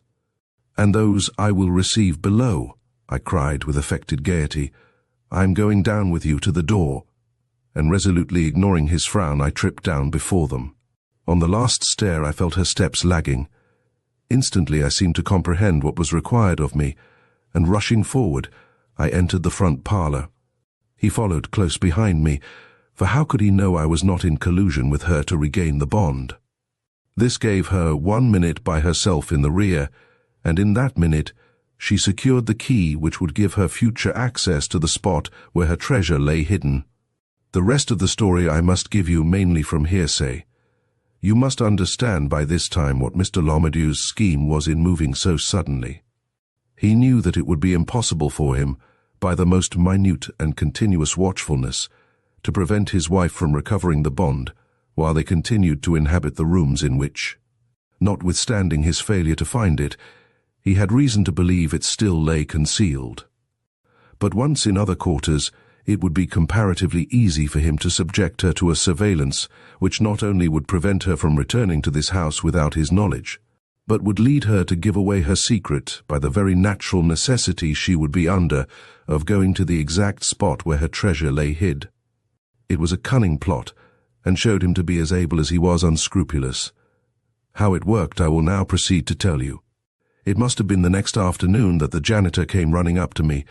I suppose he had learned by this time that I had more than ordinary interest in these people, to say that Mrs. Lomadew had been in the house and had been so frightened by a man who had followed her that she had fainted dead away on the floor. Would I go down to her? I had rather have gone anywhere else unless it was to prison, but duty cannot be shirked, and I followed the man down. But we were too late. Mrs. Lomadew had recovered and gone away, and the person who had frightened her was also gone, and only the hall boy remained to give any explanations. This was what he had to say. The man it was who went first. As soon as the lady fell, he skipped out. I don't think he meant no good here. "Did she drop here in the hall?" I asked, unable to restrain my intense anxiety. "Oh, no, ma'am. They was in the back room yonder, which she got in somehow. The man followed her in, sneaking and sneaking like an eel or a cop, and she fell right against—" "Don't tell me where," I cried. I don't want to know where. And I was about to return upstairs when I heard a quick, sharp voice behind me and realized that Mr. Lahomadew had come in and was having some dispute with the janitor. Common prudence led me to listen. He wanted, as was very natural, to enter the room where his wife had just been surprised, but the janitor, alarmed by the foregoing very irregular proceedings, was disposed to deny his right to do so. "The furniture is held as a surety," said he, "and I have orders." But Mr. Lahomadew had a spare $1, and before many minutes had elapsed I heard him go into that room and close the door. Of the next 10 minutes and the suspense I felt I need not speak. When he came out again, he looked as if the ground would not hold him. "I have done some mischief, I fear," he airily said as he passed the janitor. "But I'll pay for it. Don't worry. I'll pay for it, and the rent too, tomorrow. You may tell Mrs. Latimer so." And he was gone, leaving us all agape in the hallway. A minute later we all crept to that room and looked in. Now that he had got the bond, I for one was determined to know where she had hid it. There was no mistaking the spot. A single glance was enough to show us the paper ripped off from a portion of the wall, revealing a narrow gap behind the baseboard, large enough to hold the bond. It was near. "Wait," I put in as I remembered where the so-called Mrs. Helmuth had pointed just before she died. "Wasn't it at the left of the large folding doors and midway to the wall?" "How came you to know?" she asked. "Did Mrs. Latimer tell you?" But as I did not answer, she soon took up the thread of her narrative again, and sighing softly said, "The next day came and went, but no Lahomadew appeared, another, and I began to grow seriously uneasy. A third, and a dreadful thing happened. Late in the afternoon, Mrs. Lahomadew, dressed very oddly, came sliding in at the front door, and with an appealing smile at the hall-boy, who wished but dared not ask her for the key which made these visits possible, glided by to her old rooms, and finding the door unlocked, went softly in. Her appearance is worth description, for it shows the pitiful efforts she made at disguise, in the hope, I suppose, of escaping the surveillance she was evidently conscious of being under. She was in the habit of wearing on cool days a black circular with a grey lining.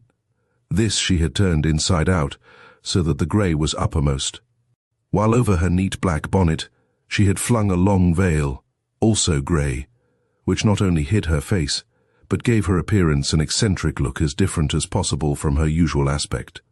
The hall-boy, who had never seen her save in showy black or bright colours, said she looked like a ghost in the daytime, but it was all done for a purpose, I am sure, and to escape the attention of the man who had followed her before.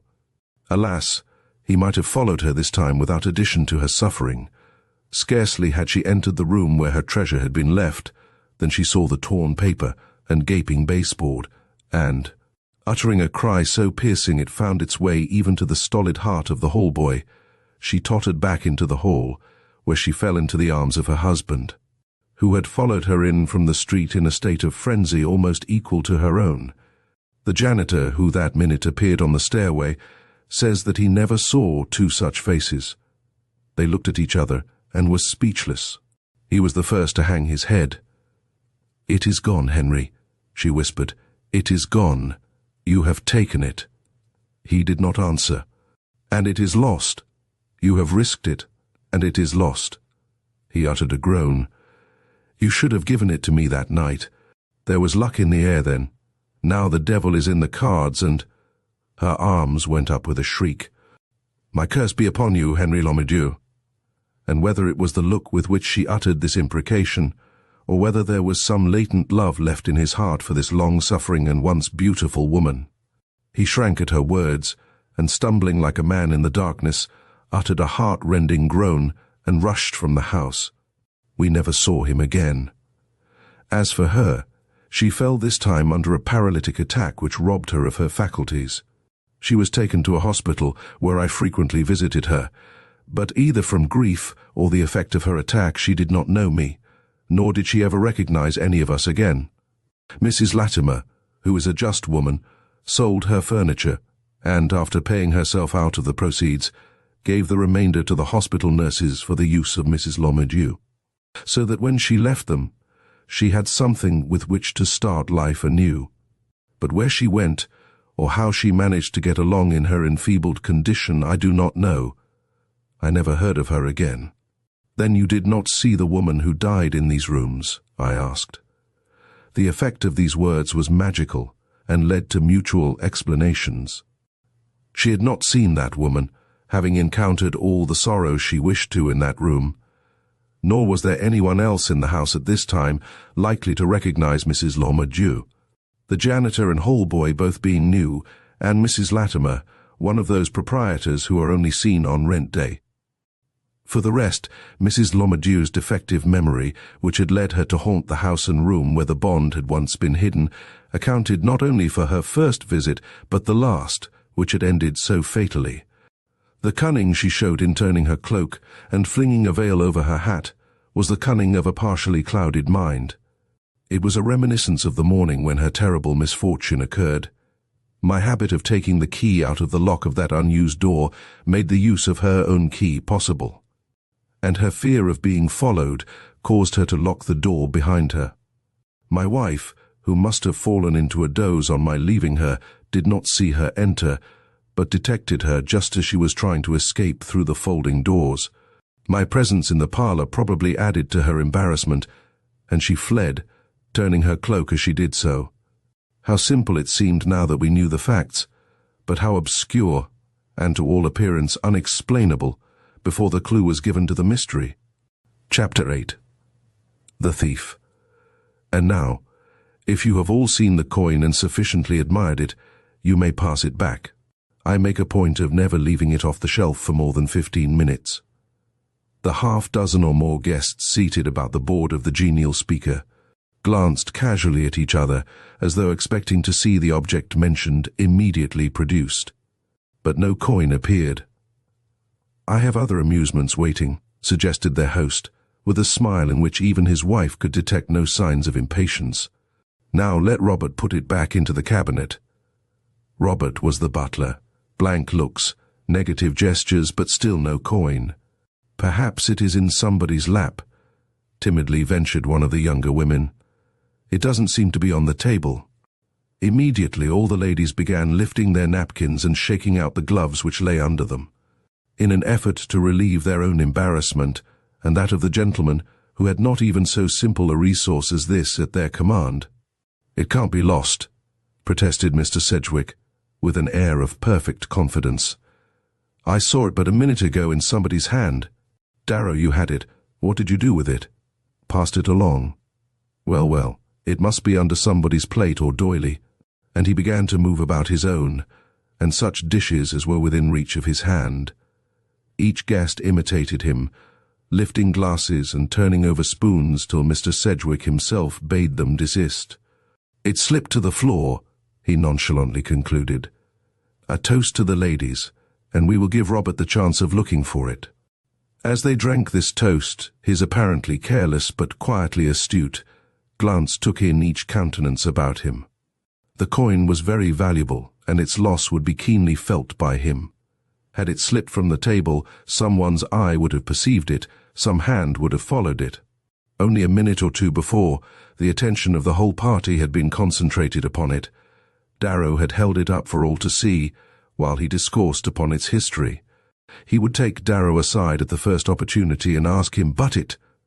How could he do that? These were his intimate friends. He knew them well, more than well, with one exception, and he was the handsomest of the lot and the most debonair and agreeable. A little more gay than usual tonight, possibly a trifle too gay, considering that a man of Mr. Blake's social weight and business standing sat at the board. But not to be suspected, no, not to be suspected. Even if he was the next man after Darrow and had betrayed something like confusion, when the eyes of the whole table turned his way at the former's simple statement of "I," passed it on. Robert would find the coin, he was a fool to doubt it, and if Robert did not, why, he would simply have to pocket his chagrin, and not let a triviality like this throw a shadow over his hospitality. All this, while he genially lifted his glass and proposed the health of the ladies. The constraint of the preceding moment was removed by his manner, and a dozen jests caused as many merry laughs. Then he pushed back his chair. "And now, some music," he cheerfully cried, as with lingering glances and some further pokings about of the table furniture, the various guests left their places and followed him into the adjoining room. But the ladies were too nervous, and the gentlemen not sufficiently sure of their voices to undertake the entertainment of the rest, at a moment of such acknowledged suspense. And notwithstanding the exertions of their host and his quiet but much discomfited wife, it soon became apparent that but one thought engrossed them all, and that any attempt at conversation must prove futile so long as the curtains between the two rooms remained open, and they could see Robert on his hands and knees searching the floor and shoving aside the rugs. Darrow, who was Mr. Sedgwick's brother-in-law, and almost as much at home in the house as Sedgwick himself, made a move to draw these curtains. But something in his relative's face stopped him, and he desisted with some laughing remark, which did not attract enough attention even to elicit any response. "I hope his eyesight is good," murmured one of the young girls, edging a trifle forward. "Mayn't I help him look? They say at home that I am the only one in the house who can find anything." Mr. Sedgwick smiled indulgently at the speaker, a round-faced, round-eyed, merry-hearted girl whom in days gone by he had dandled on his knees, but answered quite quickly for him, "Robert will find it if it is there." Then, distressed at this involuntary disclosure of his thought, added in his whole-hearted way, "It's such a little thing, and the room is so big and a round object rolls unexpectedly far, you know. Well, have you got it?" he eagerly demanded, as the butler finally showed himself in the door. "No, sir, and it's not in the dining room. I have cleared the table and thoroughly searched the floor." Mr. Sedgwick knew that he had. He had no doubts about Robert. Robert had been in his employ for years, and had often handled his coins, and at his order, sometimes shown them. "Very well," said he, "we'll not bother about it any more tonight. You may draw the curtains." But here the clear, almost strident voice of the youngest man of the party interposed. "Wait a minute," said he. "This especial coin is the great treasure of Mr. Sedgwick's valuable collection. It is unique in this country, and not only worth a great deal of money, but cannot be duplicated at any cost. There are only 3 of its stamp in the world. Shall we let the matter pass, then, as though it were of small importance? I feel that we cannot, that we are, in a measure, responsible for its disappearance." Mr. Sedgwick handed it to us to look at, and while it was going through our hands it vanished. What must he think? What has he every right to think? I need not put it into words. You know what you would think, what you could not help but think, if the object were yours and it was lost in this way. Gentlemen, I leave the ladies entirely out of this. I do not propose that he shall have further opportunity to associate me with this very natural doubt. I demand the privilege of emptying my pockets here and now, before any of us have left his presence. I am a connoisseur in coins myself, and consequently find it imperative to take the initiative in this matter. As I propose to spare the ladies, let us step back into the dining room. Mr. Sedgwick, pray don't deny me. I'm thoroughly in earnest, I assure you." The astonishment created by this audacious proposition was so great, and the feeling it occasioned so intense, that for an instant all stood speechless. Young Hammersley was a millionaire himself, and generous to a fault, as all knew. Under no circumstances would anyone even suspect him of appropriating anything, great or small, to which he had not a perfect right. Nor was he likely to imagine for a moment that anyone would.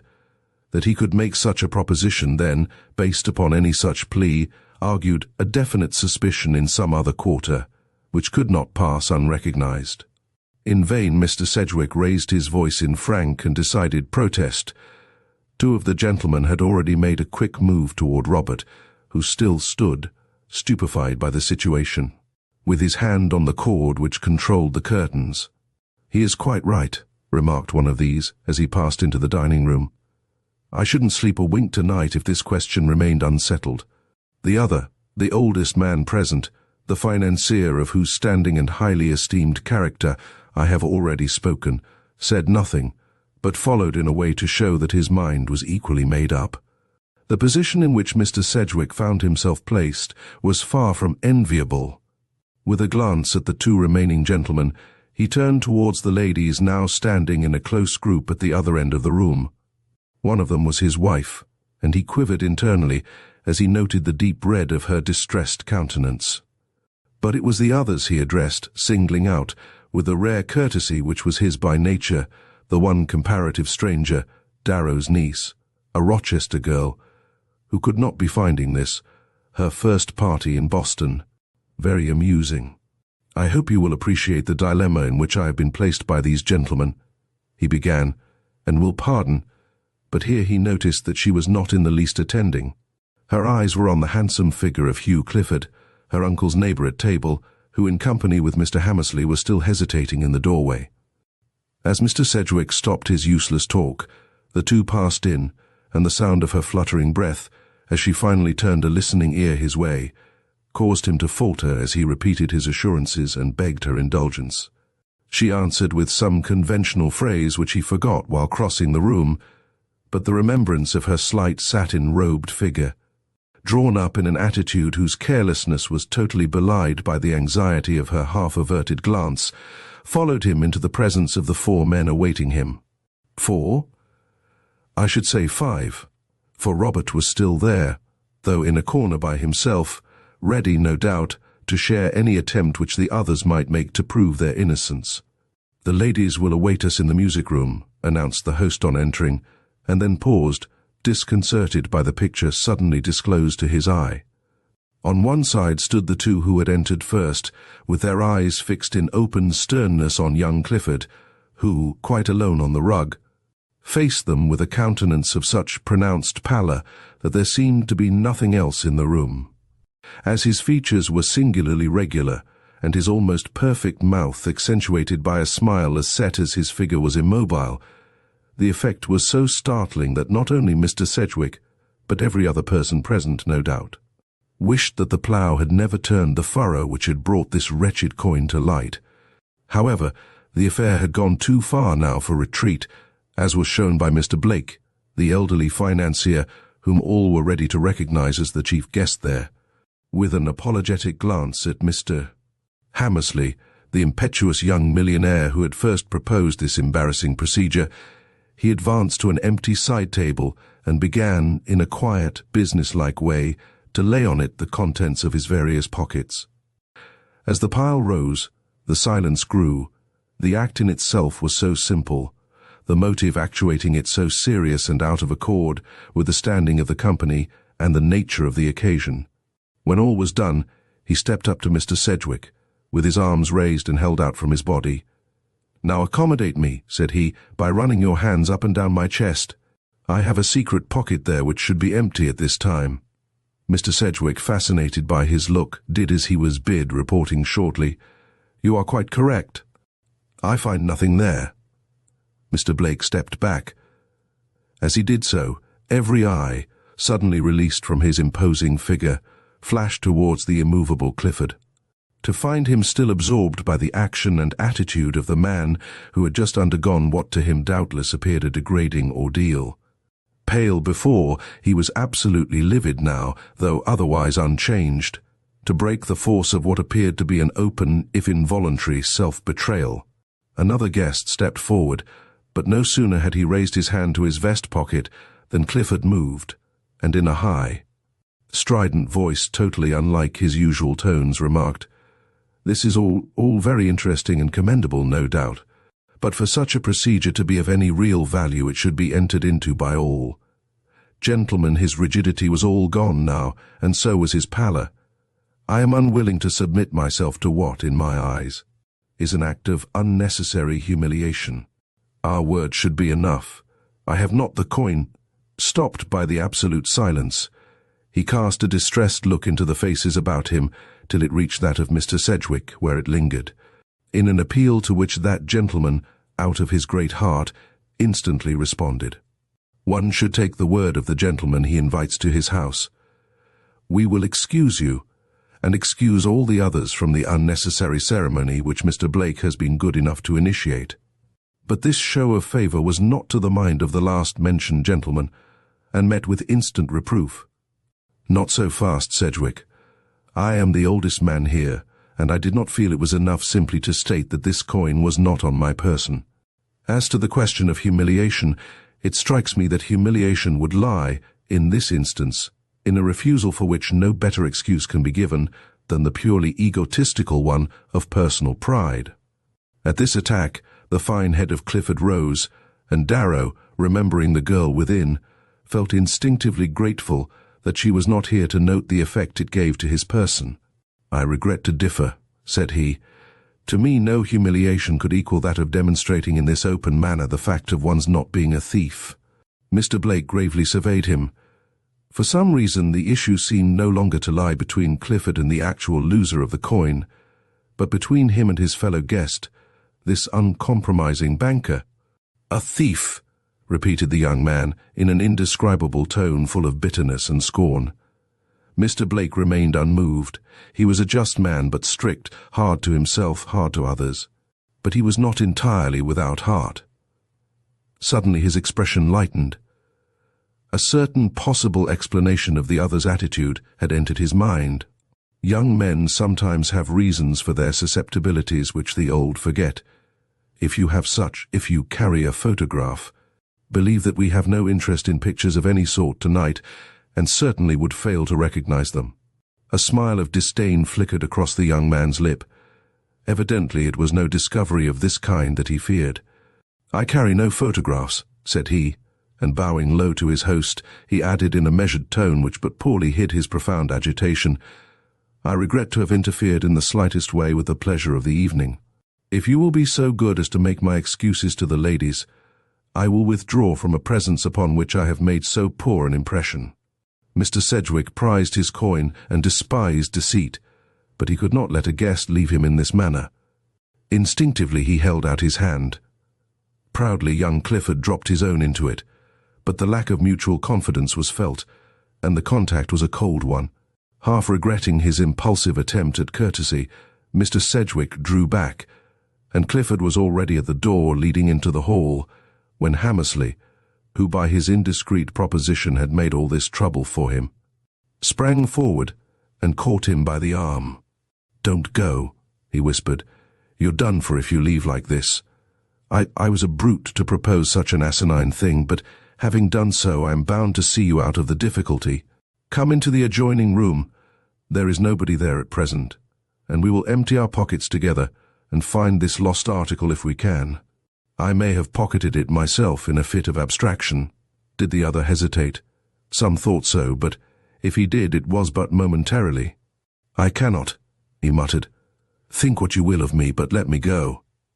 And dashing open the door, he disappeared from their sight, just as light steps and the rustle of skirts were heard again in the adjoining room. "There are the ladies. What shall we say to them?" queried Sedgwick, stepping slowly towards the intervening curtains. "Tell them the truth," enjoined Mr. Blake, as he hastily repocketed his own belongings.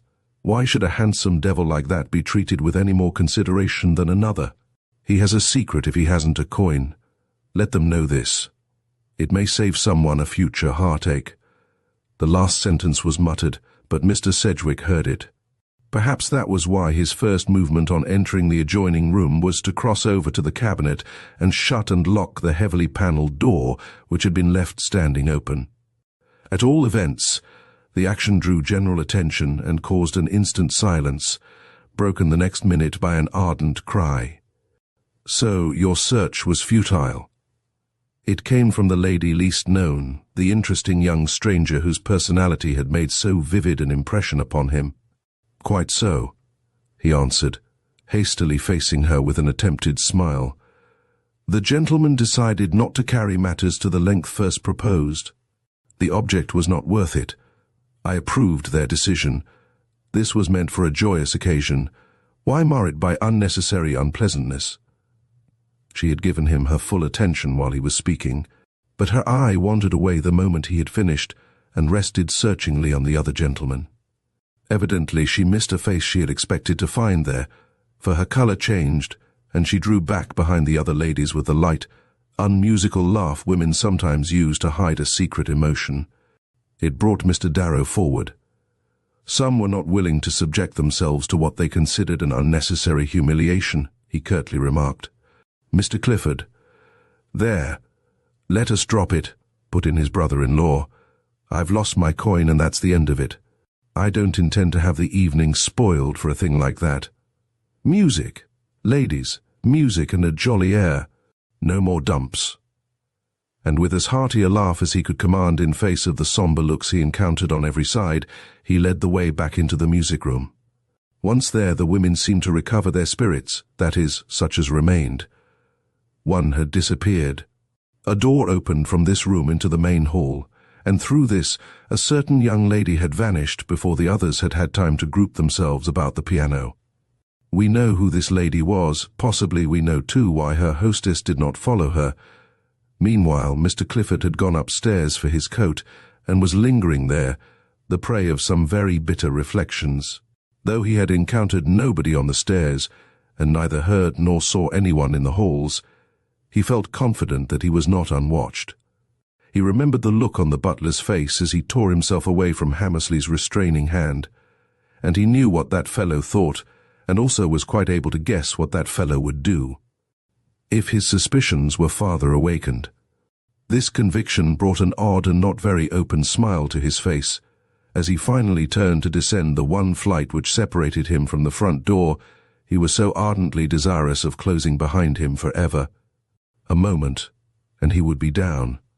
But the steps were many, and seemed to multiply indefinitely as he sped below.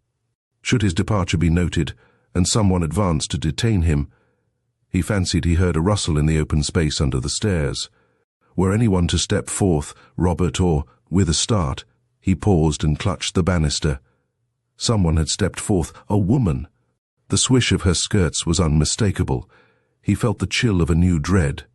Never in his short but triumphant career had he met coldness or disapproval in the eye of a woman. Was he to encounter it now? If so, it would go hard with him. He trembled as he turned his head to see which of the four it was. If it should prove to be his hostess.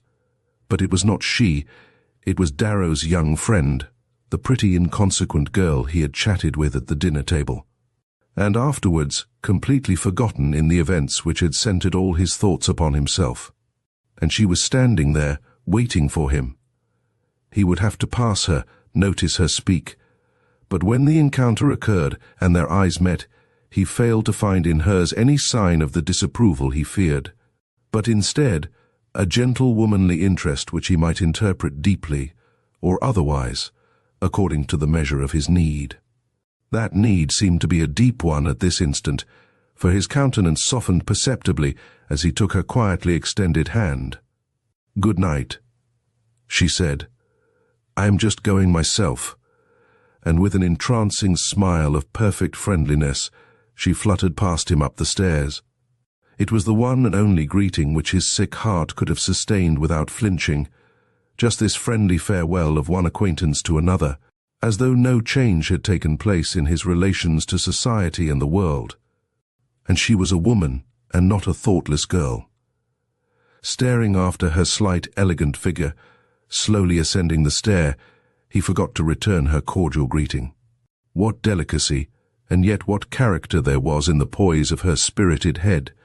He felt his breath fail him, in his anxiety for another glance from her eye, for some sign, however small, that she had carried the thought of him up those few quickly mounted steps. Would he get it? She is at the bend of the stair, she pauses, turns, a nod, and she is gone. With an impetuous gesture, he dashed from the house. In the drawing-room, the noise of the closing door was heard, and a change at once took place in the attitude and expression of all present.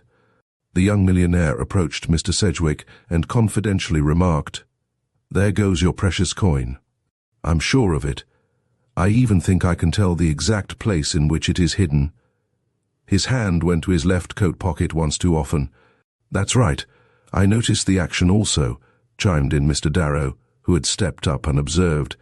"And I noticed something else. His whole appearance altered from the moment this coin came on the scene. An indefinable half-eager, half-furtive look crept into his eye as he saw it passed from hand to hand. I remember it now, though it didn't make much impression upon me at the time. And I remember another thing. supplemented Hammersley in his anxiety to set himself straight with these men of whose entire approval he was not quite sure. He raised his napkin to his mouth very frequently during the meal, and held it there longer than is usual, too. Once he caught me looking at him, and for a moment he flushed scarlet. Then he broke out with one of his witty remarks, and I had to laugh like everybody else. If I am not mistaken, his napkin was up, and his right hand working behind it, about the time Mr. Sedgwick requested the return of his coin. The idiot! Hadn't he sense enough to know that such a loss wouldn't pass unquestioned? The gem of the collection, known all over the country, and he's not even a connoisseur. No. I've never even heard him mention numismatics. Mr. Darrow spoke of its value. Perhaps that was what tempted him. I know that Clifford's been rather down on his luck lately. He don't look it. There isn't one of us so well set up. Pardon me, Mr. Hammersley, you understand what I mean. He perhaps relies a little bit too much on his fine clothes. He needn't. His face is his fortune, or the one he's got, I hear it said. He had a pretty income from Consolidated Silver, but that's gone up and left him in what you call difficulties. If he has debts besides. But here Mr. Darrow was called off. His niece wanted to see him for 1 minute in the hall. When he came back, it was to make his adieu and hers. She had been taken suddenly indisposed, and his duty was to see her immediately home. This broke up the party, and amid general protestations the various guests were taking their leave, when the whole action was stopped by a smothered cry from the dining room and the precipitate entrance of Robert, asking for Mr. Sedgwick. "What's up? What's happened?" demanded that gentleman, hurriedly advancing towards the agitated butler. "Found!" he exclaimed, holding up the coin between his thumb and forefinger. It was standing straight up between 2 leaves of the table. It tumbled and fell to the floor as Luke and I were taking them out. Silence which could be felt for a moment. Then each man turned and surveyed his neighbor, while the women's voices rose in little cries that were almost hysterical. I knew that it would be found, and found here, came from the hallway in rich, resonant tones. "Uncle, do not hurry. I am feeling better," followed in unconscious naivete as the young girl stepped in, showing a countenance in which were small signs of indisposition or even of depressed spirits. Mr. Darrow, with a smile of sympathetic understanding, joined the others now crowding about the butler. "I noticed the crack between these 2 leaves when I pushed about the plates and dishes," he was saying, "but I never thought of looking in it for the missing coin. I'm sure I'm very sorry that I didn't." Mr. Darrow, to whom these words had recalled a circumstance he had otherwise completely forgotten, anxiously remarked, "That must have happened shortly after it left my hand. I recall now that the lady sitting between me and Clifford gave it a twirl which sent it spinning over the bare tabletop. I don't think she realized the action. She was listening, we all were, to a flow of bright repartee going on below us, and failed to follow the movements of the coin. Otherwise, she would have spoken. But what a marvel that it should have reached that crack in just the position to fall in. It wouldn't happen again, not if we spun it there for a month of Sundays. But Mr. Clifford," put in an agitated voice. "Yes, it has been rather hard on him, but he shouldn't have such keen sensibilities. If he had emptied out his pockets cheerfully and at the first intimation, none of this unpleasantness would have happened. Mr. Sedgwick, I congratulate you upon the recovery of this valuable coin, and am quite ready to offer my services if you wish to make Mr. Clifford immediately acquainted with Robert's discovery." "Thank you, but I will perform that duty myself," was Mr. Sedgwick's quiet rejoinder, as he unlocked the door of his cabinet and carefully restored the coin to its proper place. When he faced back, he found his guests on the point of leaving. Only one gave signs of any intention of lingering. This was the elderly financier who had shown such stern resolve in his treatment of Mr. Clifford's so-called sensibilities. He had confided his wife to the care of Mr. Darrow, and now met Mr. Sedgwick with this remark, "I'm going to ask a favor of you. If, as you have intimated, it is your intention to visit Mr. Clifford tonight, I should like to go with you." I don't understand this young man and his unaccountable attitude in this matter, and it is very important that I should. Have you any objection to my company? My motor is at the door, and we can settle the affair in 20 minutes. None, returned his host, a little surprised, however, at a request. His pride does seem a little out of place, but he was among comparative strangers, and seemed to feel his honour greatly impugned by Hammersley's unfortunate proposition. I'm sorry way down to the ground for what has occurred, and cannot carry him our apologies too soon. No, you cannot, retorted the other shortly. And so seriously did he utter this that no time was lost by Mr. Sedgwick, and as soon as they could get into their coats, they were in the motor and on their way to the young man's apartment. Their experience began at the door. A man was lolling there who told them that Mr. Clifford had changed his quarters, where he did not know. But upon the production of a $5 bill, he remembered enough about it to give them a number and street where possibly they might find him. In a rush they hastened there, only to hear the same story from the sleepy elevator boy, anticipating his last trip up for the night. Mr. Clifford left a week ago. He didn't tell me where he was going. Nevertheless, the boy knew that they saw, and another but smaller bill came into requisition and awoke his sleepy memory. The street and number which he gave made the two well-to-do men stare. But they said nothing, though the looks they cast back at the second-rate quarters they were leaving, so far below the elegant apartment house they had visited first, were sufficiently expressive. The scale of descent from luxury to positive discomfort was proving a rapid one, and prepared them for the dismal, ill-cared-for, altogether repulsive doorway before which they halted next. No attendant waited here, not even an elevator boy, the latter for the good reason that there was no elevator. An uninviting flight of stairs was before them, and on the few doors within sight a simple card showed the name of the occupant. Mr. Sedgwick glanced at his companion. "Shall we go up?" he asked. Mr. Blake nodded. "We'll find him," said he, "if it takes all night. Surely he cannot have sunk lower than this." Remembering his get-up, I do not think so. Yet who knows? Some mystery lies back of his whole conduct. Dining in your home, with this to come back to. I don't wonder. But here a thought struck him. Pausing with his foot on the stair, he turned a flushed countenance towards Mr. Sedgwick. "I've an idea," said he. "Perhaps—" he whispered the rest. Mr. Sedgwick stared and shook his shoulders. "Possibly," said he, flushing slightly in his turn. Then, as they proceeded up, "I feel like a brute anyway. A sorry night's business all through, unless the end proves better than the beginning. We'll start from the top. Something tells me that we shall find him close under the roof. Can you read the names by such a light?" "Barely, but I have matches." And now there might have been witnessed by any chance homecomer the curious sight of two extremely well-dressed men pottering through the attic hall of this decaying old domicile, reading the cards on the doors by means of a lighted match. And vainly. On none of the cards could be seen the name they sought.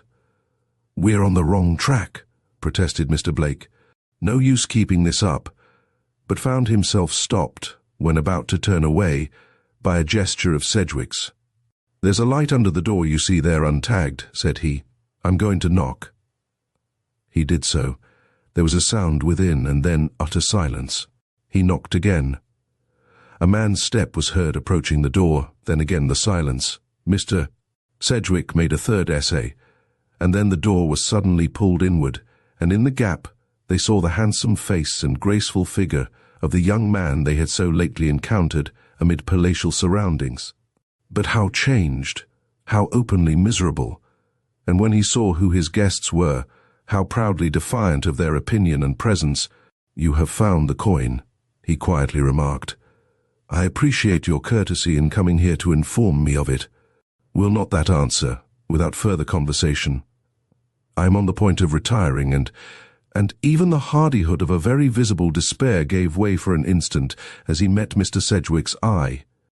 In the break which followed, the older man spoke. "Pardon us, but we have come thus far with a double purpose. First, to tender our apologies, which you have been good enough to accept. Secondly, to ask, in no spirit of curiosity, I assure you, a question that I seem to see answered, but which I should be glad to hear confirmed by your lips. May we not come in? The question was put with a rare smile such as sometimes was seen on this hard-grained handler of millions, and the young man, seeing it, faltered back, leaving the way open for them to enter. The next minute he seemed to regret the impulse, for backing against a miserable table they saw there, he drew himself up with an air as nearly hostile as one of his nature could assume. "I know of no question," said he, "which I feel at this very late hour inclined to answer. A man who has been tracked as I must have been for you to find me here, is hardly in a mood to explain his poverty, or the mad desire for former luxuries, which took him to the house of one friendly enough, he thought, to accept his presence without inquiry as to the place he lived in, or the nature or number of the reverses which had brought him to such a place as this." "I do not believe me," faltered Mr. Sedgwick, greatly embarrassed and distressed. In spite of the young man's attempt to hide the contents of the table, he had seen the two objects lying there, a piece of bread or roll, and a half-cocked revolver. Mr. Blake had seen them too, and at once took the word out of his companion's mouth. "You mistake us," he said coldly, "as well as the nature of our errand.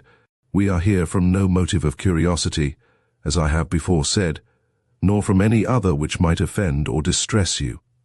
Or rather, I am here on business. I have a position to offer to an intelligent, upright, enterprising young man. Your name has been given me. It was given me before this dinner, to which I went, if Mr. Sedgwick will pardon my plain speaking chiefly for the purpose of making your acquaintance. The result was what you know. And possibly now you can understand my anxiety to see you exonerate yourself from the doubts you yourself raised by your attitude of resistance to the proposition made by that headlong, but well-meaning young man of many millions, Mr. Hammersley. I wanted to find in you the honorable characteristics necessary to the man who is to draw an $8,000 a year salary under my eye. I still want to do this. If then you are willing to make this whole thing plain to me, for it is not plain, not wholly plain, Mr. Clifford, then you will find in me a friend such as few young fellows can boast of.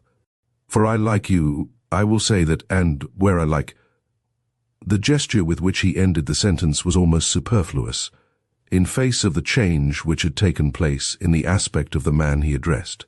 Wonder, doubt, hope, and again incredulity were lost at last in a recognition of the other's kindly intentions toward himself, and the prospects which they opened out before him. With a shamefaced look, and yet with a manly acceptance of his own humiliation that was not displeasing to his visitors, he turned about, and pointing to the morsel of bread lying on the table before them, he said to Mr. Sedgwick, "Do you recognize that? It is from your table, and it is not the only piece I had hidden in my pockets. I had not eaten in 24 hours when I sat down to dinner this evening. I had no prospect of another morsel for tomorrow, and I was afraid of eating my fill. There were ladies, and so they did not let him finish. In a flash they had both taken in the room. Not an article which could be spared was anywhere visible. His dress suit was all that remained to him of former ease and luxury, that he had retained, possibly for just such opportunities as had given him a dinner tonight. Mr. Blake understood at last, and his iron lip trembled. "Have you no friends?" he asked. "Was it necessary to go hungry? Could I ask alms or borrow what I could not pay? It was a position I was after, and positions do not come at call. Sometimes they come without it." He smiled with the dawning of his old-time grace on his handsome face. "But I find that one can see his resources go, dollar by dollar, and finally, cent by cent. In the search for employment, no one considers necessary to a man like me. Perhaps if I had less pride, had been willing to take you or anyone else into my confidence, I might not have sunk to these depths of humiliation.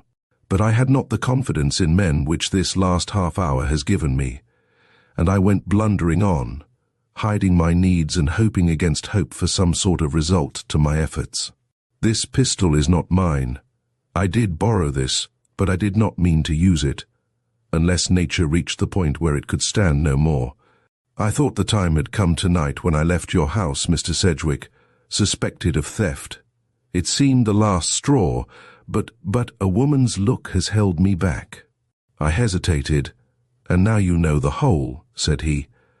"That is, if you can understand why it was more possible for me to brave the contumely of such a suspicion than to open my pockets and disclose the crusts I had hidden."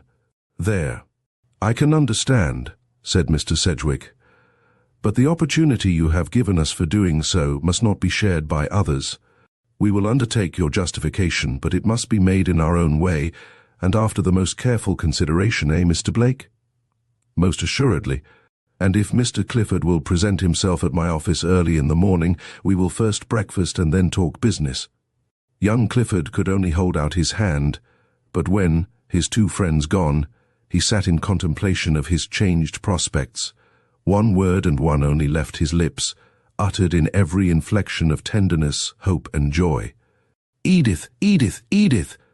It was the name of the sweet young girl who had shown her faith in him at the moment when his heart was lowest and despair at its culmination. Chapter 9. The House in the Mist. An Open Door. It was a night to drive any man indoors. Not only was the darkness impenetrable, but the raw mist enveloping hill and valley made the open road anything but desirable to a belated wayfarer like myself. Being young, untrammeled, and naturally indifferent to danger, I was not averse to adventure, and having my fortune to make, was always on the lookout for El Dorado, which to ardent souls lies ever beyond the next turning. Consequently, when I saw a light shimmering through the mist at my right, I resolved to make for it, and the shelter it so opportunely offered. But I did not realize then, as I do now, that shelter does not necessarily imply refuge, or I might not have undertaken this adventure with so light a heart. Yet who knows? The impulses of an unfettered spirit lean toward daring, and youth, as I have said, seeks the strange, the unknown, and sometimes the terrible. My path towards this light was by no means an easy one. After confused wanderings through tangled hedges, and a struggle with obstacles of whose nature I received the most curious impression in the surrounding murk, I arrived in front of a long, low building, which, to my astonishment, I found standing with doors and windows open to the pervading mist, save for one square casement, through which the light shone from a row of candles placed on a long mahogany table. The quiet and seeming emptiness of this odd and picturesque building made me pause.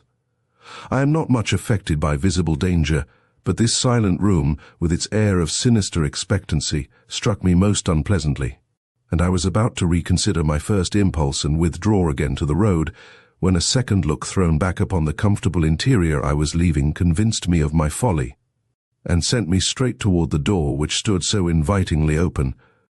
But halfway up the path my progress was again stayed by the sight of a man issuing from the house I had so rashly looked upon as devoid of all human presence. He seemed in haste, and at the moment my eye first fell on him was engaged in replacing his watch in his pocket. But he did not shut the door behind him, which I thought odd, especially as his final glance had been a backward one, and seemed to take in all the appointments of the place he was so hurriedly leaving. As we met, he raised his hat.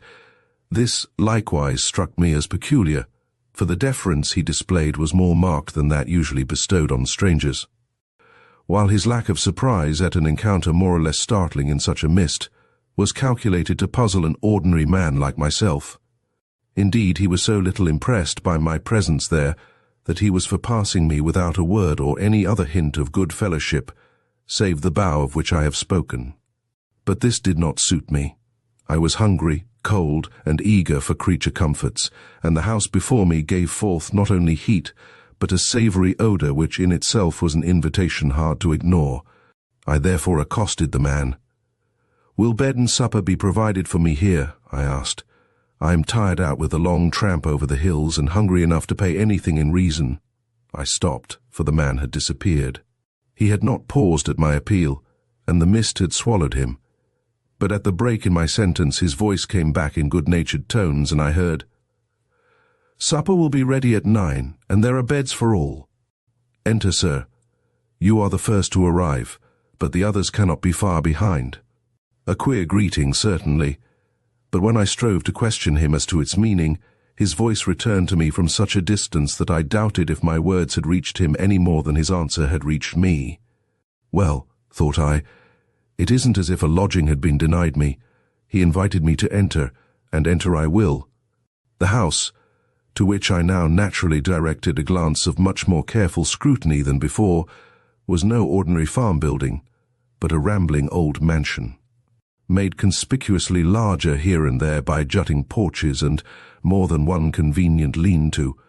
Though furnished, warmed, and lighted with candles, as I have previously described, it had about it an air of disuse which made me feel myself an intruder, in spite of the welcome I had received. But I was not in a position to stand upon ceremony, and ere long I found myself inside the great room, and before the blazing logs, whose glow had lighted up the doorway, and added its own attraction to the other allurements of the inviting place. Though the open door made a draught which was anything but pleasant, I did not feel like closing it, and was astonished to observe the effect of the mist through the square thus left open to the night. It was not an agreeable one, and, instinctively turning my back upon that quarter of the room, I let my eyes roam over the wainscoted walls and the odd pieces of furniture which gave such an air of old-fashioned richness to the place. As nothing of the kind had ever fallen under my eyes before, I would have thoroughly enjoyed this opportunity of gratifying my taste for the curious and the beautiful, if the quaint old chairs I saw standing about me on every side had not all been empty. But the solitude of the place, so much more oppressive than the solitude of the road I had left, struck cold to my heart, and I missed the cheer rightfully belonging to such attractive surroundings. Suddenly I bethought me of the many other apartments likely to be found in so spacious a dwelling, and going to the nearest door, I opened it and called out for the master of the house.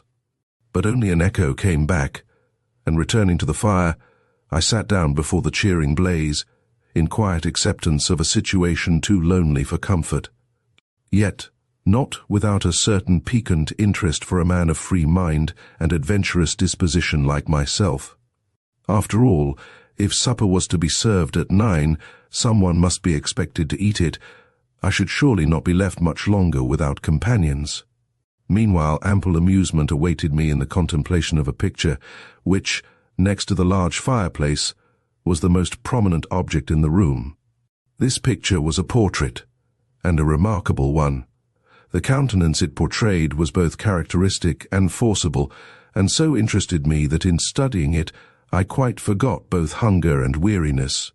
Indeed, its effect upon me was such that, after gazing at it uninterruptedly for a few minutes, I discovered that its various features, the narrow eyes in which a hint of craft gave a strange gleam to their native intelligence, the steadfast chin, strong as the rock of the hills I had wearily tramped all day, the cunning wrinkles which yet did not interfere with a latent great-heartedness that made the face as attractive as it was puzzling, had so established themselves in my mind that I continued to see them before me whichever way I turned, and even found it impossible to shake off their influence after I had resolutely set my mind in another direction by endeavoring to recall what I knew of the town into which I had strayed. I had come from Scranton, and was now, according to my best judgment, in one of those rural districts of western Pennsylvania, which breed such strange and sturdy characters. But of this special neighborhood, its inhabitants, and its industries, I knew nothing, nor was I likely to become acquainted with it, so long as I remained in the solitude I have described. But these impressions and these thoughts, if thoughts they were presently received a check. A loud halloo rose from somewhere in the mist, followed by a string of muttered imprecations, which convinced me that the person now attempting to approach the house was encountering some of the many difficulties which had beset me in the same undertaking a few minutes before. I therefore raised my voice and shouted out, "Here, this way," after which I sat still and awaited developments. There was a huge clock in one of the corners, whose loud tick filled up every interval of silence. By this clock it was just 10 minutes to 8 when two gentlemen, I should say men, and coarse men at that, crossed the open threshold, and entered the house. Their appearance was more or less noteworthy, unpleasantly so, I am obliged to add. One was red-faced and obese, the other was tall, thin, and wiry, and showed as many seams in his face as a blighted apple. Neither of the two had anything to recommend him, either in appearance or address, save a certain veneer of polite assumption as transparent as it was offensive. As I listened to the forced sallies of the one and the hollow laugh of the other, I was glad that I was large of frame and strong of arm, and used to all kinds of men and brutes. As these two newcomers seemed no more astonished at my presence than the man I had met at the gate, I checked the question which instinctively rose to my lips, and with a simple bow responded to by a more or less familiar nod, from either accepted the situation with all the sang-froid the occasion seemed to demand. Perhaps this was wise, perhaps it was not. There was little opportunity to judge. For the start they both gave as they encountered the eyes of the picture before mentioned drew my attention to a consideration of the different ways in which men, however similar in other respects, express sudden and unlooked-for emotion. The big man simply allowed his astonishment, dread, or whatever the feeling was which moved him, to ooze forth in a cold and deathly perspiration which robbed his cheeks of colour, and cast a bluish shadow over his narrow and retreating temples, while the thin and waspish man, caught in the same trap for trap I saw it was, shouted aloud in his ill-timed mirth, the false and cruel character of which would have made me shudder, if all expression of feeling on my part had not been held in check by the interest I immediately experienced in the display of open bravado with which, in another moment, these two tried to carry off their mutual embarrassment. "Good likeness, eh?" laughed the seamy-faced man. "Quite an idea, that. Makes him one of us again. Well, he's welcome in oils. Can't say much to us from canvas, eh?" And the rafters above him vibrated, as his violent efforts at joviality went up in loud and louder assertion from his thin throat. A nudge from the other's elbow stopped him, and I saw them both cast half-lowering, half-inquisitive glances in my direction. "One of the Witherspoon boys?" queried one. "Perhaps," snarled the other. "I never saw but one of them. There are 5, aren't there? Eustace believed in marrying off his gals young." Damn him, yes. And he'd have married them off younger if he had known how numbers were going to count some day among the Western whores. And he laughed again in a way I should certainly have felt it my business to resent if my indignation, as well as the ill-timed allusions which had called it forth, had not been put to an end by a fresh arrival through the veiling mist which hung like a shroud at the doorway. This time, it was for me to experience a shock of something like fear. Yet the personage who called up this unlooked-for sensation in my naturally hardy nature was old, and to all appearance harmless from disability, if not from goodwill. His form was bent over upon itself like a bow, and only from the glances he shot from his upturned eyes was the fact made evident that a redoubtable nature, full of force and malignity, had just brought its quota of evil into a room already overflowing with dangerous and menacing passions. As this old wretch, either from the feebleness of age or from the infirmity I have mentioned, had great difficulty in walking, he had brought with him a small boy, whose business it was to direct his tottering steps as best he could. But once settled in his chair, he drove away this boy with his pointed oak stick, and with some harsh words about caring for the horse and being in time in the morning, he sent him out into the mist. As this little shivering and pathetic figure vanished, the old man drew with gasp and haw a number of deep breaths, which shook his bent back, and did their share, no doubt, in restoring his own disturbed circulation. Then, with a sinister twist which brought his pointed chin and twinkling eyes again into view, he remarked, "Haven't ye a word for kinsman Luke, you two? It isn't often I get out among ye. Shaky, nephew. Shaky, Hector. And now, who's the boy in the window? My eyes aren't what they used to be, but he don't seem to favour the Western whores overmuch. One of Salmon's 4 grandchildren, think, or a shoot from Eustace's gnarled old trunk. His gals all married Americans, and one of them, I've been told, was a yellow-haired giant like this fellow." At this description pointed directly toward me, I was about to venture a response on my own account, when my attention, as well as theirs, was freshly attracted by a loud "whoa" at the gate, followed by the hasty but assured entrance of a dapper, wizen but perfectly preserved little old gentleman with a bag in his hand. Looking askance with eyes that were like two beads, first at the two men, who were now elbowing each other for the best place before the fire, and next at the revolting figure in the chair, he bestowed his greeting, which consisted of an elaborate bow, not on them, but upon the picture hanging so conspicuously on the open wall before him, and then, taking me within the scope of his quick, circling glance, cried out with an assumption of great cordiality, "Good evening, gentlemen, good evening one, good evening all. Nothing like being on the tick. I'm sorry the night has turned out so badly. Some may find it too thick for travel. That would be bad, eh? Very bad for, as none of the men he openly addressed saw fit to answer, save by the hitch of a shoulder or a leer quickly suppressed. I kept silent also. But this reticence, marked as it was, did not seem to offend the newcomer. Shaking the wet from the umbrella he held, he stood the dripping article up in a corner, and then came and placed his feet on the fender. To do this he had to crowd between the two men already occupying the best part of the hearth, but he showed no concern at incommoding them, and bore their cross looks and threatening gestures with professional equanimity. "You know me," he now unexpectedly snapped, bestowing another look over his shoulder at that oppressive figure in the chair. "Did I say that I had risen when the latter sat? I'm no western whore, nor yet a witherspoon nor a clapsaddle. I'm only Smead, the lawyer Mr. Anthony Westonhaugh's lawyer," he repeated, with another glance of recognition in the direction of the picture. "I drew up his last will and testament, and, until all of his wishes have been duly carried out, am entitled by the terms of that will to be regarded both legally and socially as his representative. This you all know, but it is my way to make everything clear as I proceed, a lawyer's trick, no doubt. I do not pretend to be entirely exempt from such." A grumble from the large man, who seemed to have been disturbed in some absorbing calculation he was carrying on, mingled with a few muttered words of forced acknowledgment from the restless old sinner in the chair, made it unnecessary for me to reply, even if the last comer had given me the opportunity.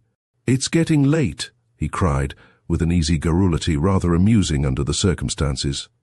"2 more trains came in as I left the depot. If old Phil was on hand with his wagon, several more members of this interesting family may be here before the clock strikes. If not, the assemblage is like to be small." "Too small," I heard him grumble a minute after, under his breath. "I wish it were a matter of 1, spoke up the big man, striking his breast in a way to make it perfectly apparent whom he meant by that word 1, and having, if I may judge by the mingled laugh and growl of his companions, thus shown his hand both figuratively and literally, he relapsed into the calculation which seemed to absorb all of his unoccupied moments. "Generous, very," commented the lawyer in a murmur which was more than audible. "Pity that sentiments of such broad benevolence should go unrewarded." This because at that very instant wheels were heard in front, also a jangle of voices, in some controversy about fares, which promised anything but a pleasing addition to the already none too desirable company. "I suppose that's Sister Janet," snarled out the one addressed as Hector. There was no love in his voice, despite the relationship hinted at, and I awaited the entrance of this woman with some curiosity. But her appearance, heralded by many a puff and pant which the damp air exaggerated in a prodigious way, did not seem to warrant the interest I had shown in it. As she stepped into the room, I saw only a big frowsy woman, who had attempted to make a show with a new silk dress, and a hat in the latest fashion, but who had lamentably failed, owing to the slouchiness of her figure and some misadventure, by which her hat had been set awry on her head and her usual complacency destroyed. Later, I noted that her down-looking eyes had a false twinkle in them, and that, commonplace as she looked, she was one to steer clear of in times of necessity and distress. She, too, evidently expected to find the door open and people assembled, but she had not anticipated being confronted by the portrait on the wall, and cringed in an unpleasant way as she stumbled by it into one of the ill-lighted corners. The old man, who had doubtless caught the rustle of her dress as she passed him, emitted one short sentence. "Almost late," said he. Her answer was a sputter of words. "It's the fault of that driver," she complained. "If he had taken one drop more at the halfway house, I might really not have got here at all. That would not have inconvenienced you. But oh, what a grudge I would have owed that skinflint brother of ours here." She shook her fist at the picture, "for making our good luck depend upon our arrival within 2 short strokes of the clock. There are several too. Come yet," blandly observed the lawyer. But before the words were well out of his mouth, we all became aware of a new presence, a woman, whose sombre grace and quiet bearing gave distinction to her unobtrusive entrance, and caused a feeling of something like awe to follow the first sight of her cold features and deep, heavily fringed eyes. But this soon passed in the more human sentiment awakened by the soft pleading which infused her gaze with a touching femininity. She wore a long, loose garment, which fell without a fold from chin to foot, and in her arms she seemed to carry something. Never before had I seen so beautiful a woman. As I was contemplating her, with respect but yet with a masculine intentness I could not quite suppress, 2 or 3 other persons came in, and now I began to notice that the eyes of all these people turned mainly one way, and that was toward the clock. Another small circumstance likewise drew my attention. Whenever anyone entered, and there were 1 or 2 additional arrivals during the 5 minutes preceding the striking of the hour, a frown settled for an instant on every brow, giving to each and all a similar look, for the interpretation of which I lacked the key, yet not on every brow either. There was one which remained undisturbed, and showed only a grand patience. As the hands of the big clock neared the point of 8, a furtive smile appeared on more than one face. And when the hour rang out, a sigh of satisfaction swept through the room, to which the little old lawyer responded with a worldly wise grunt as he moved from his place and proceeded to the door. This he had scarcely shut when a chorus of voices rose from without. 3 or 4 lingerers had pushed their way as far as the gate, only to see the door of the house shut in their faces. "Too late," growled old man Luke from between the locks of his long beard. "Too late," shrieked the woman who had come so near being late herself. "Too late," smoothly acquiesced the lawyer, locking and bolting the door with a deft and assured hand. But the 4 or 5 persons who thus found themselves barred out did not accept without a struggle the decision of the more fortunate ones assembled within. More than one hand began pounding on the door, and we could hear cries of, "The train was behind time," "Your clock is fast," "You are cheating us," "You want it all for yourselves," "We will have the law on you," and other bitter adjurations unintelligible to me from my ignorance of the circumstances which called them forth. But the wary old lawyer simply shook his head and answered nothing, whereat a murmur of gratification rose from within, and a howl of almost frenzied dismay from without, which latter presently received point from a startling vision which now appeared at the casement where the lights burned. A man's face looked in, and behind it, that of a woman, so wild and maddened by some sort of heartbreak that I found my sympathies aroused in spite of the glare of evil passions which made both of these countenances something less than human. But the lawyer met the stare of these 4 eyes with a quiet chuckle, which found its echo in the ill-advised mirth of those about him. And moving over to the window where they still peered in, he drew together the 2 heavy shutters which hitherto had stood back against the wall, and fastening them with a bar, shut out the sight of this despair. If he could not shut out the protests which ever and anon were shouted through the keyhole.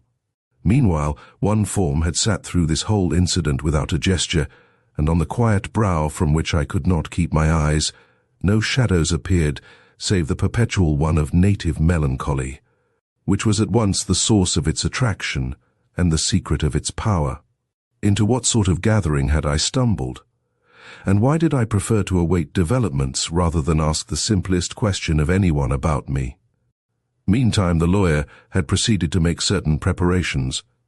With the help of 1 or 2 willing hands, he had drawn the great table into the middle of the room, and, having seen the candles restored to their places, began to open his small bag and take from it a roll of paper and several flat documents.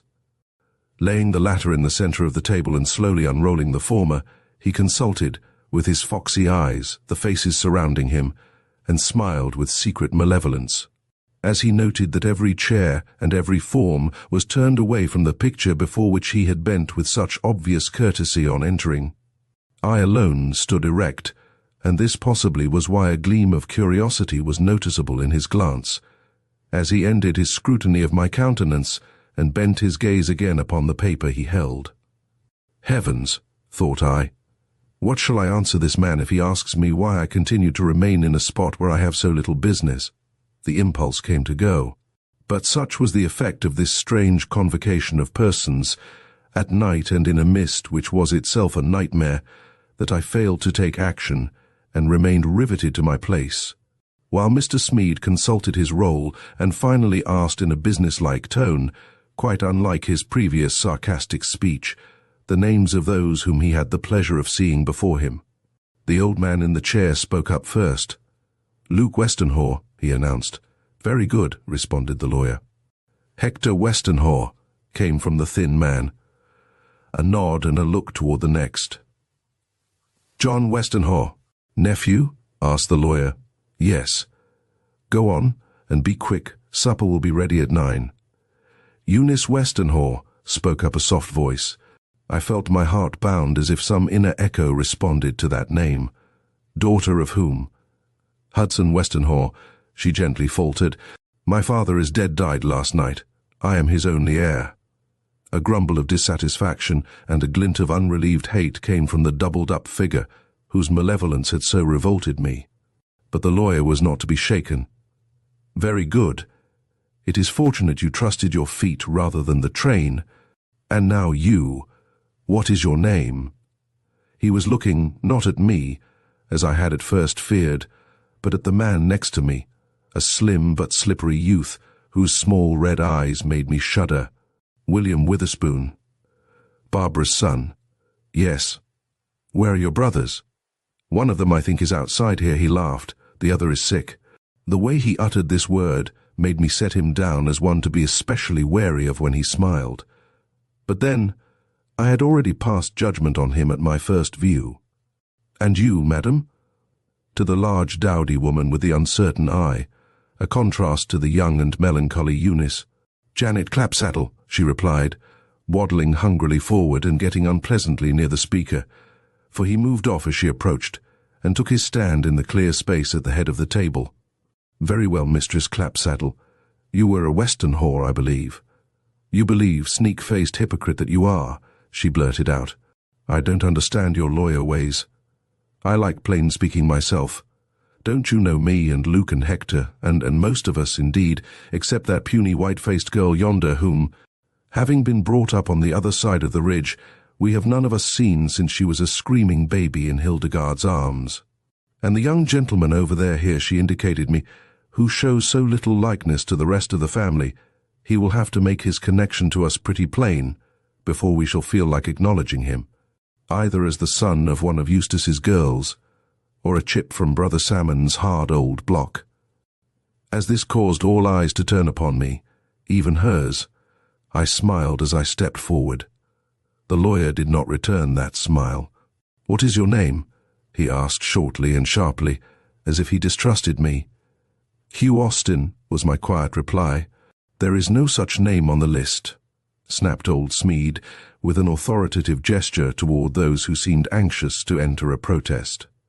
"Probably not," I returned, "for I am not a Witherspoon, a Westenhaw, nor yet a Clapsaddle.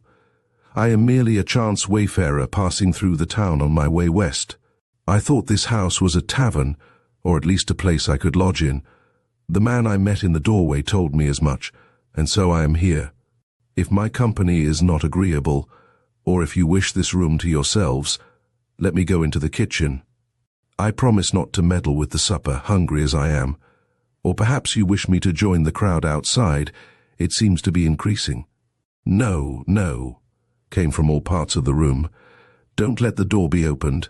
Nothing could keep Lemuel and his crowd out if they once got foot over the threshold." The lawyer rubbed his chin. He seemed to be in some sort of quandary. First he scrutinized me from under his shaggy brows with a sharp gleam of suspicion.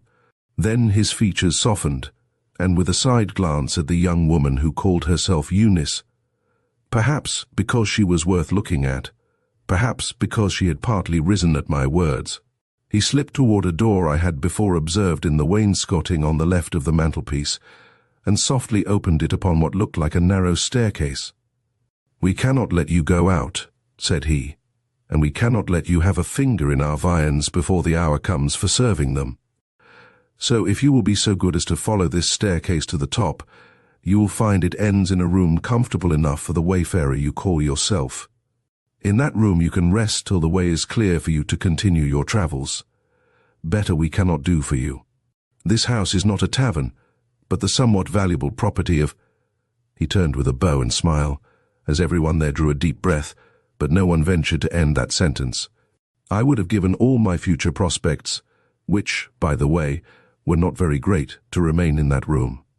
The oddity of the situation, the mystery of the occurrence, the suspense I saw in every face, the eagerness of the cries I heard redoubled from time to time outside, the malevolence but poorly disguised in the old lawyer's countenance, and above all, the presence of that noble-looking woman, which was the one offset to the general tone of villainy with which the room was charged, filled me with curiosity, if I might call it by no other name, that made my acquiescence in the demand thus made upon me positively heroic.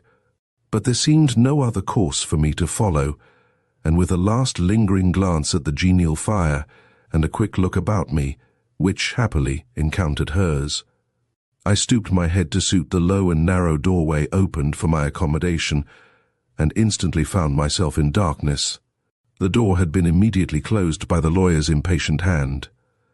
Second, with my ear to the wainscoting, no move more unwise could have been made by the old lawyer. That is, if his intention had been to rid himself of an unwelcome witness. For finding myself thrust thus suddenly from the scene, I naturally stood still instead of mounting the stairs, and, by standing still, discovered that though shut from sight, I was not from sound. Distinctly through the panel of the door, which was much thinner, no doubt, than the old fox imagined, I heard one of the men present shout out, "Well, that makes the number less," by the murmur which followed this remark came plainly to my ears, and greatly rejoicing over what I considered my good luck, I settled myself on the lowest step of the stairs in the hope of catching some word which would reveal to me the mystery of this scene. It was not long in coming. Old Smead had now his audience before him in good shape, and his next words were of a character to make evident the purpose of this meeting. "Heirs of Anthony Westenhaw, deceased," he began in a sing-song voice strangely unmusical, "I congratulate you upon your good fortune at being at this especial moment on the inner rather than outer side of your amiable relative's front door. His will, which you have assembled to hear read, is well known to you. By it his whole property, not so large as some of you might wish, but yet a goodly property for farmers like yourselves, is to be divided this night. Share and share alike, among such of his relatives as have found it convenient to be present here between the strokes of 7:30 and 8. If some of our friends have failed us through sloth, sickness, or the misfortune of mistaking the road, they have our sympathy, but they cannot have his dollars." "Cannot have his dollars," echoed a rasping voice which from its smothered sound probably came from the bearded lips of the old reprobate in the chair. The lawyer waited for one or two other repetitions of this phrase, a phrase which for some unimaginable reason seemed to give him an odd sort of pleasure. Then he went on with greater distinctness and a certain sly emphasis, chilling in effect but very professional. "Ladies and gentlemen, shall I read this will?" "No, no. The division, tell us what we are to have," rose in a shout about him. There was a pause. I could imagine the sharp eyes of the lawyer travelling from face to face as each thus gave voice to his cupidity, and the thin curl of his lips as he remarked in a low, tantalizing way, "There was more in the old man's clutches than you think." A gasp of greed shook the partition against which my ear was pressed. Someone must have backed up against the wainscoting since my departure from the room. I found myself wondering which of them it was. Meantime, old Smead was having his say with the smoothness of a man who perfectly understands what is required of him. Mr. Westenhall would not have put you to so much trouble, or had you wait so long, if he had not expected to reward you amply. There are shares in this bag which are worth thousands instead of hundreds. Now stop that. Hands off. Hands off. There are calculations to make first. How many of you are there? Count yourselves up. 9, called out a voice with such rapacious eagerness that the word was almost unintelligible. 9. How slowly the old knave spoke.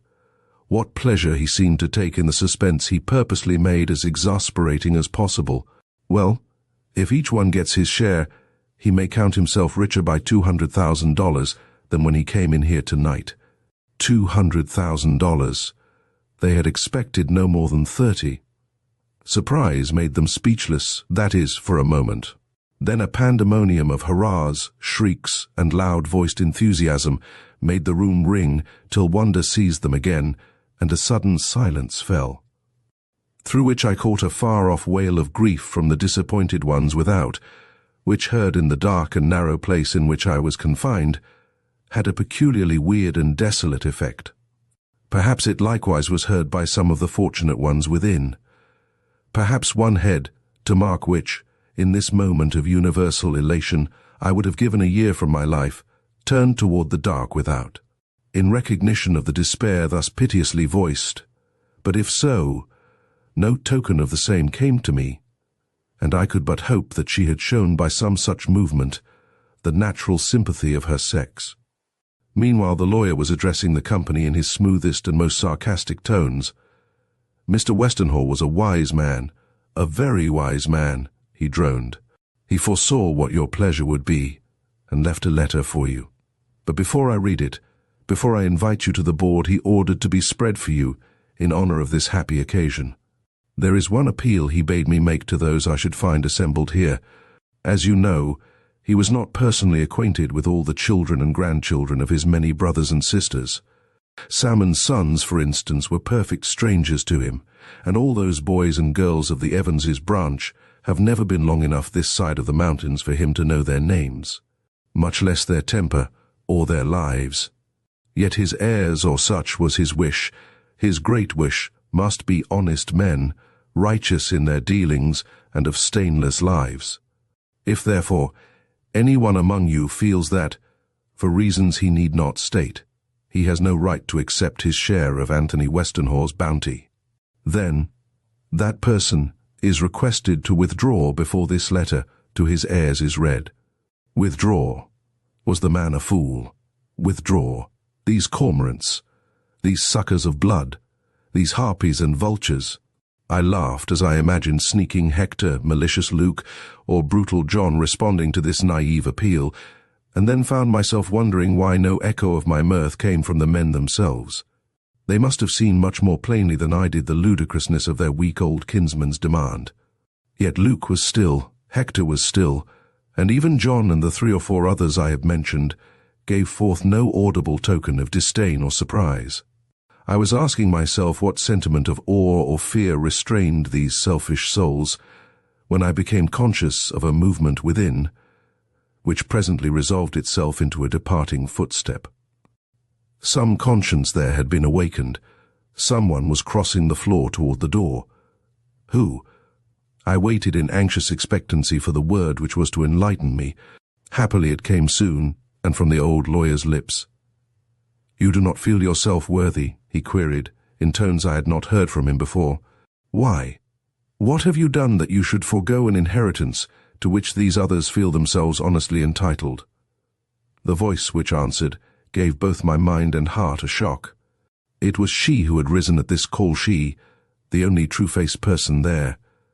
Anxiously I listened for her reply. Alas! It was one of action rather than speech. As I afterwards heard, she simply opened her long cloak and showed a little infant slumbering in her arms. "This is my reason," said she. "I have sinned in the eyes of the world, therefore I cannot take my share of Uncle Antony's money. I did not know he exacted an unblemished record from those he expected to enrich, or I would not have come. The sob which followed these last words showed at what a cost she thus renounced a fortune of which she, of all present, perhaps, stood in the greatest need. But there was no lingering in her step, and to me, who understood her fault only through the faint sound of infantile wailing which accompanied her departure, there was a nobility in her action which raised her in an instant to an almost ideal height of unselfish virtue. Perhaps they felt this too. Perhaps even these hardened men, and the more than hardened woman, whose presence was in itself a blight, recognized heroism when they saw it. For when the lawyer, with a certain obvious reluctance, laid his hand on the bolts of the door with the remark, "This is not my work, you know. I am but following out instructions very minutely given me," the smothered growls and grunts which rose in reply lacked the venom which had been infused into all their previous comments. "I think our friends out there are far enough withdrawn by this time for us to hazard the opening of the door," the lawyer now remarked. "Madam, I hope you will speedily find your way to some comfortable shelter." Then the door opened, and after a moment closed again in a silence which at least was respectful. Yet I warrant there was not a soul remaining who had not already figured in his mind to what extent his own fortune had been increased by the failure of one of their number to inherit. As for me, my whole interest in the affair was at an end, and I was only anxious to find my way to where this desolate woman faced the mist with her unfed baby in her arms. Third a life drama, but, to reach this wanderer, it was first necessary for me to escape from the house. This proved simple enough. The upstairs room toward which I rushed had a window overlooking one of the many lean-tos already mentioned. The window was fastened, but I had little difficulty in unlocking it or in finding my way to the ground from the top of the lean-to. But once again on terra firma, I discovered that the mist was now so thick that it had all the effect of a fog at sea. It was icy cold as well, and clung to me so closely that I presently began to shudder most violently, and strong man though I was, wish myself back in the little attic bedroom from which I had climbed in search of one in more unhappy case than myself. But these feelings did not cause me to return. If I found the night cold, she must find it biting. If desolation oppressed my naturally hopeful spirit, must it not be more overwhelming yet to one whose memories were sad and whose future was doubtful?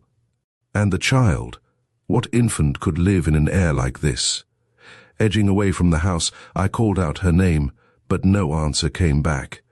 The persons whom we had heard flitting in restless longing about the house a few moments before had left in rage, and she possibly with them. Yet I could not imagine her joining herself to people of their stamp. There had been a solitariness in her aspect which seemed to forbid any such companionship. Whatever her story, at least she had nothing in common with the two ill-favoured persons whose faces I had seen looking in at the casement.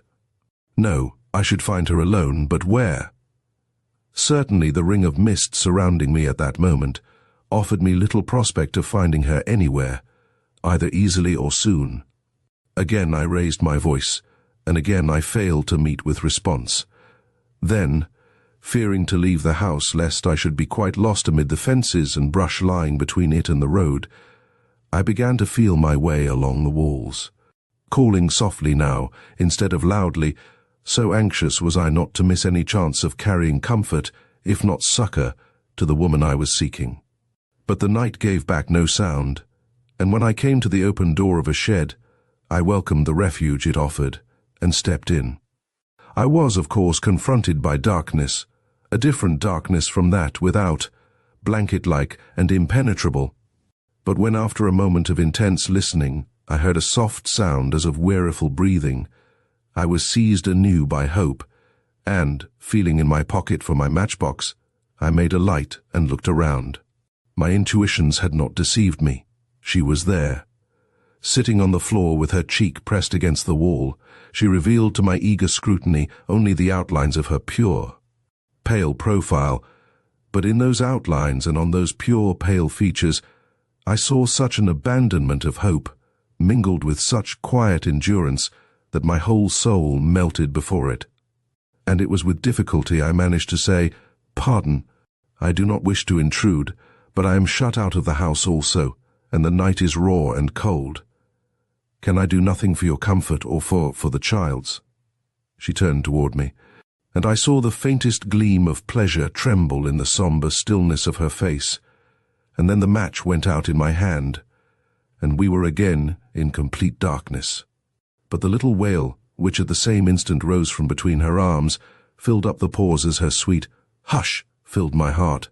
"I am used to the cold," came in another moment from the place where she crouched. "It is the child. She is hungry. And I walked here, feeling, hoping that, as my father's heir, I might partake in some slight measure of Uncle Anthony's money. Though my father cast me out before he died, and I have neither home nor money, I do not complain. I forfeited all when another wail, another gentle hush, then silence. I lit another match. "Look in my face," I prayed. "I am a stranger, and you would be showing only proper prudence not to trust me. But I overheard your words when you withdrew from the room where your fortune lay, and I honor you, madam. If food can be got for your little one, I will get it." I caught sight of the convulsive clasp with which she drew to her breast the tiny bundle she held. Then darkness fell again. "A little bread," she entreated. "A little milk, baby, hush." "But where can I get it?" I cried. "They are at table inside. I hear them shouting over their good cheer. But perhaps there are neighbors nearby. Do you know?" "There are no neighbors," she replied. "What is got must be got here. I know a way to the kitchen. I used to visit Uncle Anthony when a little child. If you have the courage—" I laughed. This token of confidence seemed to reassure her. I heard her move. Possibly she stood up. "In the further corner of this shed," said she, "there used to be a trap connecting this floor with an underground passageway. A ladder stood against the trap, and the small cellar at the foot communicated by means of an iron-bound door with the large one under the house. 18 years ago the wood of that door was old, now it should be rotten. If you have the strength, I will make the effort and see," said I. "But when I am in the cellar, what then?" "Follow the wall to the right. You will come to a stone staircase. As this staircase has no railing, be careful in ascending it. At the top you will find a door. It leads into a pantry adjoining the kitchen. Someone will be in that pantry. Someone will give you a bite for the child, and when she is quieted and the sun has risen, I will go away. It is my duty to do so. My uncle was always upright if cold. He was perfectly justified in exacting rectitude in his heirs. I might have rejoined by asking if she detected rectitude in the faces of the greedy throng she had left behind her with the guardian of this estate, but I did not. I was too intent upon following out her directions. Lighting another match, I sought the trap. Alas! It was burdened with a pile of sticks and rubbish which looked as if they had lain there for years. As these had to be removed in total darkness, it took me some time. But once this debris had been scattered and thrown aside, I had no difficulty in finding the trap, and, as the ladder was still there, I was soon on the cellar bottom. When, by the reassuring shout I gave, she knew that I'd advanced thus far, she spoke, and her voice had a soft and thrilling sound. "Don't forget your own needs," she said. "We two are not so hungry that we cannot wait for you to take a mouthful. I will sing to the baby. Goodbye." These 10 minutes we had spent together had made us friends. The warmth, the strength which this discovery brought, gave to my arm a force that made that old oak door go down before me in 3 vigorous pushes. Had the 8 fortunate ones above not been indulging in a noisy celebration of their good luck, they must have heard the clatter of this door when it fell. But good eating, good drink, and the prospect of an immediate fortune far beyond their wildest dreams, made all ears deaf, and no pause occurred in the shouts of laughter and the hum of good fellowship which sifted down between the beams supporting the house above my head. Consequently, little or no courage was required for the completion of my adventure, and before long I came upon the staircase and the door leading from its top into the pantry. The next minute I was in front of that door, but here a surprise awaited me. The noise, which had hitherto been loud, now became deafening, and I realized that, contrary to Eunice Westenhall's expectation. The supper had been spread in the kitchen, and that I was likely to run amuck of the whole despicable crowd in any effort I might make to get a bite for the famished baby. I therefore naturally hesitated to push open the door, fearing to draw attention to myself, and when I did succeed in lifting the latch and making a small crack, I was so astonished by the sudden lull in the general babble that I drew hastily back and was for descending the stairs in sudden retreat. But I was prevented from carrying out this cowardly impulse by catching the sound of the lawyer's voice, addressing the assembled guests. "You have eaten and you have drunk," he was saying. "You are therefore ready for the final toast. Brothers, nephews, heirs, all of Anthony Westenhall, I rise to propose the name of your generous benefactor who, if spirits walk this earth, must certainly be with us tonight." A grumble from more than one throat, and an uneasy hitch from such shoulders as I could see through my narrow vantage hole, testified to the rather doubtful pleasure with which this suggestion was received. But the lawyer's tones lost none of their animation as he went on to say, "The bottle from which your glasses are to be replenished for this final draught he has himself provided. So anxious was he that it should be of the very best, and altogether worthy of the occasion it is to celebrate, that he gave into my charge, almost with his dying breath, this key, telling me that it would unlock a cupboard here in which he had placed a bottle of wine of the very rarest vintage. This is the key, and yonder, if I do not mistake, is the cupboard." They had already quaffed a dozen toasts.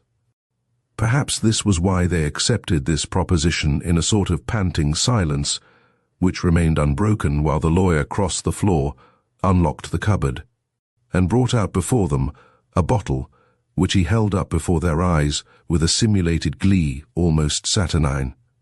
"Isn't that a bottle to make your eyes dance? The very cobwebs on it are eloquent. And see, look at this label.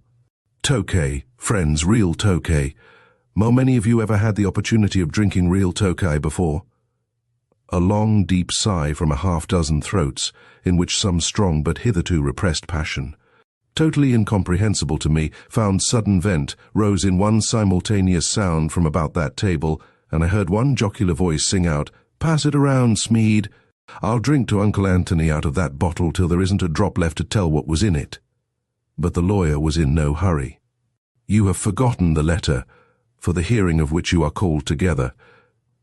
Mr. Anthony Westenhall left behind him a letter. The time is now come for reading it." As I heard these words, and realized that the final toast was to be delayed, and that some few moments must yet elapse before the room would be cleared, and an opportunity given me for obtaining what I needed for the famishing mother and child, I felt such impatience with the fact, and so much anxiety as to the condition of those I had left behind me, that I questioned whether it would not be better for me to return to them empty-handed than to leave them so long without the comfort of my presence, when the fascination of the scene again seized me, and I found myself lingering to mark its conclusion with an avidity which can only be explained by my sudden and intense consciousness of what it all might mean to her, whose witness I had thus inadvertently become. The careful lawyer began by quoting the injunction with which this letter had been put in his hands. "When they are warm with food and wine, but not too warm," thus his adjuration ran, "then let them hear my first and only words to them. I know you are eager for these words. Folk so honest, so convinced of their own purity and uprightness, that they can stand unmoved, while the youngest and most helpless among them withdraws her claim to wealth and independence, rather than share an unmerited. Bounty such folk, I say, must be eager, must be anxious, to know why they have been made the legatees of so great a fortune under the easy conditions and amid such slight restrictions as have been imposed upon them by their munificent kinsmen." "I had rather go on drinking toasts," babbled one thick voice. "I had rather finish my figuring," growled another, in whose grating tones no echo remained of Hector Westenhall's formerly honeyed voice. "I am making out a list of stock." "Blast your stock. That is, if you mean horses and cows," screamed a third. "I'm going in for city life. With less money than we have got, Andreas Amsberger got to be alderman. Alderman, sneered the whole pack, and the tumult became general. If more of us had been sick, called out one, or if Uncle Luke, say, had tripped into the ditch instead of on the edge of it, the fellows who came safe through might have had anything they wanted, even to the governorship of the state, or silence, came in commanding tones from the lawyer, who had begun to let his disgust appear. Perhaps because he held under his thumb the bottle upon which all eyes were now lovingly centered, so lovingly indeed, that I ventured to increase in the smallest perceptible degree the crack by means of which I was myself an interested, if unseen, participator in this scene. A sight of Smead and a partial glimpse of old Luke's covetous profile rewarded this small act of daring on my part. The lawyer was standing. All the rest were sitting. Perhaps he alone retained sufficient steadiness to stand. For I observed by the control he exercised over this herd of self-seekers that he had not touched the cup which had so freely gone about among the others. The woman was hidden from me, but the change in her voice, when by any chance I heard it, convinced me that she had not disdained the toasts drunk by her brothers and nephews. "Silence," the lawyer reiterated, "or I will smash this bottle on the hearth." He raised it in one threatening hand, and every man there seemed to tremble, while old Luke put out his long fingers with an entreaty that ill became them. "You want to hear the letter?" old Smead called out. "I thought so." Putting the bottle down again, but still keeping one hand upon it, he drew a folded paper from his breast. "This," said he, "contains the final injunctions of Anthony Westenhaw. You will listen, all of you. Listen till I am done, or I will not only smash this bottle before your eyes, but I will keep forever buried in my breast the whereabouts of certain drafts and bonds in which, as his heirs, you possess the greatest interest. Nobody but myself knows where these papers can be found." Whether this was so, or whether the threat was an empty one, thrown out by this subtle old schemer for the purpose of safeguarding his life from their possible hate and impatience, it answered his end with these semi-intoxicated men, and secured him the silence he demanded. Breaking open the seal of the envelope he held, he showed them the folded sheet which it contained with the remark, "I have had nothing to do with the writing of this letter. It is in Mr. Westenhaw's own hand, and he was not even so good as to communicate to me the nature of its contents. I was bidden to read it to such as should be here assembled under the provisos mentioned in his will, and as you are now in a condition to listen, I will proceed with my task as required." This was my time for leaving, but a certain brooding terror, latent in the air, held me chained to the spot, listening with my ears, but receiving the full sense of what was read from the expression of old Luke's face, which was probably more plainly visible to me than to those who sat beside him. For, being bent almost into a bow, as I have said, his forehead came within an inch of touching his plate, and one had to look under his arms, as I did, to catch the workings of his evil mouth, as old Smead gave forth, in his professional sing-song, the following words from his departed client: "Brothers, nephews, and heirs, though the earth has lain upon my breast a month, I am with you here tonight." A snort from old Luke's snarling lips, and a stir not a comfortable one in the jostling crowd, whose shaking arms and clawing hands I could see projecting here and there over the board. My presence at this feast, a presence which, if unseen, cannot be unfelt, may bring you more pain than pleasure. But if so, it matters little. You are my natural heirs, and I have left you my money. Why, when so little love has characterized our intercourse, must be evident to such of my brothers as can recall their youth and the promise our father exacted from us on the day we set foot in this new land. There were 9 of us in those days: Luke, Salmon, Barbara, Hector, Eustace, Janet, Hudson, William, and myself, and all save one were promising, in appearance at least. But our father knew his offspring, and when we stood, an alien and miserable band in front of Castle Garden, at the foot of the great city whose immensity struck terror to our hearts, he drew all our hands together, and made us swear by the soul of our mother, whose body we had left in the sea, that we would keep the bond of brotherhood intact, and share with mutual confidence whatever good fortune this untried country might hold in store for us. You were strong, and your voices rang out loudly. Mine was faint, for I was weak, so weak that my hand had to be held in place by my sister Barbara. But my oath has never lost its hold upon my heart, while yours answer how you have kept it, Luke, or you, Janet, or you, Hector, of the smooth tongue and vicious heart. Or you, who from one stock recognize but one law, the law of cold-blooded selfishness, which seeks its own in face of all oaths and at the cost of another man's heartbreak. This I say to such as know my story. But lest there be one amongst you who has not heard from parent or uncle the true tale of him who has brought you all under one roof tonight, I will repeat it here in words, that no man may fail to understand why I remembered my oath through life and beyond death, yet stand above you an accusing spirit while you quaff me toasts and count the gains my justice divides among you. I, as you all remember, was the weak one, the ne'er-do-weel. When all of you were grown and had homes of your own, I still remained under the family roof tree, fed by our father's bounty, and looking to our father's justice for that share of his savings which he had promised to all alike. When he died, it came to me as it came to you, but I had married before that day married, not, like the rest of you, for what a wife could bring, but for sentiment and true passion. This, in my case, meant a loving wife, but a frail one, and while we lived a little while on the patrimony left us.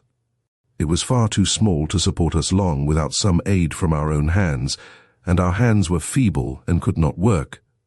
And so we fell into debt for rent, and, ere long, for the commonest necessities of life. In vain I struggled to redeem myself. The time of my prosperity had not come, and I only sank deeper and deeper into debt, and finally into indigence. A baby came. Our landlord was kind, and allowed us to stay for 2 weeks under the roof, for whose protection we could not pay. But at the end of that time we were asked to leave, and I found myself on the road with a dying wife, a wailing infant, no money in my purse, and no power in my arm to earn any. Then, when heart and hope were both failing, I recalled that ancient oath and the 6 prosperous homes scattered up and down the very highway on which I stood. I could not leave my wife. The fever was in her veins, and she could not bear me out of her sight, so I put her on a horse which a kind old neighbor was willing to lend me, and holding her up with one hand, guided the horse with the other to the home of my brother Luke. He was a straight enough fellow in those days, physically I mean, and he looked able and strong that morning, as he stood in the open doorway of his house, gazing down at us as we halted before him in the roadway. But his temper had grown greedy with the accumulation of a few dollars, and he shook his head as he closed his door, saying he remembered no oath, and that spenders must expect to be beggars. Struck to the heart by a rebuff which meant prolongation of the suffering I saw in my dear wife's eyes, I stretched up and kissed her where she sat half fainting on the horse. Then I moved on. I came to Barbara's home next. She had been a little mother to me once, that is, she had fed and dressed me, and doled out blows and caresses, and taught me to read and sing. But Barbara in her father's home, and without fortune, was not the Barbara I saw on the threshold of the little cottage she called her own. She heard my story, looked in the face of my wife, and turned her back. She had no place for idle folk in her little house. If we would work, she would feed us, but we must earn our supper or go hungry to bed. I felt the trembling of my wife's frame where she leaned against my arm, and kissing her again, led her on to Salmon's. Luke, Hector, Janet. Have you heard him tell of that vision at his gateway 25 years ago? He is not amongst you. For 12 years he has lain beside our father in the churchyard, but his sons may be here, for they were ever alert when gold was in sight or a full glass to be drained. Ask them, ask John, whom I saw skulking behind his cousins at the garden fence that day, what it was they saw as I drew rein under the great tree which shadowed their father's doorstep. The sunshine had been pitiless that morning, and the head, for whose rest in some loving shelter I would have bartered soul and body, had fallen sidewise till it lay on my arm. Pressed to her breast was our infant, whose little wail struck in pitifully as Salmon called out, "What's to do here today? Do you remember it, lads? Or how you all laughed, little and great, when I asked for a few weeks' stay under my brother's roof till we could all get well and go about our tasks again? I remember. I, who am writing these words from the very mouth of the tomb, I remember, but I did not curse you. I only rode on to the next. The way ran uphill now, and the sun, which since our last stop had been under a cloud, came out and blistered my wife's cheeks, already burning red with fever. But I pressed my lips upon them, and led her on. With each rebuff I gave her a kiss, and her smile, as her head pressed harder and harder upon my arm, now exerting all its strength to support her, grew almost divine. But it vanished at my nephew Lemuel's. He was shearing sheep, and could give no time to company, and when late in the day I drew rein at Janet's, and she said she was going to have a dance, and could not look after sick folk, the pallid lips failed to return my despairing embrace, and in the terror which this brought me I went down in the gathering twilight into the deep valley where William raised his sheep, and reckoned day by day the increase among his pigs. Oh, the chill of that descent! Oh, the gloom of the gathering shadows! As we neared the bottom, and I heard a far-off voice shout out a hoarse command, some instinct made me reach up for the last time and bestow that faithful kiss, which was at once her consolation and my prayer. My lips were cold with the terror of my soul, but they were not so cold as the cheek they touched, and shrieking in my misery and need.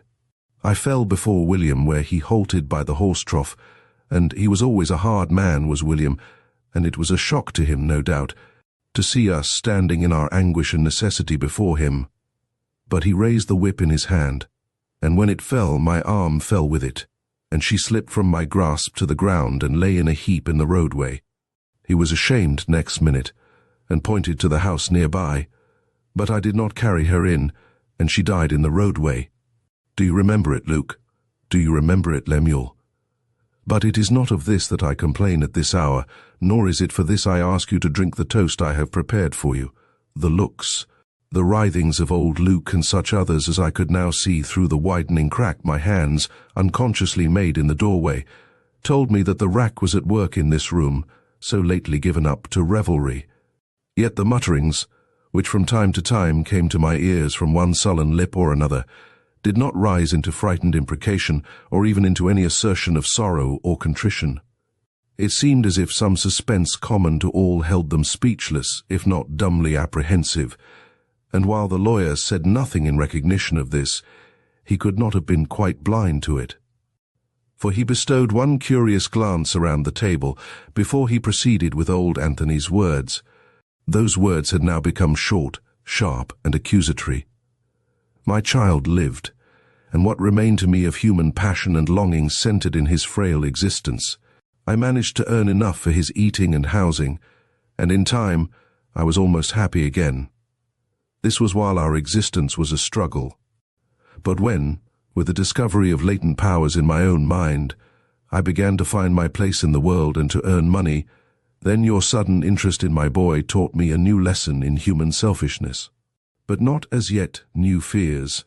My nature was not one to grasp ideas of evil, and the remembrance of that oath still remained to make me lenient toward you.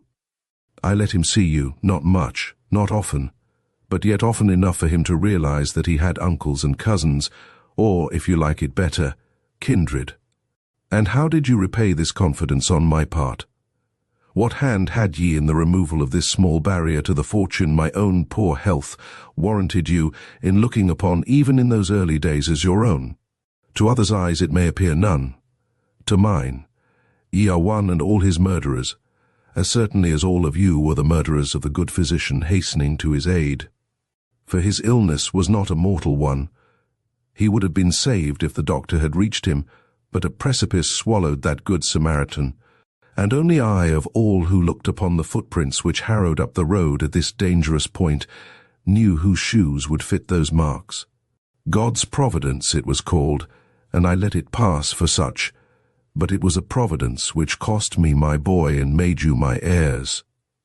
Silence, as sullen in character as the men who found themselves thus openly impeached. Had for some minutes now replaced the muttered complaints which had accompanied the first portion of this denunciatory letter. As the lawyer stopped to cast them another of those strange looks, a gleam from old Luke's sidewise eyes startled the man next him, who, shrugging a shoulder, passed the underhanded look on, till it had circled the board and stopped with the man sitting opposite the crooked sinner who had started it. I began to have a wholesome dread of them all, and was astonished to see the lawyer drop his hand from the bottle, which to some degree offered itself as a possible weapon. But he knew his audience better than I did. Though the bottle was now free for any man's taking, not a hand trembled toward it, nor was a single glass held out. The lawyer, with an evil smile, went on with his relentless client's story. Ye had killed my wife, ye had killed my son, but this was not enough.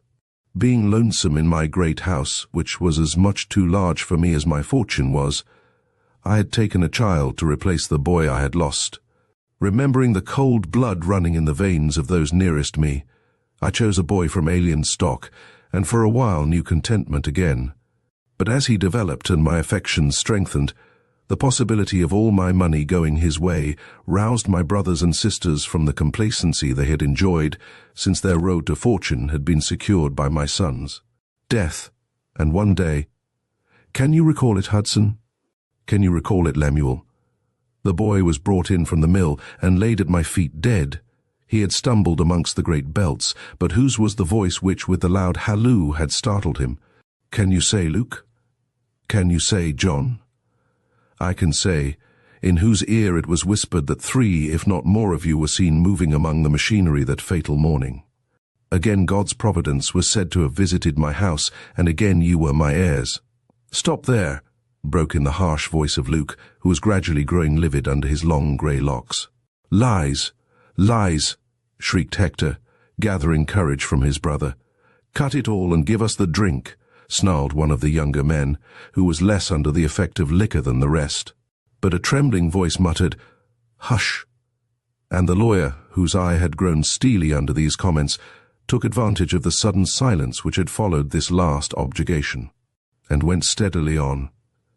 Some men would have made a will and denounced you. I made a will but did not denounce you. I am no breaker of oaths. More than this, I learned a new trick.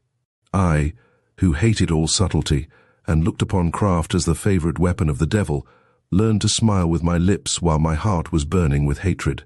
Perhaps this was why you all began to smile too, and joke me about certain losses I had sustained, by which you meant the gains which had come to me. That these gains were many times greater than you realized added to the sting of this good fellowship, but I held my peace, and you began to have confidence in a good nature which nothing could shake. You even gave me a supper. A supper! What was there in these words to cause every man there to stop in whatever movement he was making, and stare with wide-open eyes intently at the reader? He had spoken quietly, he had not even looked up, but the silence which for some minutes back had begun to reign over that tumultuous gathering now became breathless, and the seams in Hector's cheeks deepened to a bluish criss-cross. You remember that supper? As the word rang out again, I threw wide the door. I might have stalked openly into their circle. Not a man there would have noticed me. It was a memorable occasion, the lawyer read on, with stoical impassiveness. There was not a brother lacking. Luke, and Hudson, and William, and Hector, and Eustace's boys, as well as Eustace himself. Janet, too, and Salmon's Lemuel, and Barbara's son, who, even if his mother had gone the way of all flesh, had so trained her black brood in the love of the things of this world that I scarcely missed her when I looked about among you all for the 8 sturdy brothers and sisters who had joined in one clasp and one oath under the eye of a true-hearted immigrant, our father. What I did miss was one true eye lifted to my glance, but I did not show that I missed it. And so our peace was made, and we separated, you to wait for your inheritance, and I for the death which was to secure it to you. For when the cup passed round that night, you each dropped into it a tear of repentance, and tears make bitter drinking. I sickened as I quaffed, and was never myself again, as you know. Do you understand me, you cruel, crafty ones? Did they not? Heads quaking, throats gasping, teeth chattering, no longer sitting or risen, all looking with wild eyes for the door, was it not apparent that they understood, and only waited for one more word to break away and flee the accursed house? But that word lingered. Old Smead had now grown pale himself, and read with difficulty the lines which were to end this frightful scene. As I saw the red gleam of terror shine out from his small eyes, I wondered if he had been but the blind tool of his implacable client, and was as ignorant as those before him of what was to follow this heavy arraignment. The dread with which he finally proceeded was too marked for me to doubt the truth of this surmise. This is what he found himself forced to read. There was a bottle reserved for me. It had a green label on it, a shriek from everyone there, and a hurried look up and down at the bottle standing on the table. A green label, the lawyer repeated, and it made a goodly appearance as it was set down before me. But you had no liking for wine with a green label on the bottle. One by one you refused it, and when I rose to quaff my final glass alone, every eye before me fell and did not lift again until the glass was drained. I did not notice this then, but I see it all now, just as I hear again the excuses you gave for not filling your glasses as the bottle went round. One had drunk enough. One suffered from qualms brought on by an unaccustomed indulgence in oysters. One felt that wine good enough for me was too good for him, and so on, and so on. Not one to show frank eyes and drink with me as I was ready to drink with him. Why? Because one and all of you knew what was in that cup, and would not risk an inheritance so nearly within your grasp. Lies! Lies! Again shrieked the raucous voice of Luke, smothered by terror, while oaths, shouts, imprecations rang out in horrid tumult from one end of the table to the other, till the lawyer's face, over which a startling change was rapidly passing, drew the whole crowd forward again in awful fascination, till they clung, speechless, arm in arm, shoulder propping shoulder, while he gasped out in dismay equal to their own these last fatal words. That was at your board, my brothers. Now you are at mine. You have eaten my viands, drunk of my cup, and now through the mouth of the one man who has been true to me because therein lies his advantage, I offer you a final glass. Will you drink it? I drank yours. By that old-time oath which binds us to share each other's fortune, I ask you to share this cup with me. You will not? No, no, no, shouted one after another. Then the inexorable voice went on, a voice which to these miserable souls was no longer that of the lawyer, but an issue from the grave they had themselves dug for Anthony Westenhaw. Know that your abstinence comes too late, that you have already drunk the toast destined to end your lives. The bottle which you must have missed from that board of yours has been offered you again. A label is easily changed, and Luke, John, Hector, I know you all so well that bottle has been greedily emptied by you.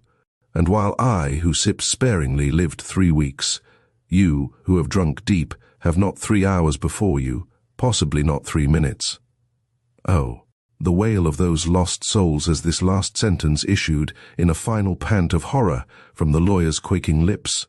Shrieks, howls, prayers for mercy, groans, deep enough to make the hair rise, and curses, at sound of which I shut my ears in horror, only to open them again in dread, as with one simultaneous impulse. They flung themselves upon the lawyer, who, foreseeing this rush, had backed up against the wall. He tried to stem the tide. I knew nothing of the poisoning, he protested. That was not my reason for declining to drink. I wished to preserve my senses, to carry out my client's wishes. As God lives, I did not know he meant to carry his revenge so far. Mercy! Mere! But the hands which clutched him were the hands of murderers, and the lawyer's puny figure could not stand up against the avalanche of human terror, relentless fury, and mad vengeance which now rolled in upon it. As I bounded to his relief, he turned his ghastly face upon me, but the way between us was blocked, and I was preparing myself to see him sink before my eyes when an unearthly shriek rose from behind us, and every living soul in that mass of struggling humanity paused, set and staring, with stiffened limbs and eyes fixed, not on him, not on me, but on one of their own number, the only woman amongst them, Janet Clapsaddle, who, with clutching hands clawing her breast, was reeling in solitary agony in her place beside the board. As they looked, she fell, and lay with upturned face and staring eyes, in whose glassy depths the ill-fated ones who watched her could see mirrored their own impending doom. It was an awful moment. A groan, in which was concentrated the despair of 7 miserable souls, rose from that petrified band. Then, man by man, they separated and fell back, showing on each weak or wicked face the particular passion which had driven them into crime and made them the victims of this wholesale revenge. There had been some sort of bond between them till the vision of death rose before each shrinking soul. Shoulder to shoulder in crime, they fell apart as their doom approached, and rushing, shrieking, each man for himself, they one and all sought to escape by doors, windows, or any outlet which promised release from this fatal spot. One rushed by me, I do not know which one, and I felt as if a flame from hell had licked me. His breath was so hot, and the moans he uttered so like the curses we imagined to blister the lips of the lost. None of them saw me. They did not even detect the sliding form of the lawyer crawling away before them to some place of egress of which they had no knowledge. And, convinced that in this scene of death I could play no part worthy of her who awaited me, I too rushed away, and seeking my old path through the cellar, sought her side, where she still crouched impatient, waiting against the dismal wall. The final shock, her baby had fallen asleep. I knew this by the faint, low sweetness of her croon, and shuddering with the horrors I had witnessed. Horrors which acquired a double force from the contrast presented by the peace of this quiet spot and the hallowing influence of the sleeping infant. I threw myself down in the darkness at her feet, gasping out, "Oh, thank God and your uncle's seeming harshness that you have escaped the doom which has overtaken those others. You and your babe are still alive while they— What of them? What has happened to them? You are breathless, trembling. You have brought no bread. No, no. Food in this house means death. Your relatives gave food and wine to your uncle at a supper. He, though now in his grave, has returned the same to them. There was a bottle—" I stopped, appalled. A shriek, muffled by distance but quivering with the same note of death I had heard before, had gone up again from the other side of the wall against which we were leaning. "Oh," she gasped, "and my father was at that supper. My father who died last night cursing the day he was born. We are an accursed race. I have known it all my life. Perhaps that was why I mistook passion for love. And my baby, oh God, have mercy. God, have mercy." The plaintiveness of that cry, the awesomeness of what I had seen, of what was going on at that moment, almost within the reach of our arms, the darkness, the desolation of our two souls, affected me as I had never been affected in my whole life before. In the concentrated experience of the last 2 hours, I seemed to have lived years under this woman's eyes, to know her as I did my own heart, to love her as I did my own soul. No growth of feeling ever brought the ecstasy of that moment's inspiration. With no sense of doing anything strange, with no fear of being misunderstood, I reached out my hand, and, touching hers where it lay clasped about her infant, I said, "We are 2 poor wayfarers. A rough road loses half its difficulties when trodden by 2. Shall we, then, fare on together, you, I, and the little child?" She gave a sob. There was sorrow, longing, grief, hope in its thrilling, low sound. As I recognized the latter emotion, I drew her to my breast. The child did not separate us. "We shall be happy," I murmured, and her sighs seemed to answer a delicious yes, when suddenly there came a shock to the partition against which we leaned, and starting from my clasp, she cried, "Our duty is in there. Shall we think of ourselves, or even of each other, while these men, all relatives of mine, are dying on the other side of this wall?" Seizing my hand, she dragged me to the trap, but here I took the lead and helped her down the ladder. When I had her safely on the floor at the foot, she passed in front of me again, but once up the steps and in front of the kitchen door, I thrust her behind me. For one glance into the room beyond had convinced me it was no place for her. But she would not be held back. She crowded forward beside me, and together we looked upon the wreck within. It was a never-to-be-forgotten scene. The demon that was in those men had driven them to demolish furniture, dishes, everything. In one heap lay what, an hour before, had been an inviting board, surrounded by rollicking and greedy guests. But it was not upon this overthrow we stopped to look.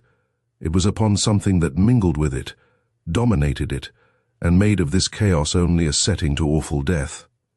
Janet's face, in all its natural hideousness and depravity, looked up from the floor beside this heap. And farther on lay the twisted figure of him they called Hector, with something more than the seams of greedy longing round his wide staring eyes and icy temples. Two in this room, and on the threshold of the one beyond a moaning third, who sank into eternal silence as we approached. And before the fireplace in the great room, a horrible crescent that had once been aged Luke, upon whom we had no sooner turned our backs than we caught glimpses here and there of other prostrate forms which moved once under our eyes, and then moved no more. One only still stood upright, and he was the man whose obtrusive figure and sordid expression had so revolted me in the beginning. There was no colour now in his flabby and heavily fallen cheeks. The eyes, in whose false sheen I had seen so much of evil, were glazed now, and his big and burly frame shook the door it pressed against. He was staring at a small slip of paper he held, and from his anxious looks appeared to miss something which neither of us had power to supply. It was a spectacle to make devils rejoice and mortals fly aghast. But Eunice had a spirit like an angel, and drawing near him she said, "Is there anything I can do for you, Cousin John?" He started, looked at her with the same blank gaze he had hitherto cast at the wall, then some words formed on his working lips. And we heard, "I cannot reckon. I was never good at figures. But if Luke is gone, and William, and Hector, and Barbara's boy, and Janet, how much does that leave for me?" He was answered, almost the moment he spoke, but it was by other tongues, and in another world than this. As his body fell forward, I tore open the door before which he had been standing, and lifting the almost fainting Eunice in my arms, I carried her out into the night. As I did so, I caught a final glimpse of the pictured face. I had found it so hard to understand a couple of hours before. I understood it now. A surprise awaited us as we turned toward the gate. The mist had lifted, and a keen but not unpleasant wind was driving from the north. Borne on it we heard voices. The village had emptied itself, probably at the alarm given by the lawyer, and it was these good men and women whose approach we heard. As we had nothing to fear from them, we went forward to meet them. As we did so, 3 crouching figures rose from some bushes we passed, and ran scurrying before us through the gateway. They were the latecomers who had shown such despair at being shut out from this fatal house, and who probably were not yet acquainted with the doom they had escaped. There were lanterns in the hands of some of the men who now approached. As we stopped before them, these lanterns were held up, and by the light they gave we saw, first, the lawyer's frightened face, then the visages of 2 men who seemed to be persons of some authority. "What news?" faltered the lawyer, seeing by our faces that we knew the worst. "Bad," I returned. "The poison had lost none of its virulence by being mixed so long with the wine." "How many?" asked the man on his right anxiously. 8, was my solemn reply. "There were but 8, faltered the lawyer. "That means then all." "All," I repeated. A murmur of horror rose, swelled, then died out in tumult as the crowd swept on past us. For a moment we stood watching these people, saw them pause before the door we had left open behind us, then rush in, leaving a wail of terror on the shuddering midnight air. When all was quiet again, Eunice laid her hand upon my arm. "Where shall we go?" she asked despairingly. "I do not know of a house that will open to me." The answer to her question came from other lips than mine. "I do not know one that will," spoke up a voice behind our backs. "Your withdrawal from the circle of heirs did not take from you your rightful claim to an inheritance which, according to your uncle's will, could be forfeited only by a failure to arrive at the place of distribution within the hour set by the testator.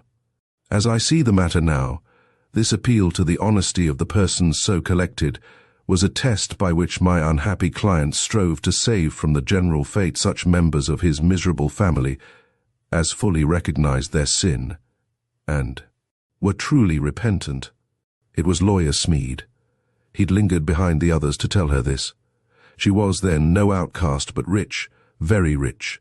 How rich I dared not acknowledge to myself, lest a remembrance of the man who was the last to perish in that house of death should return to make this calculation hateful. It was a blow which struck deep, deeper than any either of us had sustained that night. As we came to realize it, I stepped slowly back, leaving her standing erect and tall in the middle of the roadway, with her baby in her arms. But not for long. Soon she was close at my side, murmuring softly, "Two wayfarers still, only the road will be more difficult and the need of companionship greater. Shall we fare on together, you, I, and the little child?" Thank you for joining us in the captivating realm of Katharine Green's Room Number 3 and other detective stories. We hope you enjoyed unraveling the mysteries and surprises hidden within each tale. As the last page turns, remember that in every shadow lies a story, and every detective has their own journey to uncover the truth. Don't forget to subscribe for more thrilling narrations and classic tales that spark your imagination and keep the mystery alive. Until next time, keep exploring the unknown.